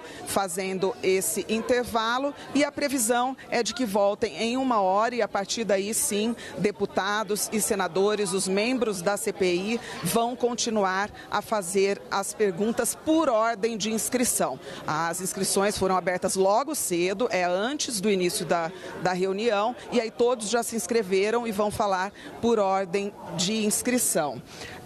Agora, uma informação importante. Chegou pelos nossos telespectadores uma pergunta do que seria possível fazer para evitar todos esses descontos irregulares, esses problemas, essas fraudes bilionárias que só prejudicam aposentados, pensionistas, enfim, a população que mais precisa. A orientação tanto da Controladoria Geral da União quanto da Defensoria Pública da União, que esteve aqui na semana passada, foi de que a melhor forma para evitar tudo isso é proibir os descontos em folhas do INSS. Isa. Obrigada, Tícia. É super importante essa dica, né? Porque os descontos acontecem e os aposentados não percebem e quando vão perceber, já passou muito tempo. Nós vamos agora assistir a coletiva do senador Rogério Marinho. Não, houve uma... Gente, tudo bem? Só um minutinho. Só abrir um pouquinho, por gentileza. Líder, então, a tentativa é que seja votado já na semana que vem esse projeto que trata do INSS, que foi aprovado na Câmara ontem? Olha, nós fomos informados durante o questionamento que estava sendo feito a representante do CGU, pelo relator, o deputado Alfredo Gaspar, que ontem na Câmara dos Deputados foi votado um projeto de lei que proíbe a continuidade do desconto associativo em folha de pagamento de aposentados. Essa informação para mim era nova, eu não tinha conhecimento. O senador Randolfo estava presente na sessão, que é líder do governo no Congresso. Também o senador Rogério Carvalho, que estava substituindo o senador Jacques Wagner como líder do governo. E eu fiz um chamamento a ambos, já que eu soube que o PT votou favorável na Câmara, que nós, de pronto, levássemos o projeto em regime de urgência na próxima semana para o Senado, já que não há óbice, né, que os partidos votaram conjuntamente na Câmara, que a gente faça o mesmo percurso aqui no Senado da República para tampar de uma vez por todas esse ralo de corrupção, né? Porque a própria CGU falou agora de uma situação estarrecedora. Das 1.500 entrevistas que fez com beneficiários, pretensos beneficiários, supostos beneficiários desses descontos associativos, quase 100%, 98% deles afirmaram que não deram causa, que não sabiam sequer, né, que estavam contribuindo para uma associação e que tinham direito a uma cesta de serviços e de produtos. Então, 98% é quase um teste de DNA, o que mostra que a fraude foi institucionalizada, que os mecanismos de controle foram postos por terra e houve um crescimento geométrico, tanto das reclamações, a gente tem aí o mês de abril de 2022, 900 reclamações, foi o último ano do presidente Bolsonaro. O mês de abril de 2024, dados da CGU, 198 mil reclamações. Eu vou dizer de novo para as pessoas entenderem claramente. Houve reclamações de que haveria descontos indevidos em abril de 22, em torno de 900 reclamações. Em abril de 24, 198 mil reclamações. Então, eu acho que é urgente que o governo, ao invés de ficar procrastinando essa decisão, né, se junte a nós da oposição e possamos, na próxima semana, dar uma resposta à sociedade inicial, né? Claro que a gente tem que identificar os culpados, prender quem recepcionou o dinheiro, tem que seguir o dinheiro, saber quem recebeu essa grana. A gente está falando de bilhões de reais, né? Mas um primeiro passo, sem dúvida nenhuma, seria votar aqui no Senado da República, exemplo que aconteceu na Câmara, o fim, em definitivo, né, de descontos associativos na folha de pagamento dos aposentados. Como é que vai ser o questionamento do ex-ministro Carlos Lupe na semana que vem, que já está aprovada a vinda dele na segunda-feira? Olha, nós vamos ter uma conversa absolutamente civilizada com o ministro, principalmente em relação às questões que são afetas à sua administração. Ele, como ministro da Previdência, ele tem uma responsabilidade como gestor público de coordenar os trabalhos da área social, da área previdenciária do país. Nós temos notícias que ele avocou, né, para ele, a partir do início da sua gestão, prerrogativas que eram da condição da previsibilidade do próprio INSS, que sempre teve autonomia do ponto de vista da sua atuação e da sua independência, né? Havia uma coordenação, mas todas as ações do INSS eram independentes. Então, o ministro Lupe traz para ele essas atribuições e, a partir daí, uma série de situações ocorreram que claramente fragilizaram os controles e a gente quer entender, né? Porque as tentativas de avisar o INSS e a Previdência de que ocorria de forma superlativa e geométrica, né, fraudes que estavam ficando cada vez mais volumosas, não tiveram por parte do sistema previdenciário, do Ministério, do próprio INSS, ações, e essas ações só foram tomadas em função de decisão judicial que afastou tanto o presidente do INSS em abril de 25, como o procurador-geral que fazia frente naquela oportunidade, o doutor Vigílio, se eu não estou enganado. Obrigada. E nós voltamos agora a conversar com a repórter Ticiane Oliveira, que está na sala onde acontece a CPMI do INSS. Oi, Tici. Olá, Isa, olá a todos. Eu volto a falar ao vivo aqui agora com o relator da CPMI, que é o deputado Alfredo Gaspar. Foram aí mais de 3 horas já, né, de depoimento nesta manhã, e eu queria que o senhor fizesse uma análise de como foi, qual o resultado que o senhor viu dessa primeira parte, então, que foi a parte do relator. Olha, foi uma ressonância magnética da fraude. Servidora muito qualificada da CGU nos mostrou detalhes que todos aqui puderam observar e que irão ajudar demais no avanço das investigações.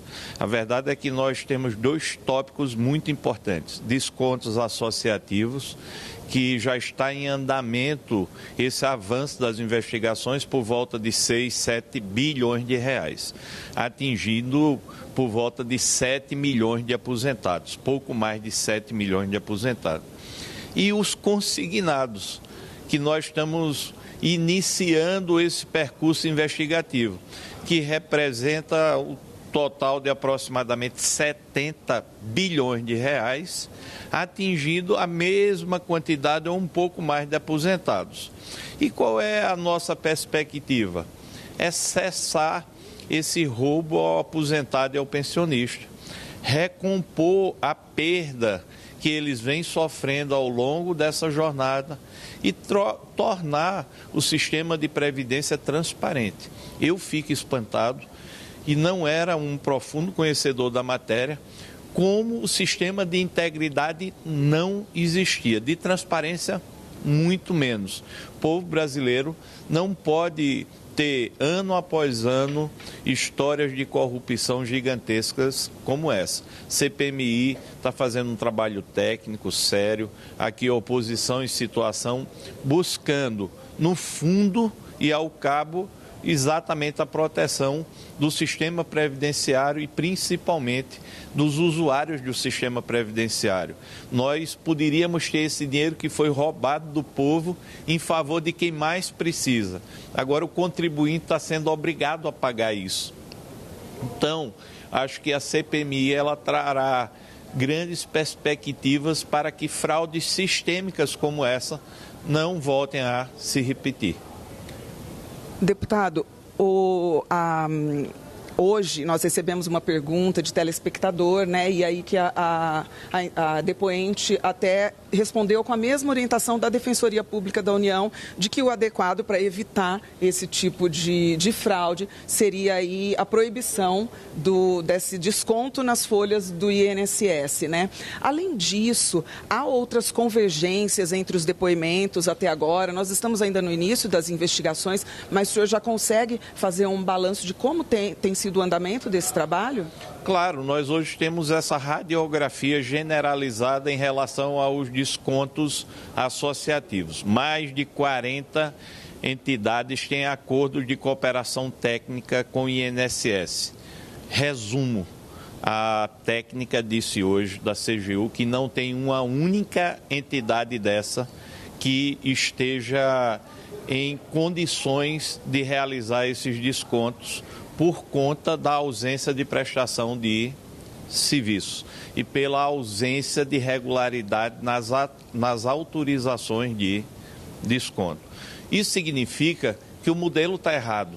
Nós não podemos mais ter descontos associativos, só se a pessoa quiser ir ao banco e pagar para ser associado, mas não vir já no próprio benefício descontado, porque isso motiva a fraude dessa de forma bilionária.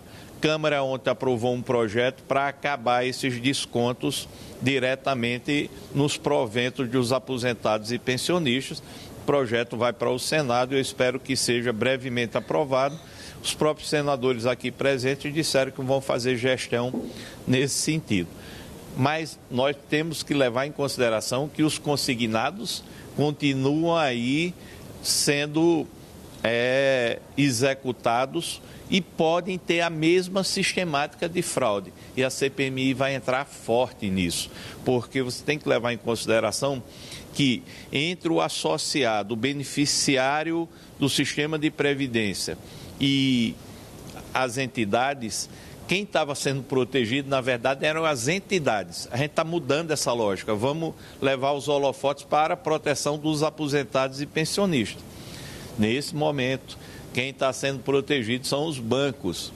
E o aposentado e o pensionista está lá com uma força muito desproporcional. Vamos trazer luz para esse tipo de desconto no consignado. Se tiver tudo bem, ok. Se não tiver, nós temos que aprofundar e exigir mudanças imediatas. É isso o papel da CPMI. Tá bem, então, agradeço a sua participação. Uma ótima tarde ainda de trabalho para o senhor. Isa, podemos voltar a qualquer momento com outras informações. A gente continua aí mostrando como foi o trabalho durante toda a manhã. Tá bom, Tícia, obrigada. A gente está aqui, qualquer coisa, só chamar. Vamos acompanhar a entrevista coletiva que o senador Rogério Carvalho concedeu agora há pouco. Queria que o senhor comentasse, então, aqui para atender todos os colegas com relação à CPMI. A gente teve um pedido para 21 prisões que o STF está analisando. Quem são essas pessoas? Por que é importante ter a prisão delas? Bom, esse pedido foi feito pela CPMI depois de uma oitiva com o advogado Eli Cohen. Eu, particularmente, apesar de ter votado a favor, acho temerário você pedir prisão após o depoimento de alguém que dizia que não tinha provas para incriminar ou que era uma suspeição. Então, acho que a gente precisa respeitar o devido processo legal. No caso particular, a CPMI não tem poderes para pedir a prisão. Encaminhou para o ministro André Mendonça. São pessoas que estão indiciadas pela Polícia Federal, que foram citadas no processo da Polícia Federal. Espero que isso siga o trâmite com um amplo direito de defesa, tudo aquilo que o devido processo legal exige para se efetuar uma prisão preventiva. Se for necessário, que seja feito. Então, foi isso que aconteceu naquele dia. E eu acho que a CPMI tem que ter muita seriedade na sua condução para que a gente, de fato, não atropele o processo e que a gente possa efetivamente punir aqueles que cometeram esses descontos e que praticaram crimes nos descontos indevidos dos aposentados do Brasil. Senador, sobre essa medida de hoje, representante da CGU, qual a percepção de vocês? Ela está falando de algumas associações que foram extintas, depois constavam como solicitantes de empréstimo de aposentados? Veja, é importante para mostrar que este problema apareceu formalmente para o Executivo em 2019. Algumas medidas foram adotadas, mas nada que impedisse que um esquema se formasse, que crescesse, um esquema de corrupção que se formasse, que se crescesse, gerando danos aos aposentados. O importante é que ela participou do processo de investigação que suspendeu os descontos indevidos e que gerou toda essa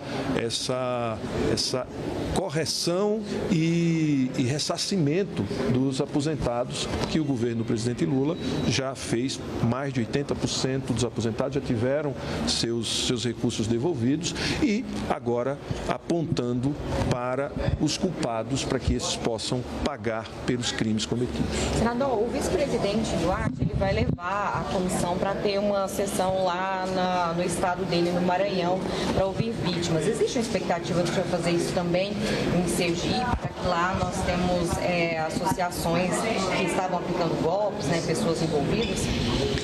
Olha, no desenrolar dos trabalhos da CPMI, creio que possa ser necessário e, se for necessário, nós vamos fazer isso também no estado de Sergipe.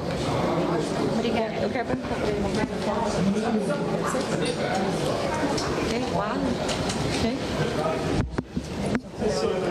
Aquela. Eu queria que o senhor comentasse para a gente a respeito desse benefício para... Em depoimento à CPMI do INSS, a diretora de Auditoria de Previdência da Controladoria Geral da União, Eliane Viegas, disse que o INSS ignorou a recomendação da Controladoria de não renovar acordo para desconto de associados com a CONTAG, Confederação Nacional dos Trabalhadores da Agricultura. As primeiras denúncias do Ministério Público Federal à Controladoria Geral da União a respeito de entidades que faziam descontos irregulares foram em 2019, segundo Eliane Viegas. 4 associações foram suspensas naquela ocasião. A diretora da CGU afirmou que a CONTAG foi identificada como a entidade com maior número de associados. Segundo o relatório, eram mais de 1.200.000 pessoas. A Controladoria selecionou alguns associados para entrevistas e constatou que a maioria não havia autorizado o desconto. Vocês entrevistaram 6 pessoas. Sim. Vocês perguntaram a essas 6 pessoas se elas tinham autorizado o desconto associativo? Sim. Das 6 pessoas, quantas afirmaram ter autorizado o desconto associativo? Uma. Após as entrevistas, a Controladoria Geral da União recomendou ao INSS avaliar a pertinência da renovação do acordo de cooperação técnica com a CONTAG. Mas o procurador-geral do órgão não concordou e recomendou a renovação. O órgão INSS tinha conhecimento que quase 100% dos associados disseram que não autorizaram o desconto. Mas mesmo assim, tudo foi desconsiderado. E essa entidade que tem a primazia lá de 94 até hoje, ela continua descontando dos associados. Eliane Viegas afirmou que a Controladoria Geral da União informou ao INSS e ao Ministério da Previdência que a auditoria constatou a fraude nos descontos em julho de 2024. Uma vez comunicado ao presidente do INSS, a senhora sabe ou recorda quem era o presidente do INSS nessa oportunidade? Foi o presidente que foi afastado na operação. A senhora me diz o nome dessa pessoa? O senhor Alessandro Stefanuto. A auditoria apontou que os descontos nos benefícios e aposentadorias saltaram de 387 milhões de reais em 2015 para 3,4 bilhões em 2024. Para concluir o relatório, 1.273 aposentados e pensionistas que tinham os descontos irregulares foram ouvidos. Todos os estados brasileiros foram visitados pelos auditores da CGU. E o presidente da CPMI do INSS, o senador Carlos Viana, informou que a comissão vai ouvir o ex-ministro da Previdência, Carlos Lupe, na próxima segunda-feira. E ainda na semana que vem, a comissão deve ouvir um dos principais acusados de gerenciar o esquema de fraudes no Instituto. Na segunda-feira, dia 8 de setembro, a comissão vai ouvir o ex-ministro Carlos Lupe. Ele esteve à frente da pasta da Previdência até maio deste ano, quando estourou o escândalo dos descontos indevidos nas folhas de pagamento de beneficiários do INSS. Já no dia 22, senadores e deputados vão ouvir o último ministro do Trabalho e Previdência no governo de Jair Bolsonaro, José Carlos Oliveira.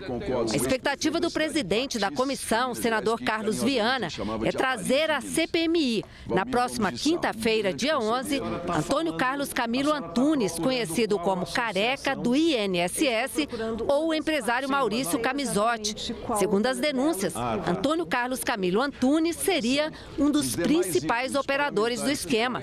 E Maurício Camizotti é suspeito de criar associações de aposentados para cometer as fraudes. Houve uma dificuldade da Secretaria em manter contato com os advogados e eu autorizei ontem a Polícia Legislativa a fazer a intimação pessoalmente nos endereços dos dois convocados a essa comissão. Então, segunda-feira está confirmado e quinta, possivelmente, a pedido do relator, já ouviremos um dos dois principais apontados aqui no esquema do INSS. E o presidente da CPMI do INSS conversou agora há pouco com jornalistas. Vamos ver. Presidente, a gente segue com uma questão que é uma restrição para quebra de sigilo de entrada e saída em gabinetes do Senado. Sim. Nesse momento, como que a comissão vai resolver essa questão? Já tiveram uma conversa com o Alcolumbre? Como está isso? Eu conversei com o presidente Alcolumbre, coloquei para ele o posicionamento do plenário, que foi unânime em fazer a requisição. O presidente manteve o relatório e a decisão de não fazer a quebra de sigilo nas visitas aos gabinetes, mas determinou a Advocacia do Senado a avaliação das entradas e saídas dos prédios, tanto da Câmara quanto do Senado, o que não está previsto no parecer que nós recebemos. Então, portanto, eu acredito que nós tenhamos acesso com tranquilidade às entradas no Senado nos dias e horários determinados. Mas não era fundamental saber em que gabinetes essas pessoas estiveram e por que o presidente Alcolumbre preserva essa informação? Não é fundamental. Isso vai aparecer ao longo do depoimento dos envolvidos. Eles podem declinar quais foram foram os parlamentares que eles visitaram e, naturalmente, isso virá à tona de um jeito ou de outro. O Senado tem esse parecer de 100 anos e nós vamos trabalhar com as informações que forem sendo disponibilizadas. Quanto à intimação do Careca, ele foi intimado, a polícia foi à casa dele? A polícia da Legislativa foi orientada por mim ontem para que busque diretamente nos endereços a assinatura dos que foram convocados, tanto o chamado Careca do INSS quanto também do senhor Camizotti. Nós buscamos primeiramente contato com os advogados de defesa para que eles pudessem marcar, inclusive, o dia que viriam, mas como os advogados também não responderam, a intimação foi enviada por meio policial. Nós estamos aguardando, naturalmente, que a polícia nos responda se já foi efetivada essa comunicação. Senador, qual é a avaliação do depoimento hoje? A avaliação é de que a Controladoria Geral da União, até o momento, ela agiu somente depois de muita pressão, inclusive por parte da imprensa. Porque os descontos regulares, que são de bilhões, já eram conhecidos nos anos anteriores, mas a CGU levou pelo menos 3 anos para tomar as definições depois da operação da Polícia Federal. Aqui nós estamos nos deparando com um questionamento que naturalmente terá que ser feito ao ministro da CGU, né, se ele tinha conhecimento das operações, porque a nossa testemunha não soube dizer, e por que a CGU levou tanto tempo para que fossem afastados os responsáveis por aprovar os descontos e também finalizados os acordos de cooperação técnica. Nós estamos aqui diante de um questionamento que não vou adiantar, mas no mínimo, houve ali um atraso que precisa ser explicado à população brasileira. Vai ser convidado? É uma possibilidade após a finalização do depoimento da representante da CGU. Claro que todos os servidores públicos que estão envolvidos nessa questão, a CPMI pode chamá-los aqui, convocá-los, porque servidor público de carreira, ele vem convocado, para que preste esclarecimentos. Mas é importante que deixemos terminar o depoimento da doutora Patrícia e, em seguida, nós faremos uma avaliação junto com o relator. Teve algum acordo para deixar o Frei Chico, irmão do Lula, de fora das investigações? Em hipótese nenhuma. O que essa CPMI colocou como acordo foram um acordo de procedimentos. Os requerimentos de informações aprovados em bloco. Os requerimentos por nome de quebra de sigilo fiscal votados separadamente, porque assim foi determinado pelos dois lados.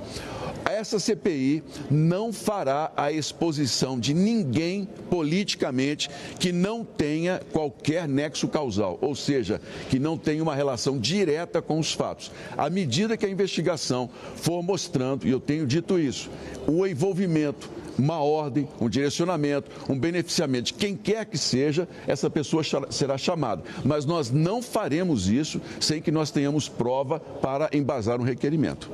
Presidente, como é que está a previsão de depoimentos de ex-ministros? Lupe na segunda? Na segunda-feira, o ex-ministro Lupe. No dia 11, o ex-ministro José Oliveira, me perdoe. Então, no dia 11, o ex-ministro José Oliveira também está confirmado. E nós estamos buscando, na sequência, os dois principais envolvidos, que são o senhor Careca e o senhor Camizotti, para que eles compareçam mais rapidamente à CPMI. O senhor tem alguma informação sobre o Frei Chico, se ele está no Brasil ou está fora? Não tenho informação porque não cabe à CPMI, né, buscar o paradeiro de qualquer pessoa que não esteja sendo convocada. Muito obrigada. Obrigado a vocês. E agora são 13h33 e nós estamos falando sobre a reunião da CPMI do INSS que está suspensa até as 14h. Nós vamos ouvir agora o senador Exalci Lucas, que também conversou com jornalistas. Senador, qual é a sua avaliação perante o depoimento hoje?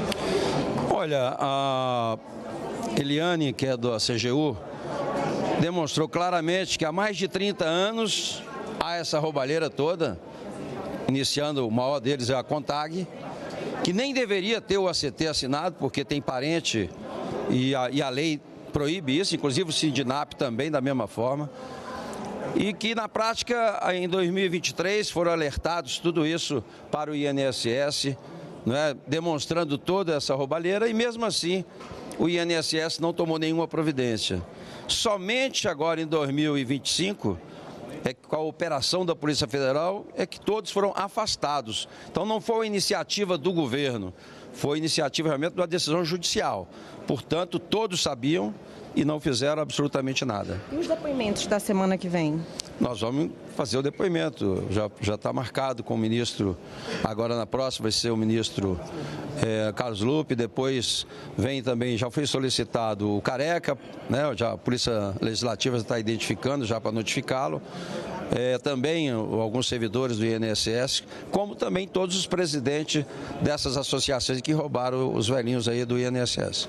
Senador, deixa eu só aproveitar a oportunidade e pedir para o senhor comentar com a gente a importância do PL da anistia, haja vista que há um julgamento lá no STF. Como que o senhor avalia a importância desse projeto? Há alguma injustiça que pode ser corrigida? Evidente, né? Quem acompanhou o julgamento, está acompanhando, percebe claramente que foi tudo construído em cima de uma narrativa. Não há provas de forma alguma no processo. Portanto, cabe ao Congresso Nacional aprovar realmente a Câmara, iniciando lá na Câmara a anistia e depois indo aqui para o Senado. O senhor acredita que vai ser destravado finalmente? Eu acredito que sim, será votado na Câmara e depois aqui no Senado. E essa articulação de Tarcísio de Freitas, como que o senhor avalia? Não, ele está buscando também convencer os parlamentares da importância disso, né? De aprovar essa matéria também, porque acho que é uma forma de pacificar o Brasil e fazer justiça, né? Porque, de fato, o 8 de janeiro, como disse o próprio ministro da Defesa, não foi golpe. E agora também há rumores de que o Senado está arquitetando um outro projeto menos radical, digamos assim, tirando os réus que estão lá no STF. O senhor concorda com esse projeto que está na Câmara ou com o Senado? Eu concordo com o que está na Câmara. Até porque a última anistia que foi feita inclusive com pessoas que tinham sequestrado embaixadores, assaltado bancos, matado muita gente e foi todo mundo anistiado de forma irrestrita. Não há porquê, nesse caso especial, que não houve golpe e que há uma narrativa construída, não há sentido de eliminar ou tirar qualquer um deles. Muito obrigada, senador. Falando sobre a CPMI do INSS, vamos ver agora o que o deputado Paulo Pimenta conversou com os nossos jornalistas. Deputado, agora há pouco o presidente da comissão disse que a CGU foi um pouco lenta para fazer os alertas a respeito das irregularidades. O senhor acredita nisso? O grupo de trabalho do Ministério Público foi criado dia 11 de abril de 2019. 2019, 2020, 2021, 2022, durante todo o governo Bolsonaro, não houve nenhuma auditoria, não houve nenhuma iniciativa da CGU. Nós só tivemos iniciativas da CGU já no governo do presidente Lula. Então, eu acredito que sim. Acho que houve uma total omissão durante o governo do presidente Bolsonaro. Mas o que a representante da CGU apresentou aqui hoje, na sua avaliação, foi satisfatório? Foi de algumas associações que foram extintas, depois constavam novamente como associações credenciadas para fazer empréstimo de desaposentados? Acho muito grave, né, o fato de que algumas associações que foram descredenciadas, elas voltaram a ser credenciadas mantendo o CPF, mas com outro nome. É algo absolutamente estranho, que merece ser investigado, né? Do meu ponto de vista, todas essas entidades que foram credenciadas, mas são entidades que não têm associados, que não têm sede, que não têm comprovação de serviços, elas revelam, né, fortes indícios de estarem envolvidas nessa fraude. Praticamente todas essas entidades foram credenciadas nesse período de 2019 a 2022 e nós temos que saber quem é que fez esse credenciamento, né? Porque, na realidade, tem três coisas que são fundamentais. Quem alterou as normas que permitiram que entidades fantasmas tivessem direito a desconto associativo? Quem alterou as normas permitindo que os associados passassem a receber descontos sem a necessidade da autorização individual? Terceiro, quem mudou as regras, que até então exigiam a renovação anual da autorização, para que esses descontos passassem a ser eternos? Essas três mudanças aconteceram durante o governo Bolsonaro. Se nós identificarmos quem são os servidores públicos que promoveram essas mudanças e rastrear o dinheiro, com certeza nós chegaremos nos autores intelectuais e nos beneficiários da fraude do INSS. Deputado, deixa eu aproveitar a oportunidade e pedir para o senhor fazer uma avaliação sobre esses bastidores da tramitação do PL da anistia. Como que o senhor avalia? Seria uma interferência no Poder Judiciário? Olha, eu entendo algo absolutamente fora de propósito, né? Acho que é um desrespeito com a democracia, com o Estado Democrático de Direito. Todos nós sabemos que isso é uma medida absolutamente inconstitucional e tem por objetivo fazer uma movimentação política e alimentar, né, um discurso de vitimização. Portanto, não acredito que isso vá prosperar. Deputado, quais são os próximos passos aí na CPMI? O presidente anunciou hoje que pretende ouvir na quinta-feira da semana que vem o tal do Careca, do INSS, e o Maurício Camisotti.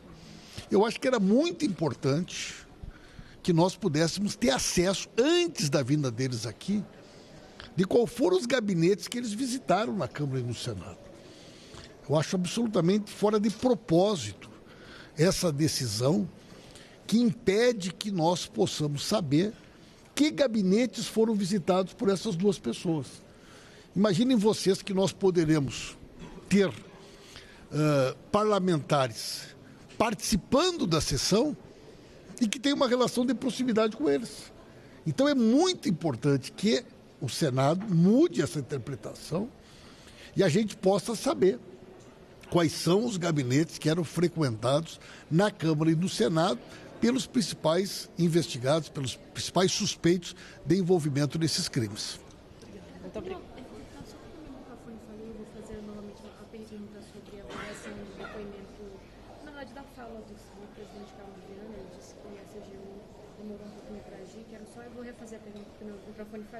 Perfeito. Veja bem, o Ministério Público Federal instituiu, no dia 11 de abril de 2019, um grupo de trabalho onde participava o INSS, a CGU, o Ministério da Previdência, né? Vários órgãos de governo e vários órgãos de controle e fiscalização. 19, 20, 21, 22, nenhuma ação foi adotada por parte do governo para coibir esses descontos associativos que já havia naquele momento uma grande suspeita e um grande número de denúncias sobre irregularidades. E nós só vamos ter uma iniciativa a partir de 2023. Então, sim, na minha opinião, os órgãos de controle, nós temos que investigar se isso foi uma orientação, se eles foram impedidos de trabalhar durante o governo anterior, mas o fato é que houve uma total omissão. Quer dizer, desde 2019 já se sabia das irregularidades, mas só a partir de 2023 que aconteceram as primeiras iniciativas para coibir o roubo, né? Para coibir a fraude do INSS. Muito obrigada. Enquanto isso, uma parcela enorme, extremamente vulnerável da população foi sendo lesada. Deve ter gente que nem sabe até agora, né? E o senador Wellington Fagundes também conversou com jornalistas sobre a CPMI do INSS. Vamos ver. Senador, como o senhor avalia hoje o depoimento? Bom, o que a gente está vendo é a confirmação do dinheiro desviado dos nossos aposentados. Já está confirmado. E o volume é muito dinheiro. São bilhões, né? E a nossa preocupação, primeiro, é que esse dinheiro seja devolvido para o INSS e não como esse governo quer, devolver o dinheiro com o próprio dinheiro do INSS. Isso não existe. Isso é a possibilidade muito grande de amanhã quebrar a Previdência, quebrar o INSS. E aí traz mais insegurança para o aposentado que pagou durante toda a sua vida, porque isso não é um benefício que o governo está fazendo, ao contrário. Cada um pagou, recolheu do seu salário para poder ter o direito da aposentadoria. Quebrar a Previdência é deixar totalmente desguarnecido e desesperado, inclusive, muitas pessoas de idade, pessoas que já estão aí no avançado da idade, depende disso e vai quebrar a Previdência. Então tem que, além de definir de forma muito clara, um a um, quem desviou cada real, também colocar essas pessoas na cadeia. Porque, olha só, Agora, novamente, o ministro dá a declaração que, mas tem aquele que já está há muitos anos, é só corrigir e continuar. Não pode. Quem desviou tem que sair do processo. E nós temos que fazer tudo, além de fazer a recuperação do recurso, de colocar na cadeia, também garantir que a Previdência, o INSS, tenha perenidade, ou seja, que garanta para as pessoas o direito da sua aposentadoria. Senador, deixa eu aproveitar a oportunidade de fazer uma pergunta a respeito do PL da anistia. Tem muitos entraves sobre como será o modelo. O senhor defende esse PL? Ele realmente pode trazer algum tipo de reparação para os investigados? Nós do PL defendemos a anistia. Nós não aceitamos que uma mulher que usou apenas um batom como arma, reproduziu uma frase irônica de um ministro do Supremo, perdeu o mané, e no outro dia foi lá e lavou com água e sabão. A estátua estava lá prontinha, intacta. E essa mulher pegar 14 anos de prisão. E assim são exemplos, outros tantos, de injustiçados, e inclusive o presidente Bolsonaro, porque não tem nenhuma acusação de corrupção no governo Bolsonaro. Então, por isso, nós vamos lutar até o fim. E eu sempre tenho dito, ainda pedir a Deus para que os julgadores coloquem Deus no coração. Não pode ser com frieza e com tendência política. Não pode ser feito assim. E a respeito da articulação do governador Tarcísio de Freitas, qual a importância dele para a tramitação desse projeto? O governador Tarcísio governa São Paulo, né, o estado mais importante que representa muitas nações em termos de PIB e outras situações. Então, ele é uma grande liderança, né, competente e que pode realmente ajudar em todo o processo. Agora, como ele colocou, ele não será candidato de forma alguma a presidente se o presidente Bolsonaro não o indicá-lo. Então, nós do PL até estamos receptivos à própria vinda do governador Tarcísio. Agora, o presidente Bolsonaro, ele é e continua sendo o nosso candidato a presidente da República. Senador, deixa eu te perguntar, vários parlamentares que saíram hoje dessa CPMI, depois de ouvir esse representante da CGU, falaram de 2019, 2015, 2016, teve um outro parlamentar que falou que tem 35 anos. O que de fato ela atestou que mostra a temporalidade desses desvios de forma irregular? Bom, isso agora é o que nós estamos levantando, né? Isso é um trabalho que também, além de cada parlamentar que está na CPMI, os técnicos, nós vamos usar todas as investigações possíveis. Polícia Federal, ABIN, tudo que é possível para que a gente possa fazer com que a população tenha confiança e a certeza que essa CPI não terminará em pizza. Essa CPMI, durante toda a minha vida aqui, com certeza é a mais relevante, porque desviar dinheiro do aposentado. Então, vamos buscar esses números de forma transparente. Agora, também, nós estamos tendo a cautela.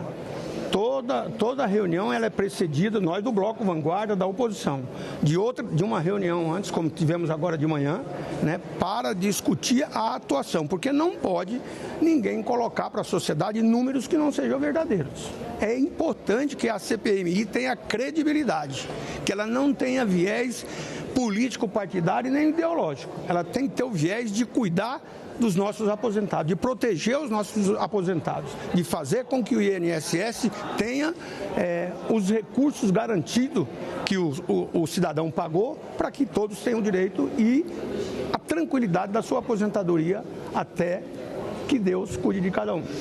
Obrigada, senadora. Fundamental, né? E nós vamos ouvir agora o que o deputado federal Duarte Júnior, vice-presidente da CPMI, disse mais cedo em entrevista coletiva. Deputado, hoje a CPI está ouvindo o representante da AGU. Como está sendo a condição do trabalho? Como vocês têm percebido a conversa hoje, as tratativas? É fundamental o oitiva de um representante da CGU, porque a CGU nada mais é do que a Controladoria Geral da União. E cabe a ela fazer o controle interno de todas as atividades e efetivação de políticas públicas, de fiscalizar o que o INSS fez ou deixou de fazer. É fundamental essa oitiva também para ver se em algum momento algum representante do INSS deixou de exercer suas funções, porque isso é prevaricar. Isso é uma comprovação de que a falta de fiscalização, a falta de uma ação preventiva gerou danos a milhares de aposentados. E é por essa razão que nós estamos começando ouvindo o representante da CGU para que nós possamos colher elementos e garantir que as pessoas lesadas, prejudicadas, possam ter o seu dinheiro de volta e aqueles que cometeram crimes possam responder com todo o rigor que a lei prevê. Deputados, vamos fazer uma paralisação às 13 horas e depois vamos continuar. Quais são as previsões para o restante do dia?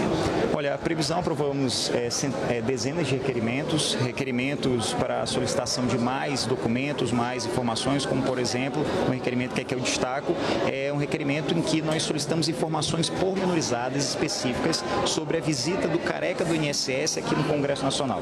Queremos saber que dia ele veio, quem ele visitou, o que ele veio fazer, quanto tempo ficou, porque ele é o principal nome, é o protagonista dessa fraude. Então, se ele tem relação com algum parlamentar aqui, a gente precisa saber que visita foi essa, o que aconteceu, se esse parlamentar ajudou esse investigado a cometer crimes, para que nós possamos alcançar o resultado que é acabar com essa instituição criminosa.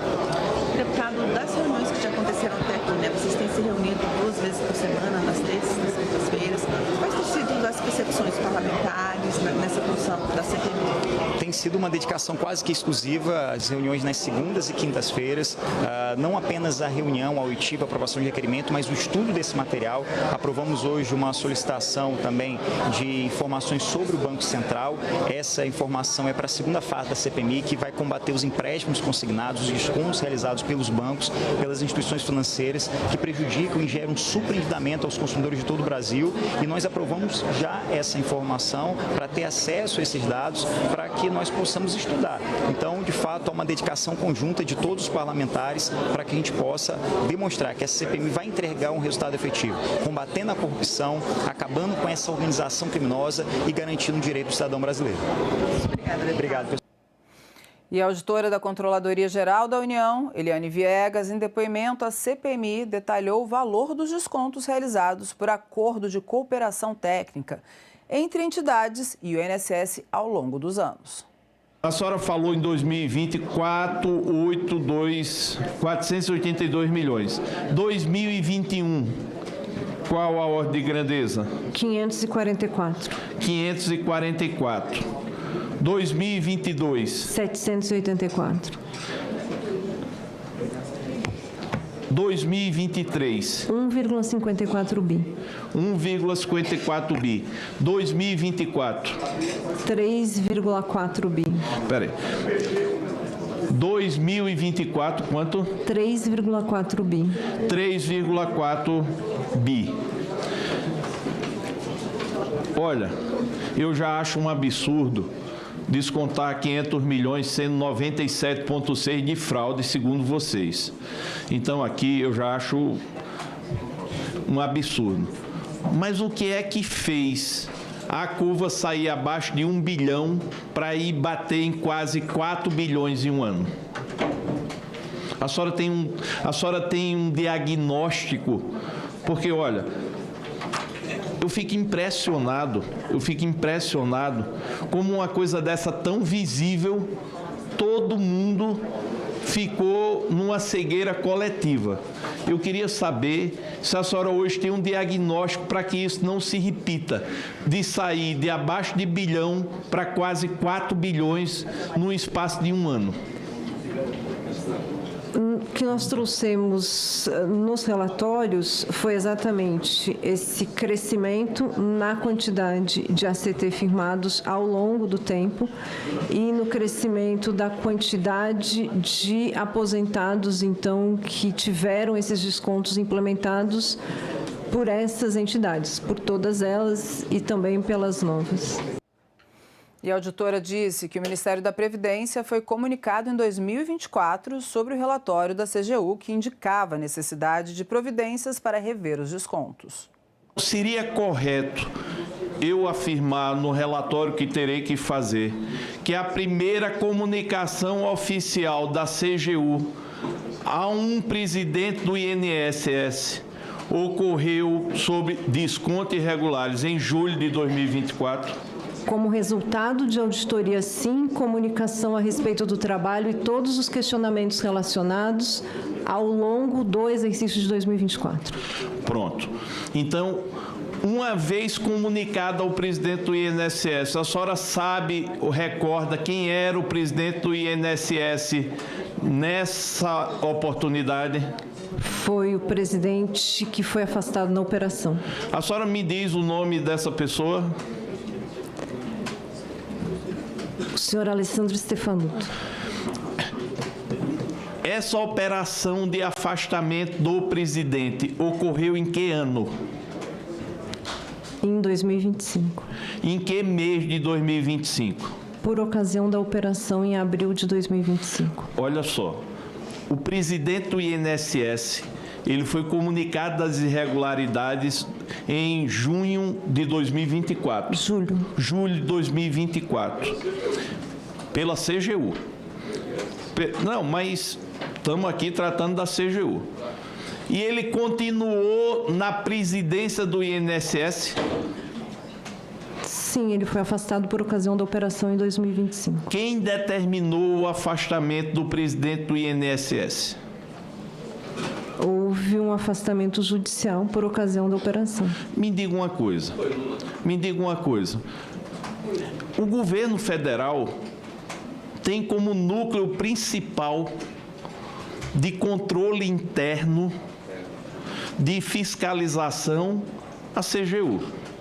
A CGU detectou uma irregularidade desse tamanho. O ministro da Previdência foi comunicado do que estava acontecendo? Eu não posso afirmar que o ministro tenha sido comunicado, mas houve a expedição de uma comunicação de forma concomitante. A quem? Ao Ministério da Previdência. Pronto. Por ocasião da finalização do trabalho, primeiro comunicamos o INSS, posteriormente ao Ministério da Previdência. Eu posso perguntar à senhora se essa comunicação incluía esses relatórios que estão comigo aqui?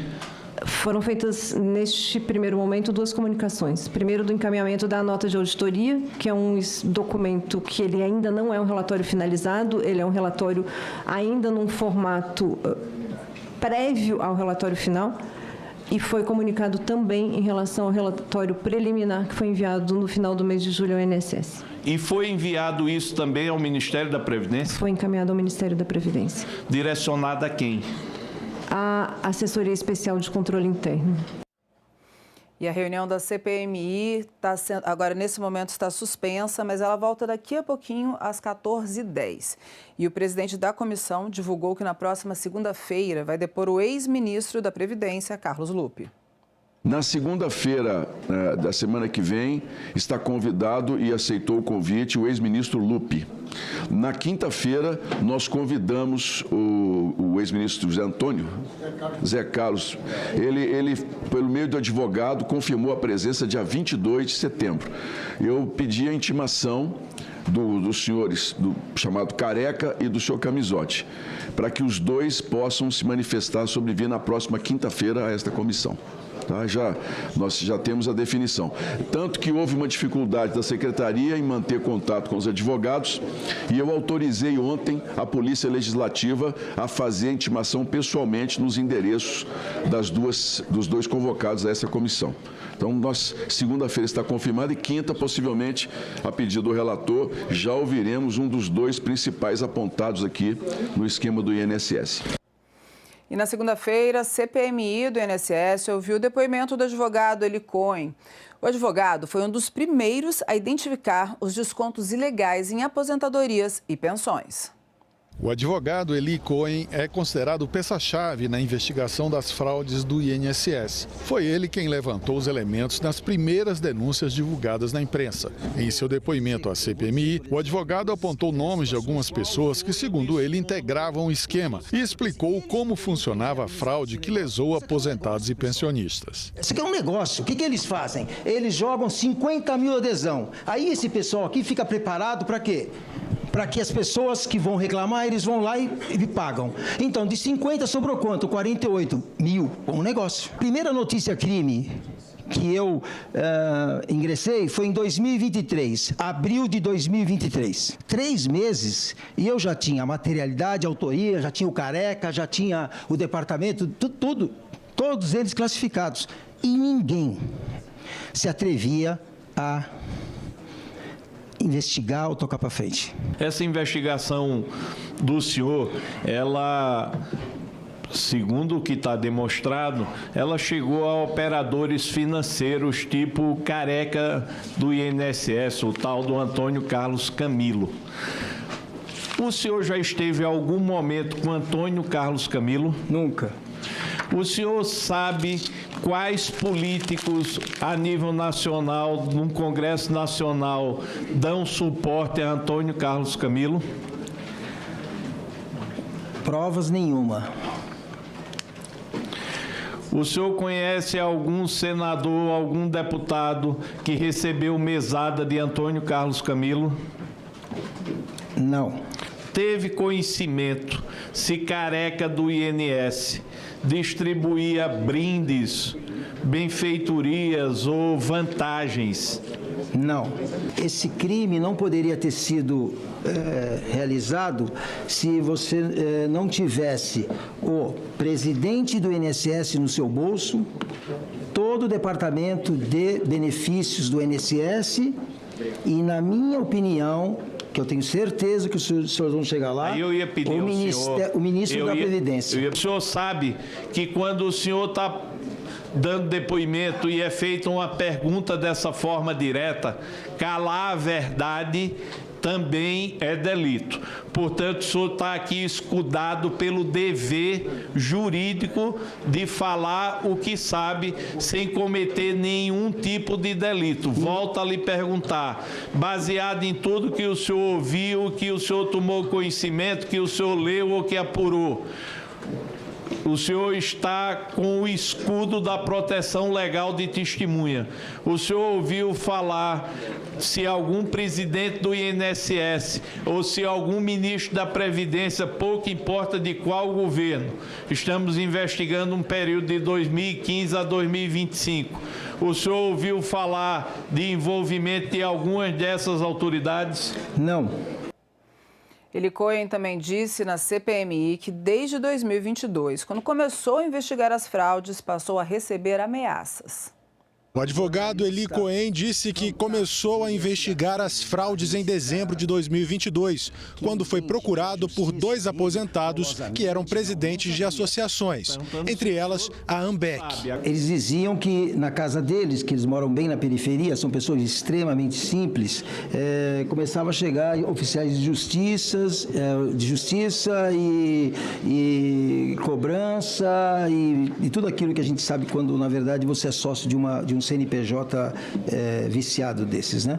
E aí eu disse para eles, naquele momento, falei, olha, vocês permitiram ser presidente dessa associação, agora isso acontece, vocês ganham, quanto que vocês ganham? Um salário mínimo. Qual era a forma da AMBEC capturar associados para fazer os descontos? Como é que ela capturava? Só podia dizer na estrutura do Estado brasileiro se ela fazia isso via INSS, via Dataprev, comprando no mercado negro, como o senhor falou aí, lá na 25 de março, nesse mercado paralelo. Como é que o senhor apurou isso? Exatamente como ele comprou, como ele adquiriu, desculpa, mas naquele momento, na minha concepção, não era interessante para a nossa investigação, mas que os dados vieram do careca do INSS. Essa era a parte do careca para receber 27,5%. Então, os dados vieram do careca do INSS. Esse é o trabalho do careca. Tá. O advogado também disse que recebeu ameaças. O senhor recebeu alguma ameaça em relação a essas investigações que o senhor fez? Várias. O senhor poderia denominar quem praticou essas ameaças ou de quais formas essas ameaças chegaram até o senhor? Sempre foram telefonemas anônimos. À meia-noite. O senhor tem a quem imputar essas ameaças? Não exatamente, mas veja, nós ajudamos, claro que com a ajuda do TCU, da CGU, a uma mamata de 2 bilhões e 800 milhões de reais que parou. Então, eu acho que eu devo ter um monte de inimigo. E durante o depoimento do advogado, ao tomar conhecimento do esquema fraudulento, a CPMI do INSS decidiu pedir ao STF a prisão preventiva de 21 investigados. Esta presidência está colocando em pauta um requerimento extra-pauta para a prisão preventiva, como solicitado com o relator. E nós vamos votar hoje, a votação será nominal e os senhores poderão votar sim ou não. Presidente. Com a palavra o relator. Presidente, só uma questão aqui pela ordem.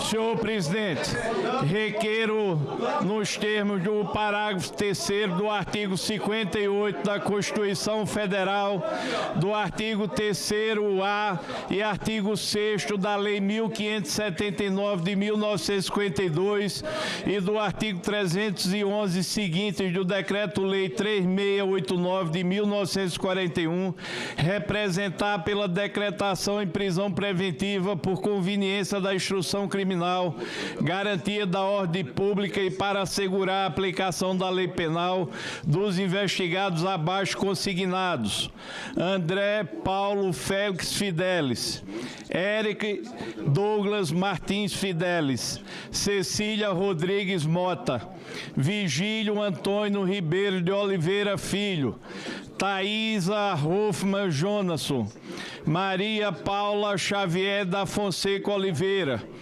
Alexandre Guimarães, Antônio Carlos Camilo Antunes, Rubens Oliveira Costa, Romeu Carvalho Antunes, Domingos Sávio de Castro, Milton Salvador de Almeida Júnior, Adelinon Rodrigues Júnior, Alessandro Antônio Stefanuto, Giovanni Batista Speaker, Reinaldo Carlos Barroso de Almeida, Vanderlei Barbosa dos Santos, Jucimar Fonseca da Silva, Felipe Roters Coutinho, Maurício Camisotti, todos esses 20 devidamente pontuados os pressupostos e fundamentos no inquérito que corre perante o STF.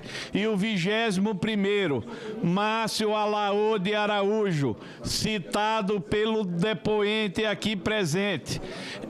A justificação muito simples, a pedido da própria advocacia do Senado, que irá materializar essa petição, com base no inquérito policial disponível na rede mundial de computadores, que deflagrou a operação sem descontos, e nos primeiros depoimentos colhidos ao longo desta CPMI, verificou-se que mesmo diante da presença de indícios veementes de materialidade e autoria das infrações penais que vitimaram milhões de aposentados e pensionistas, até o momento nenhum investigado se encontra submetido à prisão cautelar, diante dos evidentes riscos à ordem pública, baseado na manutenção dos crimes de empréstimos consignados fraudulentos.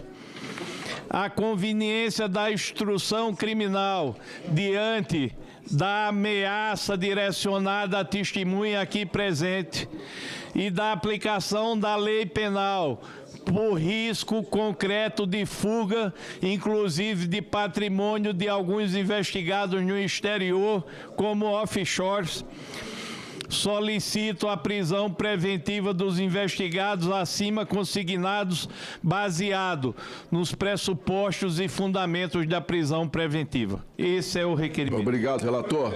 Está aprovado o requerimento do relator por 26 votos a favor, nenhum voto não e 0. Relembrando que os nomes que nós hoje aprovamos, o ofício, o requerimento para pedido de prisão, porque nós não estamos determinando prisão, essa CPMI não tem esse poder, será encaminhado ao ministro André Mendonça. Todos esses nomes estão devidamente qualificados no inquérito-mãe da Polícia Federal, o qual nós tivemos acesso e, naturalmente, com as informações embasadas nos depoimentos. E agora são 14h08. A reunião da CPMI deve voltar a qualquer momento. Aqui a gente pode ver a sala, já está um pouco movimentada, a gente vê ali o relator, já está conversando, o senador Exalci Lucas também está por ali, os parlamentares estão voltando aos poucos, a depoente está ali em frente à mesa e eu acredito que mais uns 10, 15 minutos a reunião deve voltar, a depoente deve voltar a falar. E assim que voltar a reunião, a gente vai transmitir diretamente para vocês. E em depoimento à CPMI do INSS, a defensora pública Patrícia Betim Chaves sugeriu o fim do desconto em folha como forma de inibir as fraudes. A Defensoria Pública é o órgão que presta assistência jurídica a pessoas de baixa renda. Patrícia Betim Chaves afirmou que a Defensoria Pública atuava pontualmente nos casos de descontos irregulares nas aposentadorias desde 2019. Em 2024, segundo ela, o número de denúncias cresceu e foi criado um grupo de trabalho com representantes de vários órgãos, entre eles o Ministério Público Federal, Defensoria Pública da União e INSS. A partir do atendimento que a Defensoria Pública da União fazia nas suas unidades e nas comunidades remotas por meio de atuações itinerantes, se identificavam que aqueles descontos não eram autorizados pelo segurado. E isso foi identificado pelo Tribunal de Contas da União e pela CGU. Isso foi identificado. Então, essa atuação ela foi feita de uma forma estratégica e a Defensoria Pública da União foi fazendo alguns apontamentos nesse GTI, pedindo melhorias, inicialmente nos canais de reclamação. Patrícia Chaves citou duas associações entre as que mais apareceram nos processos de descontos indevidos, as BAP e os BRAS. Segundo o depoimento, a adesão dos aposentados era apresentada ao INSS pelas próprias associações. Qual o grau de transparência, integridade e fiscalização do INSS em relação a essas autorizações? Que tipo de filtro era feito? Porque tudo bem, a associação entregava lá um formulário, não sei se no papel, não sei se eletrônico, não tenho esse conhecimento. Qual era o filtro feito pelos órgãos estatais? Esse filtro era feito pelo INSS através de suas instruções normativas. A Defensoria Pública constatou que muitos beneficiários foram procurados pelas associações por meio de ligações telefônicas.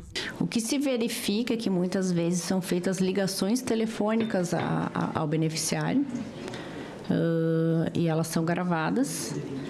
Já verifiquei que em alguns casos as gravações não correspondem à realidade, ou seja, o segurado não aderiu àquele desconto, ou seja, o termo apresentado ou ele possui uma assinatura falsa ou ele tem uma gravação falsa. Patrícia Chaves sugeriu ações para que o risco de fraudes diminua. Esses descontos não sejam feitos mais em folha de pagamento do INSS.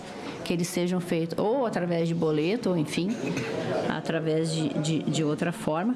Melhorar os canais de comunicação do segurado, a forma que ele pode fazer reclamação, através dos canais remotos do INSS, Meu INSS, 135, através dos órgãos de defesa do consumidor, consumidor.gov, Fala BR, melhorar os canais de ouvidoria. E os senadores aprovaram nesta quarta-feira em plenário 3 acordos internacionais. O primeiro, entre Brasil e Turquia, prevê a cooperação na indústria de defesa. O segundo acordo com o Chile é um protocolo para evitar a dupla tributação e prevenir a evasão fiscal. O último acordo com a Índia trata da cooperação e facilitação de investimentos entre os dois países. E olha que notícia boa, famílias de baixa renda podem ficar isentas do pagamento da conta de luz em casos de pouco consumo. É o que prevê o relatório aprovado ontem na comissão mista que analisa a medida provisória que altera legislações do setor elétrico no país. A MP ainda vai ser votada no plenário da Câmara dos Deputados e do Senado. O relatório aprovado reformula a tarifa social de energia elétrica, com isenção total de pagamento da conta de luz para famílias de baixa renda, que consumam até 80 kWh por mês. Atualmente, a tarifa social concede descontos entre 10% e 65% para consumo mensal de até 220 kWh. O texto aprovado também isenta as famílias inscritas no Cadastro Único, com renda entre meio e um salário mínimo, da conta de desenvolvimento energético, a CDE, se consumirem até 120 kWh mensais. A CDE é um valor cobrado todos os meses na conta de energia elétrica e que ajuda a financiar o setor. Eu gostaria sim que a 1300 tratasse de muitos outros temas. E a gente ia debater aqui, talvez, dias para poder chegar ou não chegar na redação que a gente gostaria ou que achasse a mais apropriada.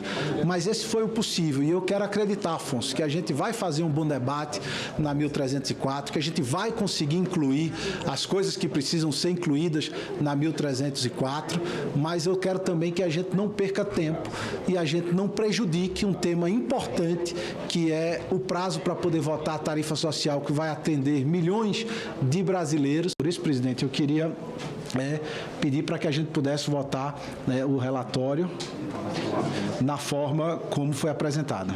Em votação, o relatório. Os parlamentares que concordam permanecem como se encontram. Aprovado o relatório, que passa a constituir o parecer da comissão. E agora você passa a ver no canal principal a sessão especial que vai celebrar os 46 anos de regulamentação da profissão de biólogo. Você pode continuar a acompanhar a cobertura da CPMI do INSS no YouTube. A comissão mista que discute a medida provisória 1303 ouviu nesta quarta-feira especialistas em tributos e representantes da indústria e do setor financeiro. A medida provisória 1303, que tributa investimentos e ativos virtuais, foi debatida em audiência pública na comissão mista que estuda o assunto. A superintendente do Banco Nacional de Desenvolvimento Econômico e Social falou sobre o mercado. Ter o mercado em prazos e condições compatíveis para casar com o funding público, não só do BNDES, como de outros atores institucionais, é fundamental, né? E claro, garante, obviamente, acesso a mais recursos no futuro para que a gente possa... Agora sim você passa a ver no canal principal a sessão especial que vai celebrar os 46 anos de regulamentação da profissão de biólogo. E você pode continuar acompanhando a cobertura da CPMI do INSS no YouTube. Declaro aberta a sessão. Sob a proteção de Deus, iniciamos nossos trabalhos. A presente sessão especial foi convocada em atendimento ao requerimento número 606 de 2025, de autoria do senador Plínio Valério e de outros senadores, aprovado pelo plenário do Senado Federal. A sessão é destinada a celebrar os 46 anos de regulamentação da profissão de biólogo. Compõe a mesa desta sessão especial os seguintes convidados. Eu vou pedir para que venham à frente à medida que eu vou chamando. A senhora Alcione Ribeiro de Azevedo, presidente do Conselho Federal de Biologia. O senhor José Roberto Feitosa Silva, vice-presidente do Conselho.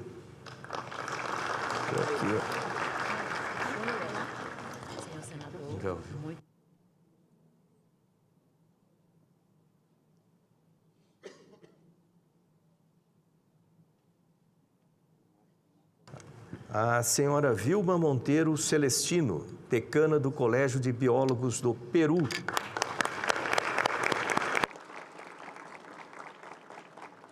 A senhora Andréa Graciano dos Santos Figueiredo, conselheira e secretária do Conselho Federal de Biologia.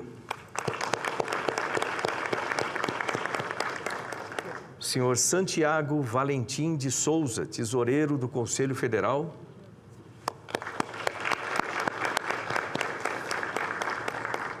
E a senhora Inga Ludmila Mendes, representante dos presidentes e ex-presidentes dos Conselhos Regionais de Biologia.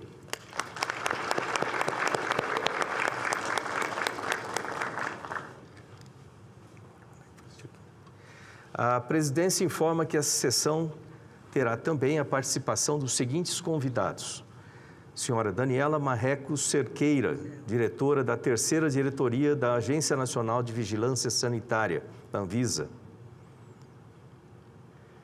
Convido a todos para, em posição de respeito, acompanharmos o hino nacional em um vídeo especial preparado pelo Conselho Federal de Biologia, com imagens que retratam a trajetória e a importância da profissão de biólogo no nosso país.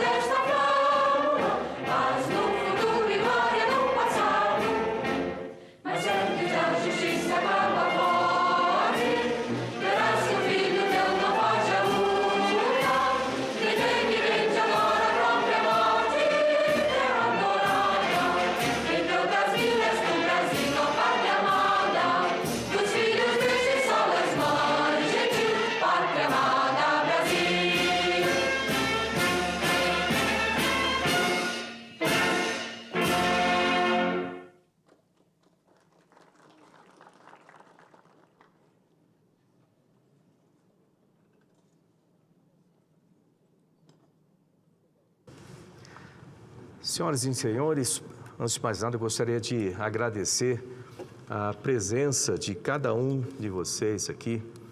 Esse é um dia muito... Até maio deste ano. Interrompemos a matéria porque agora, 14h23, a CPMI voltou às atividades com o depoimento da representante da CGU. Acompanhe.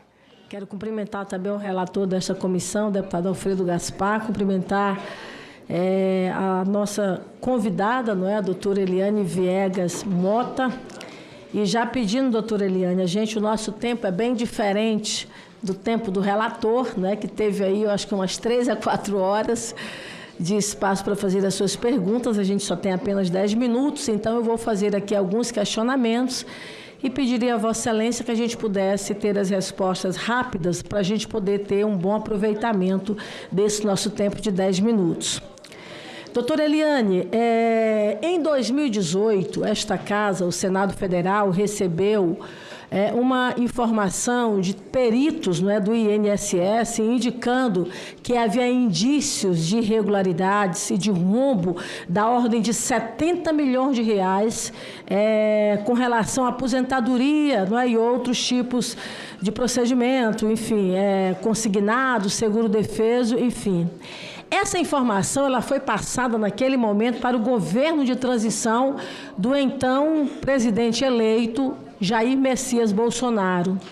A minha pergunta para a senhora é a seguinte: essa informação chegou na Controladoria Geral da União? Porque eu vejo, e até queria saber se você também, se a CGU estava integrando esse governo de transição, e ao mesmo tempo também gostaria de saber se houve naquele momento alguma auditoria diante dessa denúncia. Quanto a CGU ter integrado o governo de transição, eu acredito que sim, mas não é do meu conhecimento de que forma e quem participou. Quanto a denúncias, informações e fatos entregues pela perícia médica, recebemos em algumas oportunidades, sim, informações da perícia médica, sim, e todas elas analisadas e tratadas naquilo que era pertinente. Nesse momento, nesse período, só para confirmar, o ministro-chefe da Controladoria Geral da União era o ministro Wagner Rosário, é isso? Durante o período de 2019? 2019, sim. Sim. Não houve, então, da parte dele um pedido de auditoria diante dessas denúncias? Nós recebemos, como eu comentei, algumas informações da perícia médica, algumas denúncias. Mas não houve auditoria? Todas elas foram analisadas e, sim, fizemos auditorias em alguns casos que eram pertinentes. Nós tínhamos algumas demandas que apareciam e, sim, elas eram analisadas. Em algumas oportunidades, fizemos trabalhos específicos, sim. Trabalhos específicos. Eu quero saber sobre o montante desse rombo de 70 milhões de reais por parte da Controladoria Geral da União, especificamente o ministro-chefe da CGU. Foi solicitado auditoria? Porque a informação que eu tenho aqui, e aí eu quero que você me confirme, nós só tivemos auditoria referente a esse rombo no ano de 2024. De 2023 houve a preparação e em 2024 houve auditoria. Confere? Não, deixa eu então fazer uma contextualização. Agora eu só pediria que fosse um pouquinho rápida, porque realmente o meu tempo é muito escasso. Quando a gente fala de 2024... que eu falei que foi feito trabalho em 2024, foi em relação aos descontos associativos. Em relação especificamente... A descontos associativos não houve, então, auditoria em 2019? Não, tampouco recordo de ter tido. Eu não estou querendo até que você se limite, mas é uma questão realmente do meu tempo, porque realmente eu não tenho tempo. Por exemplo, em 2019, essa informação nós obtivemos em 2018. Em 2019, no grupo de trabalho que estava, por exemplo, a Controladoria Geral da União, estava o MPF, estava a Defensoria Pública da União, houve ali, por exemplo, o afastamento de 4 entidades irregulares, cumprindo, por exemplo, inclusive uma decisão, uma recomendação do Ministério Público Federal. Na sua fala aqui conosco, você apontou inclusive as 4, que era a ANAPES, a ABANSP, a ASBAP, que são siglas, não é? E a CENTRAP.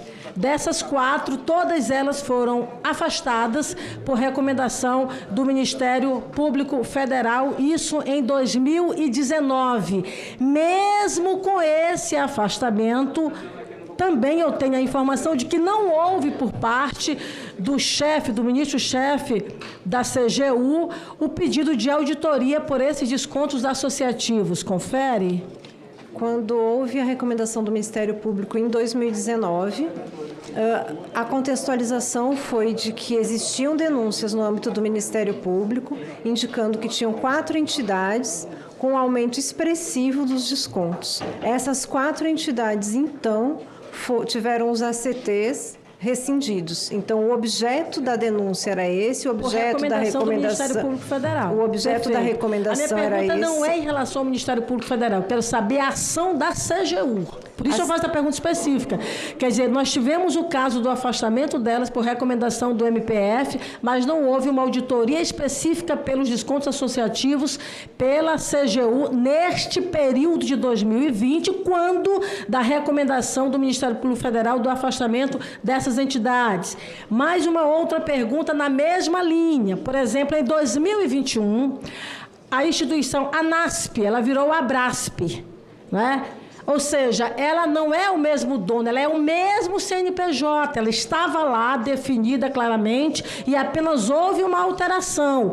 Isso lá atrás, em 2019. Em 2021, 2, 3 anos depois, ela é admitida novamente pelo INSS com o mesmo CNPJ e continua lá fazendo a contratualização e fazendo os descontos associativos. A mesma pergunta. Para este caso específico, o ministro-chefe da CGU também não pediu auditoria referente a descontos associativos referente a essa instituição. Deixa eu só explicar como é que funciona o nosso trabalho na CGU. Nós temos um plano de auditoria que guia as nossas auditorias ao longo do ano. Então, nós definimos o plano de auditoria naquele ano e fazemos os trabalhos. Mas o ministro pode pedir auditoria. A menos que a gente tenha algum tipo de demanda diferente, alguma sinalização da necessidade de fazer o trabalho. Não houve, então, sinalização de realização da auditoria. Aí ele pode ser incluído no plano. Pode ser, mas não foi, não teve auditoria. Eu estou sendo rápida porque o meu tempo realmente está passando. Veja, um ano depois, em 2022, a CGU produziu o relatório de avaliação que teve o número 8.06377 e no relatório diz o seguinte: pelo exposto, tem-se que a ausência de normas estabelecendo forma para a seleção de federações, sindicatos e associações, considerando a área de abrangência base territorial e a competência de representação de cada uma dessas entidades, implica em riscos que podem se refletir na legitimidade para a realização dos requerimentos. Mais uma vez, eu pergunto e tenho aqui, portanto, a informação que não houve, por parte do ministro-chefe da CGU, um pedido de auditoria, mesmo com esse relatório produzido, ao que me parece, por sua diretoria. Como meu tempo acabou, eu quero apenas fazer aqui um breve relato, presidente, com sua permissão. Veja, em 2018, nós recebemos, o governo de transição do então presidente Bolsonaro recebeu a informação de que havia um rombo da ordem de 70 milhões de reais por descontos associativos feitos de forma irregular. Em 2019, a própria doutora Eliane colocou aqui, ela começou a receber informações relativas a essas mesmas denúncias, inclusive com atas e relatórios, naturalmente, na sua diretoria. Qual foi a ação do ministro-chefe da CGU? Nenhuma. Nenhum pedido de auditoria, nenhuma ação mais enérgica de fiscalização. 2020, nós temos, por determinação não da CGU, mas do Ministério Público Federal, o pedido de afastamento de entidades. 4 delas são afastadas. Depois, 2020, mais algumas são afastadas. O que nós temos em 2021, no então governo do então presidente Bolsonaro, você tem uma readmissão dessa mesma instituição que apenas muda de CNPJ, ou melhor, que apenas muda de nome, mantém o CNPJ. E essa mesma instituição continua fazendo descontos associativos de forma fraudulenta. 2021 continua na mesma pegada, admitindo instituições fraudulentas. 2023, há um aumento, por exemplo, de casos. E aí, então, o governo do presidente Lula inicia o processo de auditoria. Além de iniciar o processo de auditoria e fazer todo esse planejamento, afasta ministro da Previdência, afasta presidente do INSS, afasta diretorias, ou seja, a ação do governo agora foi enérgica em relação a casos de fraudes. E uma coisa que é bom lembrar, está aqui o dado, quando você vê em 2024 o aumento de desconto associativo, ela é resultante de ACTs do governo anterior. Veja, quais são os números que dizem aqui, Isalci? Governo do presidente Lula, 1 bilhão e 76 milhões de reais de descontos.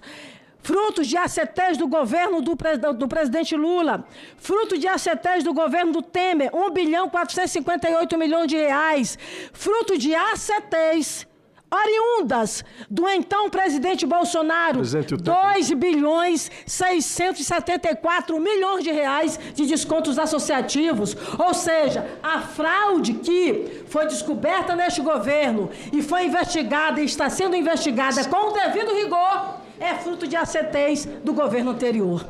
Portanto, colegas, neste governo, ao contrário dos governos anteriores, a fraude vem de 4 governos. E a fraude que vem de 4 governos, que percorreu todos eles, foi interrompida no governo do presidente Lula. Senadora, eu queria... Para fechar o meu raciocínio, e outra, stand-up no bar. Eu quero dizer... Posso ser interrompida, presidente. Presidente, o tempo. Não. Deputado, só... Reposição de 1 minuto, presidente. Senadora, que o tempo já havia concluído. Só para concluir, 30 segundos, por gentileza. 1 minuto só, porque eles me interromperam. 30 segundos, para concluir. Eles têm mania de fazer interrupções. Para finalizar, presidente, eu quero dizer ao senhor que a nossa função nesta comissão é não admitir jamais que a investigação não seja imparcial e não seja rigorosa. Nós faremos o nosso papel aqui nesta comissão. A corrupção ela é inaceitável, e a corrupção com velhinhos, com pessoas que passaram a vida inteira trabalhando e que, infelizmente, no final de suas vidas tiveram a subtração dos seus recursos, não será tolerada por esta comissão. Doa quem doer, nós faremos a investigação à altura, presidente. Senhor presidente, pela ordem, só para o senhor saber, são 16 minutos que a senadora Elisiane está falando, eu exijo de 6 minutos a mais na minha fala. Porque então é o seguinte, ela falou, concluiu. Só estou falando para o senhor que não pode ser dois pesos, duas medidas. Já compreendi, mas sem ansiedade, cada dia com sua agonia. Pode ser assim. Não precisa essa ansiedade. Não precisa ansiedade. A sua inscrição ainda não chegou. No seu tempo, Vossa Excelência terá o tratamento igualitário. Já foi registrado. Vou passar a palavra.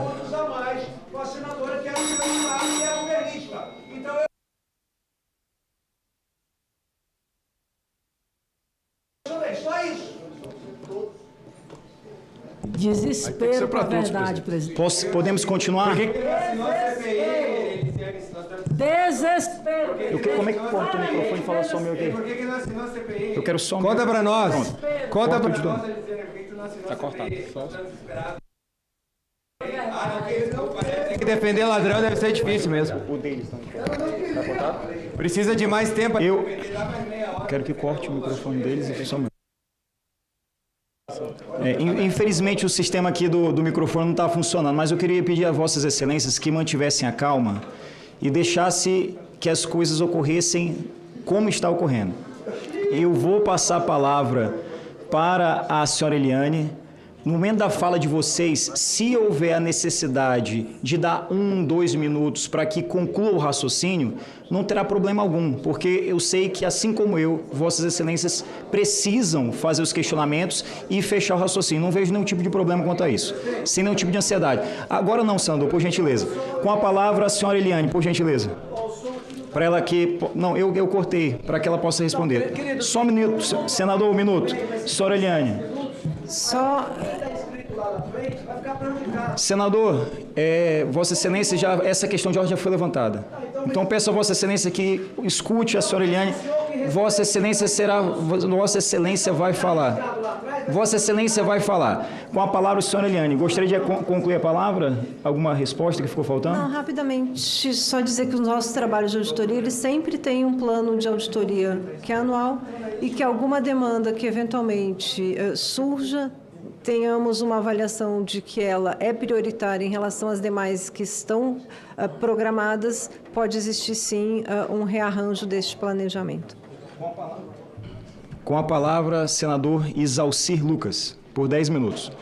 Presidente, primeiro eu quero elogiar aqui o nosso relator, que acabamos com a questão da narrativa.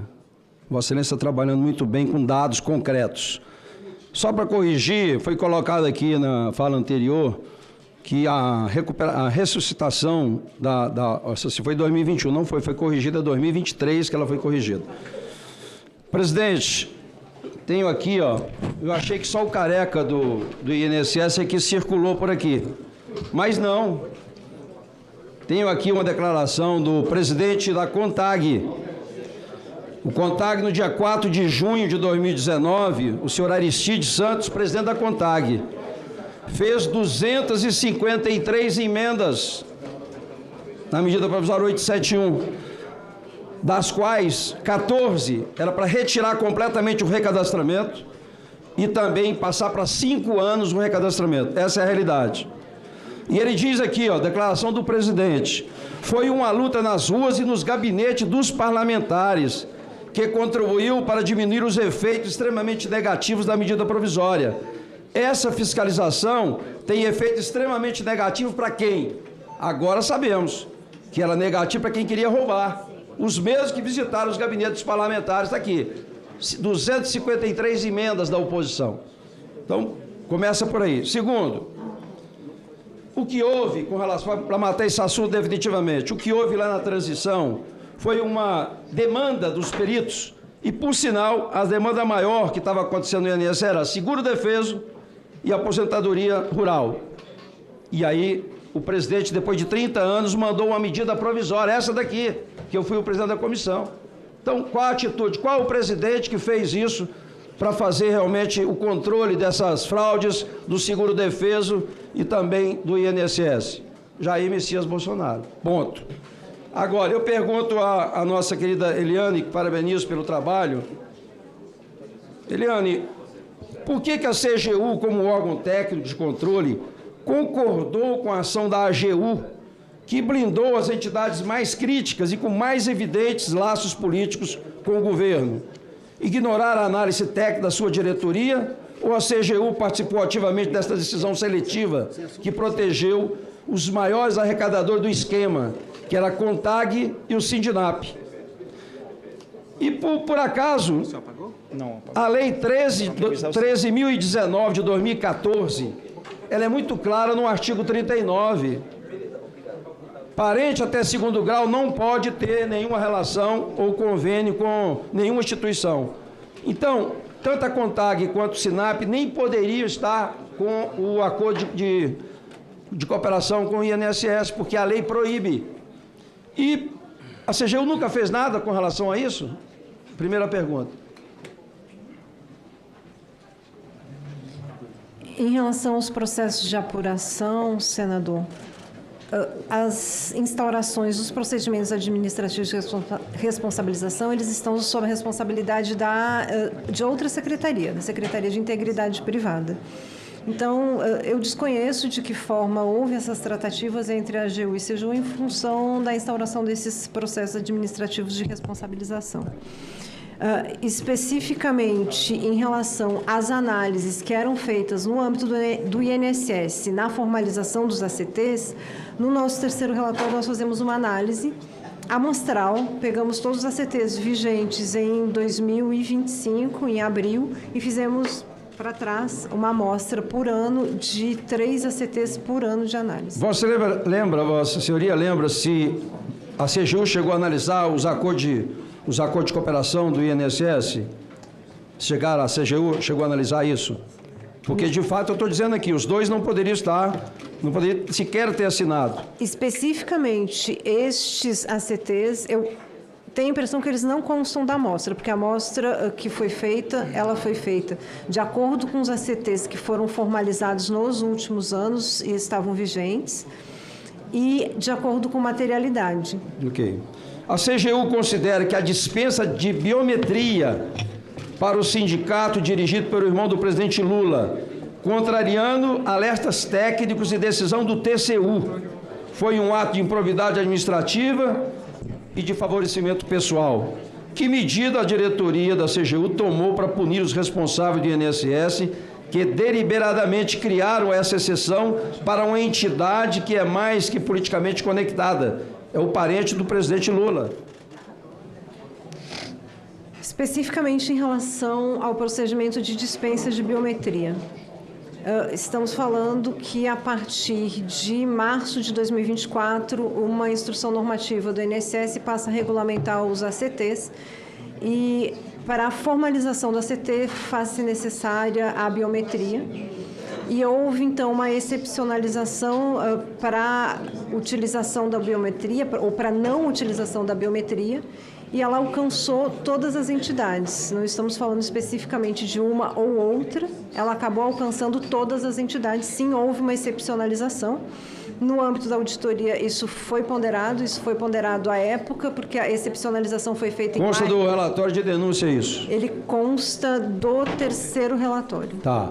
A CGU avaliou também o impacto dessa norma, porque é uma instrução normativa 162. Exatamente. A instrução normativa 162 de 2024, de março, ela criou critério de dificuldade e punição das entidades fraudulentas, colocando aí um percentual de 5%. Só poderia ser analisado aquelas entidades que tivessem 5% de reclamação. Ou seja, a CGU avaliou o impacto dessa norma e questionou por que essa norma favorece justamente as entidades com maior volume de desconto e que mais roubaram os aposentados. Ou a Controladoria se omitiu diante de uma regra que, na prática, foi criada na gestão petista para anistiar as irregularidades cometidas pelos maiores e mais influentes culpados deste esquema. Senador, especificamente em relação a essa instrução normativa, ela é a primeira instrução normativa que trata especificamente dos descontos associativos. As anteriores, elas tratavam da concessão de benefícios e também tinham alguns artigos que tratavam dos descontos. Quando se fala, então, desses 5%, ele traz como uma obrigatoriedade de fazer alguma fiscalização. Então, eu acho que essa instrução, ela traz uma obrigatoriedade de fazer a partir daí, sem prejuízo de fazer antes disso também. Sim, mas é evidente que já não faziam nenhuma, imagine-se com isso, né? Então, 5%, a realidade, beneficiou a Contag e o Sindinap, que é um volume muito alto, e 5% disso dava um valor muito alto. Mas eu perguntaria ainda, porque meu tempo também está esgotando, por que as auditorias financeiras da CGU permitiram que a atual gestão do INSS não só deixasse de cobrar os custos operacionais das entidades, mas também realizasse repasses bilionários a associações com pendências fiscais, usando o dinheiro do contribuinte para subsidiar um esquema roubo e descumprimento do decreto 3.048 de 99. Ou seja, o INSS gastou mais de quase 6 milhões de custo, não repassou para as entidades, absorveu o custo. Tem conhecimento disso? Na verdade, parte do custo é absorvido pelo INSS, inclusive essa era uma das recomendações que nós tínhamos em relação aos empréstimos consignados e trouxemos para os descontos associativos também, que houvesse adequada mensuração dos custos pelo INSS para que esse custo também não estivesse na autarquia na execução dessas transferências. Mas é importante que se diga que uma parcela dos recursos, ela também acabava sendo retida para cobrir esses custos. Como a CGU, em suas auditorias de conformidade, permitiu que os dois maiores e mais irregulares acordos de cooperação do INSS continuassem ativos, mesmo violando de forma tão clara a cláusula antinepotismo, que é a Lei 13.019 de 2014. Essa falha em recomendar o cancelamento imediato desses acordos ilegais não demonstra uma forma seletiva de fiscalizar, que se torna rigorosa com entidades pequenas e totalmente flexível com entidades dos amigos, aliados e parentes?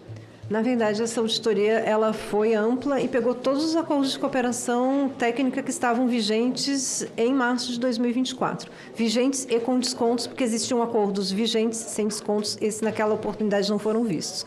E a auditoria abarcou a totalidade das entidades, inclusive os PAR abertos pela CGU estão abarcando também a quase totalidade dessas entidades. Concluir só, presidente. Foi feito um acordo, eu gostaria de... Acho que o CGU também participou desse acordo. E eu pergunto, o que a gente percebe, DPU, CGU, AGU, parece que defende os interesses das empresas e não dos aposentados e pensionistas. Porque, pergunto, no acordo celebrado para devolução dos recursos, há uma cláusula obrigando o aposentado a retirar qualquer ação judicial ou não entrar com novas ações. Porque nós temos no Código de Defesa do Consumidor que tem que devolver o dobro. Vossa Senhoria A CGU assinou esse documento também concordando com isso? Não, a CGU não participou da discussão desse acordo. Só a AGU? Sim. Ok, presidente, eu pedi mais 6 minutos, mas acho que vou colaborar com os colegas. Mas, veja só, da mesma forma como aconteceu com a senadora Elisiane, eu permiti que ele fizesse a conclusão. Eu não vou interromper imediatamente após, até porque eu não quero prejudicar o material de nenhum deputado, nenhum senador que precisa prestar contas com seus eleitores do trabalho sério que todos nós estamos fazendo aqui. Quero passar a palavra agora ao deputado Alencar Santana, por 10 minutos. Presidente Duarte Júnior, colegas deputados, senadores, cumprimentar aqui a doutora Eliane Viegas, parabenizar na pessoa da senhora por todo o trabalho da equipe da Controladoria Geral da União, que sem dúvida alguma teve uma postura bem diferente, muito mais ativa e efetiva durante o governo do presidente Lula. Afinal de contas, essa investigação, essa apuração realizada pela Controladoria permitiu que os descontos foram suspensos, porque senão continuariam acontecendo e as pessoas sendo roubadas. Presidente, com licença, desculpa interromper, Alencar, eu não quero ser indelicada com você, mas a gente teve troca, é isso? Só porque é uma questão de ordem de lista. Só peço que paralise o tempo, por gentileza. Desculpa, Alencar, eu não quis te interromper. Puder voltar, agradeço, presidente, não me incomodo, não. Peço que paralise o tempo. Só respondendo a questão de ordem daqui, pela ordem da deputada Adriana, o deputado Alencar trocou a fala com o deputado Mário Então, existe Eringer. troca? Isso é uma prática aqui? Olha, não, é só para entender, eu só queria saber uma prática, um acordo um acordo que nós temos aqui é que as decisões que eu vou tomar são as mesmas decisões tomadas pelo senador Carlos, que é o presidente da CPMI, eu estou como vice-presidente. Nem ele vai agir sem acordo comigo, nem eu vou agir sem acordo com ele. Então não há nenhum tipo de problemática de fazer a troca. O que não pode é acrescentar parlamentar que não foi inscrito. Então, já respondi a sua questão. Para continuar os trabalhos, retomem o tempo. Deputado Alencar, que possa ser retomada a sua fala, peço que resete o tempo aí, por gentileza.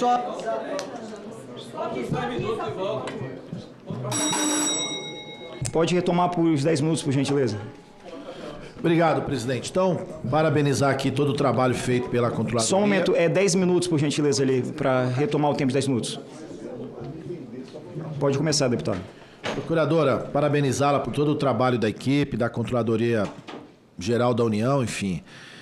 Por todo o trabalho, afinal de contas, essa apuração que foi levada ao conhecimento da Polícia Federal e permitiu que os descontos, esse roubo, fosse suspenso e os aposentados e aposentadas que estavam sendo lesados deixassem de ser, inclusive com o ressarcimento que está sendo realizado pelo governo do presidente Lula.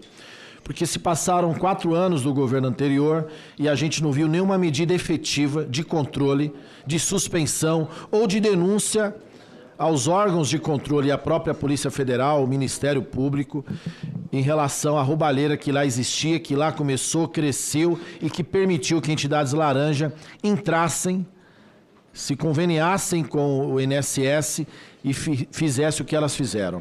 Eu queria fazer uma pergunta. A senhora fez parte do GTI desde 2019, é isso? Isso. O grupo de trabalho intersetorial, que lá tinha representantes do INSS, Promotoria, Procuradoria da República, Controladoria da União, naquele período de 2019 a 2022, alertou o INSS sobre possíveis irregularidades, desvio da finalidade do desconto, ou seja, dos roubos que estavam acontecendo? Iniciado em 2019, com a recomendação do Ministério Público, foi a primeira sinalização. E depois, na sequência, 2020, 21, 22... Todos os anos? Os 4? Não, os 4 em 2019 e depois em 2020, 2021 e 2022 foram feitas muitas interações de forma... Interações com o INSS, cobranças, para construir uma instrução normativa que fizesse com que os descontos acontecessem de uma forma diversa. Mas por que o desconto ocorrer de uma forma diversa? Tinha algum problema? não existia uma instrução normativa específica que regulamentasse os descontos. Então, a forma de fazer os descontos, como já foi ponderado no início pelo relator, era simplesmente o encaminhamento de um arquivo para implementação na folha de pagamentos. Então, a intenção é que isso tivesse mais controles por parte do INSS. Então, já tinha irregularidades acontecendo ali nos descontos, por isso que vocês estavam alertando.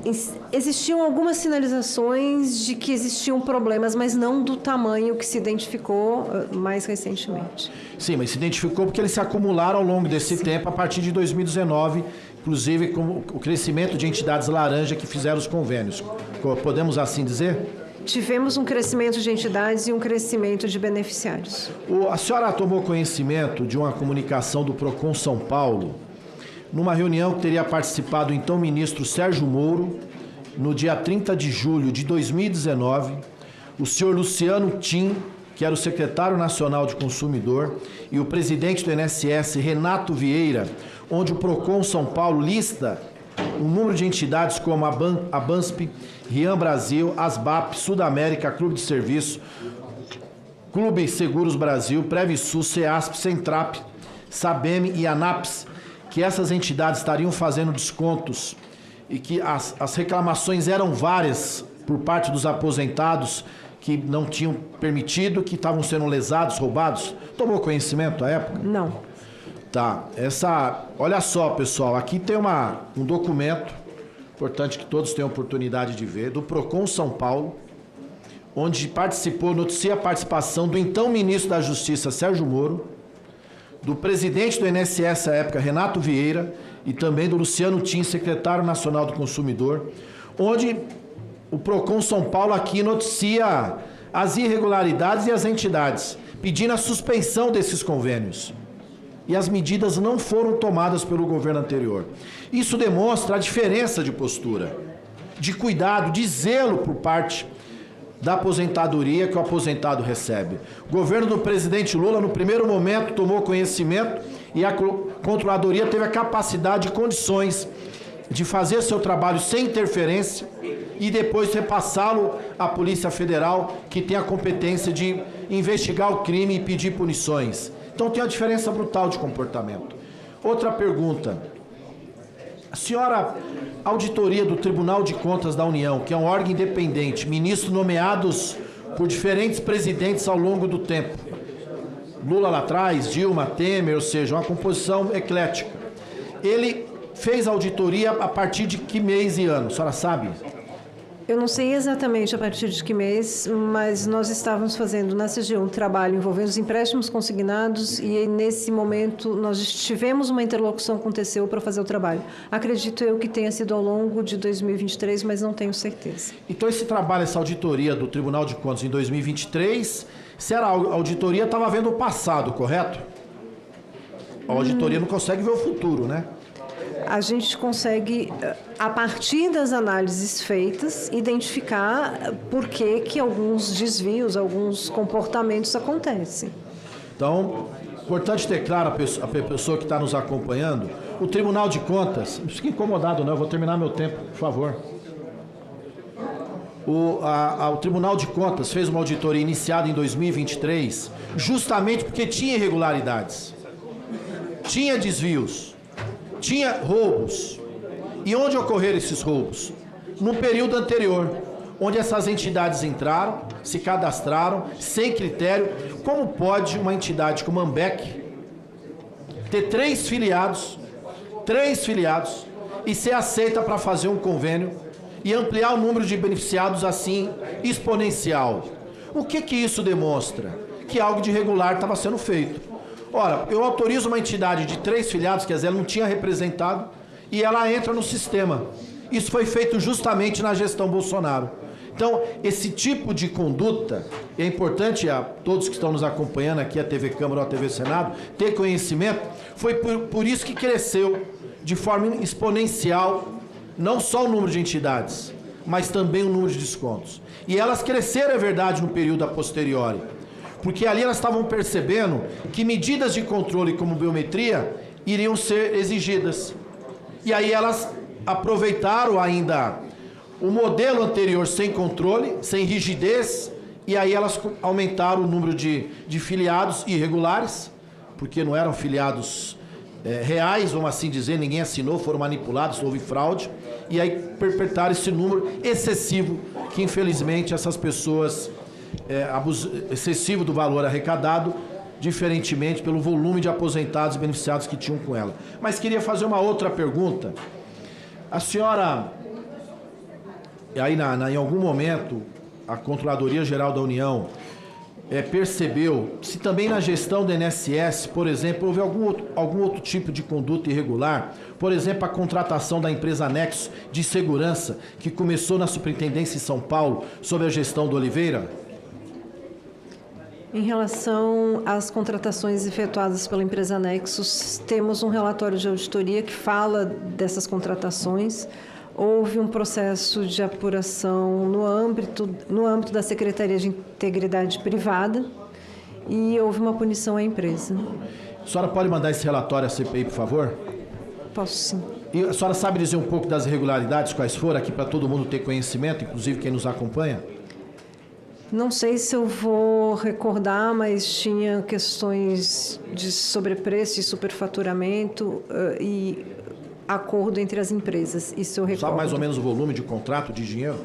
E se além de São Paulo houve em outras superintendências? Sim, contratação em Minas Gerais, na Superintendência de Minas e na Superintendência de São Paulo. Essas questões estão em relatório. E começou em qual superintendência?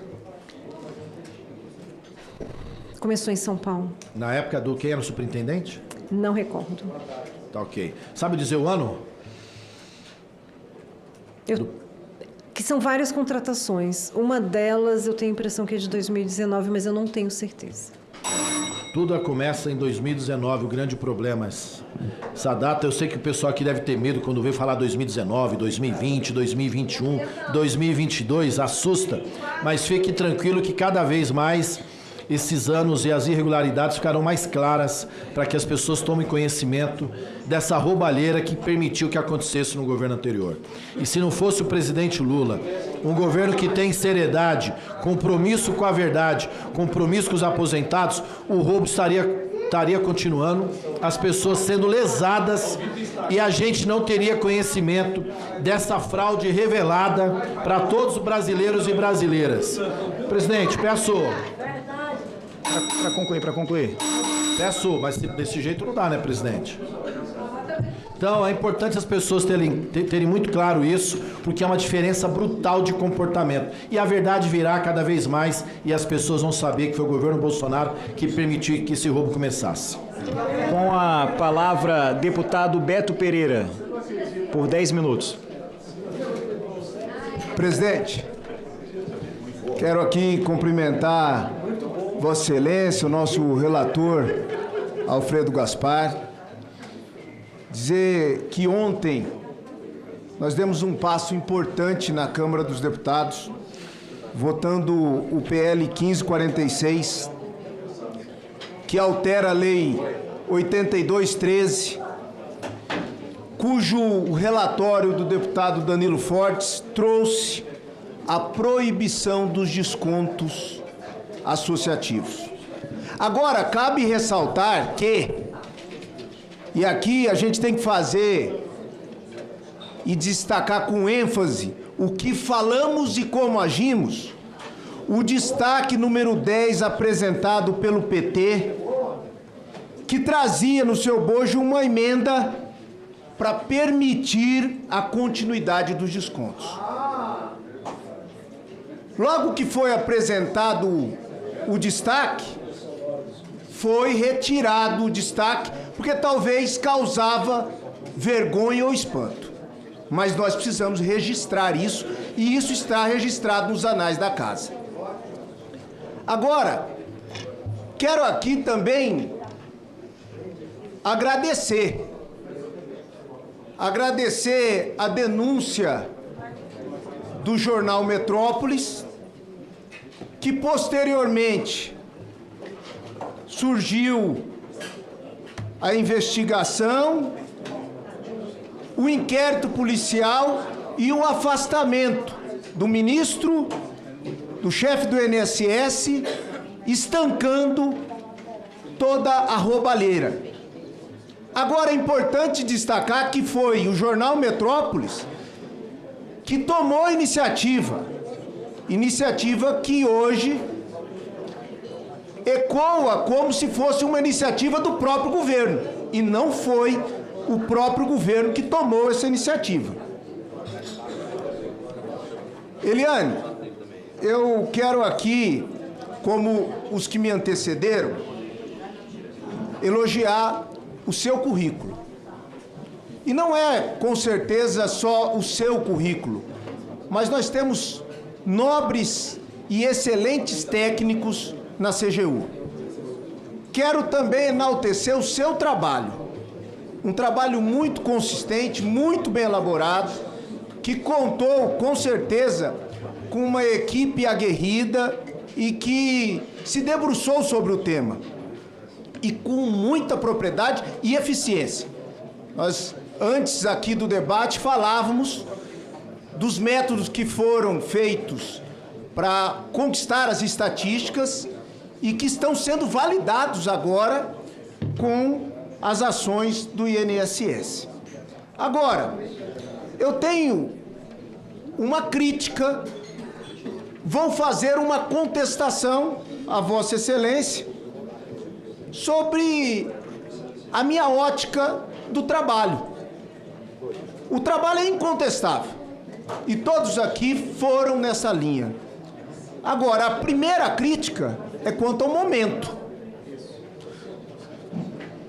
A CGU, que é um órgão do governo federal, um órgão de controle interno, que tem na sua essência prevenir os erros do governo, prevenir que as coisas aconteçam de forma errada e continuada, tomou conhecimento em 2019 através de uma ação do MPF do Paraná e só foi agir em 2023 com um relatório orientando. Claro, houve a reunião de 2020, houve a reunião de 21, houve a reunião de 22, mas com algo documentado só em 2023. Então, a primeira crítica é quanto ao momento de agir.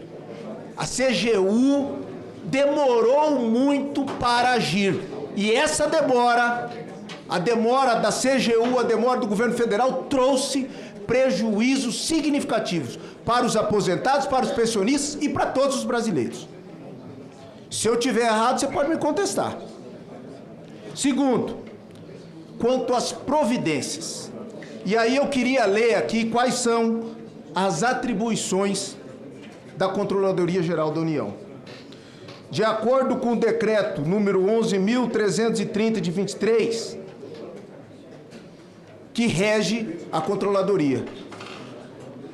No parágrafo 1º, inciso 2º, cabe à CGU realizar inspeções, apurar irregularidades, instaurar sindicâncias, investigações, processos administrativos disciplinares, bem como acompanhar e, quando necessário, avocar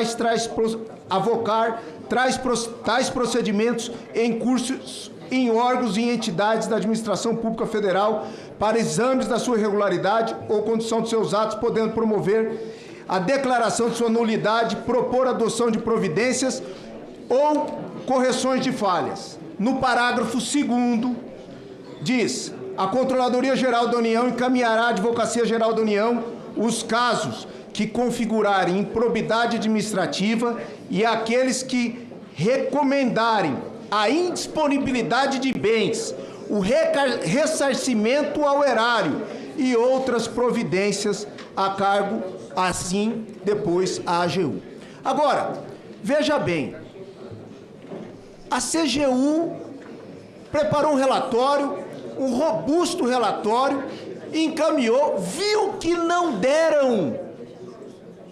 deram relevância para aquele relatório e a CGU não acionou a AGU diante da inércia do INSS, diante das recomendações que foram dadas pela CGU. Essas duas críticas, para mim, são aquilo que me incomoda. Por que a CGU, diante de um trabalho tão bem feito, ficou apática, teve esse apagão, não agiu como tal diante de robustas provas, de um robusto relatório e da inércia daqueles que teriam responsabilidade de agir, que eram o ministro da Previdência e o chefe do INSS. Só para ilustrar, Eliane, em 2004 eu fui eleito prefeito do município de Terenos. Em 2005, março, eu fui sorteado dentre os 5.500 municípios do país pela uma auditoria aleatória da CGU. Eu recebi uma comitiva de técnicos de Brasília. Foi feita uma verdadeira devassa. O trabalho de vocês vai no cerne. E as providências foram tomadas, os encaminhamentos foram sérios, foram severos, encaminhamento ao Ministério Público Federal, ao Ministério Público Estadual, vocês foram muito diligentes. Não foi desta forma que vocês atuaram neste caso. O trabalho foi muito bem feito, muito robusto, mas contesto o seu momento de agir e contesto as providências que foram tomadas pela CGU. Caso minhas afirmações não estejam alicerçadas, eu gostaria que a senhora contestasse. Inicialmente, eu vou falar então do nosso processo de planejamento. Como eu já ponderei aqui algumas vezes, nós temos um planejamento dos trabalhos. Quando vamos fazer um, deixamos de fazer outros, é fato. Houve o questionamento anteriormente da senadora Damares Alves. Sempre existem opções. Ou eu vou fazer um, ou eu vou fazer outro. E o momento em que conseguimos chegar nos descontos associativos foi no final de 2023. E, efetivamente, as denúncias que apareceram na imprensa auxiliaram e ajudaram a conduzir o processo. Foram importantes e vieram como um elemento para a auditoria. Especificamente em relação aos resultados e aos desdobramentos. Numa auditoria normal, nós não teríamos 3 relatórios, nós teríamos um relatório só, coeso, com todos os resultados amarrados num documento único. Agora nós temos os resultados amarrados em 3 documentos, mas nós entendemos que não era o que tínhamos para o momento. Nós precisávamos ter iniciativas céleres e interlocução com o INSS com base em informações, em dados, em números, em análises. A contestação que nós ouvíamos no INSS é que os aposentados ficariam sem suporte das entidades, perderiam seus planos de saúde, não conseguiriam comprar seus medicamentos com redução de valor, auxílio funeral e coisas do tipo. Então, nesse momento, nós estávamos agindo na auditoria para fazer o nosso papel de controle interno de melhoria da gestão, sim. Mas não nos furtamos, no dia 15 de abril, de procurar a Polícia Federal para dar prosseguimento àquilo que nós, enquanto auditores, não temos competência para fazer, então, que é na série criminal.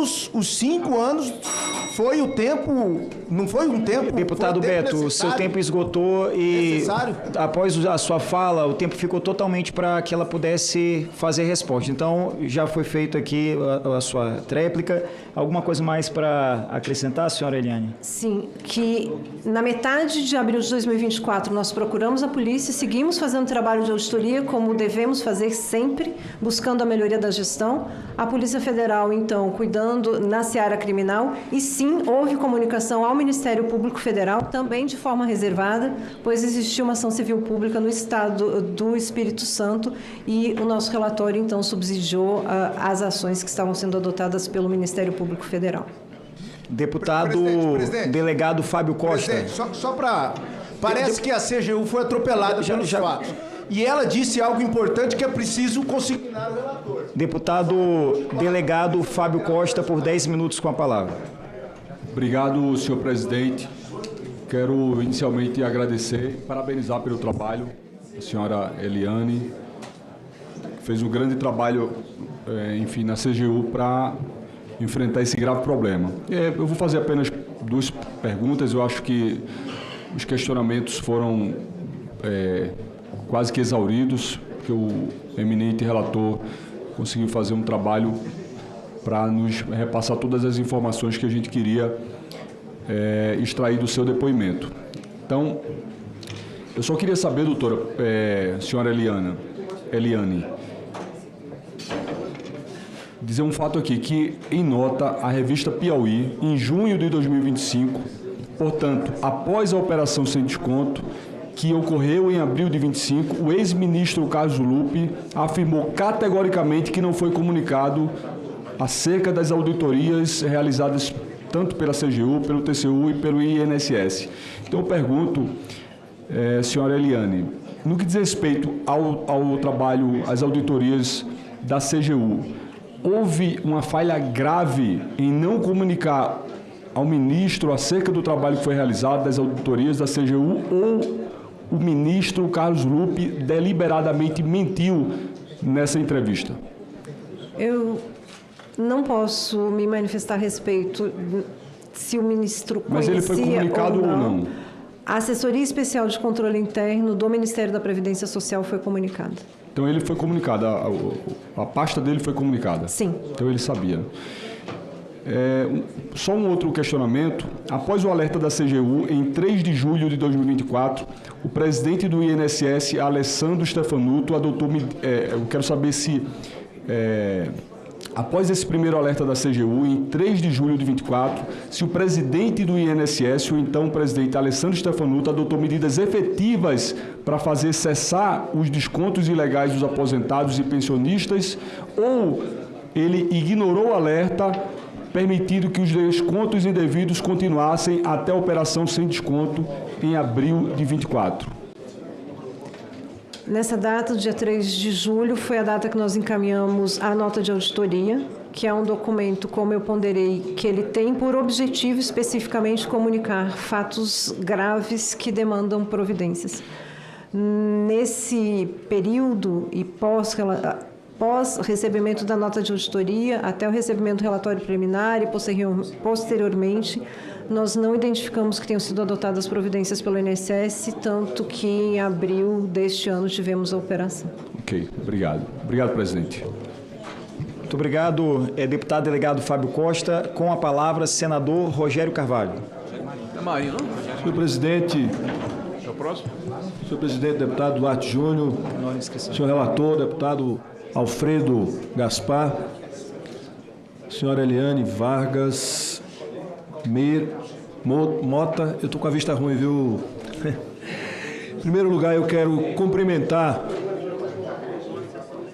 a Controladoria Geral da União pelo trabalho que desenvolveu, impedindo que esse esquema, seja ele patrocinado por quem tenha patrocinado, de continuar ocorrendo.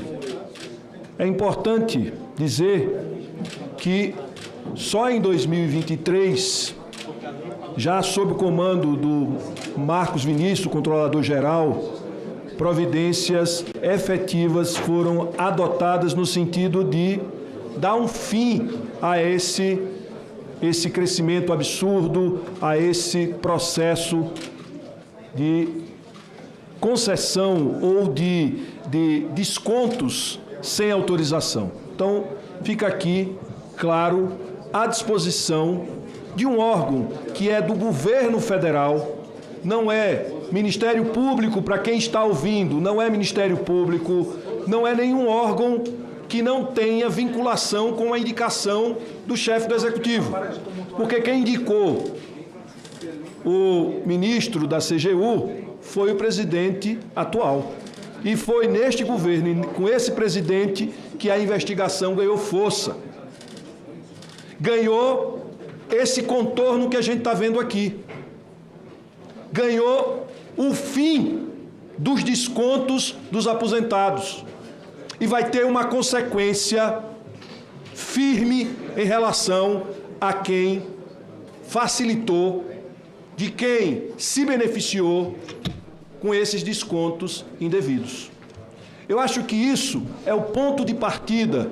Se nós aqui queremos, de fato, fazer justiça, a gente tem que olhar para o momento em que isso foi tomado, no momento em que se tomou a providência definitiva, que chamou a Polícia Federal, que começou a investigação policial, decorrente de uma auditoria consequente, e que começou o indiciamento de pessoas que, inclusive, esta comissão já encaminhou para o ministro André Mendonça o pedido de prisão preventiva.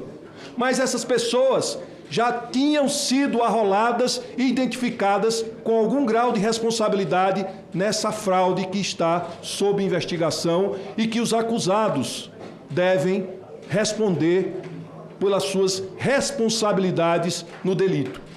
Então eu quero aqui primeiro deixar isso muito claro, porque não interessa aos aposentados, nem aos brasileiros, ficar aqui procurando a responsabilidade deste ou daquele chefe de executivo.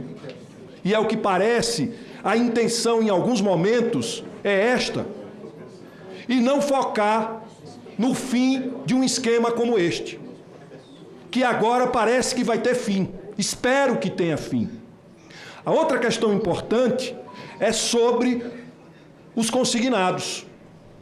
E espero que esta CPI, relator, digníssimo relator, eu acho que foi muito importante no dia que esta comissão resolveu focar neste objeto que são os consignados.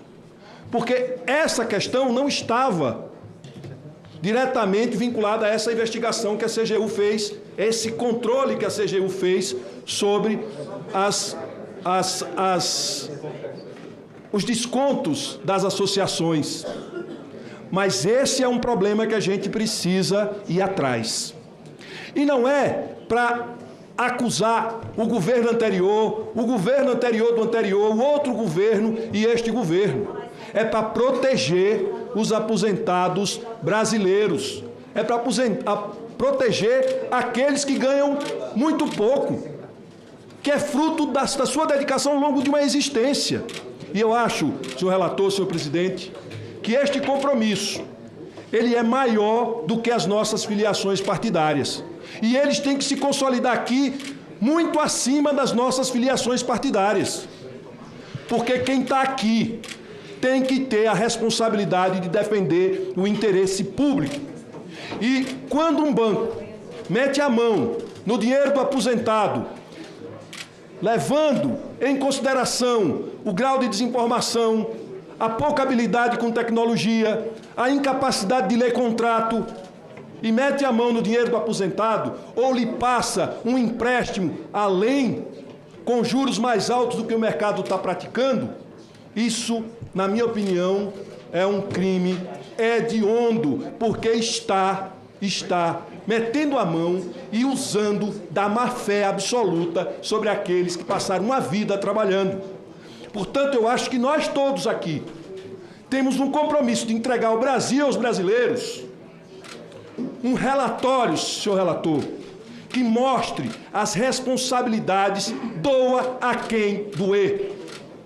Porque se a gente ficar aqui atirando para um lado para o outro, num fla-flu, sabe o que vai acontecer? Nem os brasileiros, nem o Brasil, nem o interesse público ganha. No momento em que a CGU entrou em campo, se fosse para proteger este ou aquele governo, o ministro não teria impedido, não teria deixado de divulgar, e isso não aconteceu. Isso foi adiante, chegou a polícia, foi atrás, e o nosso papel é cumprir essa função na condição de parlamentares que aqui estamos. Portanto, doutora Eliane, é porque eu não estou conseguindo enxergar. Eu estou precisando usar óculos de longe, viu, Elisiane? Portanto, eu quero cumprimentar o esforço que a senhora está fazendo, junto com as advogadas aqui, as procuradoras da AGU e da própria CGU, talvez, aqui nesse momento. Eu sei que é muita tensão, é muito difícil, mas eu quero lhe cumprimentar e cumprimentar todo o trabalho da CGU, neste caso, cumprimentar o relator que tem feito um trabalho com muita precisão e espero que esta comissão não fuja do seu objetivo maior, apontar responsabilidades de todos aqueles que cometeram delitos e que lesaram os aposentados brasileiros e que jogaram contra o interesse público, que é aquilo que a gente, como parlamentares, como pessoas que exercem cargo eletivo, tem a obrigação de fazer. Por isso, senhor presidente, eu não tenho nenhum questionamento a fazer, porque fui muito bem esclarecido.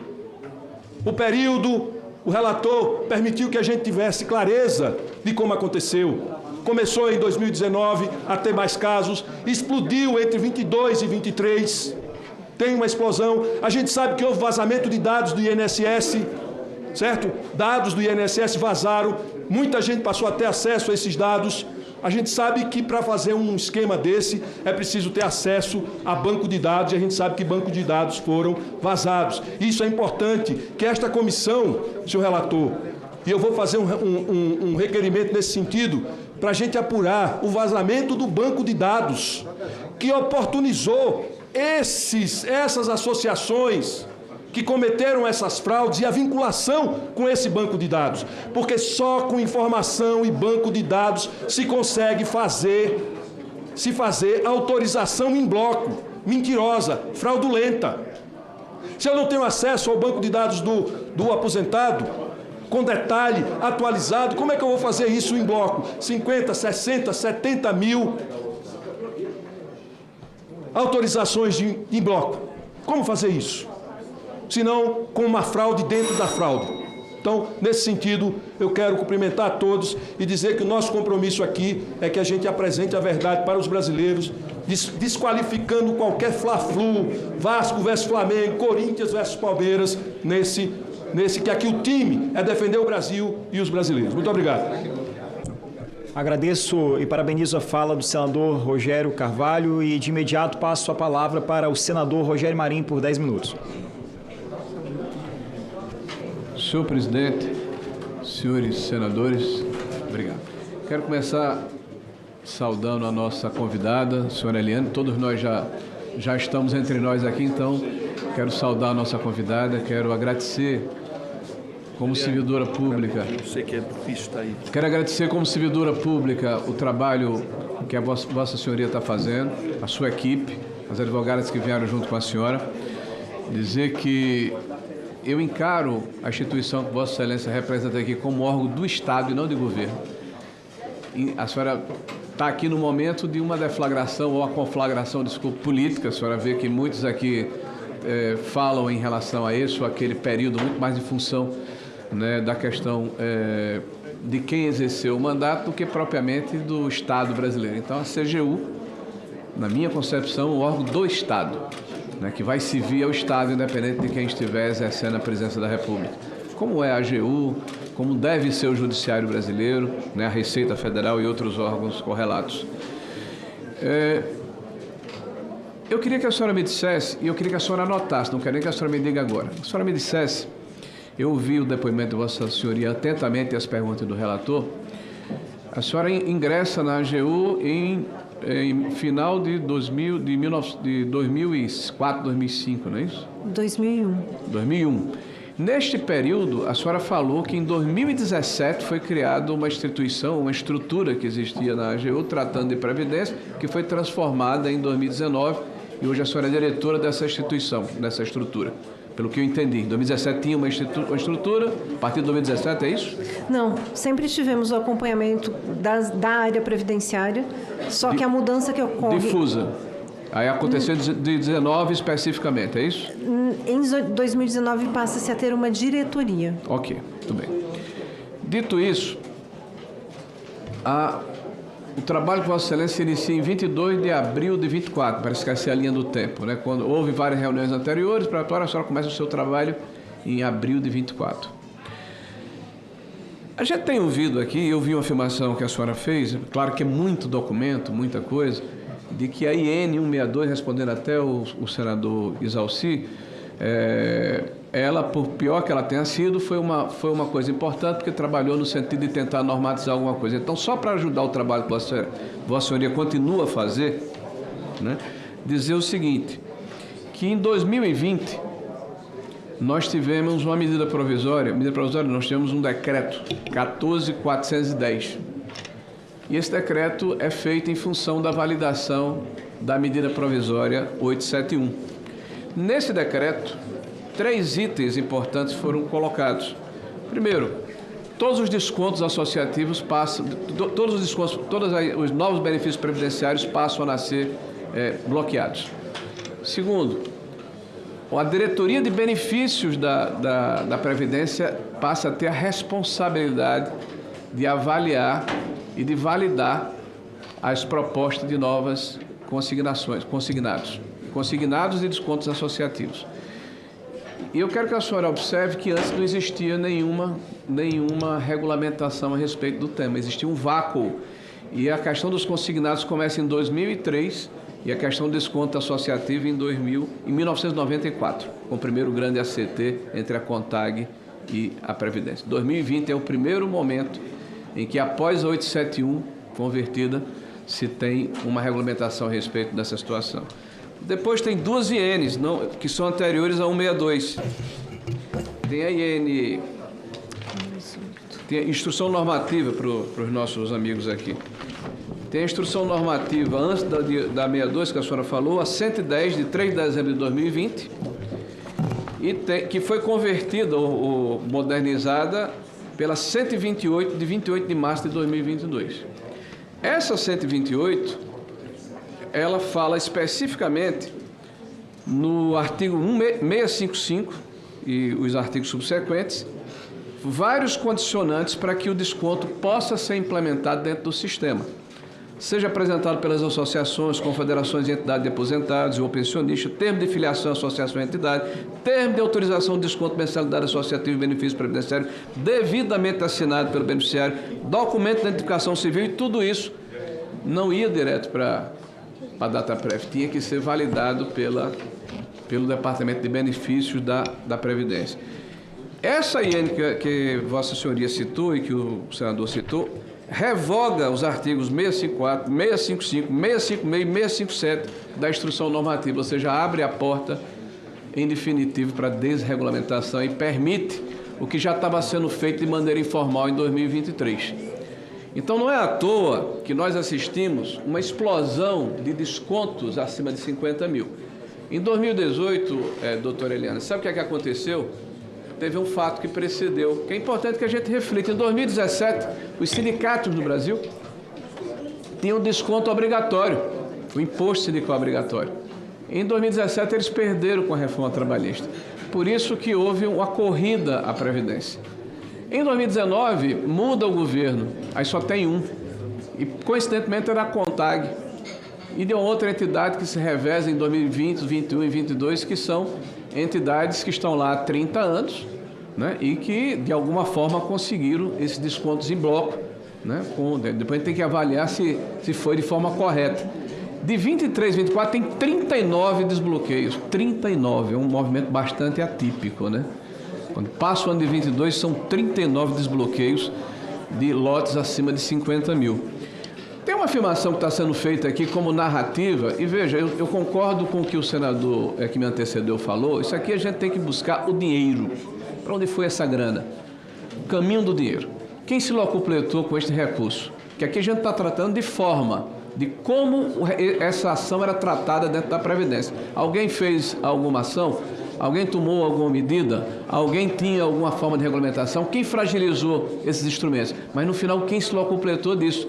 Por isso que eu acho que é urgente se quebrar o sigilo bancário dessas instituições e dos seus dirigentes e, de forma subsequente, verificar o caminho dessa grana toda. Que a senhora falou de 6 bilhões, só a contar que foi 3 bilhões e 200 milhões. E se nós levarmos em consideração que a amostragem feita pela CGU, que é idônea, que é um órgão de Estado, mostra que no cômputo dessas avaliações, 98% desse valor não foi dado causa por quem foi associado, a gente está falando aí de uma quantia bastante vultosa de recursos que foram subtraídos de pessoas hipossuficientes e vulneráveis. É um crime hediondo que tem que ser combatido. Eu quero dizer que a forma como foi feito em 2019 e 2020, eu queria que a senhora respondesse se tem alguma referência em 30 anos de desconto associativo do que aconteceu em 19 e 20. E vou dizer o que é. Em 2019, foi dito aqui por alguém, por um dos que me antecederam, que no dia 1º de agosto de 2019, houve uma reunião com o PROCON.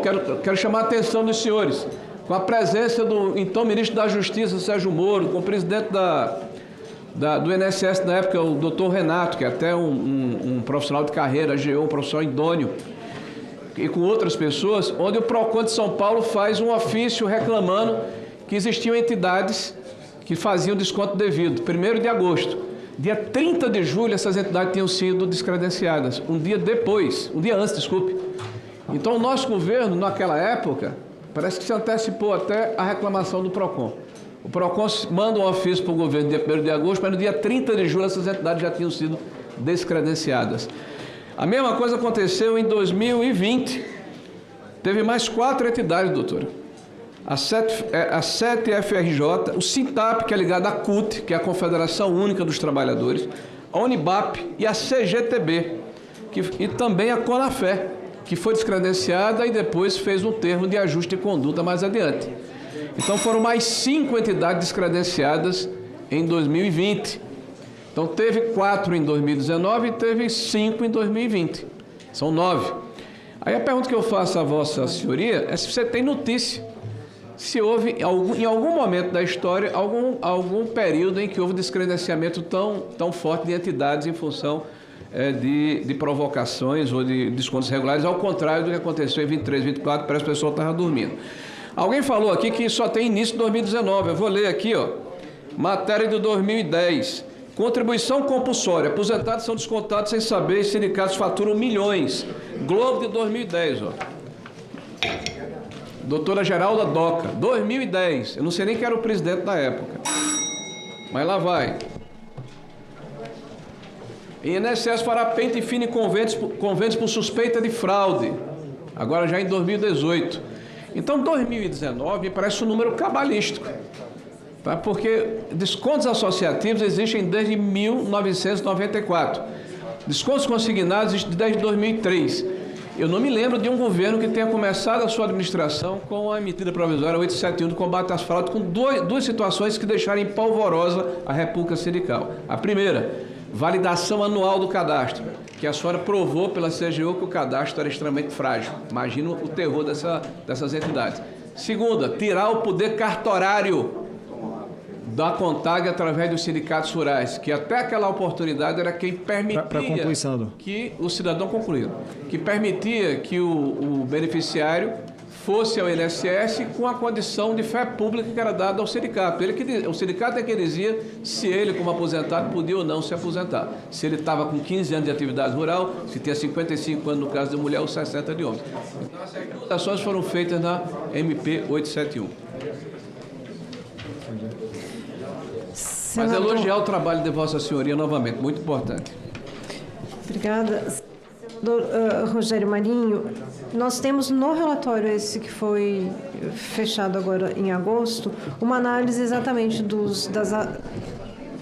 das formalizações e das rescisões que ocorreram. Ao longo do período, existem novas entidades sendo credenciadas e entidades sendo descredenciadas. O trabalho da CGU ele chega num momento em que, sim, muitas entidades estavam sendo credenciadas, porque se tinha uma fila muito grande de entidades ainda a serem credenciadas pelo INSS. E isso tinha alguma relação com essa IN 162 de 2024, que quando ela é editada, ela tem algum artigo, que eu não lembro qual é, que diz que ela tem efeito para aqueles protocolos de ACT apenas posteriores à vigência da IN.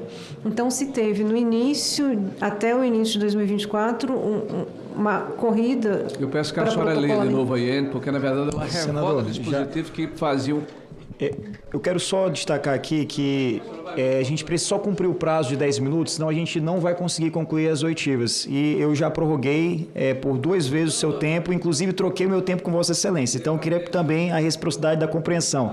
Para concluir, pode responder, querida senhora Eliane Viegas. Sim, mas quando temos na IN 162 essa questão de que ela só vale dali para frente, para aqueles ACTs que são, então, formalizados a partir dali, nós temos algumas entidades que não cumpriam os requisitos que a IN traz. Então, essas entidades, elas ficaram ainda nessa fila. E quero dizer com isso que, sim, quando a gente tem uma medida em 2024, a gente, de alguma forma, impede que essas entidades entrem. Sim, existem toda uma mudança de normativo aqui ao longo do tempo, com movimentos de idas e vindas, inclusive com uma mudança na diretoria que é responsável pelos ACTs no INSS, por um curto período de tempo, que passou da DIRBEM para a DIRAT, e esse movimento, quando ele passa da DIRBEM para a DIRAT, a gente tem algumas formalizações também que tinham sido negadas na DIRBEM e foram depois concedidas na DIRAT, e vice-versa, alguns ACTs que foram negados na DIRAT e depois aprovados na DIRBEM. São movimentos que eles precisam ser, sim, avaliados e analisados, porque existe esse movimento que não é compreensível, que a competência ela passa de uma diretoria a outra num período de 8 meses e alguns ACTs passam a ter condições de ser assinados nesse período. Com a palavra, senadora Soraya Tronic, por 10 minutos. Senhor presidente, deputado Duarte Júnior, senhor relator, deputado Alfredo Gaspar, cumprimento todos os parlamentares em nome de vossas excelências. Saúdo, senhora Eliane Viegas Mota e, inclusive, as advogadas da AGU, Patrícia Alves de Faria, Priscila Machado de Oliveira. Gostaria de saudar todos os brasileiros e brasileiras, especialmente os aposentados e pensionistas, em nome de 2 turmas de aposentados, pensionistas, idosos, melhor idade, das quais eu sou madrinha lá no Mato Grosso do Sul. A uma Universidade da Maturidade da Universidade Estadual de Mato Grosso do Sul e também a turma da melhor idade da Universidade Federal do Mato Grosso do Sul. Vai meu abraço, meu carinho, e é por eles que nós estamos aqui. Eu gostaria de iniciar, senhor presidente, externando o meu descontentamento com o andamento dessa CPI no tocante à seletividade na forma de tratamento dos depoentes. Nós estamos começando, é a 4ª oitiva, dá tempo de colocar um freio de arrumação nisso. E eu digo por quê. Os discursos iniciais da maioria dos colegas, de todos, foram de isenção e de imparcialidade. Mas hoje, na 4ª oitiva, tivemos 3 oitivas, a senhora é a 3ª, de cunho institucional, com agentes, com servidores concursados e que têm estabilidade. Daí a importância da estabilidade, porque não se envolvem politicamente com absolutamente ninguém. É importante, eu sou a favor. Só que quem veio representando as instituições brasileiras foram os mais maltratados, especialmente as mulheres. Parlamentares que ignoram os limites da competência de cada órgão, extrapolam nas perguntas e exigem respostas aquém da competência de quem está aqui depondo. É um absurdo isso. Cada órgão tem o seu limite de competência. E isso faz com que os brasileiros, que é o que mais importa aqui nesse momento, fiquem confusos. Porque eles acham que todo mundo que senta aqui tinha obrigação disso, obrigação daquilo, obrigação da PF, obrigação do MP. Nós temos que saber separar, saber fazer a pergunta correta para que os trabalhos possam realmente andar. E, em contrapartida, o último depoente que aqui esteve, diga-se de passagem, com um comportamento bastante atípico, só faltou ser recebido com um tapete vermelho aqui, é verdade. Lamentável. Então, eu destaco também, presidente, a necessidade e obrigatoriedade de tratamento digno para com advogadas e advogados, não só por conta da indisponibilidade constitucional da presença dessa nobre profissão, da qual eu pertenço e tenho muito orgulho, tanto privada quanto pública, que é o caso da AGU aqui, mas também, não só do direito dos advogados e advogadas, mas também do depoente de ser assistido. Nós tivemos problema hoje, para que advogadas da AGU entrassem aqui no recinto, e tivemos problema também na segunda passada, quando a AGU veio acompanhar o delegado Bruno. É inaceitável esse tipo de comportamento. É inaceitável. Eu defendo a OAB e entre nós, o doutor relator foi promotor, mas entre juiz, entre advogado, entre promotor, não existe hierarquia. E não há também hierarquia aqui em relação a essa questão de porque está aqui no parlamento pode ser maltratado. Então fica a dica, porque da próxima vez nós vamos ter que tomar alguma atitude, porque não é possível, eu não aceito mais. Bom, Eliane, eu já estou absolutamente assim... tranquila em relação às suas respostas, de acordo com os limites da sua competência, da sua atuação. Mas algo, para mim, ainda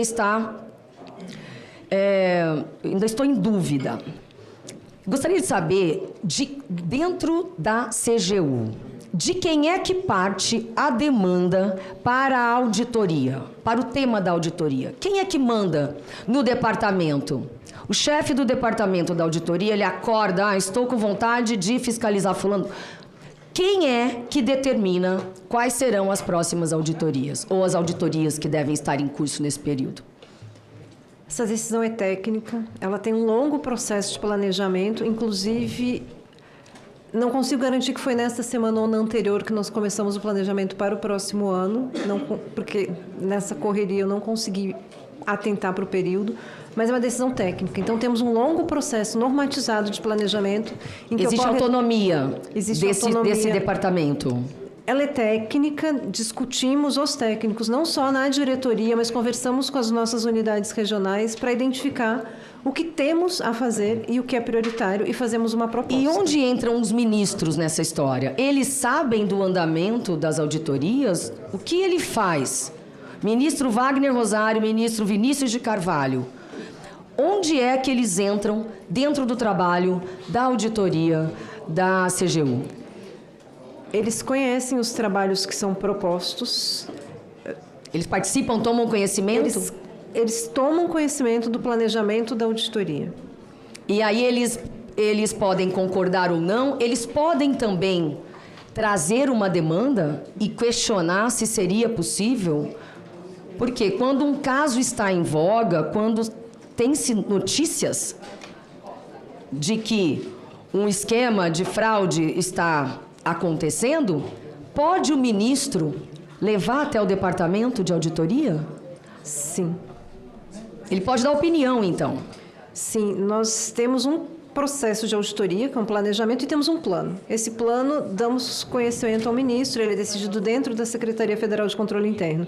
Mas esse plano, ele não é engessado. Então, ao longo do ano, qualquer demanda que venha a surgir, nós fazemos uma análise da criticidade, da pertinência dele passar na frente dos outros que já estavam programados. Concordo. E também tinham uma relevância para estarem no plano de auditoria. Ok. Então, assim, os ministros, porque senão não haveria necessidade de nomear ministros, certo? Eles têm alguma relevância, não é possível, dentro do órgão. Então, eu pergunto, durante os 4 anos do governo passado, como se comportou o Wagner Rosário em relação a este tema? Como eu ponderei, o planejamento ele vem da área de auditoria. Sim, mas ele chegou algum dia a trocar uma ideia com vocês, a trazer uma opinião acerca disso? Ele ouviu dizer que há algo de estranho acontecendo ou nunca vocês trataram desse assunto? Não recordo de ter tratado esse assunto especificamente com o ministro Wagner Rosário. E com o Vinícius de Carvalho? com o ministro, depois que começamos a fazer o trabalho, ele foi incluído no plano de auditoria e a partir dos resultados do trabalho. Então, ele também não tem o poder de parar uma investigação ou uma auditoria de vocês, certo? Não. Tem o poder? Então, nessa autonomia, ele poderia muito bem. Como aconteceu tempos atrás, eu queria saber, eu não encontrei nenhum policial federal ainda aqui. A minha pergunta seria que quando foi que a Polícia Federal iniciou as investigações? Porque quando foi deflagrada a operação, é óbvio que a investigação começou no mínimo um ano antes, concordam? Porque é algo de monta. É muito grande essa fraude. Então, nós imaginamos que tenha começado um ano atrás e com sigilo. Não vai dar tempo de eu falar tudo o que eu gostaria de fazer perguntas sobre a Conafer. A Conafer tem um crescimento vertiginoso, uma coisa espantosa. E lembrar que a CGU é um órgão de controle interno do governo federal focado em assegurar a boa gestão dos recursos públicos e a transparência. A CGU presta assistência ao presidente da República. A CGU presta assistência ao presidente da República nos assuntos relacionados ao controle interno, o que coloca como uma instância que trabalha dentro da estrutura do Poder Executivo. Ela executa atividades de auditoria pública, correição e prevenção, a mando da Presidência da República. Então, isso precisa ser destacado.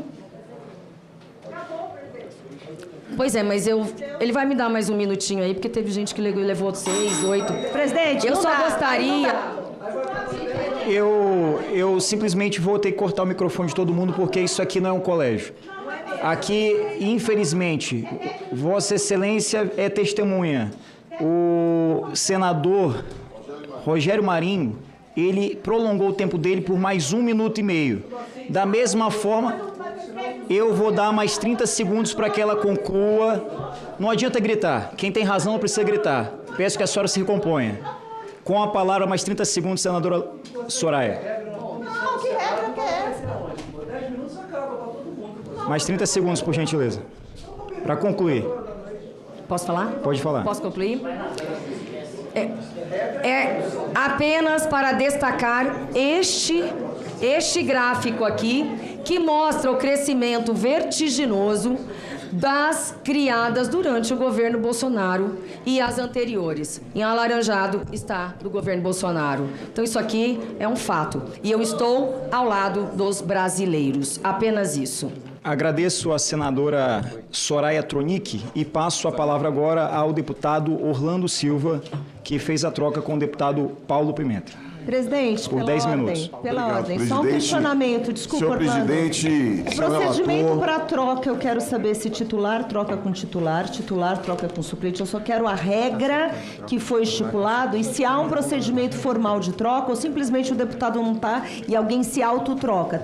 O deputado Paulo Pimenta deixou um requerimento autorizando troca e a questão do titular. Obrigada. Pronto. Respondendo à questão de ordem, na verdade é pela ordem dos trabalhos, o procedimento de troca é o mesmo que Vossa Excelência e o Partido Novo usou na reunião passada. A grande problemática é que a gente precisa aplicar aqui um ditado do direito romano, que é o venire contra facto próprio.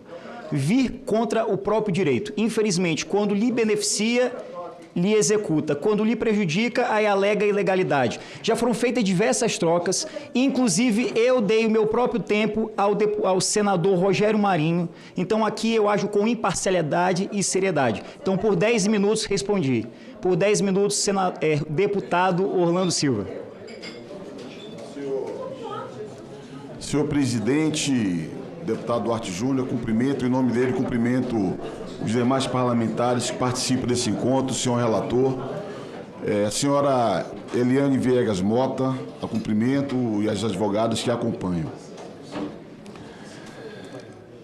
O depoimento da senhora Eliane Viegas Mota foi um depoimento, na minha percepção, esclarecedor. Mas o depoimento dela não tem a mesma potência dos 3 relatórios produzidos pela Controladoria Geral da União. Os relatórios produzidos pela AGU agregam informações que serão essenciais para o desenvolvimento da investigação, presidente Duarte Júnior. Nós observamos, durante toda a fala do relator, inquirindo a depoente, a persistência com que ele se dirigiu a apenas uma entidade. Ele falou durante 1 hora apenas sobre uma entidade, a CONTAG. O que demonstra um viés evidente, muito diferente da imparcialidade proclamada pelo próprio relator, quando aqui, entre nós, assumiu essa responsabilidade. Mas eu não tenho a menor dúvida que o processo de investigação dessa CPI, a leitura cuidadosa e não seletiva dos relatórios técnicos produzidos pela CGU, a investigação policial que está em curso pela Polícia Federal, tudo isso vai produzir um resultado que deixará evidente a seletividade na condução dos trabalhos até aqui. A senadora Soraya acabou de fazer uma manifestação que ela é inequívoca, quando fez referência à entidade chamada CONAFER. Uma entidade que em 2019 tinha 718 filiados. Repito, 718 filiados.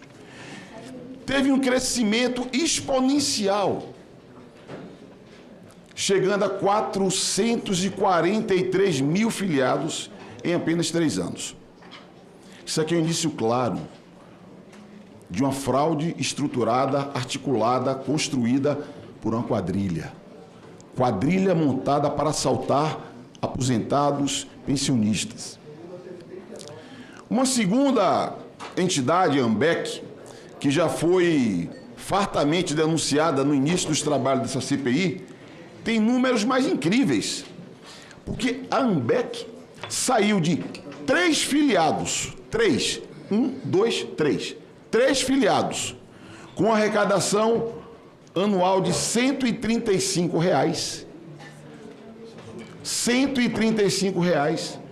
pulou para 16 milhões no ano seguinte. Uma segunda demonstração de que a AMBEC, a CONAFER, são boas referências para o aprofundamento das investigações por parte dessa CPI. Por quê? Porque tiveram o seu crescimento, tanto dos descontos, quanto da inclusão de beneficiários, num patamar exponencial. Para dialogar com o gentil deputado Luiz Lima, que está tentando me explicar quais as razões dessa expansão, eu tenho uma outra hipótese, deputado Luiz Lima. A minha hipótese, sabe qual é? É que o Oliveira, aquele que chefiava o órgão que inicialmente credenciava a CT e foi ministro da Previdência de Bolsonaro, é o patrocinador da formação dessas organizações criminosas. A CONAFER está aqui, saiu do chão. Esse é o gráfico da CONAFER. Esse é o gráfico. Saiu do chão. E olha a expansão que alcançou. Esse é o gráfico. Peço que reponha meu tempo, presidente, por favor. Deputado, eu estou querendo deixar o trabalho transcorrer. Infelizmente, eu vou ter que recompor por mais 30 segundos o tempo do deputado Orlando, mas Vossa Excelência, a todo instante, eu estou ouvindo o que Vossa Excelência está falando. A todo instante, Vossa Excelência vai ter o seu tempo nos seus 10 minutos. Vossa Excelência terá 10 minutos para repetir essa informação, mas ninguém aqui precisa desse lembrete. A todo instante, Vossa Excelência repete essa informação como um cuco, não precisa disso.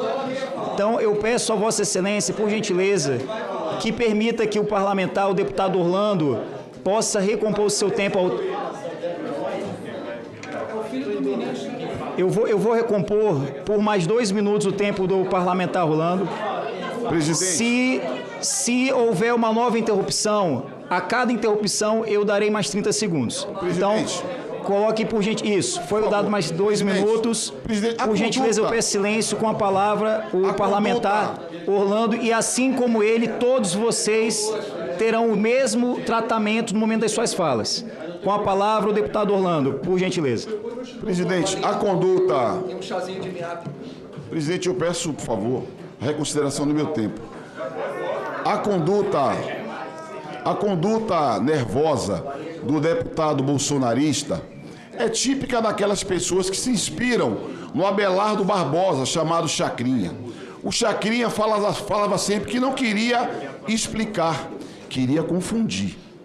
É essa conduta nervosa dos deputados bolsonaristas que não conseguem ver esse gráfico do crescimento dos valores descontados pela Conafer, o crescimento exponencial da inclusão de aposentados e pensionistas que foram lesados, e tudo isso foi produzido sob os auspícios da era Bolsonaro. E o Oliveira, ministro de Bolsonaro, era o chefe da quadrilha. Ele estará aqui na próxima quinta-feira e terá o devido tratamento.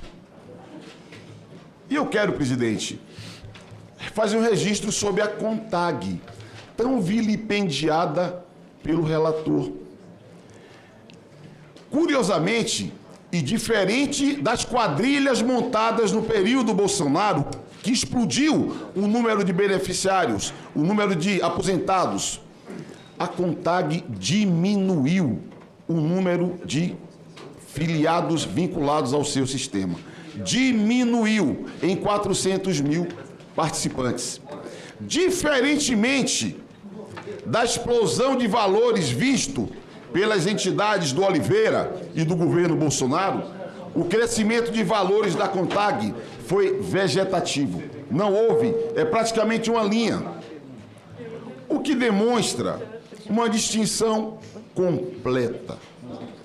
E eu falo isso, presidente, deputados, deputadas, senadores e senadoras, porque a nossa determinação aqui é apurar responsabilidades de quem quer que seja que produziu dano, lesão, roubo a aposentados e a pensionistas. É bom que venhamos desde 2015 e atravessemos distintos governos para que nós possamos punir seja quem for dirigente do INSS, seja quem for dirigente de governo, e essa determinação é porque nós temos compromisso com o interesse público. Porque se é verdade que as quadrilhas se estruturaram no governo de Bolsonaro, elas foram desmontadas no governo do presidente Lula. E tudo isso ficará nítido ao final da apuração dessa CPI. E anotem aí, vai ao relatório final essa conclusão, porque isso corresponde aos fatos. E por fim, ao tempo em que eu agradeço a senhora Eliane Viegas Mota por estar aqui conosco e reafirmo que o depoimento dela foi elucidativo e muito valioso será o relatório da CGU, os 3 relatórios. Eu quero concluir, presidente, a minha fala dizendo que no ano de 1963 foi fundada no Brasil a Confederação Nacional dos Trabalhadores em Agricultura. A CONTAG, que tem 27 federações, uma em cada unidade da nossa federação, tem cerca de 3.400 sindicatos por base. Não me surpreende a atitude reacionária da direita que ataca o sindicato, que ataca o movimento sindical. Não me surpreende, porque eles são contra os instrumentos de luta da classe trabalhadora. Mas defendo a CONTAG, defendo o MST, porque defendo a luta dos trabalhadores. Se existe hoje aposentadoria rural para os trabalhadores do campo, se existe auxílio-doença para os trabalhadores do campo, se existem todos os benefícios para os trabalhadores do campo, eu sugiro que os deputados e senadores que estão nessa sala pesquisem sobre a Assembleia Nacional Constituinte e identifiquem quem foram os porta-vozes da defesa desses direitos. E lá, os senhores e senhoras vão se surpreender, porque encontrará na defesa dos direitos daqueles trabalhadores a CONTAG. Todas as iniciativas legislativas que protegem a agricultura familiar e que garantem direitos para o povo do campo têm a presença, a participação ativa dessa entidade, desse sistema de entidades, porque não se trata apenas de uma entidade. E o que me causa espanto é que eu sempre imagino, desejo dar boa-fé às pessoas. E é incrível que as pessoas têm a coragem de misturar alhos com bugalhos. Instituições de fachada, sabidamente de fachada. Comparar com organizações de luta dos trabalhadores é algo inaceitável. Por isso, presidente, que eu, com altivez, coragem e em respeito à luta dos trabalhadores do campo, que ergueu essa que é uma das maiores entidades da luta popular, eu quero dizer que eu tenho absoluta confiança no trabalho que a CONTAG, que as federações e que os sindicatos realizaram ao longo do tempo. Aqui, enquanto deputados e senadores desrespeitam uma mulher de alta capacidade técnica, enquanto alguns inquisitores aqui sequer permitem que ela conclua o seu raciocínio. E aqui não é luta política, porque ela não é parte da luta política, ela é uma técnica que veio esclarecer, trazer informações. A resposta que a CONTAG dá no que diz respeito às mulheres não é essa conduta, é a Marcha das Margaridas, que é a mais relevante manifestação de luta das mulheres camponesas do Brasil.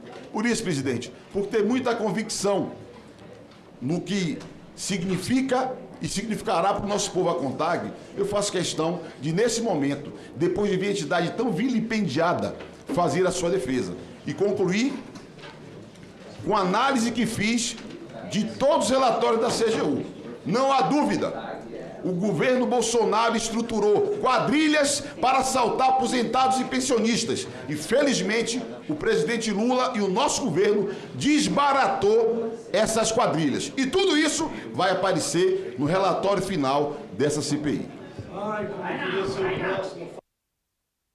Agradeço a palavra do deputado Orlando Silva. Antes de passar a palavra para o senador Márcio Bittar, eu queria aqui só fazer um comunicado. Alguns veículos de comunicação estão noticiando que não houve a intimação ou que está havendo alguma dificuldade de intimação do Camizotti e também do Careca. Eu quero aqui informar que já houve a intimação tanto do Camizotti como do Careca do INSS e há uma previsão de oitiva do Camizotti para o dia 15 de setembro e do Careca do INSS no dia 18 de setembro. Passo a palavra para o senador Márcio Bittar.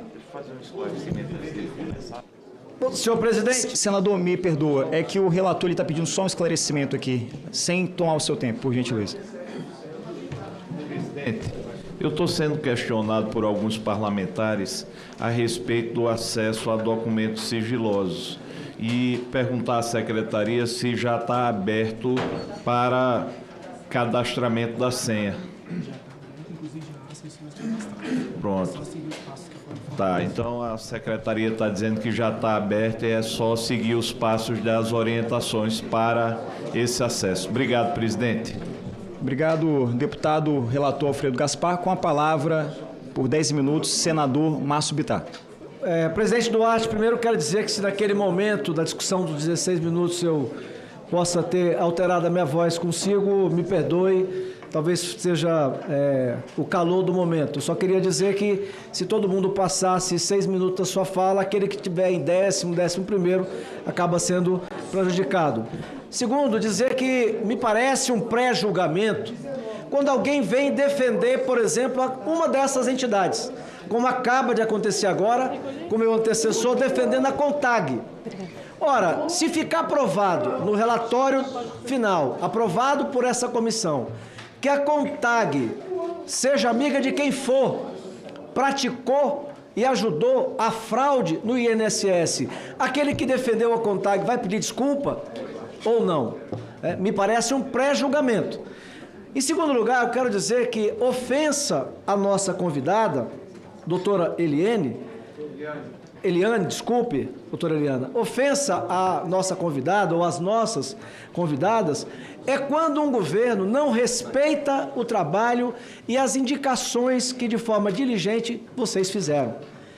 Isso sim que é desrespeitar, porque está claro um esquema que vem de muito tempo, começou lá em 94, a CONTAG era sim a mãe de tudo isso, não sozinha, mas era a grande entidade beneficiada por descontos indevidos, consignados não autorizados. E o que acontece a partir de 2018? O senador Rogério Marinho usou a palavra, trocando aqui de lugar com o nosso presidente Duarte, muito obrigado por isso, foi relator da reforma trabalhista em 2018 e acabou, entre outras coisas, com o imposto sindical obrigatório, que irrigava com fartos recursos dezenas de entidades que pararam de ter essa fonte de recursos. E essas entidades, muitas delas, essas 40 que agora nós investigamos, migraram para o esquema que a CONTAG já fazia de assalto aos aposentados do INSS. A partir disso, quando aumenta o volume de entidades tentando ou se beneficiando do que ficou famoso, conhecido como a roubalheira no INSS dos aposentados, começam a ter notícias de jornal. E aí, doutora Eliane Viegas, diante das denúncias, faz um trabalho de excelência e está claro, doutora, está muito claro, que todas as indicações, ou quase todas, que vocês fizeram, não foram atendidas.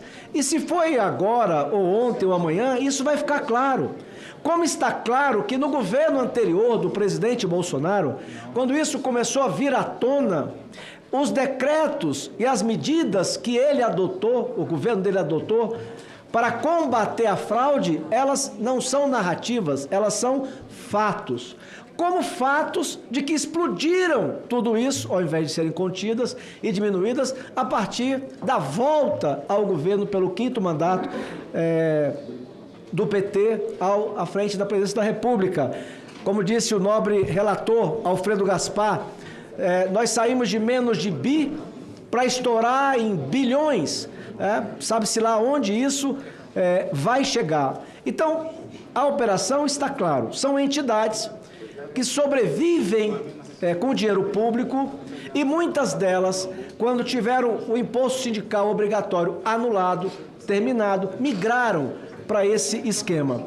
Quero, por fim, concordar com o senador Rogério Marinho. É incrível. Senador do PT, líder do PT, mas concordo, porque ele fez uma fala e foi até o final. Rogério Carvalho, desculpa. Mas ele fez uma fala, o Rogério Carvalho, e ele não usou da artimanha da esquerda, que sempre faz uma fala genérica para depois acusar o governo passado e defender o governo atual, inclusive fazendo pré-julgamentos. Não, ele disse que nós estamos aqui, nobre relator, para apurar o que aconteceu. E eu acho até, doutora Eliane, que a tarefa do relator não será tão difícil, porque tem uma coisa que, para lá de narrativas, que está claro para todo mundo. Houve um assalto, houve um roubo de milhões de brasileiros aposentados do INSS, pessoas humildes, vulneráveis. O desconto indevido, o consignado que não foi autorizado, foi comida que faltou na mesa de milhões de brasileiros humildes. E isso está claro. Eu tenho confiança absoluta que tudo isso vai deixar de ser narrativa no relatório que o nosso deputado e relator Alfredo fará. Começa a chegar aos nossos conhecimentos que ONGs ligadas ao meio ambiente, ou pseudo-ambiente, na Amazônia brasileira, que eu sou um homem da Amazônia, sou um homem do Norte, também teriam feito parcerias com algumas dessas entidades e que indígenas que foram lesados no mesmo esquema que está nacionalmente conhecido, teriam alguma participação. Então, eu queria fazer algumas perguntas e, se possível, vou fazer de uma vez, se possível, a doutora Eliane anota para depois fazer as observações que considerar necessário. A AGU tem ou teve conhecimento, a CGU, desculpa, tem conhecimento de que ONGs que se apresentam como defensoras dos povos indígenas, na prática, estariam também fraudando solicitações de desconto, inclusive até retendo cartões dos indígenas, muitos dos quais sequer sabendo que receberiam aposentadorias ou pensões e fazendo repasse desses valores para associações. Portanto, se tem conhecimento dessa ligação de algumas associações com ONGs, especificamente ligadas à questão indígena na Amazônia brasileira. E mais duas, doutora Eliane. Durante a auditoria, a senhora ou a sua equipe enfrentaram dificuldades de acesso a informações, atraso ou tentativas de obstrução? E a terceira e última, quais recomendações importantes a CGU fez que não foram acatadas, pelo menos até o momento, pelo INSS e por quê? E aí eu termino fazendo algo que aprendi ao longo da vida. Muitas vezes a gente não agradece quando é atendido e muitas vezes a gente não reconhece quando alguém faz um grande trabalho. É sempre mais fácil fazer a crítica. Eu quero então, doutora Eliane, dizer que a senhora honra o Brasil, honra os brasileiros, porque todo esse esquema não foi possível ser realizado até o momento sem cumplicidade meio que geral. Mas sempre tem algumas pessoas que insurgem contra isso.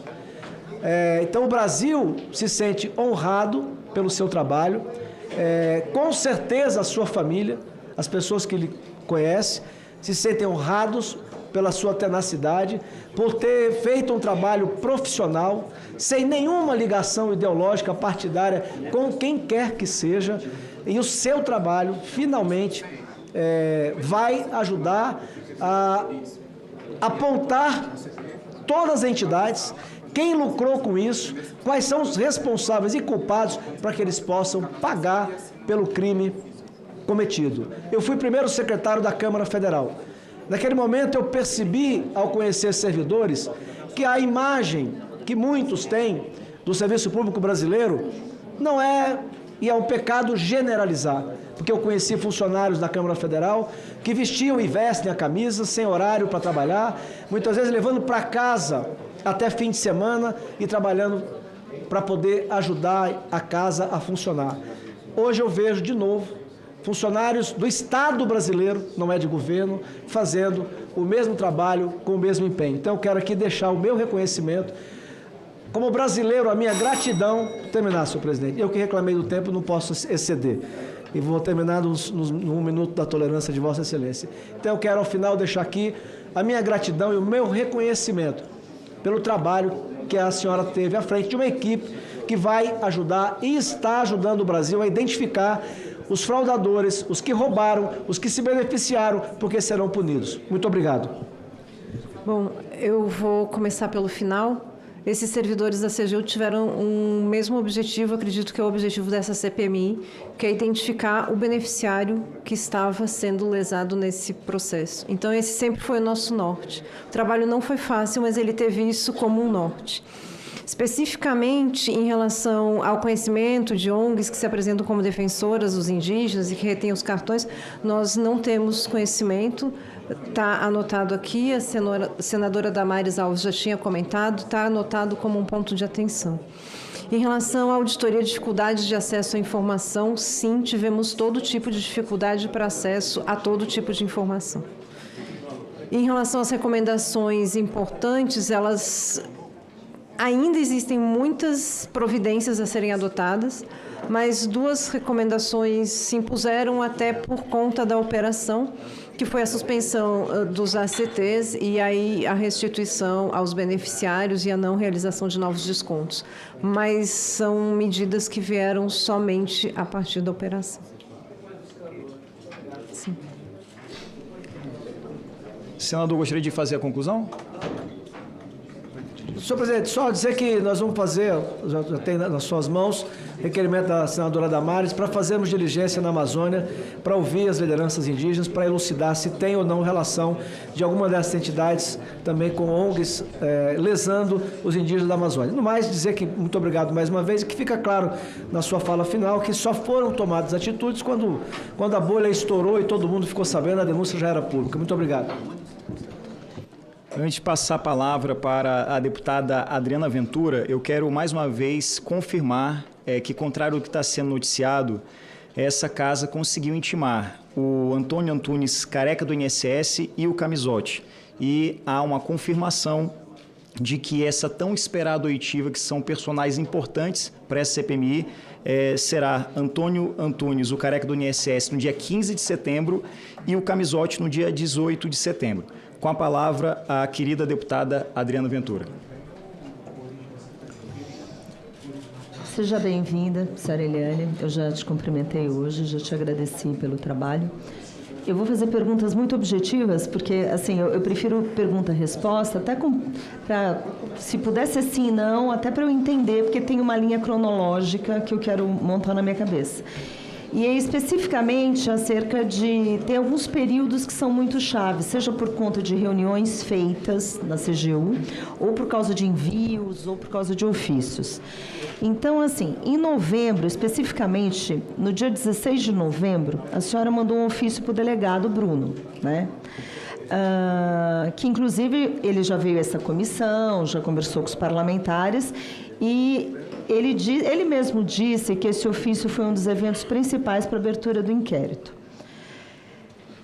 E, nesse ofício, foi alertado da inércia do INSS sobre riscos desses descontos. Então, é um bom serviço que você fez à nação.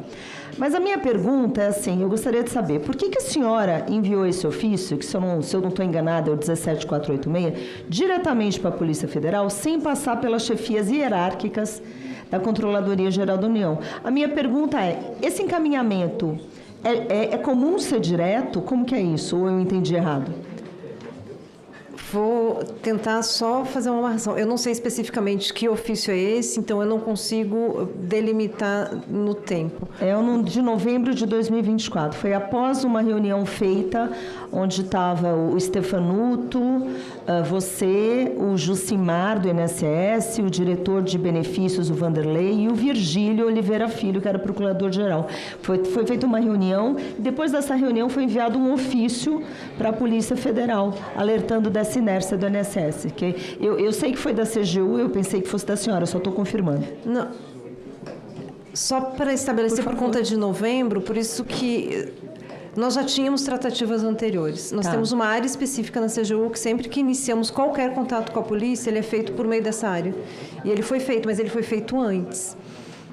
Por isso que eu falei da data do ofício. E a partir daí, de estabelecida essa parceria entre os dois órgãos, nós trocamos informações. Então, o caminho de saída da CGU é essa área específica que faz as interlocuções com a polícia, e aí, a partir do estabelecimento dessa comunicação, as áreas técnicas fazem essas conversas, e aí, se é um ofício que eu imagino, é um ofício pós-reunião que tivemos no INSS tratando das recomendações não atendidas. Então, é isso. Já estávamos no reunião, andamento de implementação de recomendações da CGU, descontos associativos, é exatamente isso. Foi exatamente esse o marco, o relatório final foi no final de agosto para o INSS, o assunto gravíssimo, sem providência nenhuma, sem resposta nenhuma, sem interlocução nenhuma. Fizemos uma reunião com o presidente do INSS pela relevância. A partir daí, nós encaminhamos para a Polícia Federal, como estávamos encaminhando todos os documentos das interlocuções deste trabalho. Então, só confirmando, houve, na verdade, o chefe hierárquico, se eu não estou enganado, seu era o Ronald Balbi, se eu não estou enganada, e o ministro da CGU também estava informado. Então, os dois estavam informados disso e tinham ciência. Não, quando a gente trabalha em parceria com a polícia, a gente estabelece a parceria na área técnica. Tá certo. Tá bom. Depois, eu vou voltar um pouquinho para trás, em agosto agora. Em agosto de 2024, assim, dentro dessa linha do tempo, a senhora participou de uma reunião com o ex-presidente do INSS, Alexandre Stefanuto, e o nome da reunião era Busca Conjunta de Soluções, Descontos de Mensalidades Associativas de INSS, né? É o que está, inclusive, ali no e-agenda e tal. Então, antes da reunião, objetivamente, eu queria saber se antes da reunião a Controladoria Geral da União já tinha uma versão preliminar do relatório de auditoria, né? Vocês vão fazer uma reunião, provavelmente, é lógico que vocês tenham um relatório preliminar para chegar na reunião, certo? Sim, relatório, se não me engano, é do dia 23 de julho. E a minha pergunta é, por que depois dessa descoberta de 97% da amostra com desconto irregular, não foi recomendada a sustação desse desconto de forma imediata? Nós tínhamos o argumento sempre e que nós não tínhamos... Eu não sei se é evidências, mas não tem como contrapor que isso não tinha à época. O argumento do INSS é: eu vou deixar os meus aposentados sem plano de saúde, sem auxílio funeral. Essas entidades estão provendo isso ao aposentado. Nós ainda estávamos recolhendo documentos junto às entidades para entender se eles não tinham mesmo esses contratos de prestação de serviço que pudesse prover esse serviço para os aposentados. Por mais que exista uma hipótese existisse à época, uma hipótese de que não existiriam esses contratos de prestação de serviço, nós ainda estávamos analisando esta parte específica. E o argumento era esse. Então, o que nós trouxemos? Para aquelas entidades que foram visitadas e nas quais identificamos problemas, sim, que eles interrompessem naquele momento os descontos. Uhum. Eu entendi que existia essa cooperação direto da área técnica com a polícia, mas em relação a todo esse acontecimento, naquele momento específico que a gente está falando dessa reunião, a senhora informava o seu superior hierárquico direto sobre a gravidade do problema que era relacionado a esses descontos, sobre os prejuízos que poderiam dar para os beneficiários? Esse comunicado existia de uma maneira clara? Sim, o secretário conhecia a versão preliminar do relatório e ele participou da reunião de busca conjunta de soluções no INSS. E a minha pergunta, eu acho que a senhora já falou, porque eu ia perguntar se você fez uma reunião com o ministro da Controladoria sobre a gravidade do assunto, mas você já falou que vocês informaram o ministro, certo? Está correto isso? Desculpe, não. Eu me perguntei se o ministro do CGU, da Controladoria Geral da União, foi informado dessa gravidade, dessa reunião, se você fez uma reunião com ele específico, ou se o assunto foi levado a ele pelo seu superior. Eu especificamente não levei o assunto ao ministro, eu só tratei deste assunto com o ministro na véspera da operação para falar do relatório. Ok. Só. Uhum. Mas é crível a gente imaginar que, dada a gravidade e os acontecimentos e o relatório, o ministro com certeza sabia. É possível. A partir do final de março de 2023, a gente viu o jornal Metrópolis começou a divulgar uma série de reportagens relacionadas a essas fraudes. E eu pergunto, a Controladoria Geral da União, é só para reforçar, porque tem uma coisa assim que... esse trabalho mais dedicado de auditoria sobre a questão de fraudes nos descontos associativos começou a ficar mais sério, mais dedicado depois das reportagens? O sinal de alerta que nós tínhamos, ele veio quando fizemos o mapeamento da parte de consignações na folha de pagamento do INSS, que vem junto, descontos e empréstimos consignados. Nós estávamos tratando, sim, os empréstimos consignados e tínhamos um relatório do TCU já nessa época, dizendo da gravidade.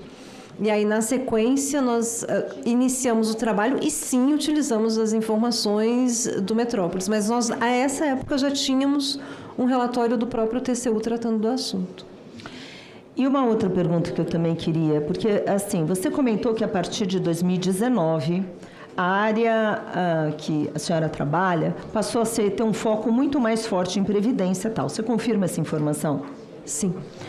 E, então, é possível dizer que a partir de 2019 a CGU estava melhor estruturada para investigar esse tipo de fraude relacionada à Previdência?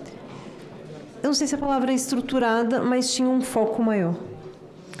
Tinha um foco maior. E com esse foco maior em Previdência, é natural que problemas relacionados à Previdência, que antes pudessem passar assim batidos, viessem à tona de uma forma mais clara, porque tinha um departamento específico?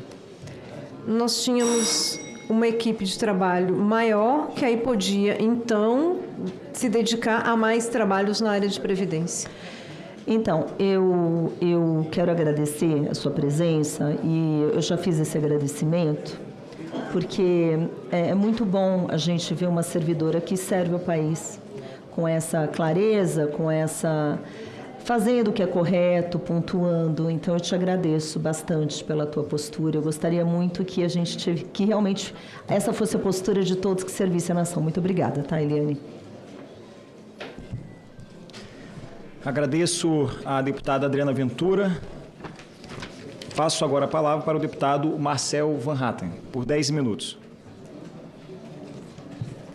Bom, senhor presidente, eu quero saudar aqui Vossa Excelência, também o relator, deputado Alfredo Gaspar, que já fez importantes e percussientes perguntas, e saudar também a testemunha aqui, senhora Eliane Viegas Mota, não apenas pela presença, pela contribuição que está dando à CPI, mas também pelo trabalho que desempenhou dentro da CGU e que trabalha e que continua desempenhando. E quero começar por aí porque o trabalho foi muito bem feito.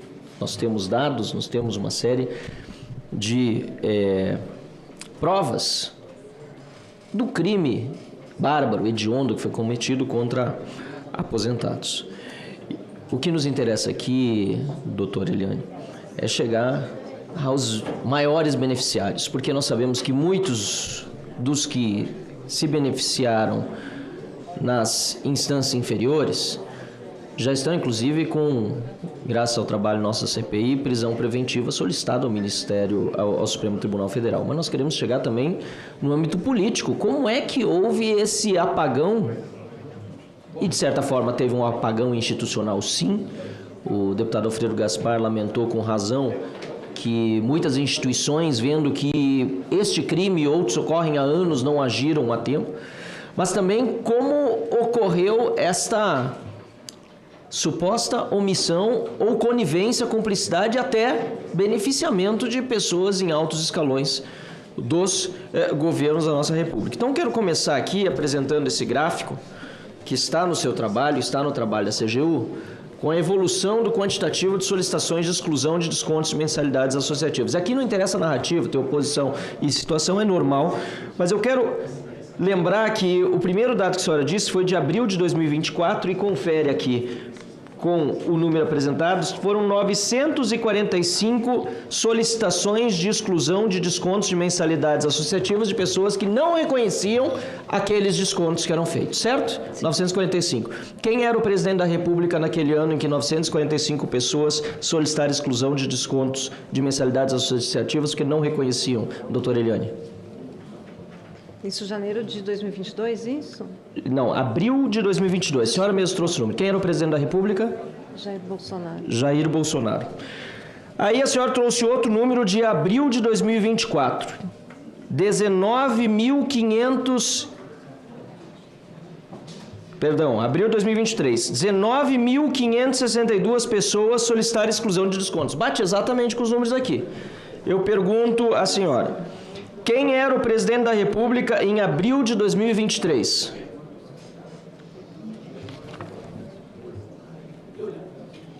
Quem era o presidente da República em abril de 2023?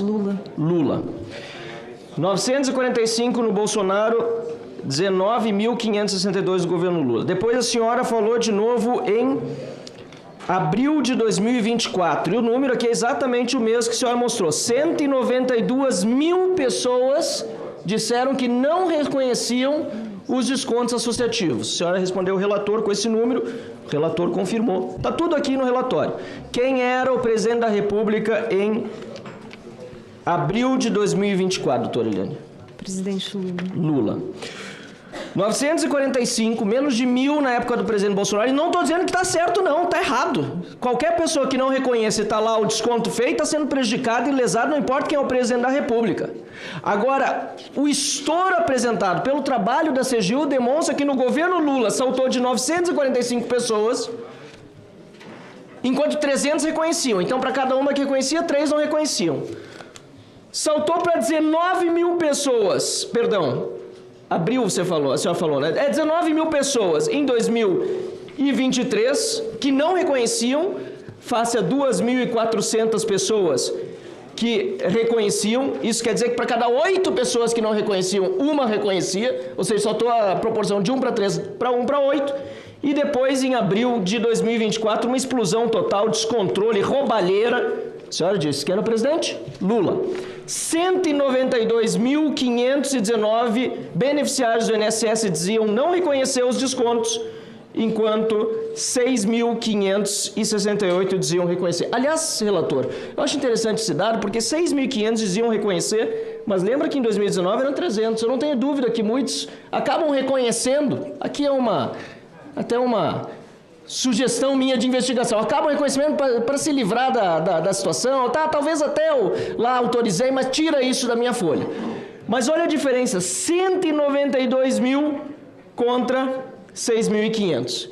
Isso dá uma diferença de 30 vezes. Eu fiz o cálculo de cabeça rápido aqui, espero não ter errado. Mas para cada um que reconhecia, 30 não reconheciam. E esse trabalho foi graças à CGU, graças a outros órgãos que agiram. Também ao advogado que esteve aqui conosco na semana passada.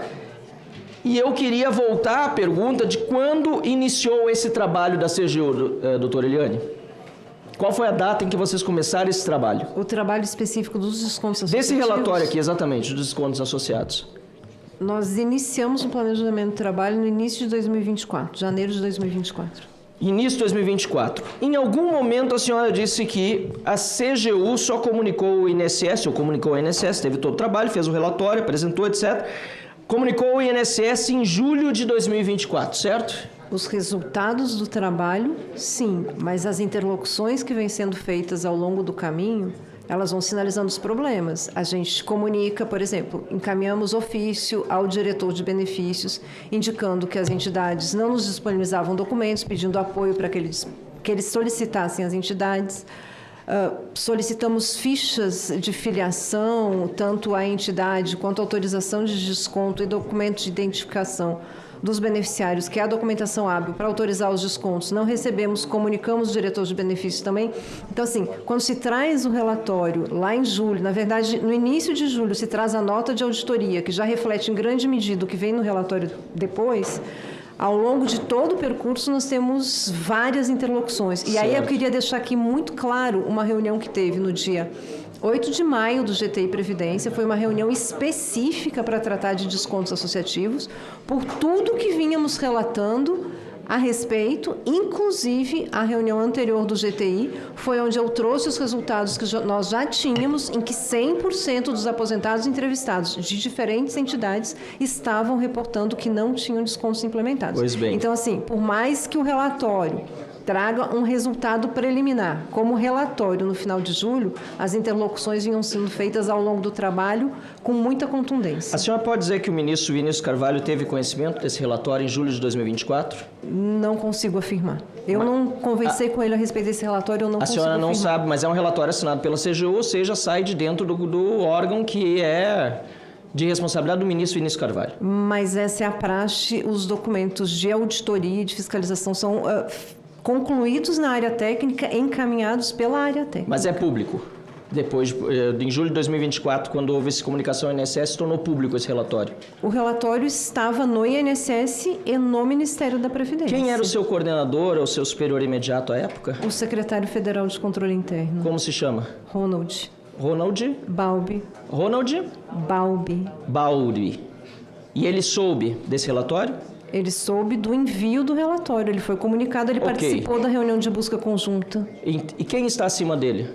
Ele responde ao ministro. O ministro está acima dele, responde ao ministro. Então, senhor relator, como se chama mais uma vez o seu superior? Ronald? Balbi. Senhor relator, o coordenador soube a pergunta é se levou ao ministro. Eu pergunto, sabe por que se levou ao ministro? Porque houve depois uma reunião de ministros em agosto de 2024. A senhora tem conhecimento disso? Não. E outra em dezembro de 2024. A senhora tem conhecimento? Não.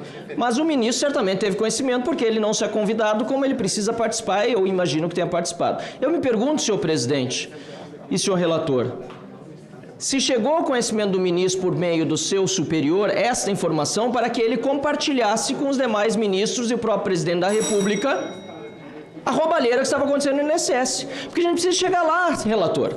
Porque se o superior dela soube, ela fez tudo certinho. A servidora agiu corretamente. Informou o superior, aliás, um grupo de coordenação interno do CGU. Esse superior informou o ministro? O ministro levou nas reuniões ministeriais de agosto e de dezembro, ou ele prevaricou? Ou o seu subordinado imediato? Essa pergunta vai ficar no ar, mas nós precisamos saber por que o governo Lula demorou desde 2024, quando o presidente do INSS já tinha as informações, para tomar uma atitude depois da operação da Polícia Federal em 2025. E a senhora trouxe outra informação relevante, que também nos foi apresentada pela defensora pública Patrícia Bettim, do grupo de trabalho. E eu perguntei à doutora Bettim se ela havia questionado a finalização daquele grupo de trabalho, que depois do escândalo, na minha opinião, deveria justamente ter se debruçado mais e não continuar suas atividades. A senhora sabe por que foi encerrado aquele grupo de trabalho? Eu tenho a documentação, eu posso pegar aqui. Nós recebemos uma comunicação formal que o grupo estava sendo encerrado, e eu vou pegar, mas existe uma resolução, me parece, pelo que foi escrito no ofício do Ministério Público Federal, de dezembro de 2024, que não mais constituiria grupos de trabalho com outras instituições. E nós, então, recebemos a comunicação de que o grupo de trabalho tinha sido encerrado. Quem era o coordenador do grupo de trabalho? Só com a tolerância, Vossa Excelência, 30 segundos. Quem era o coordenador do grupo de trabalho? A procuradora Zélia Perdona. Senhor presidente, senhor relator, eu gostaria de solicitar também a procuradora, é isso? Procuradora Zélia Perdonar. Eu acho muito importante que ela também venha a esta comissão, até para explicar o que esse grupo de trabalho fez e por que motivo, justo depois de eclodir todo o escândalo, decidiu-se por encerrar os seus trabalhos, porque era um momento justamente de continuar e fazer com que se chegasse até o fim, porque hoje quem está fazendo pelo grupo e pelo Brasil é essa CPI para investigar e punir os responsáveis do roubo dos aposentados. Mais uma vez, parabéns pelo seu trabalho, doutora Eliane, muito obrigado pelos esclarecimentos. Só um complemento, senhora Eliane, a senhora entende que houve por parte de alguma autoridade, seja do INSS, seja de algum ministério, que prevaricou, segundo a sua avaliação técnica, com base em ofícios, notificações, cientificações? Eu não tenho como fazer essa avaliação. Obrigado. Quero só registrar que foi dado um prazo além para o deputado Marcel Van Hatten, e essas prorrogações, como é que eu tenho avaliado caso a caso? Nosso objetivo aqui não é ver quem fala mais. Nosso objetivo aqui é, de fato, encontrar respostas, solucionar problemas, prender quem cometeu crimes e devolver o dinheiro de quem foi roubado. Então, essa prorrogação, ela respeita exatamente esse critério. Passo a palavra agora para a deputada Coronel Fernanda por 10 minutos. Presidente, eu vou direto às perguntas. Senhora Eliane, o relator fez vários questionamentos hoje pela manhã e ele falou muito da CONTAG. Eu gostaria de fazer quase próximo àquelas perguntas, mais voltado para a associação Sindinap. Sim. A senhora sabe me dizer se ela está no rol das instituições que foram identificadas irregularidades? Como foi ponderado hoje pela manhã com o relator, nós, nos relatórios de auditoria, com os procedimentos que foram aplicados, nós identificamos que, em relação a todas as entidades... Não, eu quero especialmente só sobre essa instituição, tá? Nós identificamos... Só a Sindinap. Em relação a todas elas, existiam impropriedades. A senhora falou que a senhora fez uma verificação em loco, ouvindo possíveis pessoas que tiveram descontos indevidos. Em relação à Sindinap, quantas pessoas a senhora ouviu e quantas dessas pessoas declararam que não autorizaram os descontos? Eu vou pegar o relatório para poder responder. Por favor. E qual é o volume de recurso que foi repassado para a Sindinap desde 2015, que é o relatório de vocês, está baseado em 2015, até o presente momento?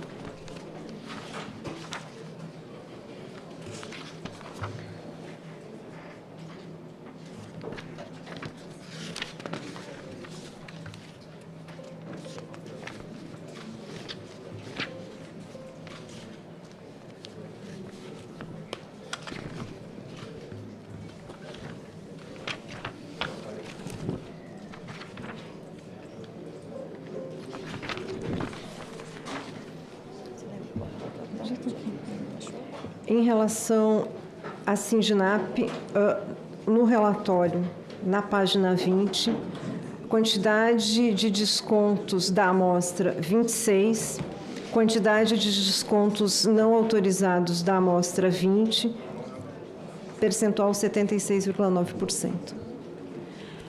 Em virtude disso, qual foi o valor que eles arrecadaram nesse período todo?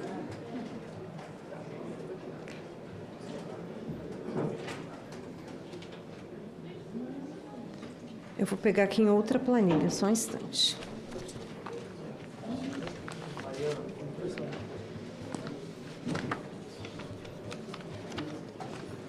Esses são os relatores.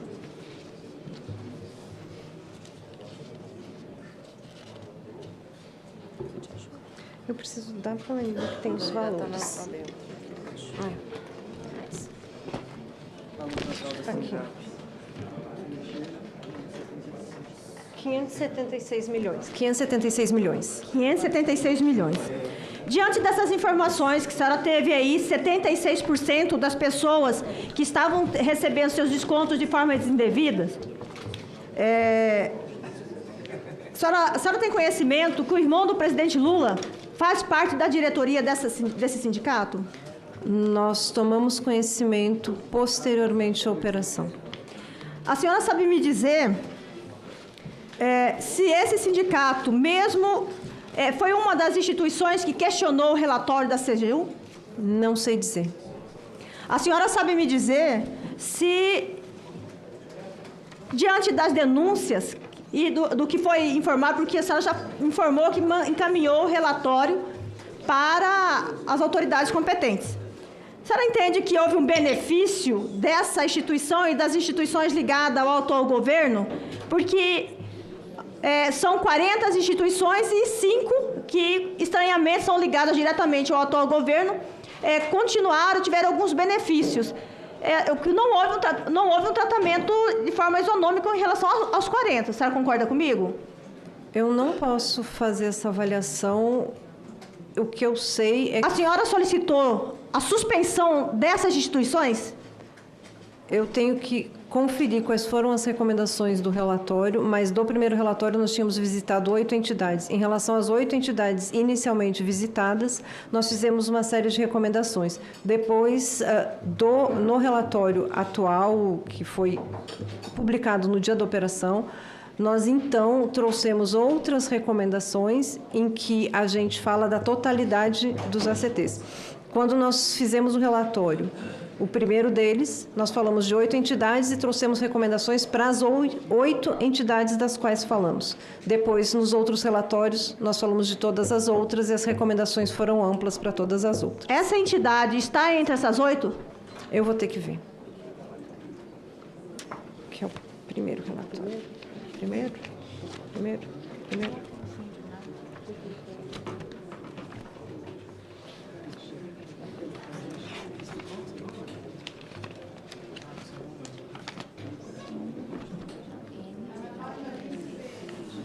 Na verdade, tem a própria nota de... Não, pera. Deixa eu trazer uma outra questão. Anterior ao relatório, eu tenho a nota de auditoria que fala as mesmas entidades do relatório.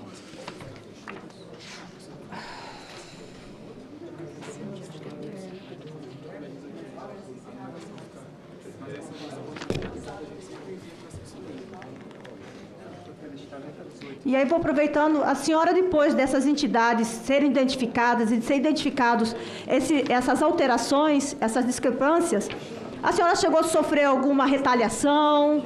A senhora se sentiu intimidada? Teve alguma situação dentro da CGU ou fora da CGU? Eu não sofri nenhum tipo de retaliação interna à CGU, mas é uma situação que preocupa, porque um desvio de recursos muito grande. Mas eu não tive nenhum tipo de retaliação interna à CGU de forma nenhuma. E não posso falar que tive externa, mas é uma situação preocupante. E respondendo ao seu questionamento anterior, sim, a entidade estava entre as 8.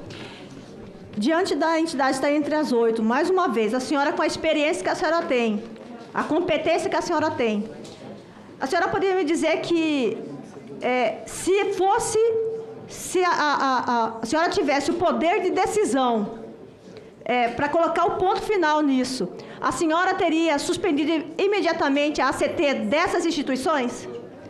Nós, na CGU, trazemos o resultado do nosso trabalho nos relatórios de auditoria, e o relatório de auditoria que foi produzido, o segundo deles, recomenda a suspensão da totalidade dos ACTs e que seja avaliada a pertinência, então, de não mais assinar esse tipo de acordo para o desconto em folha de pagamentos do INSS. E por que, a senhora sabe me dizer por que a senhora entende o que aconteceu que elas não foram suspensas imediatamente, e só foram suspensas agora? Na sua visão, da sua experiência, por que essas instituições, a Sindinap, a CONTAG, essas outras que são ligadas ao atual governo, não tiveram de forma imediata a suspensão ao mesmo tempo que as pequenas associações ou as associações laranja tiveram as suas ACTs suspensas? Por que essa diferença de tratamento? A senhora saberia me dizer? Os ACTs foram suspensos administrativamente, todos no mesmo momento. Tem uma resolução do INSS pós-operação, a operação foi no dia 23 de abril, foi até o final de abril, não sei exatamente qual foi o dia, eu acho que foi dia 28, não tenho certeza, mas houve uma decisão pela suspensão da totalidade dos ACTs e dos descontos vinculados a eles. A senhora percebeu, desde o início do trabalho da relatoria, que havia inconsistências. Qual foi a orientação da CGU para que essas pessoas que foram lesadas pudessem receber de forma imediata o recurso que lhes foram retirados? Qual foi a orientação para o INSS? Em todos os momentos que nós atuamos junto ao INSS, nós buscamos a suspensão desses acordos, e a manifestação do INSS é que não tinha como interferir porque se tratava de um acordo entre privados. Então, repete para mim novamente isso, por favor. Que se tratava de um acordo entre privados e, por esse motivo, ele não poderia interferir. E, para terminar, essa instituição lhe encaminhou os serviços, lhe informou quais eram os serviços que eles prestavam para essas pessoas? Eu preciso verificar, mas uma quantidade de entidades, eu não sei precisar quantas, não encaminhou documentos, outras encaminharam parcialmente, isso está no relatório, e eu não sei dizer, sem olhar para os documentos que subsidiaram o relatório, quais foram os documentos encaminhados e aqueles não encaminhados para aquelas que encaminharam parcialmente. Mas temos como recuperar essa informação. Mas, como regra geral, nós não tivemos acesso a documentos das entidades que dessem conta dos serviços que eram por elas prestados. Presidente, só para mais uma pergunta, eu gostaria de saber da senhora, nós já sabemos que foi identificados os problemas, mas após a ação que afastou o presidente da época do INSS, a CGU está acompanhando a devolução dos valores a essas pessoas, porque o governo federal noticiou que estariam pagando, devolvendo as pessoas que fizessem um acordo, aceitassem aquele pedido de acordo. A senhora está acompanhando esse pagamento? Aquele termo que foi colocado pelo INSS passou pela CGU? A senhora concorda com aquele termo?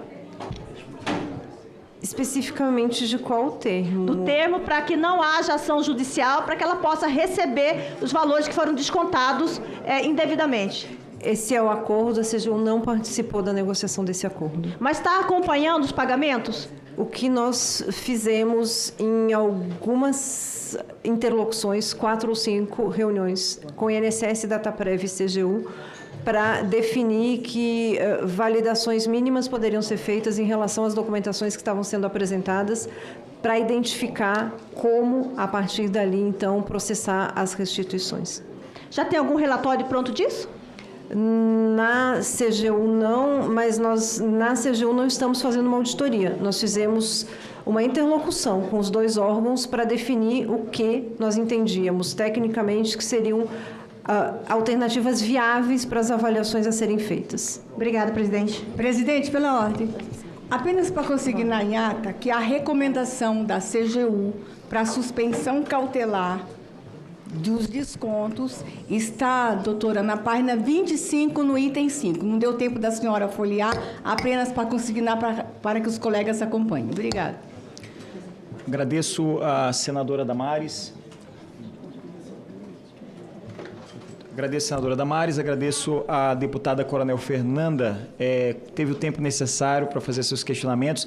Eu vou suspender a reunião por 5 minutos a pedido da senhora Eliane Viegas Mota e a gente retoma... A sequência que é, presidente? Na sequência, a senadora Tereza Cristina e o senador Randolph, para que todos se organizem na seguinte ordem: senadora Tereza Cristina, senador Randolph, senador Mário Ehring, que trocou com o deputado Alencar Santana, senador Coronel Crisóstomo, senador Jorge Seife, deputado Castro Neto, deputado Ricardo Maia, senadora Leila Barros e os suplentes Zé Trovão, deputado Luiz Lima, deputado Paulo Pimenta, deputado Maurício Macron, deputada Bia Kiss, senador Beto Faro, deputado Kim Kataguiri e, por fim, deputado Fernando Rodolfo. Então, vamos responder por 5...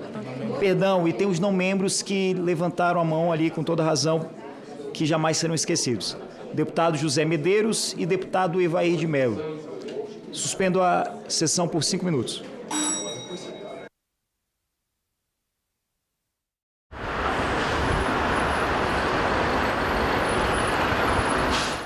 Melhorar a conscientização, tem que falar para essa mulher: olha, você descobriu que você está grávida, vá até a unidade básica de saúde, é seu direito, vai lá e abre seu pré-natal. Podemos começar com uma semana, daqui a pouco a gente está com um mês e daqui a pouco a gente está falando o ano todo sobre isso, porque precisamos falar, né? Eu fui muito bem, assim, assistida em relação à informação. Eu não tive falta da informação, em relação à vacina também. Em discussão, hoje, 20h, aqui na TV Senado.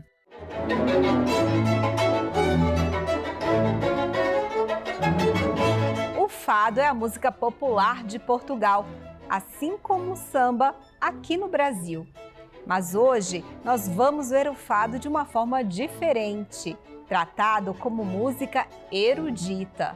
Inicialmente era um tipo de música que não era legítima, era um tipo de música que não era bem aceite. Era um tipo de música que era apresentado em tabernas, um bocadinho underground. Mas a verdade é que era um tipo de música que se fazia e que se cantavam as dores.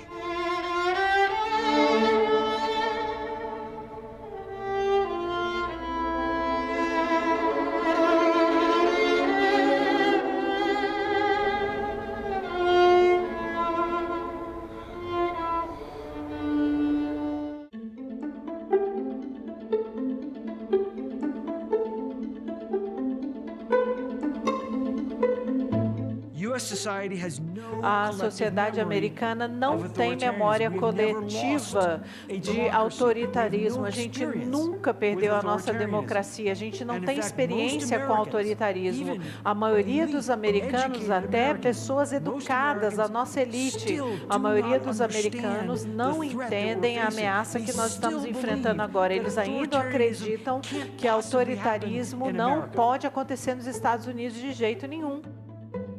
E eu espero que a gente possa ter, de um lado, um aprofundamento sobre isso, do que é o significado dessa situação, mas também que nos traga um pouco de esperança de que a democracia, inclusive a democracia americana, não está morrendo.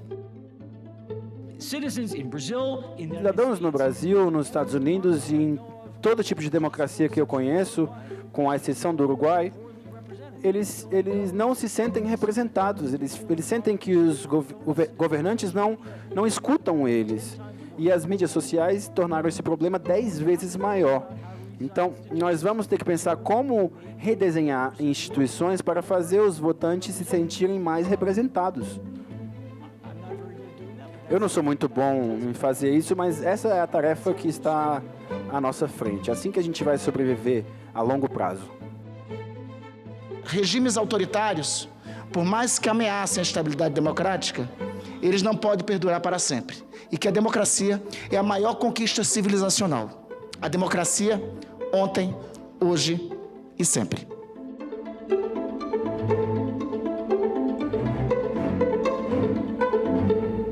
Tem muitas mulheres que acham que a violência é só um soco, um puxão de cabelo, não. Ela se mostra de várias formas.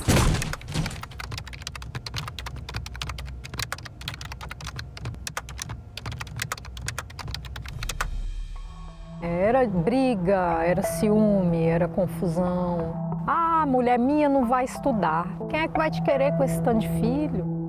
Mulher minha não dança. Mulher minha não tem amizade com homem, as falas que eu ouvia. Mulher minha tem que me servir a hora que eu quiser. Se não me servir, eu vou pra rua procurar outra. Várias vezes, inclusive, eu acordei com ele em cima de mim. Se você percebe que o seu parceiro ou não aceita o seu não, insiste muito ou desrespeita o seu estado de inconsciência e de vulnerabilidade, fique alerta porque é uma violência sexual, é uma violência grave. No início eu achava ser normal, só que chegou um determinado ponto que eu falei, isso não é normal.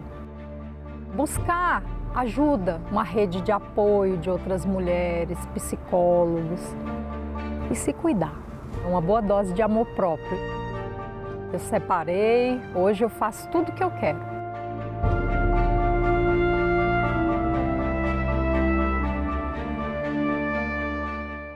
Vai votar? Passou no concurso público?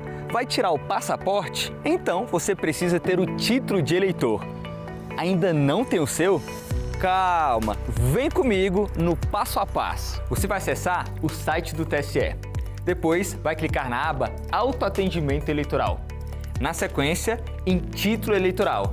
E no final, tire seu título eleitoral. Nessa próxima etapa, muita atenção. Você vai preencher com seus dados, enviar os documentos pedidos, escolher o local de votação e informar endereço e telefone para contato. Prontinho.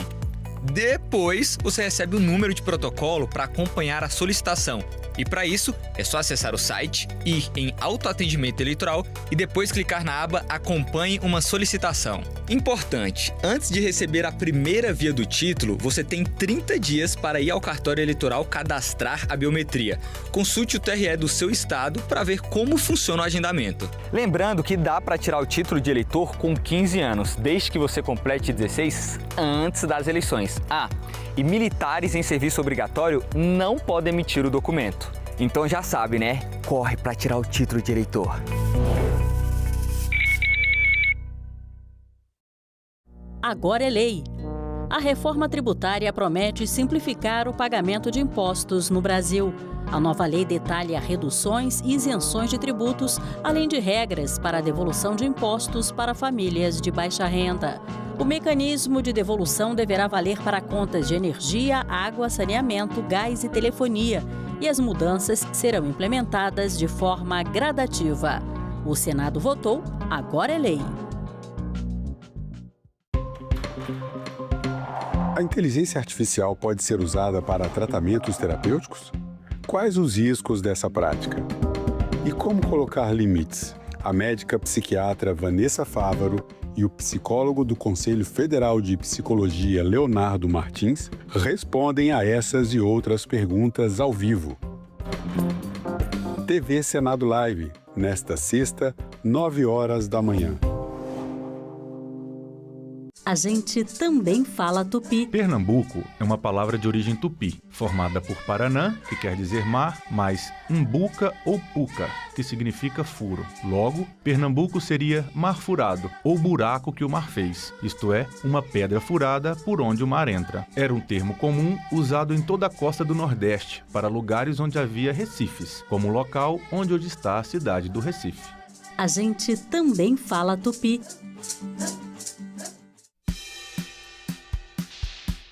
Senadores, eu simplesmente caí em prantos ao ver a imagem das onças queimadas e carbonizadas. Gostaria muito que alguém fizesse algo, um projeto de melhorias para combater esses incêndios descabidos em nossas florestas e mais verbas para a compra de aviões. Vitor Hugo Alonso, do Rio Grande do Sul, pergunta e o senador Wellington Fagundes responde. Oi, Vitor Hugo, muito boa a sua pergunta, porque essa semana mesmo eu me reuni com a ANAC exatamente sobre a regulamentação do uso dos aviões agrícolas para combate a incêndio. A ANAC tem já essa preocupação no sentido de permitir com que as empresas, claro, regulamentadas e individualmente também, os fazendeiros possam fazer isso. Usar toda essa força dos aviões agrícolas em combate aos incêndios é fundamental para o país. Então esse assunto aqui é um tema que estamos discutindo, inclusive também na Comissão de Agricultura e na Comissão de Meio Ambiente. O que e como fazer para apoiar alunos com altas habilidades e superdotação? A Assembleia Legislativa... Tereza Cristina, por 10 minutos. Quero cumprimentar aqui a doutora Eliane Viegas Mota e lhe agradecer o trabalho, que é a sua função, mas que foi tão bem feito, numa situação que o Brasil passou a conhecer uma fraude bilionária, principalmente contra os mais desfavorecidos. E então, eu sei que a senhora está cansada, são muitas perguntas, mas eu queria ir logo ao ponto. Hoje eu vi aqui várias falas e parece que todos nos concentramos hoje em falar sobre os aposentados da área rural. Falar sobre CONTAG, CONAFER e outras entidades que trabalham com o trabalhador rural. E eu fico muito preocupada porque realmente a CONTAG é uma instituição antiga, uma instituição que traz muitos benefícios para os produtores rurais, e quando a gente vê uma fraude como essa no seio de uma instituição que deveria cuidar dos seus associados, a gente vê isso com grande tristeza. E essa CPMI, ela não foi feita aqui para nenhum lado nem outro. É para apurar realmente essas fraudes e esse roubo em cima de aposentados e pensionistas. Então, eu queria lhe fazer uma pergunta. A senhora liderou os trabalhos da auditoria da CGU que embasariam a operação sem desconto da Polícia Federal e depois as ações da AGU nesse escândalo do INSS. Eu gostaria de saber, diante de todos os indícios de fraude que a senhora teve oportunidade de constatar durante o seu trabalho, se a senhora avalia que a CONTAG, a CONAFER, o Sindinap, enfim, outras entidades aí que a senhora mencionou no primeiro momento, que se não me engano foram 8, e hoje a gente sabe que tem mais de 40, mas a CONTAG não é uma instituição laranja, ela é uma confederação, né, dos agricultores da agricultura familiar.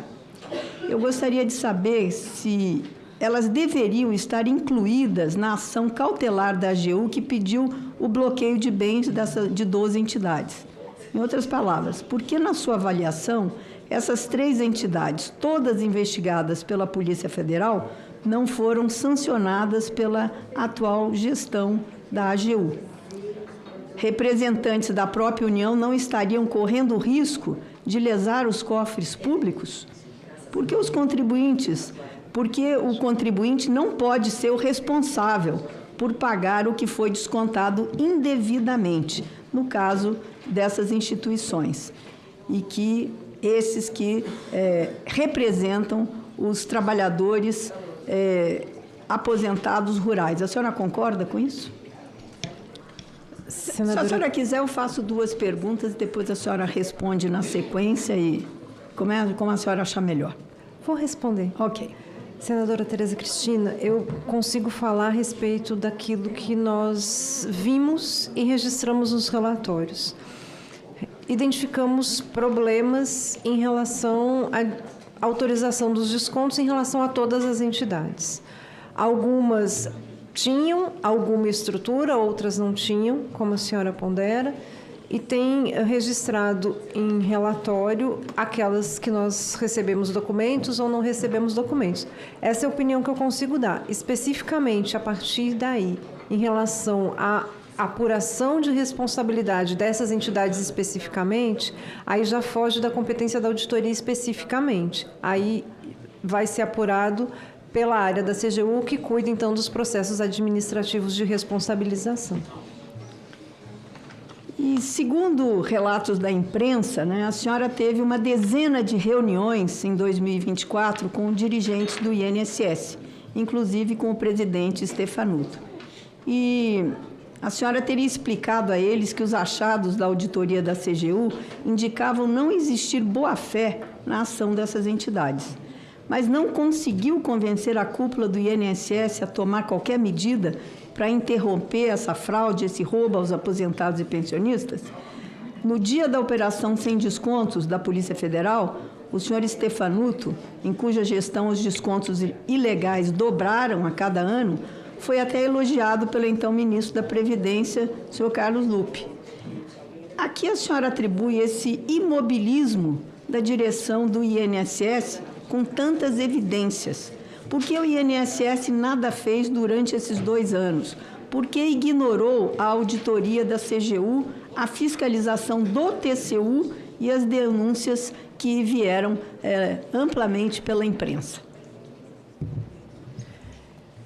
Em relação às reuniões que foram realizadas no exercício de 2024, efetivamente fizemos várias. Quando trazemos a questão de boa-fé e má-fé, foi uma expressão utilizada exatamente porque ela consta de pareceres técnicos no INSS, de que era preciso considerar a boa-fé dessas entidades para superar algumas questões que demandavam alguma análise, e essa análise ela era superada em função da boa-fé. Então, por isso, boa-fé e má-fé. Em relação à falta de providências, eu não consigo opinar em relação à motivação. O que nós fizemos, sim, na auditoria, a partir da falta de providências, da gravidade do tema, foi buscar interlocução com a polícia. Então, diante de todas as reuniões e com a gravidade do tema e como não vieram ações por parte do INSS, a senhora, então, tomou providências junto à polícia, é isso? Se eu entendi bem. Nós seguimos fazendo a auditoria, seguimos fazendo as interlocuções, mas precisamos, considerando o que identificávamos de entidades que estavam implementando descontos que não eram devidos. Tá ótimo. A senhora respondeu a minha pergunta. Eu espero que essa comissão possa apurar de maneira isenta. Aqui nós não estamos falando de governo A, B, C. Nós estamos falando aqui de pensionistas, de aposentados e pensionistas que foram lesados. Não interessa por quem. Eu acho que essas investigações deverão chegar a resultados para que essas pessoas possam ser punidas, as pessoas que realmente montaram o esquema de fraude que nós vimos aqui na sessão anterior, na oitiva anterior, montaram realmente um esquema para fraudar esses pensionistas. Então, aqui nós estamos para apurar os fatos, doa quem doer. Então, muito obrigada pela sua vinda aqui hoje para nos esclarecer os trabalhos que a CGU faz.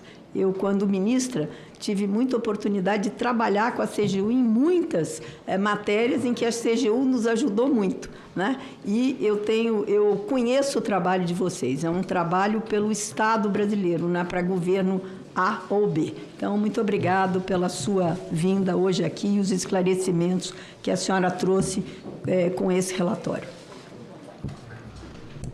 Agradeço, senadora Tereza Cristina. Só porque foi solicitado aqui, alguns parlamentares estão falando DPU, CGU, a Advocacia Geral da União. Tem alguns termos que, por equívoco, estão mencionando, e aí estão preocupados com a taquigrafia. Então, é só para realmente lembrar que é a Controladoria Geral da União, a CGU. Tá certo? Passo a palavra ao líder, senador Randolph Rodrigues. Muito obrigado, deputado Duarte, presidente dessa comissão em exercício. Cumprimento o relator. Doutora Eliane, doutoras Patrícia e Priscila, sejam bem-vindas. Doutora Eliane, a senhora já respondeu, mas só para reiterar, a senhora é servidora de carreira da Controladoria Geral da União desde quando? 2001, desculpa. 2011. 2001. 2001. Sempre atuou nessa área de benefícios? Não. Atuo na área de benefícios desde quando? Especificamente benefícios desde 2019, antes também benefícios, mas outras políticas na diretoria também. formalizada 2019, Isso. não é isso? Quanto a essa vasta experiência sua nessa área, eu quero aqui reiterar meus respeitos à senhora, como técnica da CGU e à Controladoria Geral da União, como órgão, como já foi dito aqui anteriormente, inclusive por colega da oposição, como órgão do Estado brasileiro. Mas com essa sua experiência, e no caso dessa fraude especificamente, é possível afirmar que o número de ACTs evoluiu de modo normal ao longo do tempo, ou houve um crescimento anormal? E esse crescimento anormal, a partir de quando ocorreu?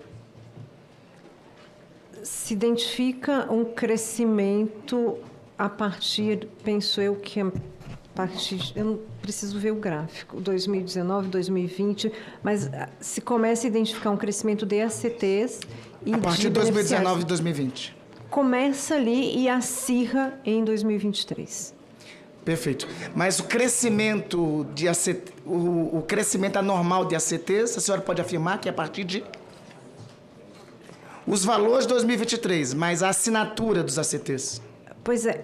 Eu não sei se eu consigo afirmar que é anormal. A gente tem um crescimento maior ou numa ascendência diferente do que era anteriormente. Deixa eu lhe perguntar, a auditoria que a senhora conduziu concluiu que esses ACTs firmados, que cresceram exponencialmente a partir de 2019, como a senhora acabou de afirmar, foram determinantes ao desenvolvimento do esquema de fraudes de entidades que não eram real. Eu acho que é importante, faço aqui as palavras da senadora Tereza, que ela destaca, a CONTAG é uma entidade tradicional, uma entidade de representação dos trabalhadores rurais, existe desde 1993, e tem entidades de fachada que são essas que a senhora destaca aqui, que foram firmadas, sobretudo, a partir de 2019 e 2020. E a senhora mesma aponta no relatório que esses ACTs foram determinantes para o desenvolvimento do esquema de fraudes dessas entidades de fachada. A senhora poderia dizer quais foram as entidades responsáveis por esse aumento exponencial de descontos associativos? Eu teria que ver no relatório. Eu não consigo nominar sem ver no relatório, mas todas elas tiveram aumento, né, no período, todas as entidades, e tivemos aumento no quantitativo. E elas firmaram o convênio com o INSS quando? Eu preciso pegar aqui, senador. Só para lhe ajudar, é correto dizer que a AMBEC foi 2021, Conafer 2022 e Amar Brasil 2022? Essas datas eu tenho. AMBEC, a assinatura do ACT foi no dia 31 de agosto de 2021. Desculpa, quais foram as outras? Conafer e Amar? Conafer, a assinatura do ACT foi no dia 2 de junho de 2022. E a Mar Brasil, 9 de agosto de 2022. Em 2020, 2021, 2022, ocorreu suspensão de desconto? Ou a suspensão de desconto só ocorreu agora? A suspensão da totalidade dos descontos agora. Somente ocorreu agora. Não aconteceu em 2019, em 2020, 2021? Teve a suspensão de 4 ACTs após... Que depois voltaram com o mesmo CNPJ e com outras entidades, não é isso? Após a recomendação do Ministério Público, dos 4, 2 retornaram. Eu não recordo dos outros 2 terem retornado. Perfeito. Deixa eu lhe perguntar sobre o seguinte. Segundo publicação do Diário Oficial da União, e a senhora também disse isso, já confirmou aqui, a senhora é diretora de Auditoria de Previdência e Benefícios desde 24 de janeiro de 2019. Isso. Ou seja, a senhora foi nomeada no início do governo anterior, claramente com cargo de Estado, para cumprir a sua função como técnica que a senhora é. Já foi dito aqui, inclusive, por um colega senador parlamentar de oposição, que o governo de transição entre 2018 e 2019, recebeu em seu gabinete peritos do INSS indicando que havia indícios de rombo de mais de 70 milhões com relação a aposentados. E que isso foi levado à transição do governo de Michel Temer para Jair Bolsonaro. Eu queria lhe perguntar, nesse período, a senhora assumiu a diretoria em 24 de janeiro de 2019. Houve alguma ordem ou algum pedido do governo de então para que a CGU fizesse alguma auditoria a partir dessa demanda? A senhora tem conhecimento? Não, mas eu queria só voltar um passinho atrás. Pois não. Essa diretoria da qual eu estou à frente hoje, neste cargo, 2019, mas ela foi uma transformação. Perfeito. Eu ocupava o cargo... Não, a senhora explicou isso, eu entendi. É isso. A pergunta específica é essa. Houve algum pedido do governo de transição, de Jair Bolsonaro, de Michel Temer para Jair Bolsonaro, para que ocorresse alguma auditoria, que a CGU atuasse nessas denúncias que tinham sido recebidas? A demanda que eu recebi foi: estamos estruturando uma diretoria com foco em previdência e outros benefícios, porque precisamos priorizar previdência. Perfeitamente. A entidade Conafer, ela vai apresentar 718 filiados em 2019 e em 2020 ela começa a crescer exponencialmente. São 40 mil filiados em janeiro, ou seja, em menos de um ano. Isso está inclusive no relatório, né?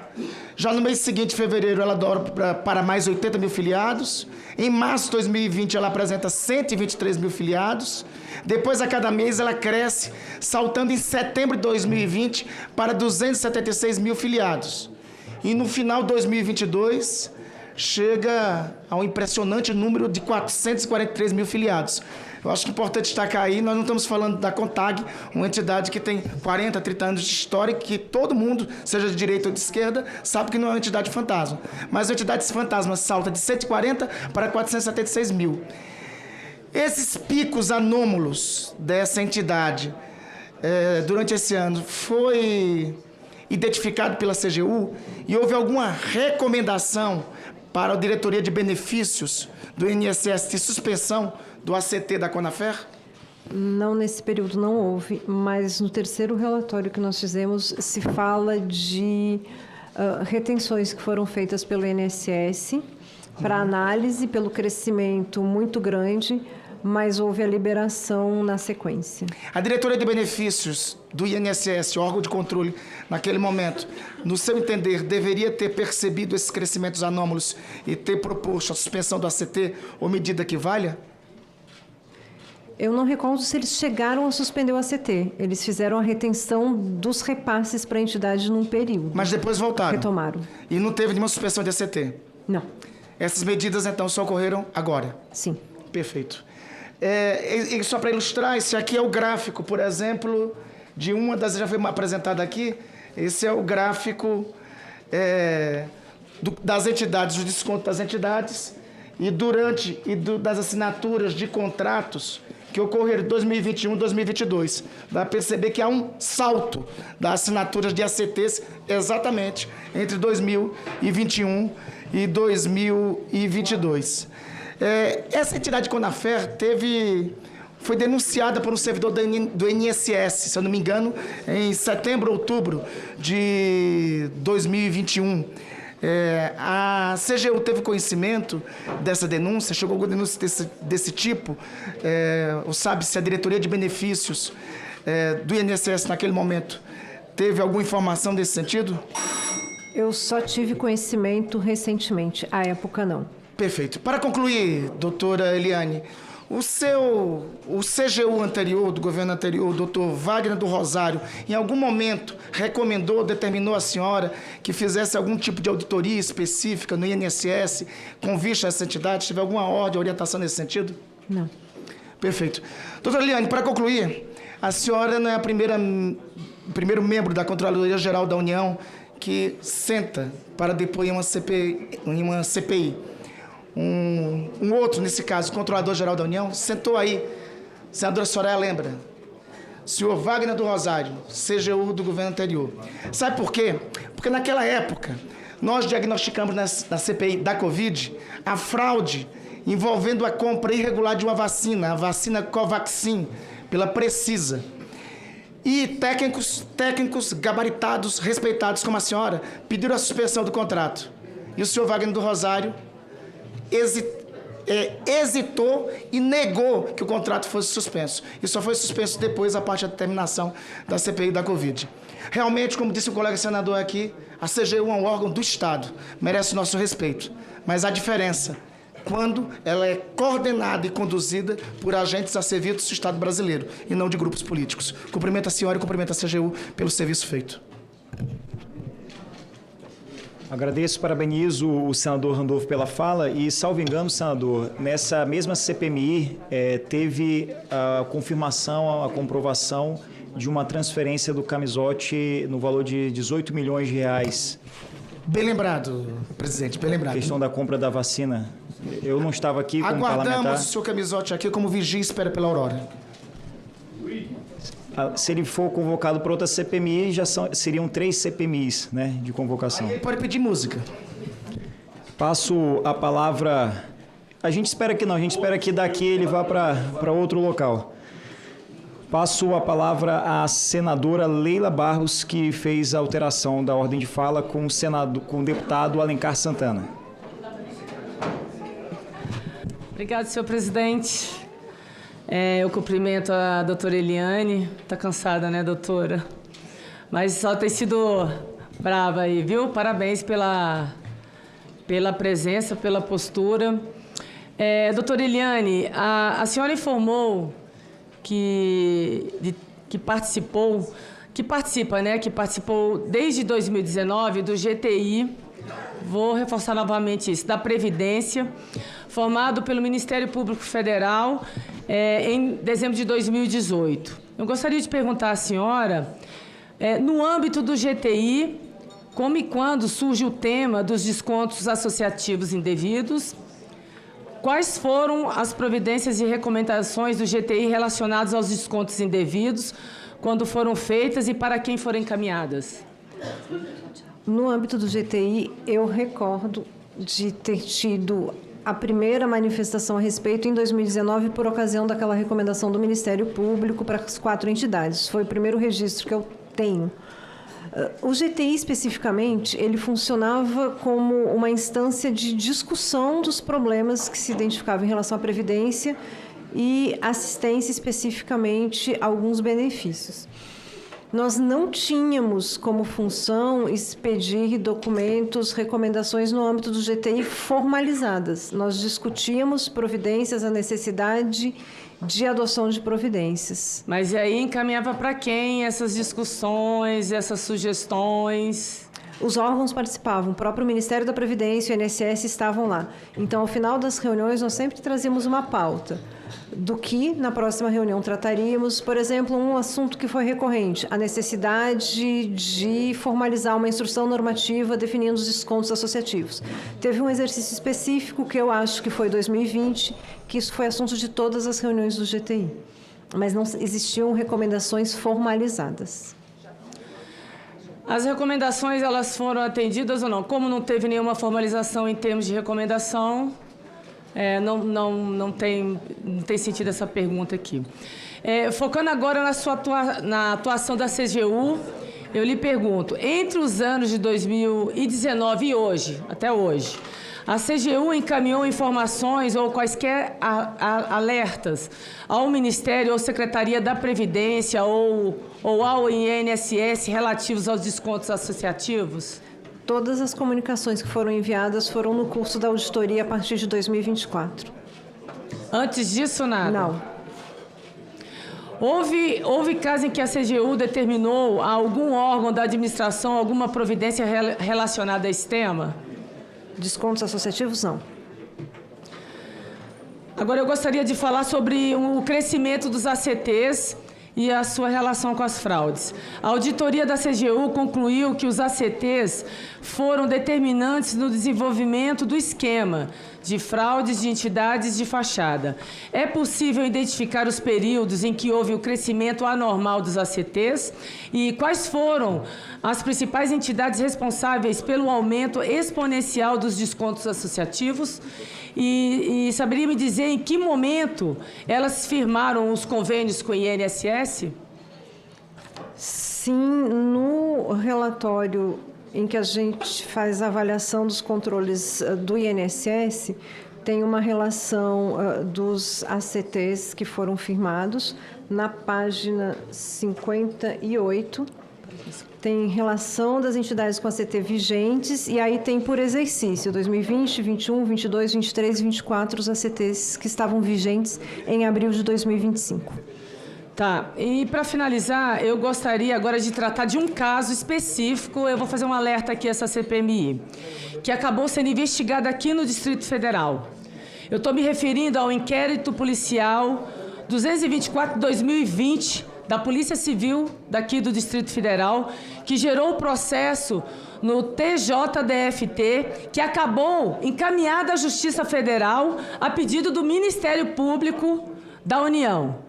Trata-se de apuração da circunstância que houve entre os anos de 2017 e 2020, a explosão nos números de associados na entidade conhecida como Conafer. Segundo o Ministério Público, da investigação extrai-se que num período de 8 meses, de janeiro a agosto de 2020, o número de adesões multiplicou por 7 vezes, saindo de 40 mil para 279 mil associados em plena pandemia e chegando a 443 mil ao final de 2022.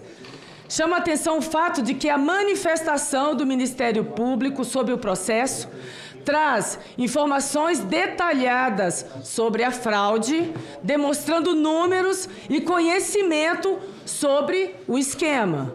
O que me leva a crer, doutora Eliane, que o problema e sua magnitude já eram, sim, pelo menos desde 2020, conhecimento da Justiça, porque eu tenho o ofício do Ministério Público sendo encaminhado ao Tribunal de Justiça do Distrito Federal e Territórios.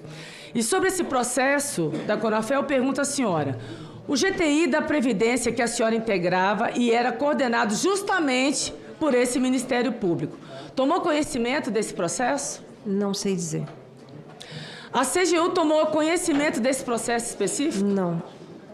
Alguma recomendação ou providência foi adotada pelo GTI ou pela CGU sobre essa questão?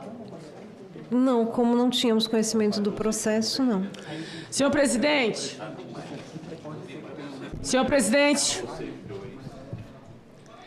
antes de encerrar a minha participação, eu aproveito para informar essa comissão que eu apresentei 3 requerimentos sobre esse processo 224 da Polícia Civil aqui do Distrito Federal.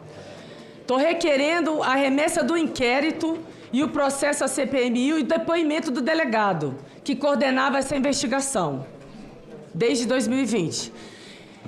E peço que os 3 requerimentos, senhor presidente, eles constem na pauta da próxima reunião. Outra coisa, deixando de lado esse fla-flu, o que nos deixa, enquanto agentes públicos estarrecidos, é que o problema, gente, ele está muito claro. Ele estourou agora esses 2 últimos anos, mas ninguém aqui tem dúvidas que ele vem, de dia 19 a 20. Isso, eu não tenho a menor dúvida que é uma falha sistêmica do Estado. E nós vamos, enfim, nós vamos averiguar, porque eu não tenho a menor preocupação em dizer que teve esse aumento em 2024, 2025, que agora foi sanado. Foi interrompido esses descontos. Mas que existe, sim, conhecimento da Justiça Federal, porque eu tenho em mãos o ofício do Ministério Público pedindo o processo que está no Tribunal de Justiça do Distrito Federal e Território para que ele suba para a Justiça Federal.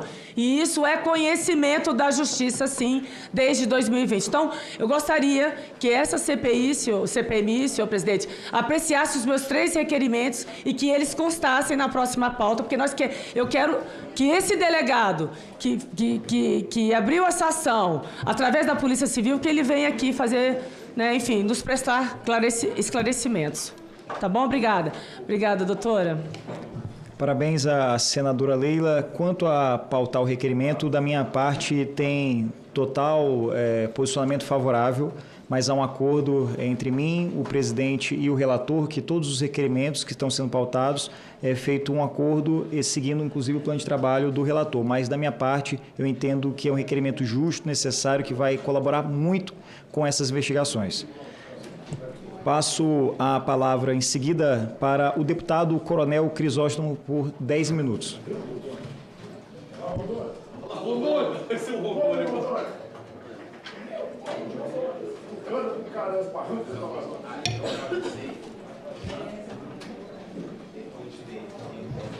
Aquele tempo está valendo para mim também?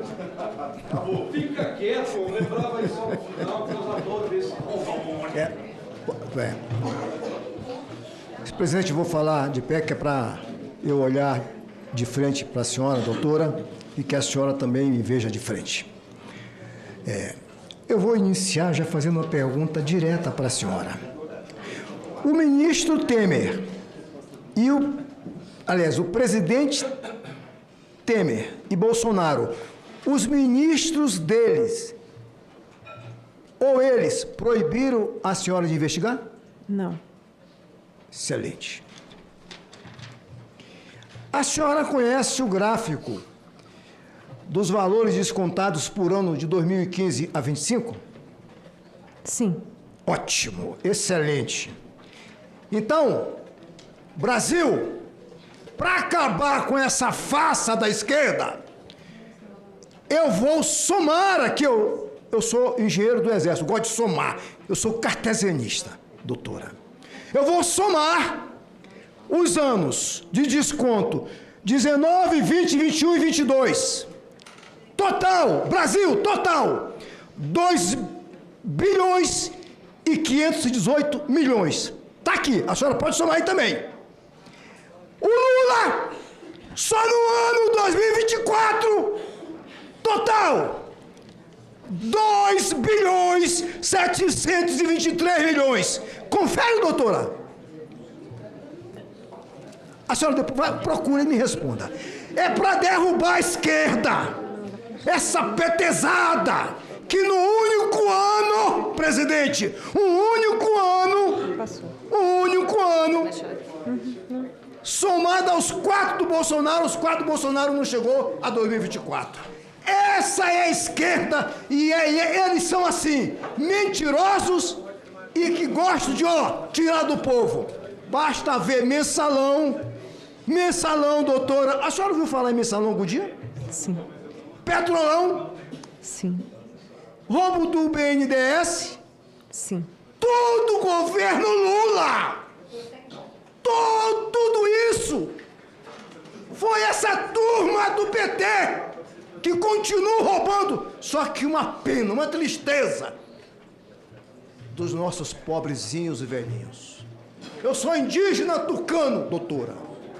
Nasci no meio da floresta amazônica. Sou quilombola e sou do beiradão da Amazônia. Já pesquisaram se essas pessoas na Amazônia estão sendo roubadas, doutora? Sabe por quê? Essas são as pessoas humildes que eles estão em cima. Indígenas, são várias tribos lá. Vários quilombolas. Vários beiradeiros. Está sendo investigado isso? Em algum momento a senhora passou perto disso? O que a senhora tem a dizer? Em relação ao trabalho que nós fizemos ele com entrevistas que, como precisávamos fazer com celeridade, foram feitos nas capitais prioritariamente. Mas nos trabalhos que a CGU conduz de avaliação de política pública, sempre vamos a todos os estados e muitas vezes vamos para lugares de muito difícil acesso, como o senhor está ponderando. Excelente! Lá nós estamos isolados de tudo. Ninguém sabe nem o que é internet, doutora. É lá que nós temos que ir, porque esse povo não tem ninguém para chegar neles e acudi-los. Sugiro a CGU que faça isso, desde já, doutora. Vá lá, que ninguém chega lá. E tem que ir de barco, não tem avião, não tem nada. Tem que ir de barco. Doutora, a CGU já tinha conhecimento do careca do INSS em algum momento? Não. Nesses últimos tempos, a senhora tomou conhecimento? Eu tomei conhecimento a partir das reportagens do Metrópolis. Sim, senhora. Então, na sua pesquisa, a senhora não achou em nenhum momento?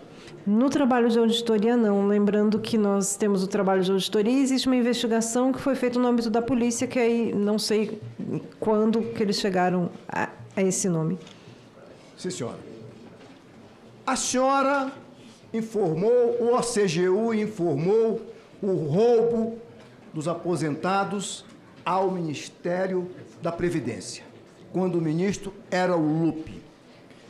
O ministro Lupe, aqui numa oitiva, numa comissão, eu perguntei para ele se ele tinha conhecimento do roubo dos aposentados. Para sua surpresa, sabe o que ele falou? Eu tinha. Eu tinha. Ele falou. A senhora está vendo o ministro, doutora? Prevaricou! Brasil, Lupe prevaricou! Ele vem aqui, vai levar um cacete! Esse é o ministro que vê o povo sendo roubado, os idosos, as idosas, os analfabetos, os doentes que estão numa cama, numa cadeira de roda, doutora. Isso nos enoja. E ainda vem a esquerda aqui querendo defender um governo desse. Um governo que tem um presidente que ensina até a mentir ao povo brasileiro. Eu fico muito enraivecido, doutora. Mas para a senhora ficar tranquila.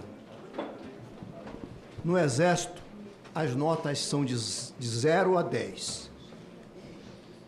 Sabe qual é a sua nota aqui? 10! Parabéns, doutora. A sua forma de se expressar, sem deixar nenhum parlamentar aqui sem uma resposta, doutora. Parabéns. Assim é que a gente quer ver as pessoas públicas. A senhora aqui não está vestida de vermelha, de azul, de verde. A senhora está vestida aqui como uma mulher pública que veio para falar as verdades para o Brasil. Então a sua nota é 10. Vou continuar aqui, doutora. 10. Na sua visão técnica, doutora, caso o roubo tivesse continuado em 2025, esse roubo teria sido muito maior que 2024? Na sua visão. Nós não fizemos a projeção dos valores, mas existiam vários outros acordos de cooperação técnica em análise. Poderiam iniciar com descontos também. Então quer dizer, Brasil, se tivesse continuado, já devia ter chegado aos 5 bilhões de reais. Porque 2024 já estava perto de 3. É verdade. Essa é a verdade, Zé Trovão.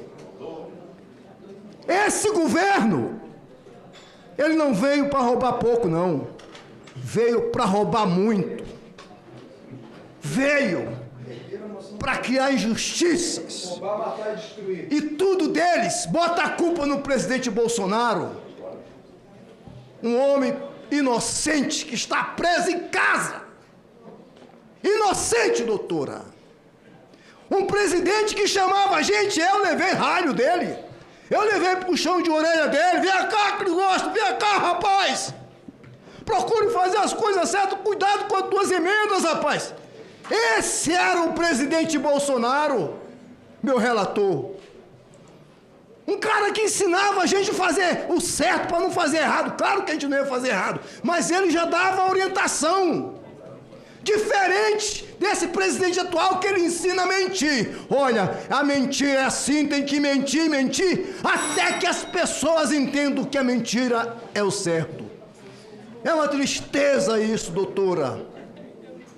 Nós brasileiros estamos passando por isso. Nós queremos, é verdade, queremos é que o presidente Bolsonaro saia dessa prisão que ele está. Não deve nada ao Brasil, não deve nada a ninguém. Um homem que só faz o bem, só prega o bem. E aqui tem vários parlamentares que são prova disso, meu presidente. E é isso que queremos. O Brasil quer paz, o Brasil quer respeito, mas quer justiça.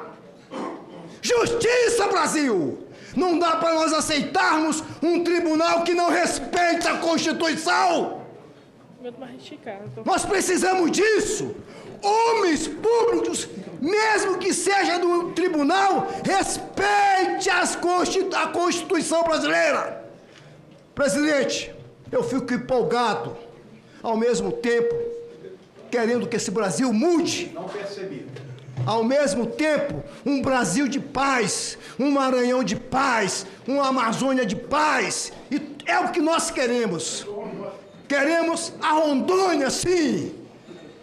Queremos presidente solto, trabalhando pelo Brasil. 26 é dele, 26 é nosso, e é tudo que queremos. Paz, justiça já, anistia já. Queremos já na próxima semana, presidente. Anistia já! Cumprimento o deputado Coronel Crisóstomo pela fala. Passo de imediato a palavra para o senador Jorge Seife, por 10 minutos. Senhor presidente, quero agradecer ao senhor e até, de alguma forma, pedir perdão, porque eu sou um cara incisivo, sou um cara combativo, e quando eu peço para o senhor, e peço que o senhor avalie 6 minutos a mais, assim como foi dado para a senadora Elisiane Gama, não é em desrespeito aos demais, é porque como ela é base de governo e usou praticamente os 6 minutos a mais como falas políticas em defesa do desgoverno, então eu peço para o senhor que avalie por uma questão de justiça. Eu falei com o meu líder, tanto com o Sóstenes quanto o Marinho, e eles me permitiram fazer esse pedido para o senhor. Mas eu quero fazer, primeiramente, uma justiça e um reconhecimento aqui, presidente, ao senhor e ao nosso relator, Alfredo Gaspar, que cada dia me orgulho mais. Eu conheço a senhora Eliane Viegas. Eu fui secretário nacional de Aquicultura e Pesca, honrosamente, do presidente Jair Messias Bolsonaro, o melhor presidente que esse país já teve. E a senhora Eliane Viegas e a sua equipe foram que fizeram uma grande parceria com a Secretaria Nacional de Agricultura e Pesca, que como o Ministério da Pesca foi extinto, eu era titular do maior cargo que cuidava da aquicultura e pesca. E graças à parceria com a senhora, não sei se a senhora lembra de mim, provavelmente lembra, quantas vezes a senhora me visitou ali no Ministério da Agricultura, graças ao seu trabalho, em conjunto com a minha equipe, com a Polícia Federal, com Dataprev, com o INSS, nós economizamos para o Brasil mais de R$1 bilhão por ano dos roubos do seguro-defeso. Mas eu tenho um pedido para a senhora. Eu tenho uma notícia triste e um pedido. Quando eu saí da Secretaria Nacional de Aquicultura e Pesca, ou ministro da Pesca, como o povo me chamava, quando eu saí, 700 mil pescadores no Brasil, já tinha demais. Quando esse desgoverno, o governo de ladrão, voltou, já são 2 milhões de pescadores. De 2023 até agora, eles meteram mais 1.300.000 pescadores e a senhora sabe que o Brasil não incrementou nem 1 quilo de peixe na produção nacional. Roubou! Assim como eles estão metendo a mão no INSS, eles também metem dinheiro no bolso através de seguro-defesa. Eu peço à senhora, né, ainda que informalmente, eu vou já oficiei a CGU e já oficiei o Ministério Público para a senhora, né, de acordo com a tua possibilidade, disponibilidade, que é tanta ladruagem que vocês têm poucos braços para fazer, mas ficar atento ao seguro-defeso. Aí eu solicitei uma CPI do seguro-defeso aqui, já estou com 25 assinaturas. Antes do recesso parlamentar, falei no plenário do Senado Federal ao presidente Davi Alcolumbre que a roubalheira no seguro-defeso voltou com força. Aí ontem, esse desgoverno anunciou que estão preocupados, que vão investigar. Mas mesmo assim, nós vamos fazer uma investigação aqui a partir do Senado e nós vamos também atrás dos servidores que fizeram muitas coisas erradas. Eu tenho então quero te agradecer, te honrar, agradecer a senhora e que o Brasil reconheça essa servidora que passou por vários governos né? Mas que foi em 2019 que a CGU, com o ministro Wagner Rosário, o presidente Jair Bolsonaro, estruturou a diretoria dela para que ela pudesse fazer ainda melhor o serviço dela. Então eu quero aqui prestar a minha homenagem e o meu reconhecimento ao seu trabalho e da sua equipe pelo Brasil. Muito obrigado. Agora eu tenho algumas perguntas, doutora Eliane. No âmbito da CGU, Controladoria Geral da União, a senhora detinha competência para determinar a suspensão de entidades quando constatadas irregularidades ou somente avisar os ministérios que haviam irregularidades? A senhora tinha poder de caneta para falar assim, ó, suspende tal associação que estão roubando? Sim ou não? Na função de auditoria, somente recomendar. Maravilha. Qual é o rito administrativo previsto para que essas entidades credenciadas com irregularidades fossem suspensas? Análise interna ao INSS. Então, a CGU, o seu órgão de controle, através do seu trabalho, oficia o INSS, oficia o ministro, oficia o Ministério do Trabalho, dizendo que existem irregularidades, e a partir daí esses gestores têm por obrigação funcional suspender essas entidades que a senhora encontrou, a senhora e sua equipe encontrou irregularidades, está correto? A partir do trabalho de auditoria e de recomendações, sim, as providências estão sob a alçada deles. Tá. Na condição de servidora da CGU, como a senhora avalia o fato do Ministério do Trabalho e do INSS terem sido formalmente notificados com mais de um ano, como a senhora já bem disse, para o nosso relator, sobre tais problemas e ainda assim não terem adotado providências imediatas contra o roubo dos nossos aposentados? Como é que a senhora avalia isso? Conivência, prevaricação, condescendência criminosa, corrupção passiva omissiva, omissão de comunicação de crime ou condescendência dolosa? Como é que a senhora avalia como servidora? A senhora me avisa, Jorge Seife, tá tendo roubo aí do seguro-defesa, eu sou ministro da pesca, passo um ano e pouco, eu não faço nada, aí eu vou e desperto depois que sai uma reportagem no Metrópolis. Como é que a senhora caracterizaria isso como uma servidora de uma Controladoria Geral da União? Senador, só um detalhe. INSS e Ministério da Previdência, né? O senhor mencionou o Ministério do Trabalho. Na verdade, INSS muito obrigado é o Ministério pela correção. da Previdência. Me perdoa. Em relação a qualquer tipificação de conduta de servidor, tem os processos administrativos. Então, os servidores vão responder em processo administrativo, onde qualquer tipificação vai ser feita. Não na auditoria. Na auditoria, nós relatamos o que foi identificado. Eu quero provar para a senhora que a senhora realmente é uma servidora de Estado, não é de governo. E eu tenho certeza que já houveram ladrões desses benefícios dos nossos aposentados no passado e que eles se multiplicaram, porque o Brasil sabe, Lula é ladrão. Lula é descondenado. Ele é presidente graças a seus amiguinhos do Supremo Tribunal Federal, que cancelaram todas as ações lá no Paraná por uma questão de CEP, trouxeram para Brasília para descondená-lo. O irmão dele, que é vice-presidente de uma associação por nome Sindinap, roubou, segundo a senhora também hoje falou, mais de 500 milhões de reais de aposentados. Então, o Lula é ladrão, o irmão dele também é ladrão. Só para lembrar o Brasil que no passado, esse mesmo sujeito, que se chama Frei Chico, eu até pensei que era alguma coisa da Igreja Católica, mas não é, graças a Deus não é. É só um apelido, porque se fosse ligado a alguma entidade, seria da Igreja de Satanás, que para roubar velhinho desse jeito, não tem jeito. Então esse senhor, no passado, já estava na lista do Odebrecht. Então nós vemos Lava Jato, Petrolão, lista do Odebrecht. Então uma família criminosa e trouxe criminosos para o governo. Lupe é outro criminoso que no passado também facilitou propina para ONGs. Tá aí, pesquisem no Google. Então nós sabemos que hoje esse governo de ladrões trouxe ladrões para governar o país e roubar, inclusive velhinhos. Então, eu não entendo. Além disso, olha só que absurdo. A senhora, o seu trabalho meritório, oficiou a AGU, a Advocacia Geral da União, ao ministro Jorge Messias, que 41 associações estavam roubando nossos velhinhos. O que Jorge Messias, que tem ligação umbilical com essa quadrilha inteira, fez? Sabe o que ele fez?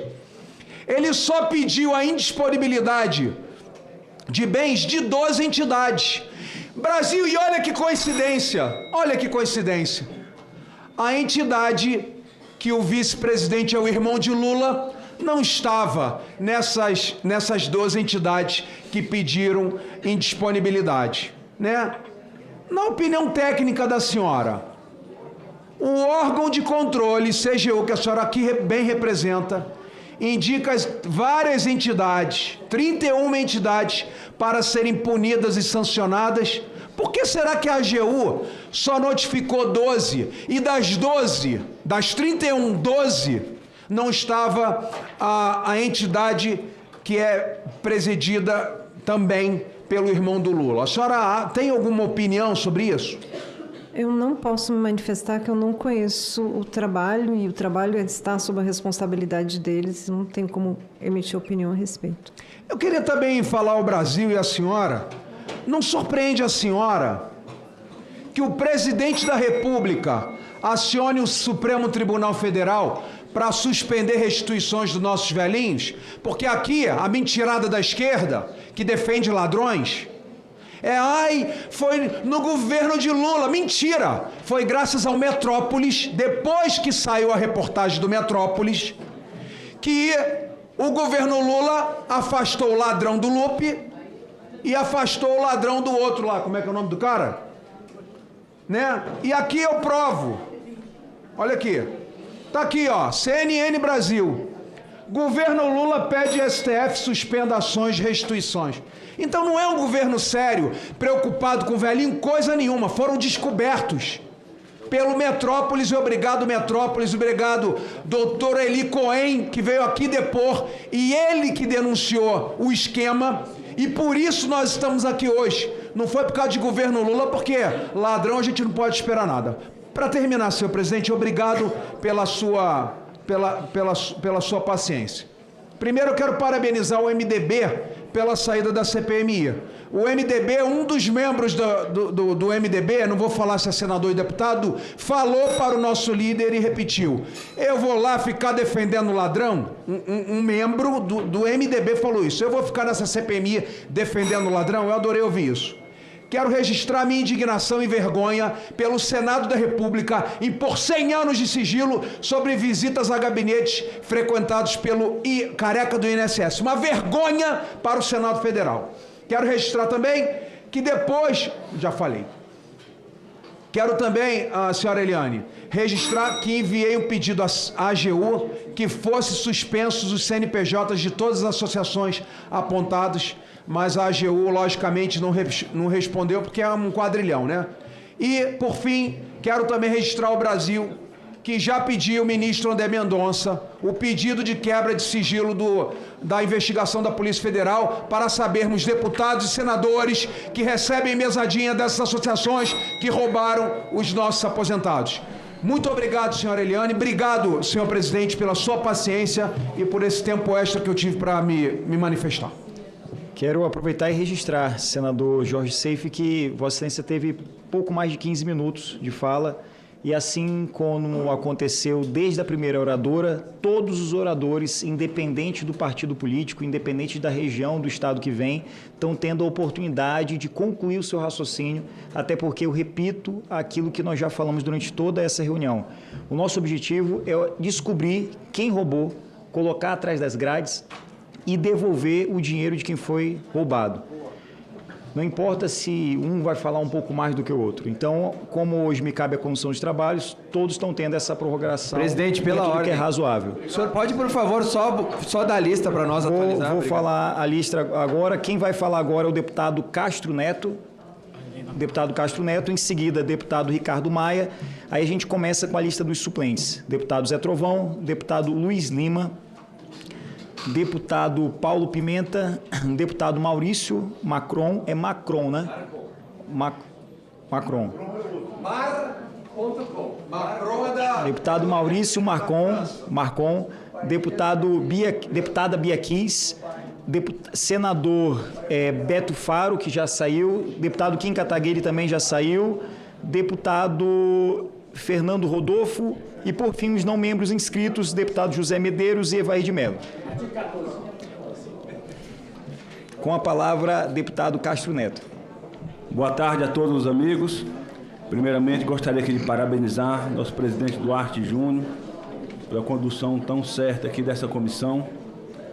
Parabenizar aqui o nosso relator, o deputado Alfredo Gaspar. Alfredo, parabéns por sua didática, sua linha de raciocínio e sua maneira de compor as perguntas, fazendo uma linha temporal para que facilite o entendimento do acontecimento de todos que participam dessa CPMI. Mais uma vez, parabéns pela sua maneira de agir e fazer as perguntas. Parabéns também à nossa visitante, Eliane Viegas, da CGU. Em nome dela, cumprimento a todos. Parabéns por sua conduta, suas respostas sempre certas, centradas e sérias, e do conhecimento técnico da sua vida que você tem, do seu gabarito, que você mostrou aqui, do seu conhecimento.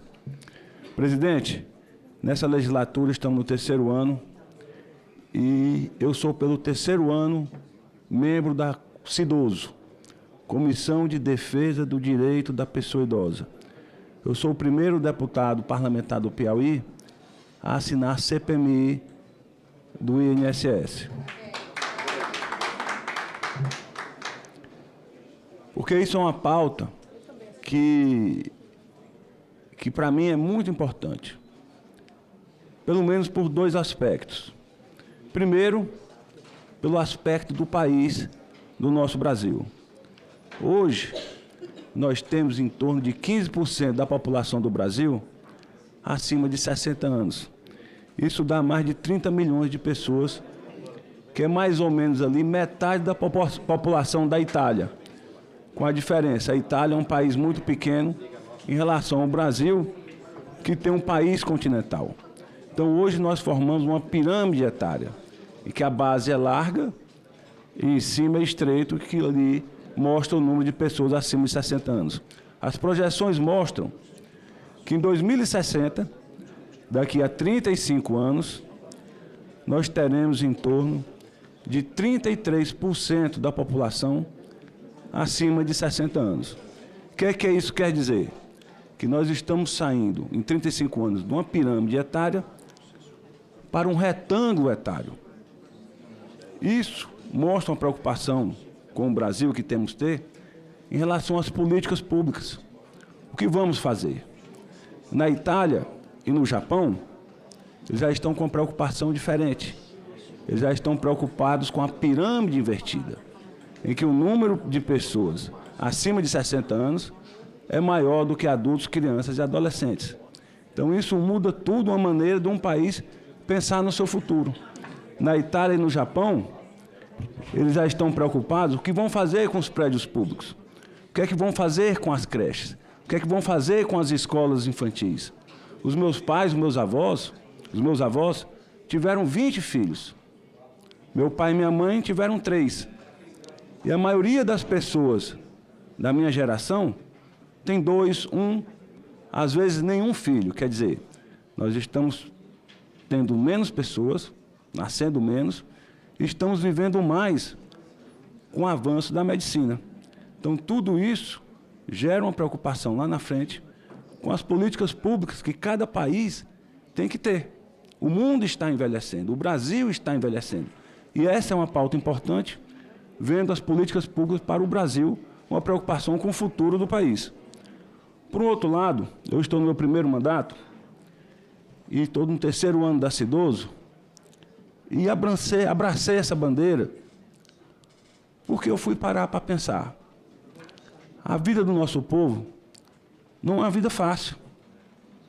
Você passa ali 60 anos passando pelas dificuldades da vida, com a família, com o emprego, perde emprego, vai atrás, carteira assinada, dificuldade. Então, quando chega nos 60 anos, o que é que nós queremos, o que é que nós desejamos, o que é que eles merecem ter? É o respeito, é a dignidade, são seus direitos garantidos de 60 anos. A pessoa completou 60 anos, ela tinha que ser reverenciada. Todo mundo que está aqui, o relator, você, o presidente, nós, as pessoas que estão nos assistindo, consegue o que consegue, tem um futuro, o presente que tem, porque lá atrás nós tivemos uma pessoa para dar a mão, que nos mostrou o caminho e que hoje nós temos essa trilha, né, que seguimos aqui. Então, se estamos aqui hoje, alguém olhou e mostrou o caminho para a gente. Essas pessoas hoje têm acima de 60 anos. Então, tem que ser respeitadas, reverenciadas e zeladas.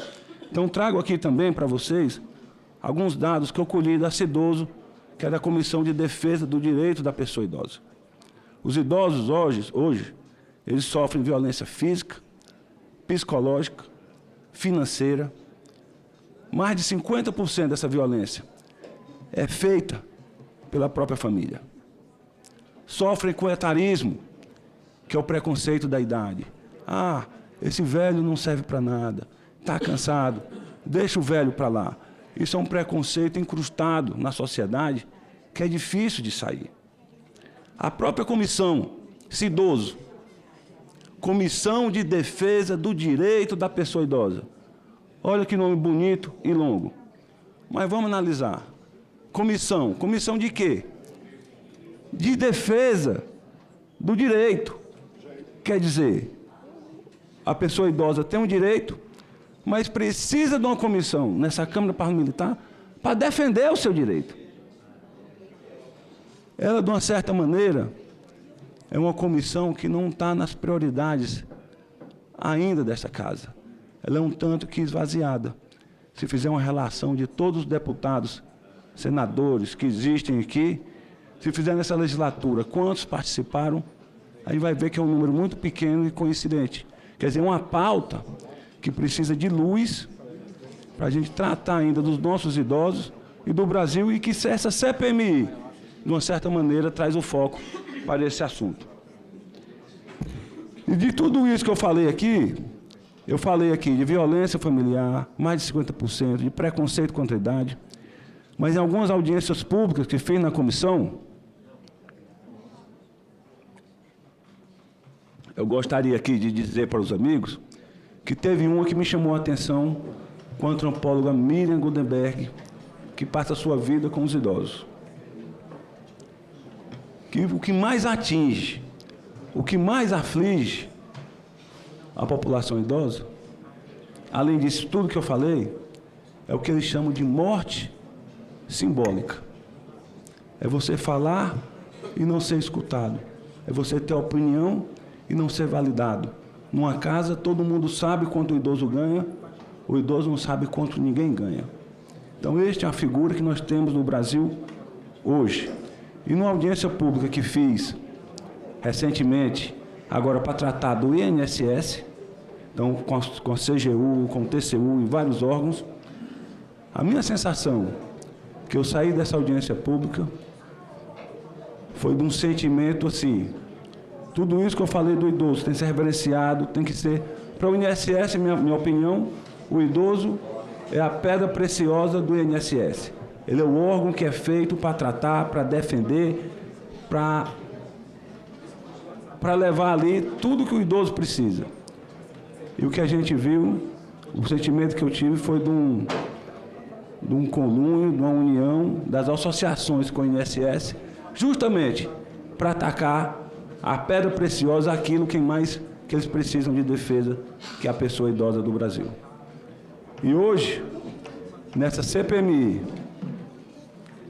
parabenizar mais uma vez o relator pela linha das perguntas. Quando ele parou para o almoço, o meu sentimento que eu desci para almoçar foi exatamente o mesmo.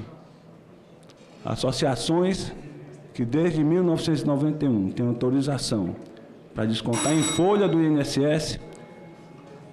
Presidente, eu gostaria de pedir aqueles 6 minutos que o senador falou. Peço desculpas aí pelo prolongamento.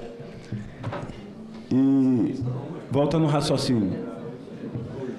Então, agora eu perdi a linha do raciocínio, só um instante.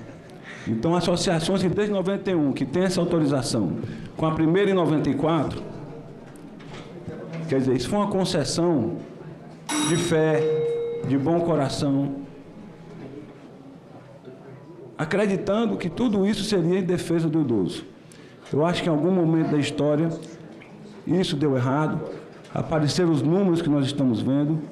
Falamos aqui de adesões em massa, que não foram adesões, foram cooptações, as pessoas foram aderidas sem saber, né?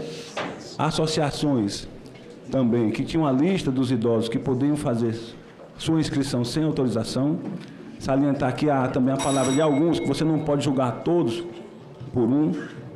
Mas a minha pergunta que eu queria fazer a você seria como resolver esse problema.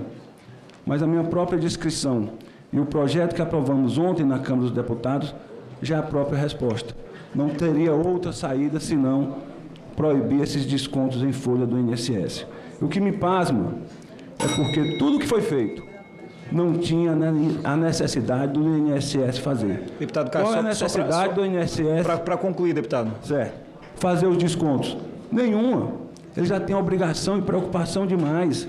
Para que o INSS vai fazer desconto em folha? Então, a proibição disso é um benefício para as associações que são sérias. Porque as que são sérias e apresentam trabalho, os servidores irão pagar pelo boleto e isso irá diferenciar as boas e das ruins. Bom, e por fim queria relatar a frase aqui, as palavras do Rogério Carvalho, da Leila Barros, que é muito importante o foco da CCPMI punir qualquer pessoa que seja culpada, investigar e ter a punição. E não fazer disso um fla-flu, porque se isso virar um fla-flu, quando terminar o resultado... Ricardo...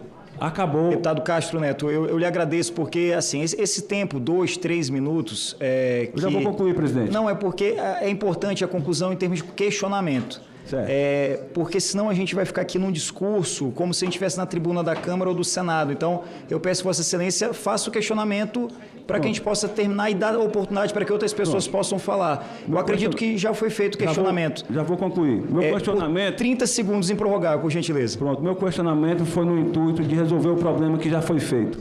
E no final, não tornar isso um fla-flu, porque se virar um fla-flu, quando tiver o resultado, acabou o problema. E o problema nós vamos enfrentar por mais 35...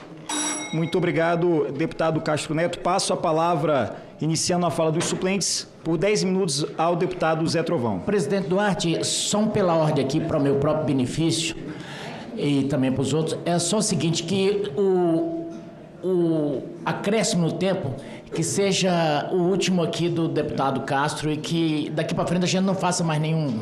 Faça sentido. Senão então, a gente vai com a sair concordância de todos, 10 minutos improrrogável. Zé Trovão, por 10 minutos. Quero começar minha fala parabenizando o trabalho da senhora Eliane Veigas Mota, que eu tive o prazer de ler esse relatório aqui, e a gente vê a competência da CGU e vê a omissão dos órgãos competentes que deveriam ter tomado as atitudes. Então a senhora, eu já disse hoje mais cedo, numa discussão feia que teve aqui, a senhora não está aqui para ser inquisitada. A senhora veio aqui prestar esclarecimento, falar, nos trazer boas informações. Mas a gente também precisa usar esse tempo para tentar extrair o que a senhora tem, porque o que está aqui é muito bom, mas eu sei que aí, dentro dessa cabeça, uma cabeça pensante, tem muito mais coisa. Então, parabéns pelo trabalho da senhora, isso é muito gratificante. Eu quero também, presidente, parabenizar o nosso relator, Alfredo Gaspar, porque ele é incisivo. E é isso que a CPMI precisa. Nós não estamos aqui para resguardar. Eu sou de direita, conservador, bolsonarista. Mas se alguém do Bolsonaro é culpado, tem que ficar pelo menos 30 anos na cadeia. Acabou. Acabou, ninguém está falando o contrário aqui. Agora, o que eu vejo aqui, que todos estão falando de fla-flu, é que a esquerda só fica no discursinho mole deles 2019, 2020, 2021, 2022. Discursinho mole. Então, parabéns por tudo que o senhor fez, porque nós temos que falar que a CONTAG, sozinha, sozinha, é responsável por mais de 3 bilhões de desvio. E acabou. Contra fatos, não há argumento. Agora o Orlando Silva veio aqui e defendeu a CONTAG. Então quer dizer que a CONTAG, por ter feito boas ações nos seus 30 anos, ela tem o direito de roubar? Aí ele diz aqui, fez um discurso pomposo e falou das outras entidades, como se as outras entidades que surgiram no governo Bolsonaro foi o Bolsonaro que criou. Não, amigão, vou lembrar ele também, que as entidades que ele mesmo citou aqui, que foram criadas no governo Bolsonaro e que são bandidas iguais, tiveram salvo-conduto do advogado-geral da União, porque ele não colocou elas no bloqueio. Elas estão livres para continuar roubando. Interessante, né? Aí o Randolfo Rodrigues, senador da República, passou 10 minutos falando 2019, 2021, 2022, 2019, 2020, 2021. Cara, aí eles vêm com papo mole de que isso é o que eles querem trazer para a CPMI? Imparcialidade? Que tipo de imparcialidade que é essa? Imparcialidade de boteco, só se for. E eu repito, eu quero que vá para a cadeia todos que roubaram. Pode ser de direita, de centro ou de esquerda. E se nesse Brasil tivesse pena de morte, eles tinham que ser condenados a ela. Porque roubar um idoso, para mim, é um dos crimes mais graves desse país. Porque bem disse o deputado que me antecedeu. 65 anos para se aposentar. Às vezes no cabo de uma enxada. Para ser roubado por um vagabundo que está andando de iate, usando Rolex de R$1 milhão. Dê para mim o benefício de decidir a vida de um cara desse, que eu vou te mostrar o que eu faço com ele. Primeira coisa, amarrar pelos pés e puxar numa estrada de terra com um cavalo. Porque não pode ser aceitar isso aqui como se fosse algo natural. E eu digo e repito. Pede silêncio, por favor, presidente, porque eu passo aqui às 7, 8 horas nós estamos aqui em silêncio. Quando a gente vai falar, vira uma feira. Agora, gente, vamos tratar do que é sério? Eu vou apresentar para vocês o que é sério.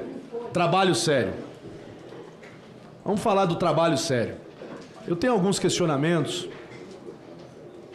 para fazer a senhora, só para que eu possa ter mais informação.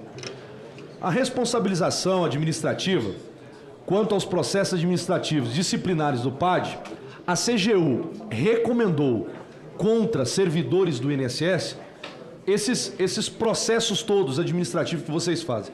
Vocês chegaram a indicar diretamente contra servidores do INSS que estavam se omitindo ou que estavam de alguma maneira envolvidos ou não?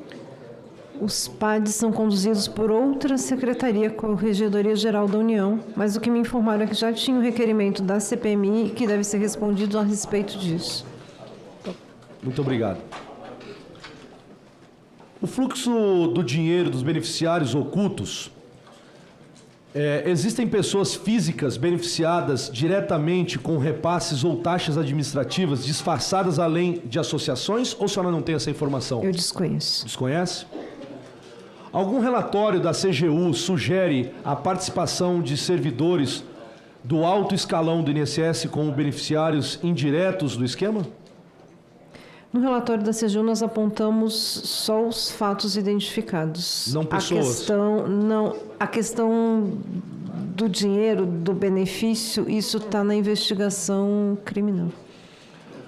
A CGU enviou relatórios ao TCU, ao Ministério Público Federal ou à Casa Civil sobre a gravidade do rombo? Os relatórios foram encaminhados ao INSS, à Assessoria Especial de Controle Interno do Ministério da Previdência, ao Ministério Público Federal. E quem recebeu formalmente essas informações? Quem recebeu efetivamente, eu não consigo afirmar, mas enviamos por meio de sistema e por ofício aos titulares do INSS, da Assessoria Especial de Controle Interno e do Ministério Público Federal, foi o Ministério Público no Espírito Santo. Entendi. Houve alguma recomendação da CGU que foram engavetadas ou postergadas por determinação política? A senhora tem conhecimento de algo assim? Não tenho especificamente em relação aos descontos, não tenho conhecimento, mas nenhuma das recomendações foi implementada à época, só depois da operação.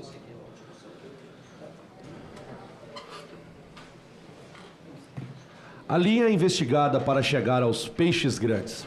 Existe um mapeamento interno dos principais 10 responsáveis que concentram as fraudes, sejam associações, gestores ou políticos. A senhora consegue nos compartilhar esses nomes todos? Porque existe uma cadeia, pelo que eu entendo na investigação que foi feita pela CGU, foi descoberto que existe uma cadeia de como é feito essas transações. A senhora consegue identificar essas entidades e nomes? A senhora tem isso em relatório?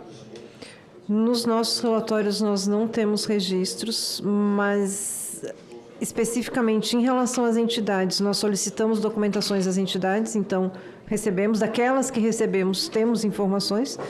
E, especificamente, em relação aos agentes públicos, sim, a gente faz o mapeamento por ocasião da auditoria. E esses materiais que a senhora tem já são públicos ou a senhora poderia fornecer essa CPMI?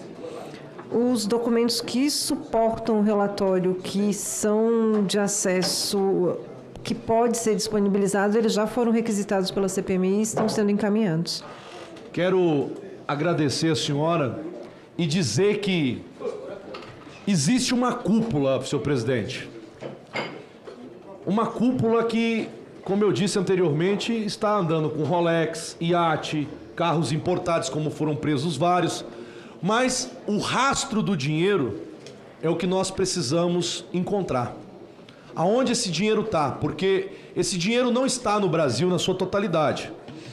O que esta comissão precisa descobrir é como esse mecanismo faz desde do desconto até chegar no bolso de alguém e quem são os verdadeiros receptores disso. Então, quero agradecer mais uma vez, dizer à senhora que se a senhora se sentiu ofendida por qualquer parlamentar aqui, eu quero, em nome deles, pedir desculpa à senhora. Nós não podemos... E quem conhece a minha linha sabe que eu sou muito direto no que falo, mas agredir ninguém verbalmente, assim como não faço nem com a esquerda, que muitas vezes até passa dos limites. Mas agradecer a senhora e desejar à senhora uma longa jornada ainda, porque é difícil a gente encontrar pessoas como a senhora e como a sua equipe que estão dedicadas ao trabalho. Que Deus abençoe. Muito obrigado, presidente.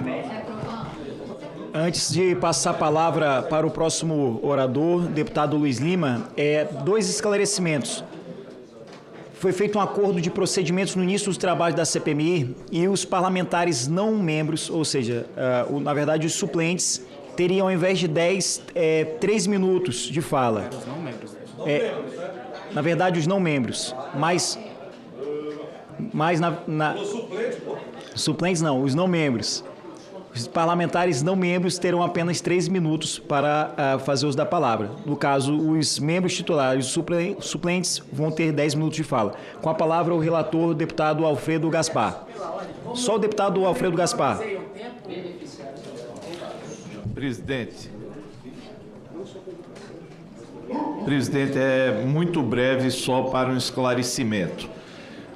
Esta CPMI está ocorrendo em grande parte porque houve um alerta de um site chamado Metrópolis. Isso está na base, inclusive, das investigações e não tem como ser desconhecido.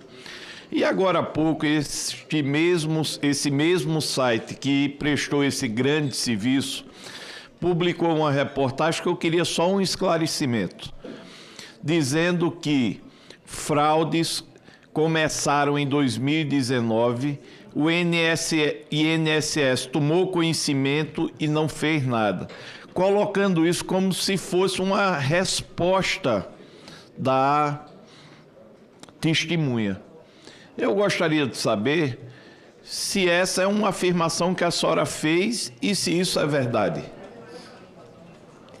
Eu recordo de ter respondido que eu não tenho como dizer quando as fraudes iniciaram, porque Anteriormente, se existiam descontos indevidos, e eles devem ter existido, pelo que a gente tem ouvido dos beneficiários e o que está sendo posto como resposta no sistema do INSS, essas fraudes existiam sim antes. O que se pode dizer é que existe um perfil de quantidade de entidades e quantidade de beneficiários descontados. E aí tem um perfil ao longo do tempo. Tá, Recordo de ter respondido especificamente isso. Certo. Mas para o que é que ficou parecendo na reportagem? Que em 2019 o INSS tomou conhecimento e não fez nada. Se eu estiver errado, a senhora me corrija.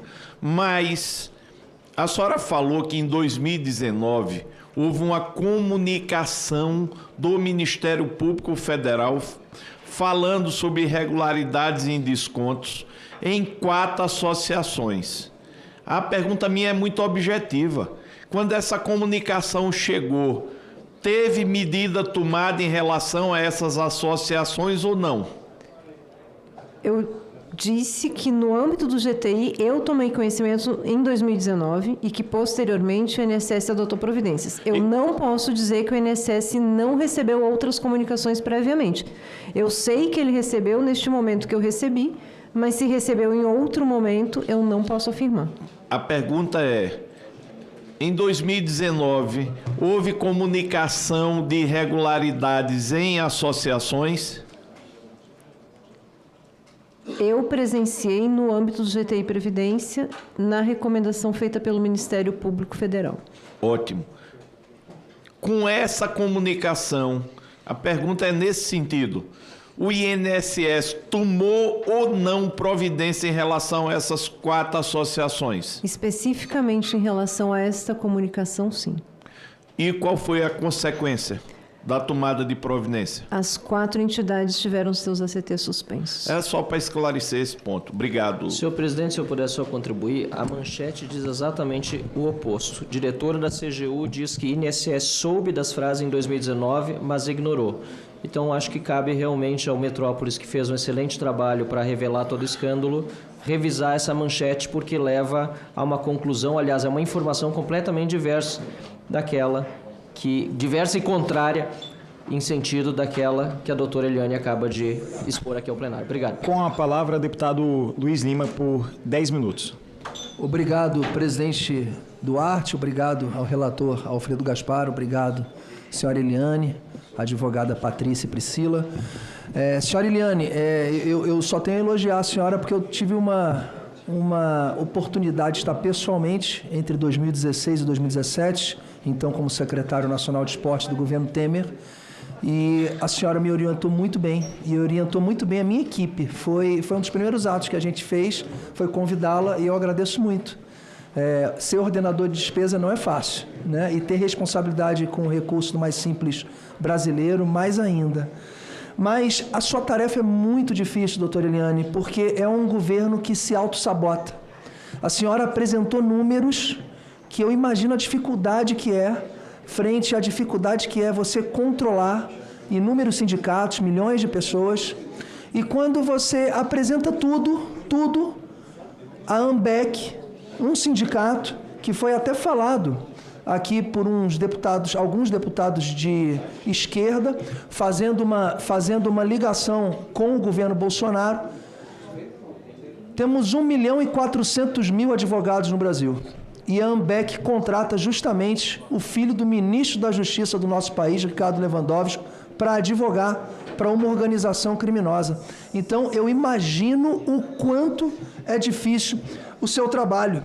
E quando eu falo que é um governo que se auto-sabota, porque está aqui, os deputados de esquerda durante o governo Bolsonaro não apresentaram um requerimento de informação, não subiram na tribuna uma vez sequer para fazer um apontamento negativo em relação dos desvios de recursos dos aposentados. E mais, quando o governo Bolsonaro apresentou aqui a MP 871, publicada no primeiro ano do governo Jair Messias Bolsonaro, a medida provisória 871/2019, visava combater fraudes e irregularidades na concessão de benefícios do INSS. Entre as alterações previstas no texto principal, estava a revalidação anual dos descontos associativos. A partir do lobby das entidades, especialmente da CONTAG, que é um sindicato antigo, de 63, o Congresso conseguiu adiar essa exigência para ser feita a cada 3 anos. Foram apresentadas, se eu não me engano, aqui 96 emendas de deputados do PT. Os seguintes deputados do PT defenderam a CONTAG com emendas: Zé Neto, da Bahia, Patrus Ananias, Valmir Assunção, Marcon, do Rio Grande do Sul, não é o Marcon do PL, Rubens Pereira Júnior, do Maranhão, e dos senadores Humberto Costa, Jacques Wagner, além dos ex-congressistas João Paul Prats, do Rio Grande do Norte, e Paulo Rocha, todos do PT. A lista ainda inclui deputados federais como Jandira Fegali, do PCdoB, Otto Alencar Filho, Daniel Almeida, do PCdoB da Bahia, deputado Celso Maldaner, do MDB, e Tereza Nelma, que atualmente faz parte do governo Lula. Esses deputados, e eu fiz questão de ir atrás dessas emendas, elas são muito parecidas. Diz aqui na justificação da emenda do deputado Otto Alencar, do PSD da Bahia: a exclusão das entidades de classe das atribuições previstas na lei prejudicaria o cumprimento das disposições em razão de dificultar o acesso à economia de custo para o Estado e, notadamente, revelaria preconceito contra a organização dos trabalhadores. Olha essa segunda emenda aqui do deputado federal Patrus Ananias. O incentivo constitucional visa, assim, levar aos cidadãos a buscarem a própria independência e autotutela através das associações. Aí eu escrevi com a minha caneta aqui: para roubar serve a autotutela, o restante não serve. Patrus Ananias, do PT. Outra emenda defendendo a CONTAG, do Zé Neto, do PT da Bahia, defendendo que o período para tirar o nomezinho dos aposentados seja de 60 meses. 60 meses. O Estado a intervir cada vez menos nos interesses da sociedade, agindo somente quando e se absolutamente necessário ou de forma subsidiária. Aí tem outras emendas aqui do Paulo Rocha, do PT da Bahia, que vai no mesmo caminho. Mas eu vou começar aqui com uma pergunta, doutora Eliane. A senhora falou, durante a sua explicação, que no ano de 2024, a CGU alertou o presidente Alessandro Stefanuto, do INSS, sobre tudo o que estava acontecendo. Eu queria saber quem a senhora alertou ele pessoalmente, porque esse alerta foi em julho de 2024 e o Alessandro Stefanuto foi afastado em abril de 2025 na operação Sem Desconto. E aí o que passa para a gente é que isso já ocorria há mais de 20 anos e ele deixou levar, ele não considerou a CGU. Os sindicatos, eles não estão considerando a CGU, eles não estão levando a sério como as pessoas que têm responsabilidade deveriam. A minha pergunta: foi a senhora mesmo que foi ao encontro do presidente do INSS alertá-lo sobre o que estava acontecendo, da escalada brutal de aumento de número de aposentados? Como a senhora citou aqui, ano de 2023, 15 instituições com mais de 50 mil filiados, e no ano de 2024, 24 entidades com mais de 50 mil. Em 2 anos foram 39 novas instituições. Durante o governo Bolsonaro ocorreu também.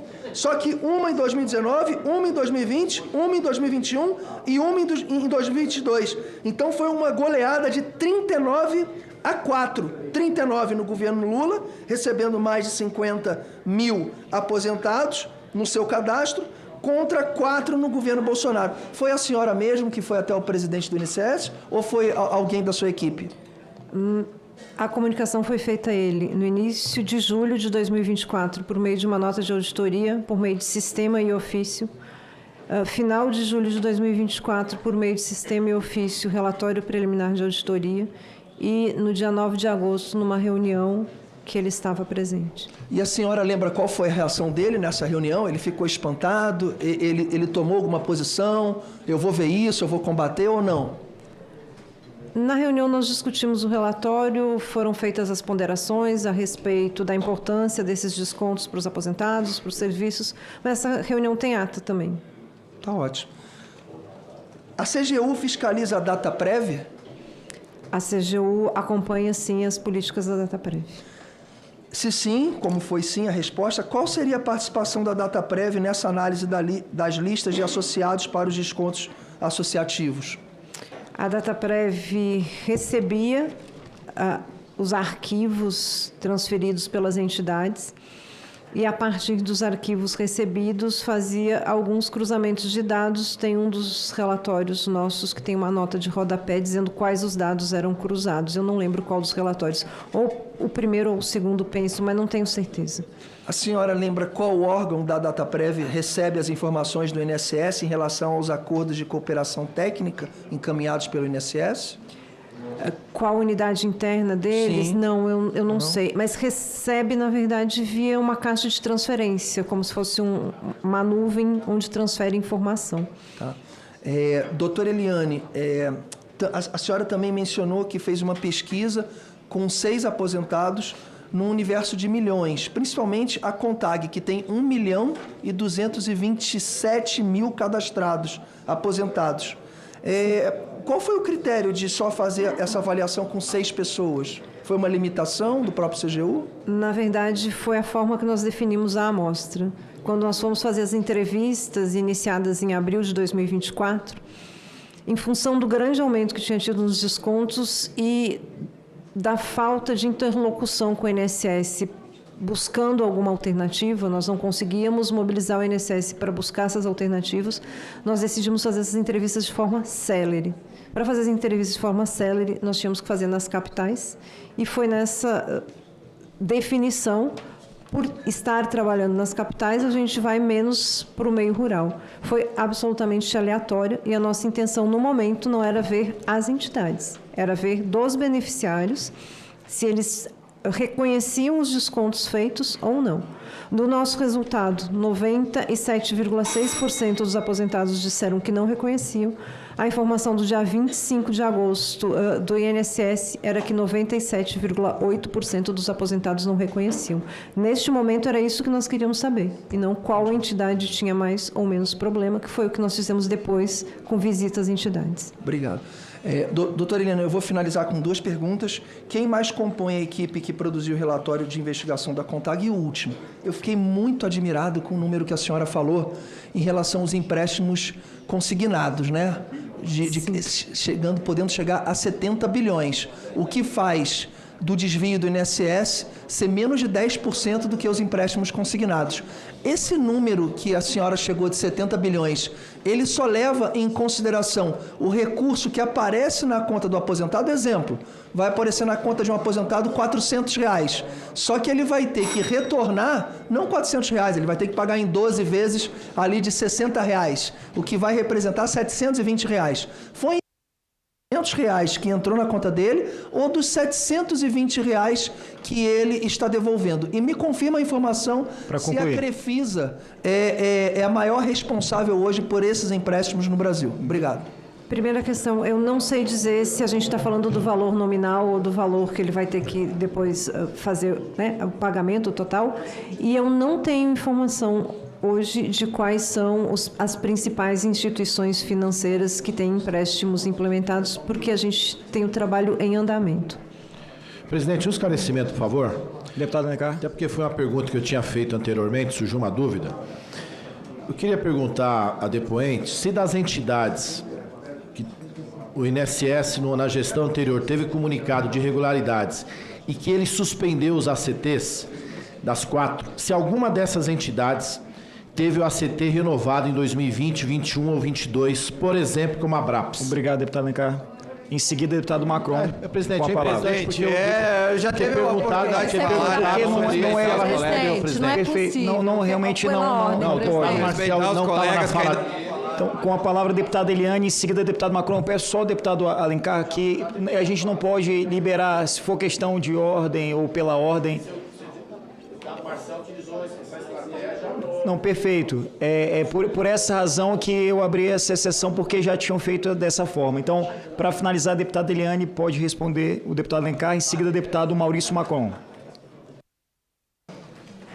Especificamente, eu tinha apresentado essa resposta para o relator, eu não estou achando o papel aqui, mas das 4, 2 delas retornaram. Que ano? Achou. Ah, presidente, aí por favor. Chega o cidadão 22. Palavra, a minha pergunta eu falei 20, 21, 22. Vamos fazer o seguinte, deputado Alencar, ela já sabe o questionamento, E depois agora é a hora da fala, deputado Macron. Em 2020. Consegue? Em 2020. Com a palavra por 10 minutos, deputado Maurício Macron consegue dar Ô, presidente, vamos lá, né? A informação que me repassaram é que a ABSP saiu em 2020 e retornou em 2023 como AAPEM, e a ANAPS sai em 2019 e retorna em 2021 como ABRAPS. Perfeito. Eu tenho uma pergunta também sobre essa questão, mas eu estou deixando qualquer tipo de dúvida para o final, porque realmente gera curiosidade. Por que essas entidades mudaram de nome? Por qual razão modificaram esse nome? Mas com a palavra agora por 10 minutos, sem direito à parte, deputado Maurício Macron. Presidente, comigo. Marcon. Tem um nome, presidente. Se o senhor puder Seu tempo está avançando. Mas eu prefiro que o senhor acerte meu nome, Marcon. O importante é seus eleitores acertarem. Por 10 minutos com a palavra. O senhor está querendo me diminuir e tudo bem. Não é um equívoco. Eu entendo a necessidade. Quer que eu repita? Eu vou repetir. Maurício Marcon. Isso, muito obrigado, tá feliz? Pelo respeito. Já perdeu 20 segundos. O tempo é meu, eu faço o que eu quero com ele. Presidente, em primeiro lugar, eu quero parabenizar o Alfredo Gaspar pelo belo trabalho. Mencionar a doutora Eliane e as suas advogadas que de forma muito respeitosa vem respondendo os nossos questionamentos. Mas Medeiros já diria o mão santa, o PT quando não tá mentindo, tá? E quando não tá roubando, tá mentindo. Pois é, hoje a gente viu uma cena de horror aqui, né? Eles tentando estuprar os dados para dizer que a culpa foi do Bolsonaro. Mas vejam vocês que estão em casa de uma forma aí assistindo, a gente tem milhares e milhares de brasileiros, muitos deles que foram roubados pela quadrilha petista, como é fácil de desmentir esses dados. E quem vai desmentir não sou eu, doutora Eliane. Quem vai desmentir é a senhora, quer ver? Vamos lá. A senhora, a gente já sabe aqui que esses descontos começaram lá por 94, né? Teve tempos agora que explodiram no governo do PT e outros tempos que eram menores. Mas a senhora tem notícia, nos últimos 30 anos, de algum presidente da República que publicou uma medida provisória criando algum tipo de dificuldade para descontar indevidamente aposentados? A senhora tem alguma memória de alguma MP que não seja do governo Jair Bolsonaro em 2019, no 18º dia de governo? Eu não tenho como me manifestar a respeito. Tá, a senhora não tem como se manifestar, mas eu vou lhe adiantar. Nunca houve nenhuma medida de nenhum presidente da República que não foi Jair Bolsonaro para conter os desvios. Então, eu estou lhe respondendo. Quem duvidar pode consultar no Google que lá está. Aí a gente teve, nesse período que a senhora não pôde se manifestar, e tá certa, tem que se preservar, mas eu respondo pela senhora, a gente teve 4 governos do PT. 4. Mas a culpa, Zé Medeiros, é de quem? É do Bolsonaro, que no 18º dia fez o quê? Uma medida provisória para parar com a ladroagem. Mas vamos em frente, essa senhora vai conseguir certamente me responder. Bom, a CONTAG foi a que mais desviou dinheiro, sim ou não?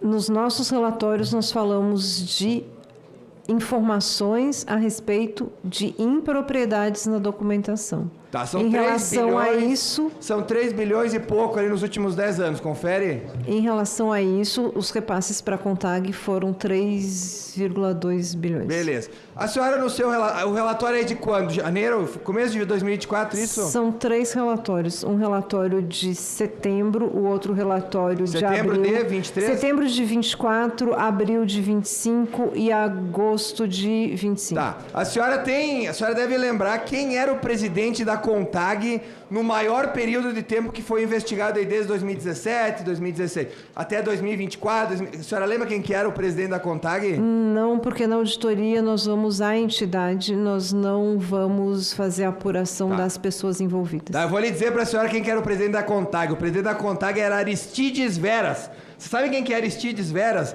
Aristides Veras é só o irmão do deputado do PT, Carlos Veras. Só isso. Ele era o presidente da maior organização criminosa que desviou o dinheiro dos aposentados. Irmão de um deputado do PT, Hélio Negão. Mas eles querem dizer, Biaquices, que a culpa era do Bolsonaro. Eles estão querendo fazer o brasileiro acreditar, olhem isso, que o irmão de um deputado do PT desviou o dinheiro para o Bolsonaro. É um negócio, eu sei que você está em casa, deve estar gargalhando aí de dar risada ou pensando, meu Deus, alguém acreditou nisso? Mas provavelmente não. Nem eles que vêm aqui defender. Aliás, se eles acreditassem que o Bolsonaro teria culpa, sabe o que eles teriam feito, relator? Teriam assinado a CPMI. Sabe quantos petistas assinaram a CPMI, meu amigo? Nenhum. Sabe por quê? Porque eles sabem quem roubou. E tanto sabem quem roubou que eles concederam ao deputado Biaquices, Geraldo Alckmin, aquele que dizia que Lula ia voltar à cena do crime, junto com o ministro que vem segunda-feira, o Lupe, eles concederam uma medalha de honraria para quem? O sindicato do irmão do Lula. Ao invés de prender os bandidos, o que eles faziam? Eles homenageavam. Tá ali, saiu hoje na imprensa, é só olhar. Mas se não basta isso para você que está em casa hoje, a CONTAG, que foi a que mais desviou recursos, teve um defensor aqui, deputado Orlando Silva, do PT. PCdoB, melhor, obrigado. Eliane, quantos % mais ou menos da CONTAG que eram roubados dos aposentados não tinham o consentimento dos aposentados que vocês investigaram esse número? Em torno de 90%, é isso? Eu vou ver aqui. Não, mas mais ou menos, 90, 85... Eu preciso... Na verdade, da CONTAG era 5 de 6, tem que fazer o percentual. Então a gente está falando aí de quase 90%. Nós tivemos um deputado do PCdoB defendendo uma organização criminosa travestida de sindicato que desviava de 90% dos seus associados dinheiro, roubava. Ele estava aqui hoje defendendo essa organização criminosa. Aí eles vão vir e vão lhe dizer, não, veja bem, a culpa foi do Bolsonaro. Olha, uma criança de 12 anos acreditar no Papai Noel, a gente compreende. Agora, um cidadão brasileiro adulto acreditar que o PT, que não assinou a CPMI, que homenageou ladrão, que defende ladrão aqui, que o irmão de um petista estava como presidente da maior organização que desviou dinheiro, e a culpa é do Bolsonaro? Ah, por favor, né? Vamos se respeitar a inteligência das pessoas. A senhora considera que os dirigentes desses sindicatos sabiam que o dinheiro era conseguido de forma irregular? Não tem como responder. A senhora acha que eles ganhavam milhões, a CGU não conseguiu apurar que eles ganhavam milhões e milhões desviados e eles não sabiam que os descontos eram feitos de forma irregular. Quando a senhora foi lá e tentou ouvir eles, qualquer sindicato, eles disseram, não, nós temos aqui as assinaturas, nós ouvimos as pessoas, ou eles tentaram, não deram as informações, tentaram ali dar uma ludibriada na CGU? Primeiro que nem sempre conseguimos falar com os dirigentes, em algumas situações nós conseguimos, em outras não, então eu não posso afirmar que os dirigentes sabiam ou não. E algumas entidades encaminharam documentos sim, outras entidades não encaminharam documentos. Bom, eu entendo que a senhora queira se preservar, mas vamos combinar aqui com os brasileiros que pagam o nosso salário e nos acompanham. Milhões e milhões, na casa de bilhões, no caso da CONTAG, entrar nos cofres com o dinheiro desviado e eles não saberem. Relator, vamos combinar, né? Entra milhões na minha associação e eu não sei de onde é que vem, eu acho que é tudo regular. Não me parece fazer muito sentido. Mas vamos considerar que eles soubessem. A senhora acredita que se essa CPMI comprovar que esses dirigentes sabiam dos desvios, eles devem ser presos por roubo ou não? O trabalho da CPMI, eu não tenho como me manifestar a respeito do trabalho da CPMI. Não, vamos fazer uma pergunta como cidadã. Alguém que rouba de um aposentado, de um acamado, de um ribeirinho, a senhora acha que merece ir para a cadeia, sim ou não? Eu preciso responder para o senhor enquanto servidora da CGU que aqui estou e que esteve responsável pelo trabalho e preocupada com esse cidadão. Então, quando a CGU fez essa pesquisa, ela estava atrás de alguém que estava roubando dinheiro, senão ela não teria feito essa análise. Nós fomos, no primeiro momento, entender do beneficiário do INSS se ele tinha autorizado o desconto ou não, que era a premissa básica para conseguirmos seguir na auditoria, identificar então as entidades, se elas tinham a autorização desses beneficiários ou não, e depois, na sequência, entender os controles do INSS. Bom, então, já que a senhora certamente se preservando, não quer responder, está tudo certo. Eu vou trazer alguns comentários que eu recebi no meu vídeo de semana passada para sensibilizar quem acha que não merece ser preso. Minha mãe também faleceu de câncer com R$300 descontados. Esse dinheiro poderia ter ajudado ela no tratamento. Minha mãe, outra, agora mãe do Wilson Rodrigues, minha mãe foi roubada assim, fizeram um empréstimo no nome dela e vai para outra conta e o banco não sabe dizer, o banco é o Bradesco. Mais uma aqui, ó. Eles renovaram o empréstimo sem solicitação do aposentado, meus pais foram vítimas. Essa gente, Eliane, ela é contra que inocentes vão para rua, que é o caso do 8 de janeiro. Mas eles estão aqui defendendo quem roubou aposentado, pensionista e deficiente. Então, é sem anistia para ladrão. Isso a gente vai lutar aqui. Muito obrigado, presidente. Eu parabenizo, agradeço o deputado Maurício Macron, mas eu quero fazer um esclarecimento sobre o questionamento que foi feito pelo deputado Maurício, porque a senhora, durante a fala, ficou, pelo menos deu a entender a mim, pela forma como a senhora falou, que todo o valor arrecadado pela CONTAG é ilegal. A senhora confirma essa informação? Não. O que temos é que o valor arrecadado por qualquer entidade, eu só posso dizer que ele é indevido a partir do momento que eu fizer uma análise que suporte o que é o indevido. Qual foi a estimativa que nós fizemos? Nós fizemos uma estimativa a partir do percentual de respostas de não reconhecimento. Isso foi na auditoria. No que o INSS está recebendo dos aposentados como retorno do ressarcimento, se eles reconhecem ou não, existe um percentual. A partir da aplicação desse percentual, eu consigo estimar o valor. Então, um percentual do que foi arrecadado é ilegal? Não tem documentação comprobatória de que tenha sido autorizado. Então, é ilegal? Sim, eu não posso. Se a pessoa não reconhece o desconto, ele é indevido. Perfeito. Só para esclarecer essas informações, na linha do que pode, inclusive, colaborar com o que o relator já questionou. Passo agora, por 10 minutos, a palavra para a deputada Bia Kiss. Muito obrigada, senhor presidente, senhor relator. Parabéns por esse trabalho. Eu quero cumprimentar também a doutora Eliane e as advogadas da União. Também sou advogada, fui procuradora do Distrito Federal há muitos anos e reconheço que o seu trabalho, doutora Eliane, é um trabalho de muita dedicação e um trabalho que realmente faz com que a gente tenha compreensão do que aconteceu nas últimas décadas com relação a esses descontos, com relação aos nossos aposentados.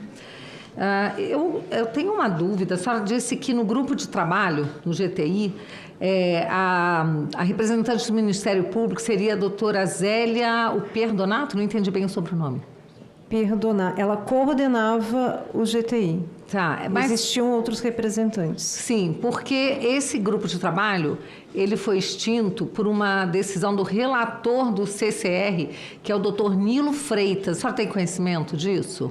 Eu recebi o documento falando da finalização dos trabalhos do grupo. Sim, pelo documento que eu tenho, foi esse relator, que é o doutor Nilo Freitas, que resolveu pôr fim ao grupo de trabalho. Por isso eu vou requerer a oitiva do doutor Nilo Freitas, para que a gente entenda a razão pela qual ele extinguiu o grupo de trabalho. Eu gostaria de saber se a senhora tem conhecimento, porque eu recebi essa informação, de que a AMBEC, e talvez, possivelmente, outras das associações, ela fazia a seguinte prática: ela procedia o desconto sem autorização e depois ela entrava em contato com os aposentados, podia ser por ligação telefônica, aquela coisa, para tentar obter alguma autorização. E muitos aposentados nem entendem direito do que se trata. A senhora tem conhecimento desse procedimento pelas associações? Eu só não consigo precisar em relação ao antes ou depois, mas sim temos conhecimento que isso era uma prática e o áudio não é um instrumento hábil a comprovar a autorização. Ok, obrigada. Em 2024, os valores descontados saltaram 119%. Depois desses alertas, a CGU avaliou que o INSS mudou procedimentos, por exemplo, suspensão de ACTs, reforço de checagem ou ignorou. Se tiver tomado algum procedimento, por favor, nomeie as áreas do INSS que foram oficiadas e o nível hierárquico que recebeu esses alertas. Eu desconheço providências que tenham sido adotadas pelo INSS. Obrigada. Quando a CGU constatou que de 97% a 98% dos entrevistados não havia autorizado os descontos, quanto tempo demorou para o INSS bloquear novos lançamentos e iniciar o estorno em massa? Na visão técnica da CGU, esse prazo foi compatível com a gravidade dos achados? Eu acho que eu só preciso localizar um pouco, que eu não sei se eu entendi. Os resultados da CGU foram encaminhados por INSS em julho. Não houve nenhum tipo de bloqueio ou suspensão pelo INSS, só aconteceu após a operação. Ok. Então, não houve nenhuma providência com a informação. Só depois da operação pela Polícia Federal, que ocorreu após a denúncia pelo jornal Metrópolis.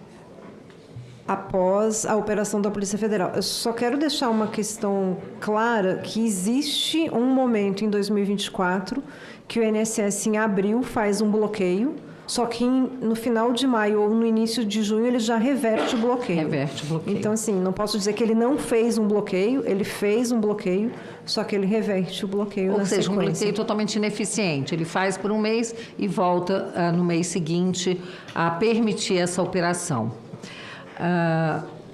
Considerando que Lupe e Stefanuto deixaram os cargos após a operação, do ponto de vista técnico, não político, quando a senhora acredita que não era mais crível alegar desconhecimento dentro da cúpula? Por favor, fixe um marco temporal com base no seu conhecimento, no seu trabalho. Eu não consigo precisar em relação ao ministro Lupe, que eu nunca tive nenhuma interlocução com ele para tratar desse assunto. Então, não consigo precisar. E com relação ao Stefanuto? Em relação ao presidente do INSS, nós estivemos em algumas oportunidades em reuniões e com expedientes direcionados a ele, mas também em interlocuções pessoais, falando a respeito do assunto. Em que época? Mais tarde, em julho. Não sei se antes é possível, acredito que sim, de 2024. De 2024. É possível que antes, mas aí eu não consigo afirmar com certeza. Ok. Por gentileza. A CGU identificou associações com múltiplos lançamentos por beneficiários e até descontos em pessoas falecidas. Quem no INSS tinha o dashboards, relatórios, para ver isso em tempo real e não agiu? Se puder citar cargos e nos reporte, ou não seria no INSS, seria na DataPrev. E aí quem teria essa responsabilidade de fiscalizar os cadastros, né? Quem fez... a senhora já disse mais cedo que teria sido um software que fazia essa fiscalização, mas quem era responsável por isso? Eu desconheço a existência de algum acompanhamento gerencial nesse nível, seja no INSS, seja na DataPrev. Quem fazia era a DataPrev, eu não sei qual é a área específica, não sei a denominação da área que faz. Isso está no terceiro relatório, onde nós tratamos isso como os arquivos de retorno. Os arquivos eram encaminhados para a DataPrev, que processava e devolvia para as entidades. Me parece um pouco terra de ninguém.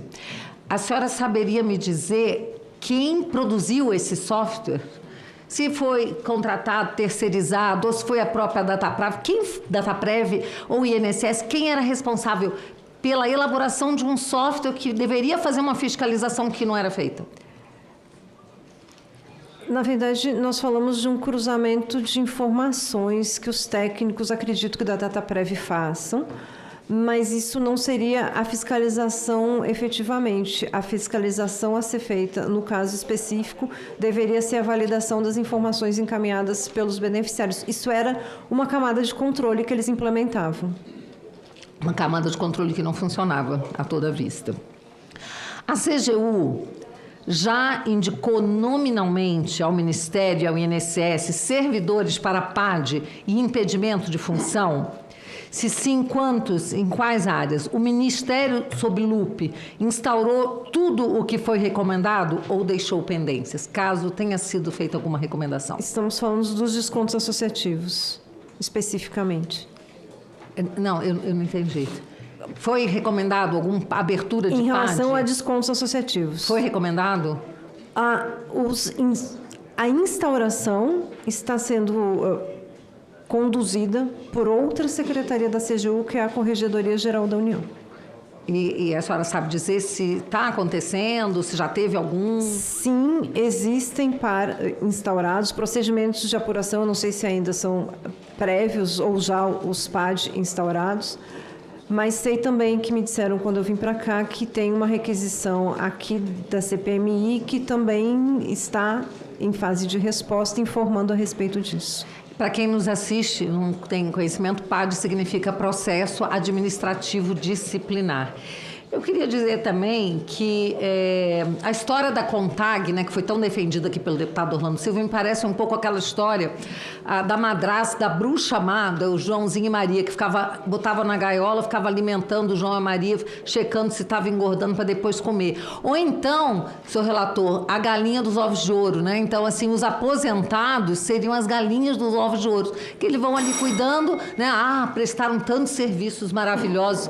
Sério? Isso dá a eles o direito de roubar? Ou quando eles prestavam serviço, faziam cadastramento, era já com a intenção de roubar? Fica aí a pergunta, porque esse roubo é tão gigantesco, é uma coisa tão absurda, que nos dá o direito, sim, de entender, né, que isso foi feito para roubar.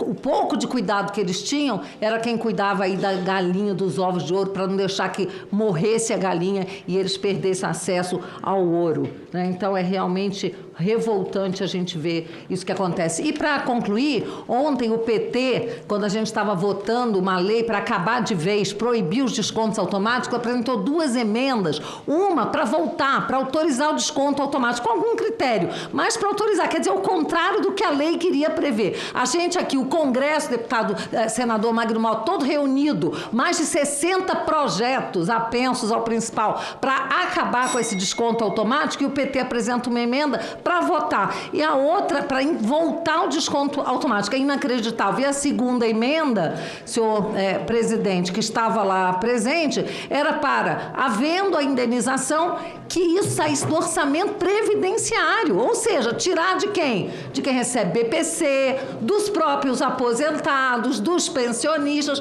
ao invés de tirar do orçamento gordo da União. E, aliás, como bem pontuou o meu colega e amigo deputado Marcel Van Hatten, querer tirar de quem recebe BPC e não das viagens luxuosas da Janja. Muito obrigada. Agradeço à deputada Bia Kiss. Para finalizar a fala entre os membros suplentes e titulares, passo a palavra agora para o deputado Fernando Rodolfo. Senhor presidente, por 10 minutos. Muito obrigado pela oportunidade. Quero aqui cumprimentar a senhora Eliane Viegas Mota, diretora de Auditoria de Previdência. Muito obrigado pela sua presença aqui. E antes de iniciar, eu gostaria aqui, senhor presidente, de fazer um reconhecimento, um elogio à atuação do nosso relator. Acho que essa CPMI teve a sorte, né, de ter o relator Alfredo Gaspar aí sentado nessa mesa. Ele que tem um histórico de combate à criminalidade muito grande, e não é surpresa esse desempenho, essa desenvoltura toda aqui.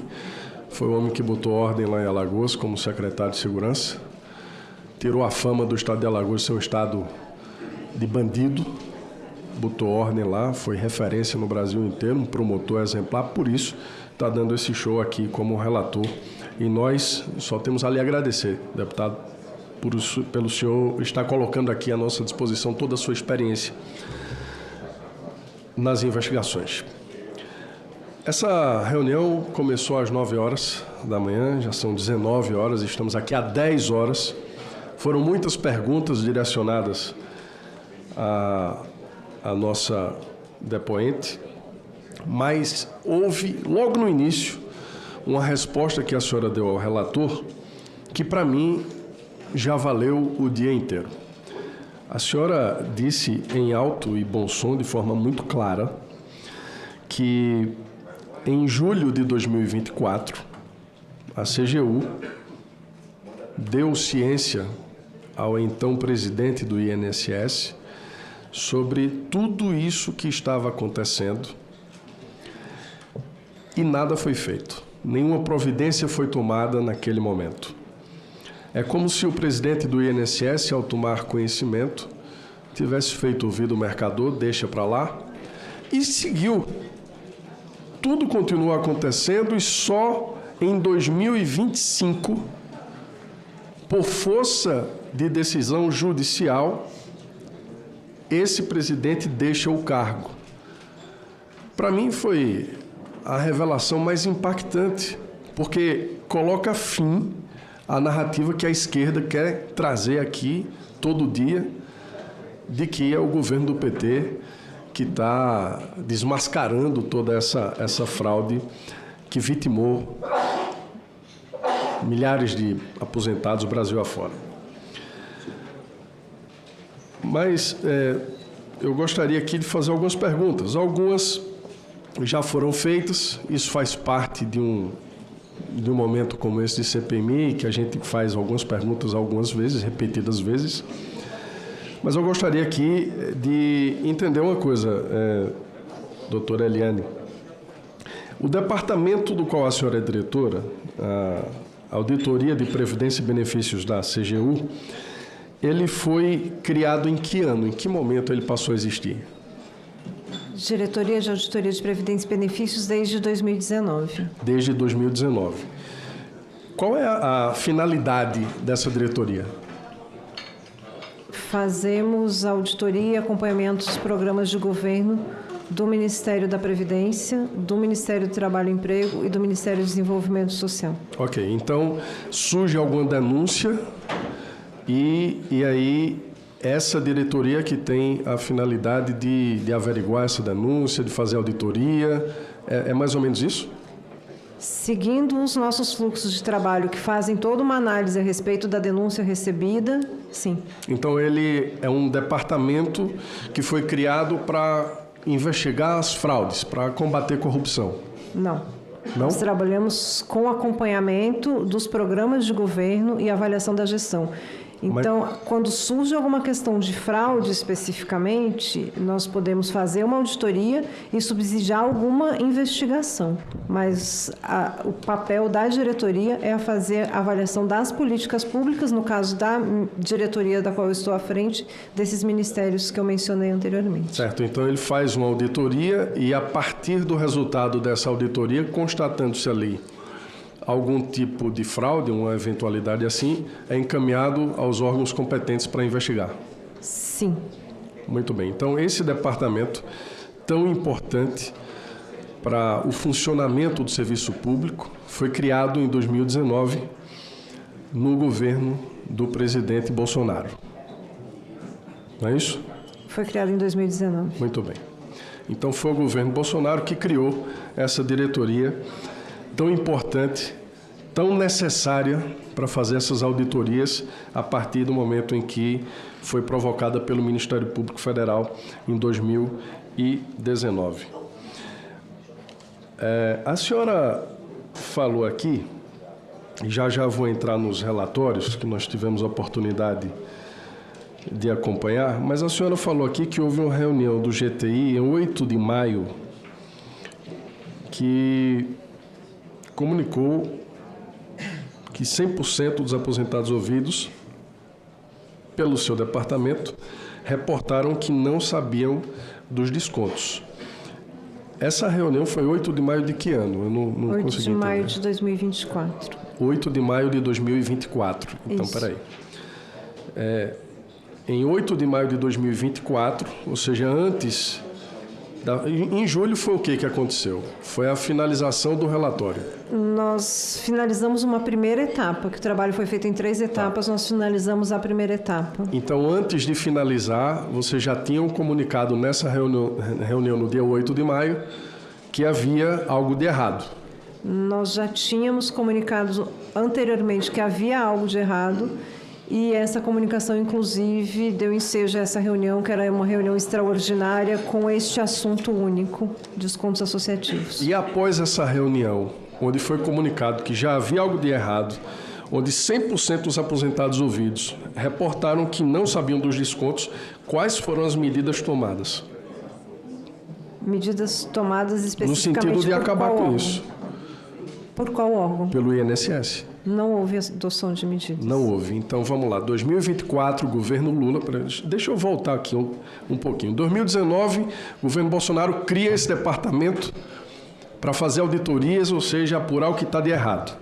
Em 2024, já no governo Lula, esse departamento vai a uma reunião do GTI. Para quem está em casa, GTI, Grupo de Trabalho... Interinstitucional. E comunica que 100% dos aposentados ouvidos reportaram que não tinham conhecimento dos descontos. E no governo Lula, sob a gestão lá do INSS, não se faz nada. Bom, que isso conste e fique bem claro.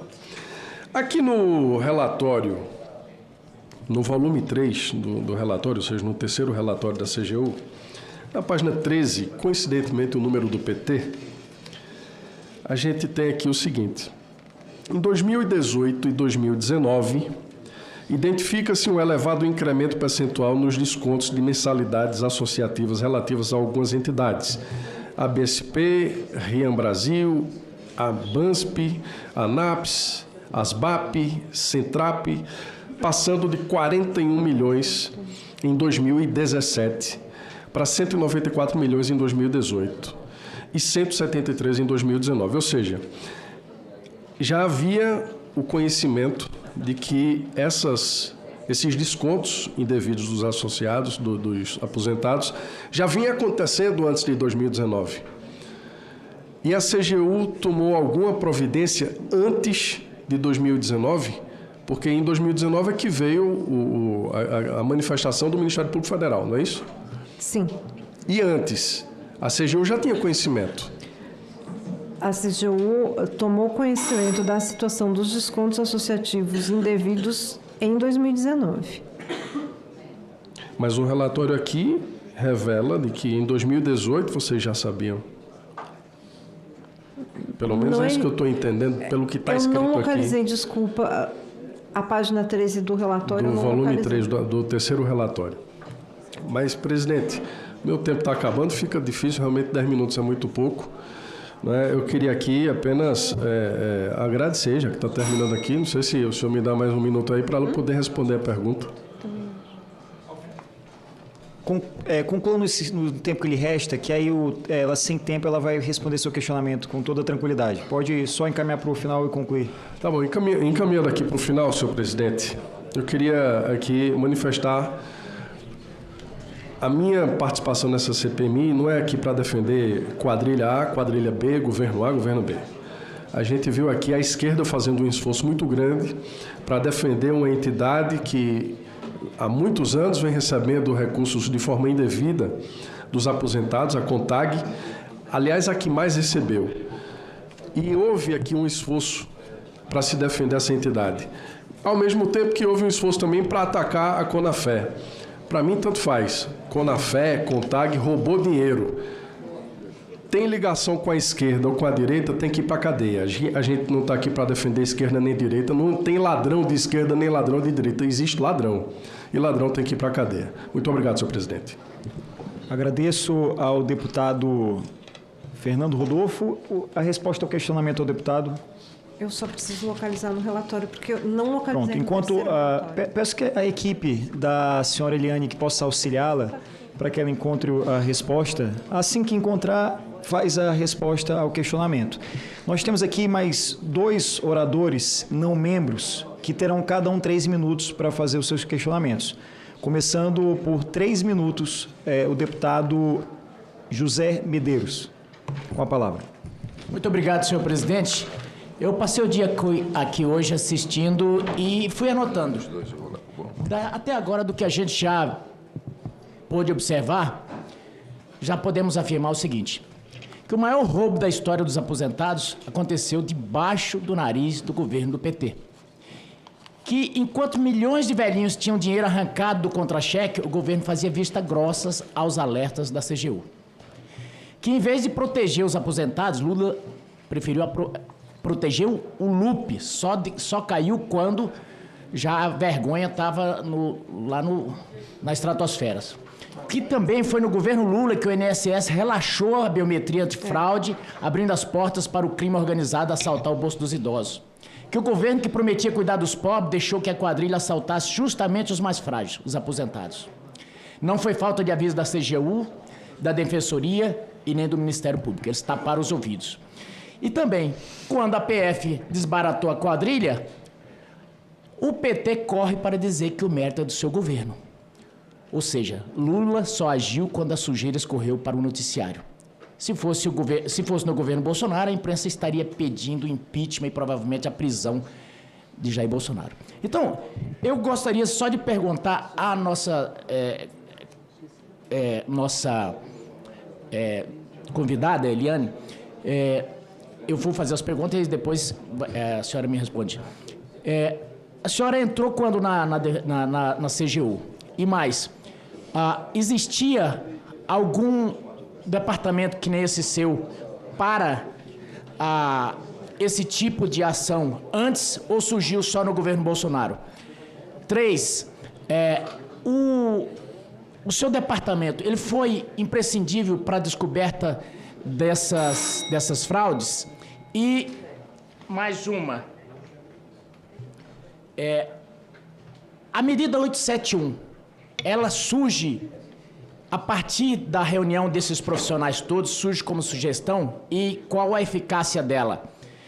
E quando foi criado o primeiro grupo para averiguar essas fraudes? Se foi no âmbito do Ministério Público ou se primeiramente foi no âmbito do INSS? Eu pergunto isso tudo porque eu vejo uma forte vontade aqui do governo de se blindar e de se tomar, mas até agora o que eu vi foi o seguinte: o governo Bolsonaro fez de tudo para que não houvesse fraudes, editou medida e, como ficou provado aqui, o governo Lula, através do seu partido, dos seus parlamentares, fez de tudo para afrouxar os mecanismos que evitassem essas fraudes. Muito obrigado, senhor presidente.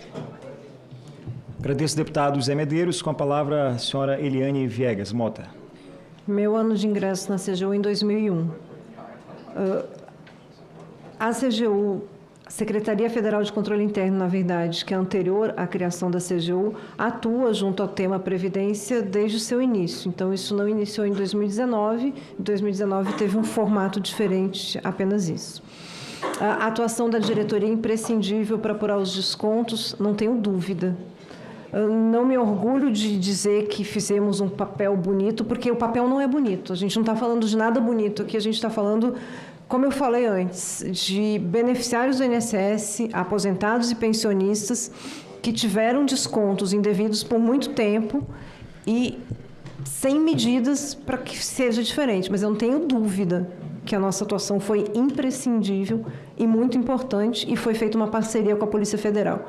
Então, quando se diz que a Polícia Federal deflagrou uma operação, isso é real, em parceria com a CGU. Foram servidores da CGU e da Polícia envolvidos em todo o processo de auditoria, de investigação, e agora seguimos, cada um nas suas competências, nós com a auditoria, a Polícia Federal com a apuração.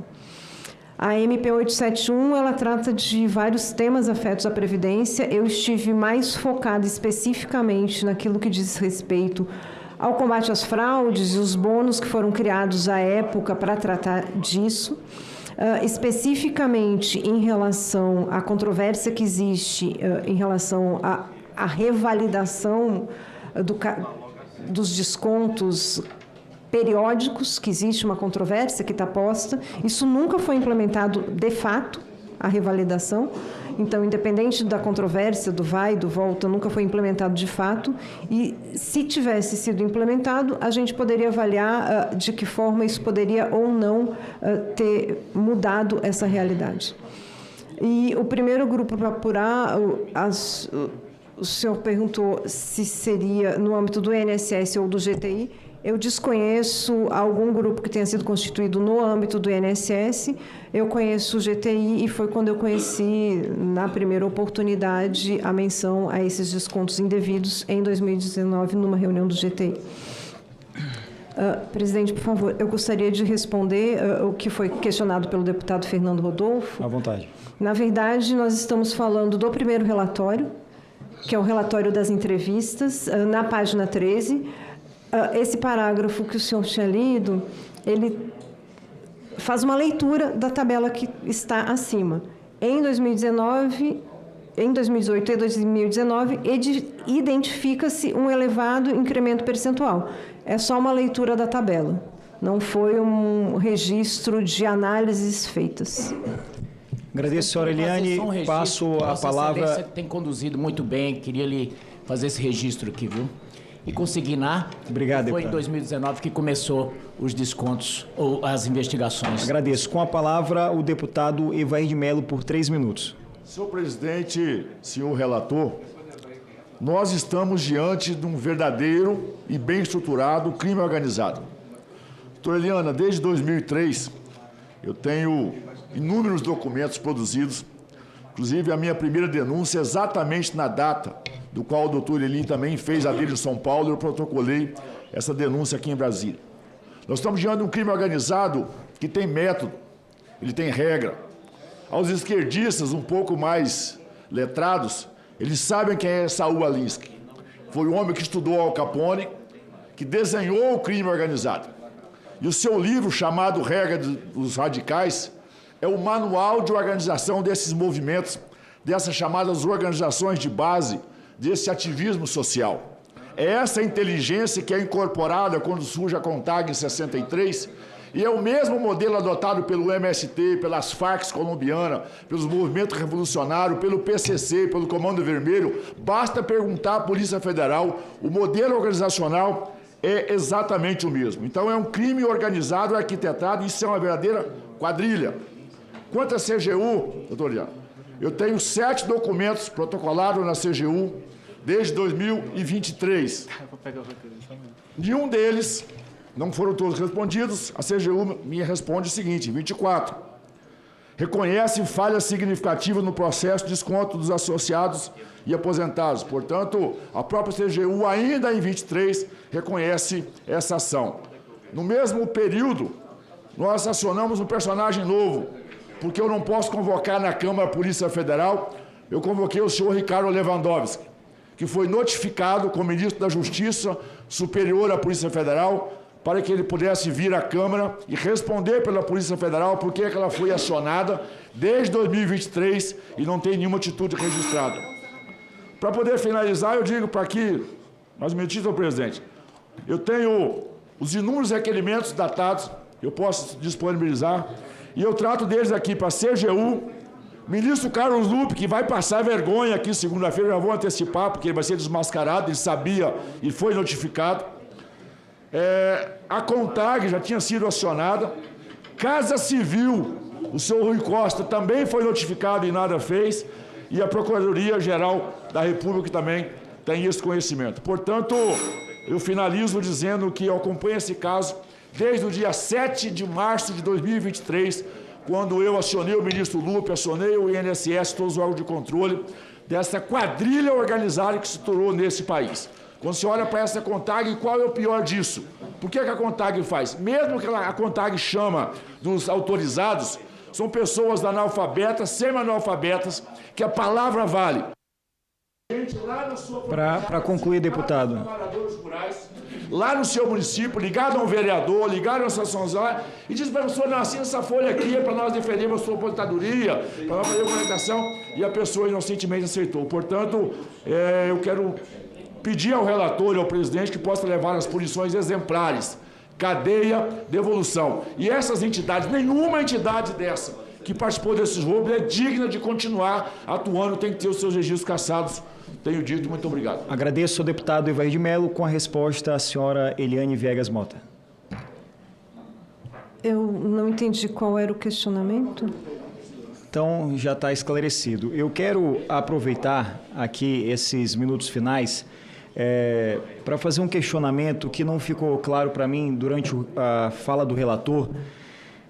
O que me parece que tudo isso se deu início segundo a Polícia Federal, de acordo com a investigação da Polícia Federal, com o ofício número 8986 de 2024, do gabinete da CGU do Maranhão, informação 683 de 2024, que foi encaminhado pela Controladoria Regional da União do Estado do Maranhão à Controladoria da União aqui em Brasília, na sede em Brasília.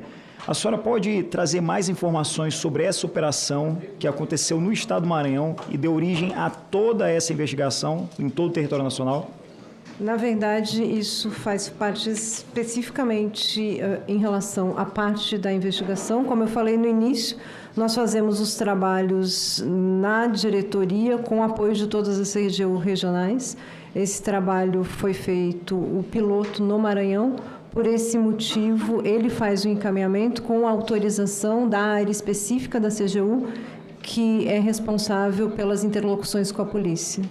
Então, a origem de toda essa operação, pode-se dizer até essa CPMI, as recomendações da CGU, foi as investigações que ocorreram no Estado do Maranhão? Não. A origem do trabalho é um trabalho que começa na Diretoria de Auditoria de Previdência e Benefícios, com a participação desde o início desta unidade da CGU para fazer o piloto, posteriormente envolvendo todas as outras unidades. Sempre que fazemos trabalho em nível nacional, temos um piloto e uma regional faz o piloto. No caso da realidade do Estado do Maranhão, tem a informação de quantas pessoas foram lesadas, tiveram descontos indevidos? Nós fizemos naquele momento entrevista com 35 pessoas.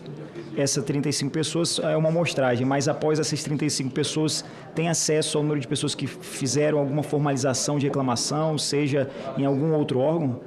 Não, eu desconheço. Então, além desses dados das 35, a amostragem não tem nenhuma outra informação? Onde? Em que documento? No Estado do Maranhão, no que diz respeito à investigação da CGU. Quando fizemos o piloto, eles fizeram essas entrevistas com 35 pessoas e fizemos as outras análises. Por exemplo, as visitas que fizemos às 8 entidades. Eles trazem o resultado para esse documento, que traz as entrevistas também. Por fim, sobre a questão do empréstimo consignado, durante as perguntas, a senhora disse que o número de casos de descontos indevidos nos empréstimos consignados realizados pelas instituições financeiras chega a 16 vezes mais do que o realizado pelas associações. O que mais a senhora, depois de todas essas horas de oitiva, mais de 10 horas de oitiva, o que mais a senhora poderia trazer para essa CPMI no que diz respeito aos descontos indevidos realizados pelos empréstimos consignados, como o alerta, como a informação que possa nos ajudar a acabar com esse desconto que aumenta o superendividamento do consumidor brasileiro? Acho que precisamos só fazer uma distinção aqui. Ao falar em descontos associativos, não necessariamente estou falando de empréstimos consignados. Sim, claro. Eu posso estar falando, sim, de um beneficiário que tenha os dois tipos de descontos, mas não necessariamente. Especificamente, em relação aos empréstimos consignados, o que eu tinha para falar é o que já está posto no relatório que está publicado, e o outro trabalho ele está em andamento. Não temos nenhum documento já produzido com resultados desse Com base trabalho. nessas informações, já é possível ter um encaminhamento, uma proposta legislativa, algo que a gente pudesse colocar numa lei para, de fato, proteger o consumidor desse desconto indevido do empréstimo consignado ou de uma associação, de uma entidade? Neste momento, não, porque ainda estamos em fase de análises. Eu lhe agradeço, senhora Eliane Viegas Mota. 30 segundos. O seu microfone está desligado. Eu quero aqui, de antemão, a doutora Eliane, Patrícia e Priscila, parabenizar por esse vigor nessa carga horária imensa estarem aqui. E finalizando dizendo o seguinte, é duro saber que nós temos centenas e milhares de pessoas numa fila, sofrendo, querendo ter o reconhecimento do seu direito junto ao INSS, legalmente, como há 2 semanas atrás eu estava diante de um cadeirante que contribuiu por muitos anos e até hoje não tem um sustento, porque o INSS não consegue reconhecer legalmente aquela condição. Em contrapartida, tudo isso que vem a público, mais de 6 bilhões. Então, obrigado, parabéns pela sua condução, pelo nosso relator e por essa equipe que está aqui tentando ajudar a mudar a história da nossa nação. Deus abençoe sempre. E muito obrigado. Parabéns aí por tudo. Parabéns. Obrigado, deputado. Eu pergunto à senhora Eliane, gostaria de fazer alguma consideração final? Eu gostaria, rapidamente, de fazer um agradecimento, em especial aos servidores, como nós colocamos aqui, de carreira, que fazem seu trabalho de uma forma séria. Esse trabalho só foi possível de ser feito porque nós, diante deste imenso... desses números de descontos associativos indevidos que cresceram e cresceram e cresceram e que em algum momento salta aos olhos de todos nós, nós tivemos a força de fazer o trabalho. Não foi um trabalho fácil de ser feito, foi um trabalho feito em várias etapas para que conseguíssemos fazer e foi um começo do trabalho. Temos a parceria da polícia na condução desse trabalho e agora estamos aqui e os senhores estão com essa tarefa de seguir com tudo isso e o quanto isso nos mobiliza. Assim, sempre na CGU, quando falamos do trabalho, nosso foco foi o cidadão, foi o beneficiário, foi o que foi comentado da fila do INSS. E foi sempre um dos nossos focos também. Então, eu queria agradecer a oportunidade e, mais uma vez, enaltecer esse trabalho do serviço público, esse foco que temos na CGU, no cidadão. E, sim, nós vamos aos municípios brasileiros, nós vamos conversar com os cidadãos, nós vamos entender o que está acontecendo, para além da análise dos papéis, que é muito importante, a gente precisa entender o que está acontecendo, mas a gente precisa também ter acesso a esse cidadão, que é quem, no fim de tudo, é o beneficiário da política pública. Muito obrigada. Obrigado, senhora Eliane, diretora de Auditoria e Previdência e Benefícios da CGU. Cumprimentar também as suas advogadas, Patrícia Alves de Faria e a Priscila Machado de Oliveira. Parabéns pelo trabalho de vocês, toda a equipe, todos os assessores que acompanharam, toda a equipe da CGU, parabéns pela colaboração. O senador Magno Malta pediu para fazer um breve comentário de 1 minuto. Por gentileza. Eu não consigo em 1 minuto, não, mas vai ser breve. Mas é porque não tem escrito, senador. O senhor não está escrito.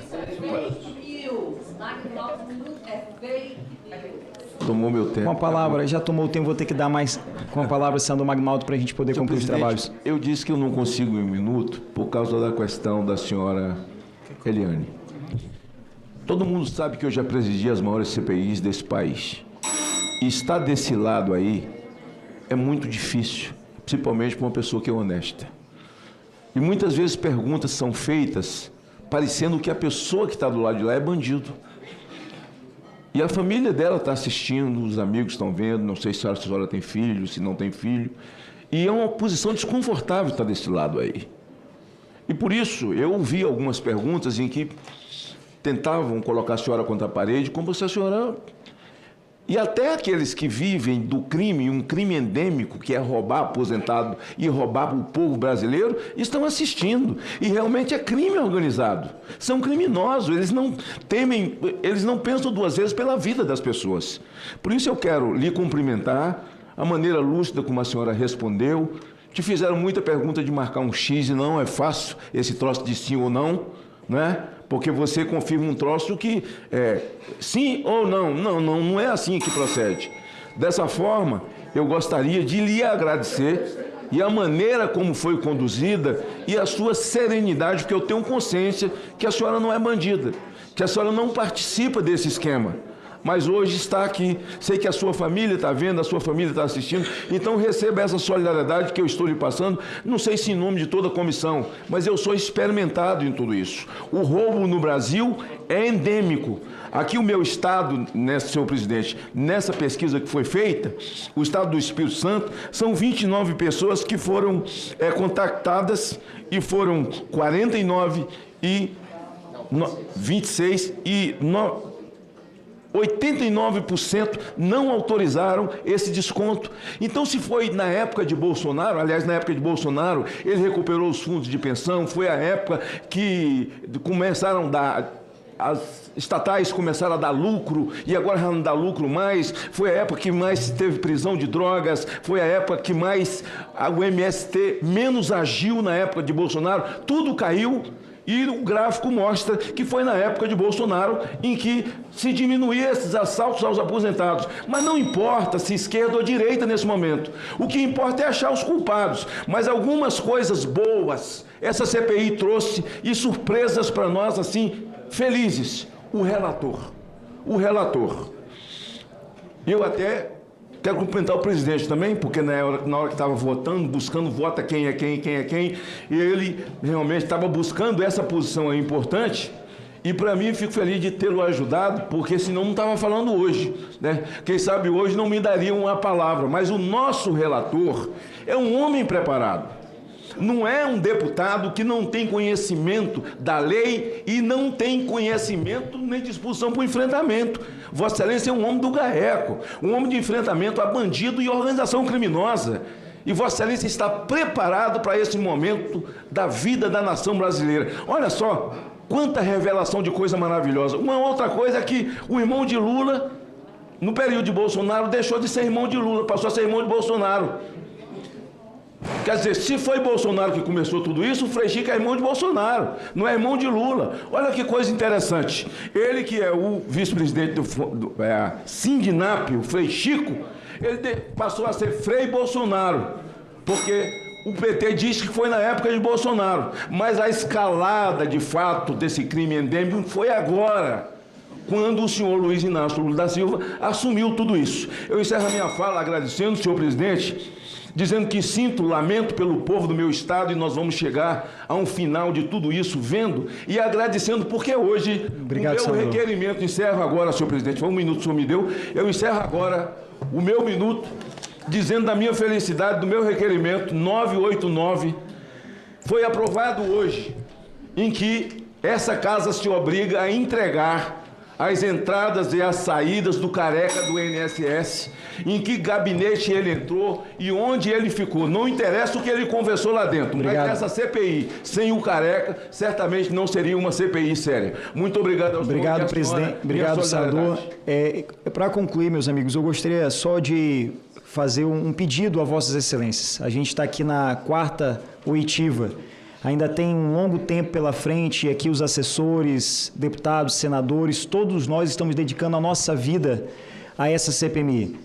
Na reunião passada, na segunda-feira, eu vim do estado do Maranhão e não tem nada mais importante para mim do que a minha família, do que o meu filho. E para alguns aqui pode parecer bobagem ou não, mas para mim é algo muito sagrado. Aquilo que eu faço pensando em um dia orgulhar o meu filho. Hoje ele tem 3 anos, ele tem trissomia do 21, e eu tenho certeza que daqui a 5, 10 anos, o que eu faço aqui hoje, eu me esforço ao máximo para que ele possa ter muito orgulho. E eu deixei de acompanhar ele na primeira aula dele do futebol. E eu recebi um vídeo dele chorando, chamando meu nome. E eu, como vice-presidente dessa CPMI, cheguei 14 minutos atrasado por causa do voo, eu pedi ao presidente que eu fizesse a fala, e me foi cassada a palavra. Eu não pude me inscrever e não falei nem como não membro. E eu queria trazer esse exemplo para vocês porque eu confesso que eu me indignei porque tudo que eu faço com amor, faço com carinho, faço com dedicação, faço com coração. E ver aquele vídeo do meu filho e ter visto que eu estava aqui sem poder honrar o povo do Maranhão, sem poder fazer o meu trabalho, que é falar. Nós somos parlamentares, deputados, senadores, a nossa arma é a fala. E eu não pude falar. Nem mesmo sendo vice-presidente eleito por unanimidade por vocês, direita, esquerda, todos votaram em mim. E eu não pude falar.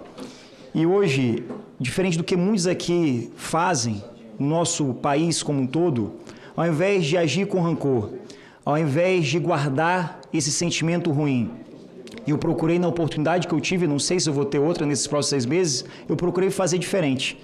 Eu procurei, ao invés de usar um poder que é transitório, temporário, para me vingar, para fazer com que outros sentissem a mesma dor que eu senti, eu aqui dei a palavra para todos, de direita, de esquerda, do PT, do PL, membro, não membro, inscrito e não inscrito, que pudessem falar, que pudessem trazer suas dores, seus sentimentos e representar aqueles que fizeram com que você chegasse aqui. E é nesse sentido que aqui eu conclamo Vossas Excelências, para que nos próximos dias, nos próximos meses, a gente possa se esforçar, porque eu sei que para alguns aqui é difícil, para que a gente possa ir além da retórica, se foi o Lula, se foi o Bolsonaro, se foi no governo da esquerda ou da direita. Que a gente possa compreender que maior do que essas diferenças tem que ser a nossa vontade de fazer com que quem errou, não importa em qual governo errou, possa ser punido com todo o rigor que a lei prevê. E que aquelas pessoas que foram roubadas, que foram violadas, que foram violentadas do seu íntimo, porque lhe tiraram o básico à sobrevivência, lhe tiraram um benefício social, lhe tiraram um valor de um salário mínimo, que essas pessoas possam ter o seu direito garantido, possam ter esses valores restituídos. É por isso que eu estou aqui. É por isso que eu estou passando toda semana, assim como Vossas Excelências, longe da minha esposa, longe do meu filho.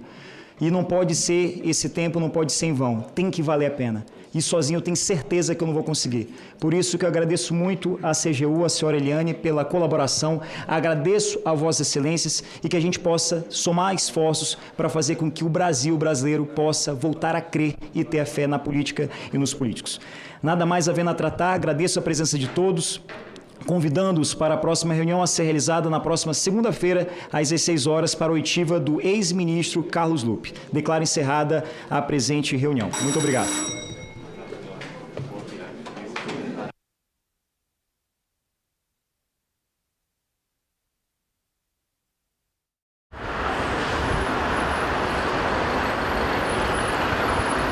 Olá, está começando agora o Senado Notícias Revista e você vai ver nesta edição. CPMI do INSS. Diretora da CGU diz que o INSS ignorou recomendação para não renovar acordo de descontos com a CONTAG. E advogado explica à CPMI como funcionava o esquema de descontos ilegais. Lei da ficha limpa. Senado aprova o projeto que unifica a inelegibilidade em 8 anos. Devedor contumaz. Plenário aprova penalização de empresas que usam inadimplência como estratégia. Confira comigo esses e outros assuntos que são destaque aqui no Senado.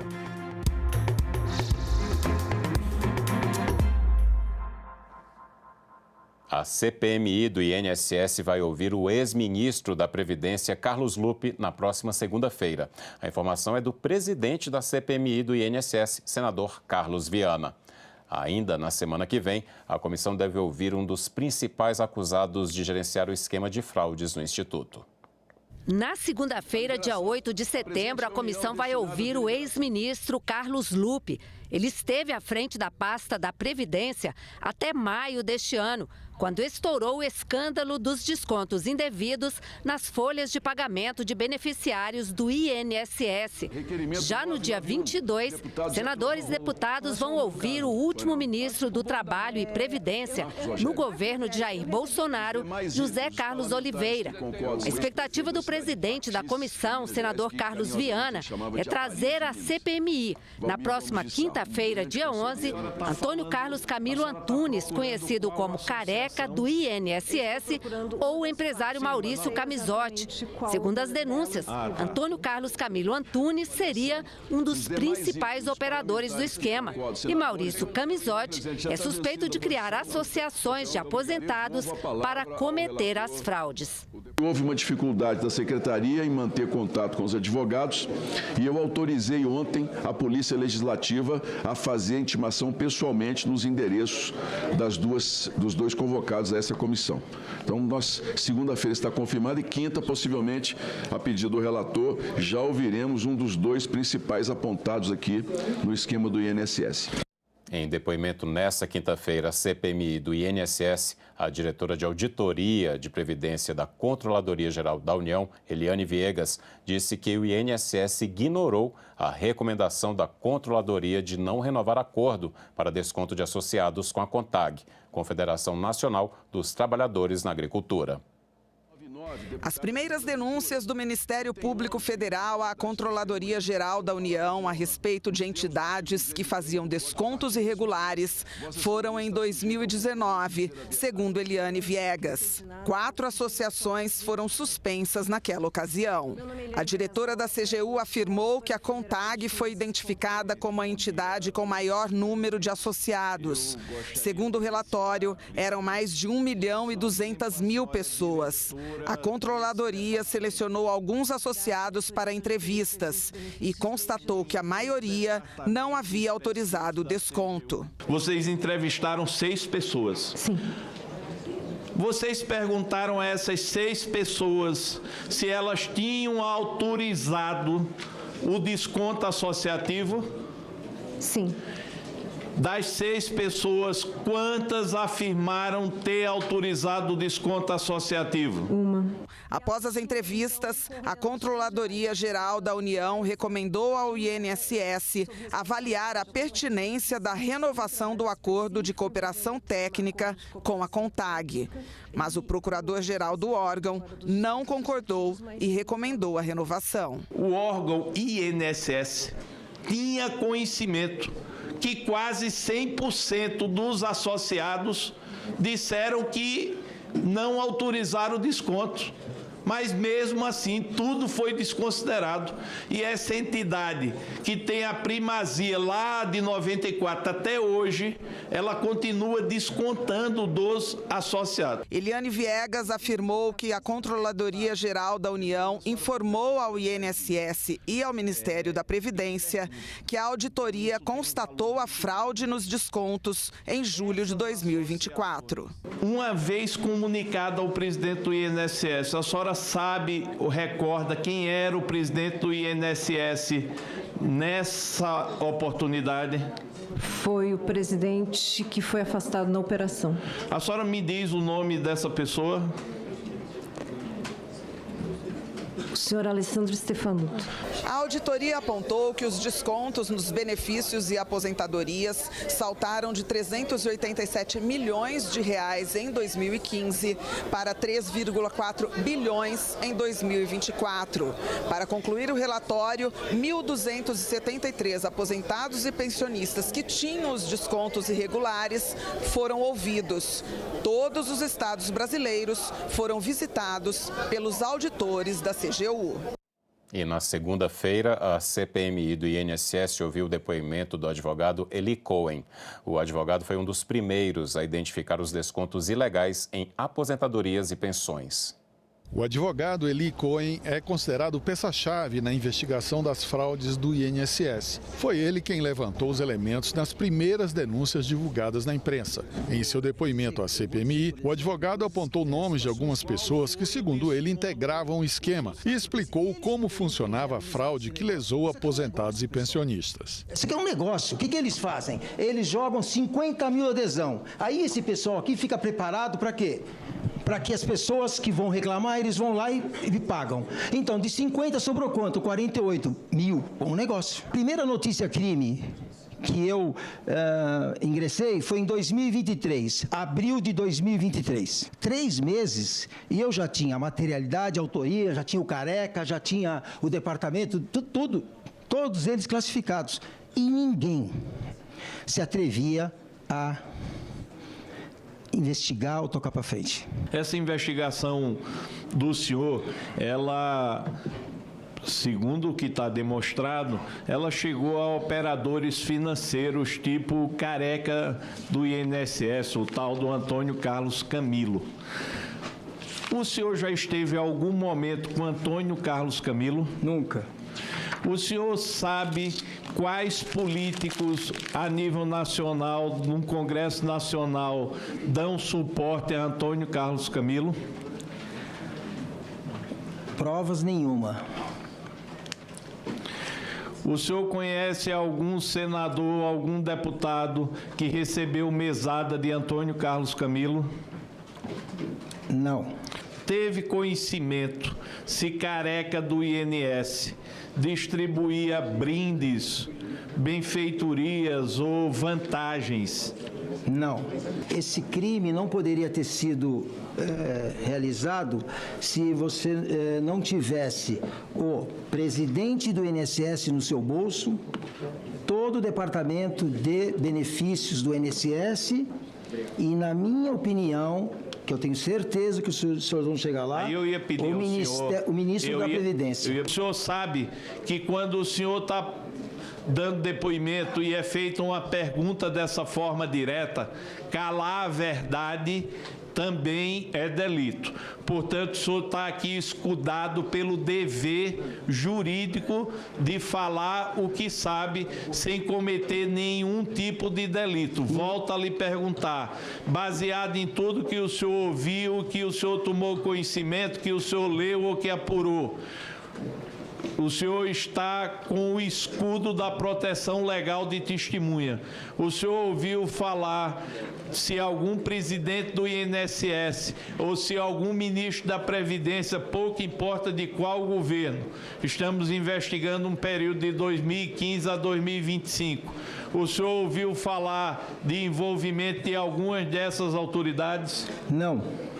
Eli Cohen também disse na CPMI que desde 2022, quando começou a investigar as fraudes, passou a receber ameaças.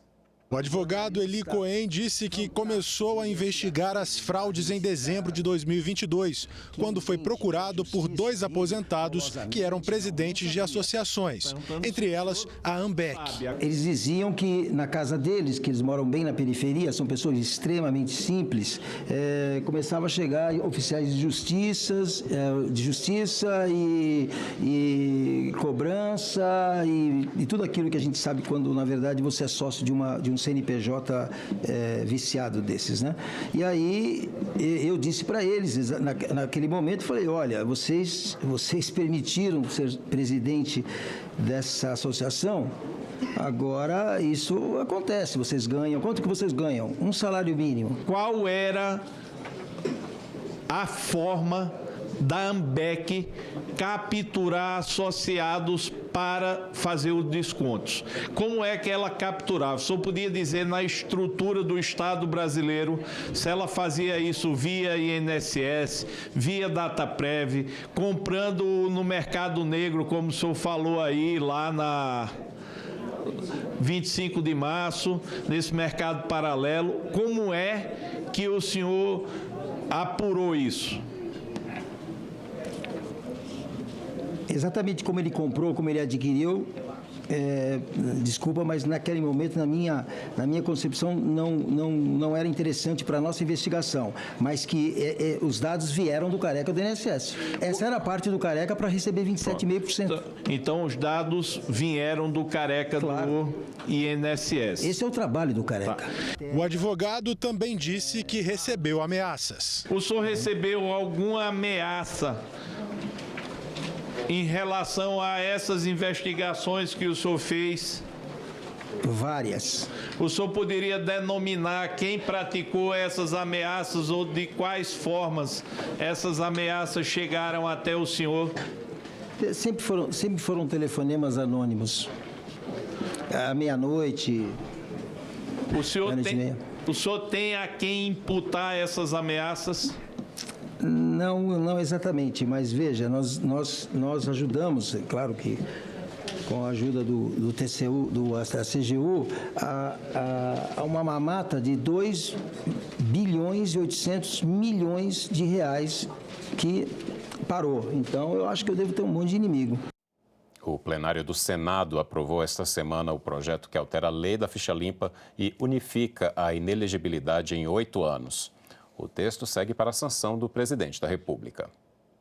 A lei da ficha limpa prevê 8 anos de inelegibilidade, mas esse prazo só começa a contar depois do fim da pena ou do mandato, o que pode estender o prazo total de inelegibilidade para mais de 15 anos. O projeto antecipa o início da contagem para o momento da condenação. A mudança vale para casos passados e futuros, podendo beneficiar políticos já condenados. O projeto foi apresentado em 2023 pela deputada federal Dani Cunha. No Senado, foi relatado pelo senador Everton. Ele acatou uma sugestão do senador Sérgio Moro para que, em casos de condenação por crimes graves, como cometidos contra a administração pública, lavagem de dinheiro, tráfico e racismo, fique mantido o prazo de contagem de inelegibilidade atual. Esses que cometem os crimes gravosos, como foram relatados pelo senador Moro, não estão sendo atendidos aqui nessa lei. Obviamente, nós vamos continuar no formato que está. Nós estamos preservando a essência da lei da ficha limpa com as emendas que foram aqui acolhidas, redacionais. O projeto propõe unificar o prazo de inelegibilidade para um único período de 8 anos, contados a partir da decisão que decreta a perda do mandato, da eleição em que houve condenação por prática abusiva, da condenação por tribunal colegiado ou renúncia ao cargo eletivo. O projeto também prevê um teto de 12 anos em caso de várias condenações. Diminui significativamente o período total de inegibilidade em muitos casos, enfraquecendo o efeito dissuasório da lei da ficha limpa. Está afrouxando mesmo. É uma questão de justiça, porque de fato estabelece os prazos prescricionais para evitar que a condenação ela não tenha fim. Esse projeto de lei, ele atinge de morte o espírito da lei da ficha limpa. Por que 8 anos, não 9, não 7, não 6? Porque 8 anos são 2 eleições. A inelegibilidade, líder Everton, ela não pode ser eterna. Está no texto da lei 8 anos. Não pode ser 9 nem 20. O pagamento de dívidas do governo reconhecidas judicialmente será limitado. Proposta de emenda à Constituição, também aprovada pelo plenário, retira do teto fiscal do governo esses débitos. O texto deve ser promulgado pelo Congresso Nacional na próxima terça-feira. O objetivo é limitar o pagamento de precatórios, que são dívidas judiciais reconhecidas, e criar novos prazos especiais para parcelamentos de débitos previdenciários. A PEC também retira esses débitos da meta fiscal do governo. O governo utilizou-se desse instrumento para inserir mais um jabuti do ponto de vista de expansão fiscal, impactando fortemente a dívida pública. Nós estamos usando como base o limite de despesa que nós tivemos em 2025 com os créditos. Estamos botando ele como sendo o limite de despesa desse ano. Para quê? Senhor presidente, para poder encaixar 12 bi ou 12 bi 500, que é a previsão que vai ter lá. Na prática, a PEC cria uma regra de escalas. Quanto maior a dívida em precatórios de estados e municípios, maior será a parcela obrigatória da receita destinada ao pagamento. O percentual varia de 1% para aqueles que têm menos de 15% de estoque de precatórios não pagos em relação à receita corrente líquida, a 5% para aqueles que têm mais de 85%. É praticamente impossível administrar um orçamento com a imprevisibilidade que existe hoje em função dos precatórios. Tem se esquecido nesse país que equilíbrio fiscal também se faz pelo lado da despesa, qualificar o gasto público, eliminar o desperdício. Os critérios de atualização dos precatórios passam a ser a soma do IPCA mais 2%. A PEC permite também que a União abra uma linha de crédito usando bancos públicos federais para ajudar no pagamento dos precatórios. Vai ajudar as prefeituras a terem fôlego nos seus pagamentos. E não significa um calote, significa um reescalonamento. Por que o governo Lula, que é um governo gastador por natureza, ele não vai lá e corta ministério e faz o seu dever de casa? Nós faremos essa promulgação na próxima terça-feira, às 15 horas, antes da deliberação da ordem do dia. Impulsionado pela Operação Carbono Oculto da Polícia Federal, o Senado aprovou o projeto que cria o Código de Defesa dos Contribuintes e penaliza empresas que usam a inadimplência como estratégia de negócios. O texto segue para a sanção presidencial. A votação da proposta foi impulsionada pela operação da Polícia Federal Carbono Oculto de combate ao crime organizado no setor de combustíveis. O projeto cria um Código de Defesa dos Contribuintes e define devedor contumaz como aquele que possui um débito mínimo de 15 milhões de reais e a perpetuação da dívida no tempo. O tema que desde o início da tramitação gerou o maior grau de debates, especialmente desde a semana passada, onde mega operações acabaram atuando em São Paulo e outros estados da federação, ganhou um grande protagonismo. O que é que se viu?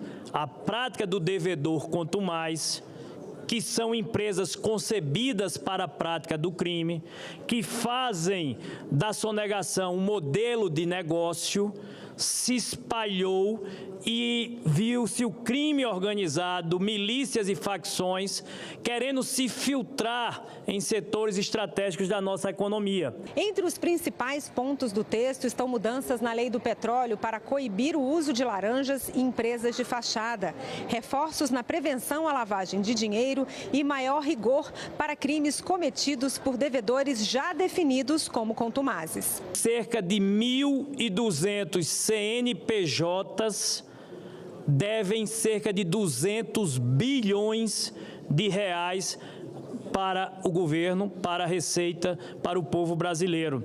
E o pior nesse cenário é que, ao olhar da Receita, esses 200 bilhões de reais, eles são irrecuperáveis. A proposta prevê benefícios para empresas inadimplentes que passam por dificuldades pontuais, tratando de forma mais benéfica o bom pagador. Nós estamos inovando, trazendo para a legislação algo que muitas vezes está em regulamentos que não são tão conhecidos lá na Receita Federal, que o histórico de bom pagador pode trazer benefícios para as empresas que são regulares.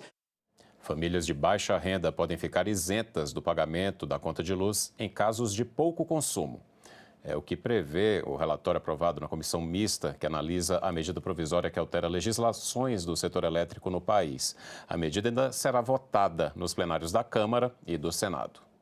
O relatório aprovado reformula a tarifa social de energia elétrica, com isenção total de pagamento da conta de luz para famílias de baixa renda, que consumam até 80 kWh por mês. Atualmente, a tarifa social concede descontos entre 10% e 65% para consumo mensal de até 220 kWh. O texto aprovado também isenta as famílias inscritas no Cadastro Único, com renda entre meio e um salário mínimo, da conta de desenvolvimento energético, a CDE, se consumirem até 120 kWh mensais. A CDE é um valor cobrado todos os meses na conta de energia elétrica e que ajuda a financiar o setor. Eu gostaria sim que a 1.300 tratasse de muitos outros temas. E a gente ia debater aqui, talvez, dias para poder chegar ou não chegar na redação que a gente gostaria ou que achasse a mais apropriada. Mas esse foi o possível. E eu quero acreditar, Afonso, que a gente vai fazer um bom debate na 1.304, que a gente vai conseguir incluir as coisas que precisam ser incluídas na 1.304, mas eu quero também que a gente não perca tempo e a gente não prejudique um tema importante, que é o prazo para poder votar a tarifa social, que vai atender milhões de brasileiros. Por isso, presidente, eu queria pedir para que a gente pudesse votar o relatório na forma como foi apresentada. Em votação, o relatório. Os parlamentares que concordam permanecem como se encontram. Aprovado o relatório, que passa a constituir o parecer da comissão. A Comissão de Segurança Pública ouviu esta semana o ex-assessor do Tribunal Superior Eleitoral, Eduardo Talhaferro. Durante a audiência, o perito criminal que chefiava a Assessoria Especial de Enfrentamento à Desinformação no TSE denunciou suposta fraude processual para o embasamento de decisões do tribunal. Apenas parlamentares da oposição participaram da audiência na Comissão de Segurança Pública, que é presidida pelo senador Flávio Bolsonaro. Eduardo Talhaferro, que está na Itália, trabalhou na Assessoria Especial de Enfrentamento à Desinformação do Tribunal Superior Eleitoral em 2022. Ele mostrou documentos que alegam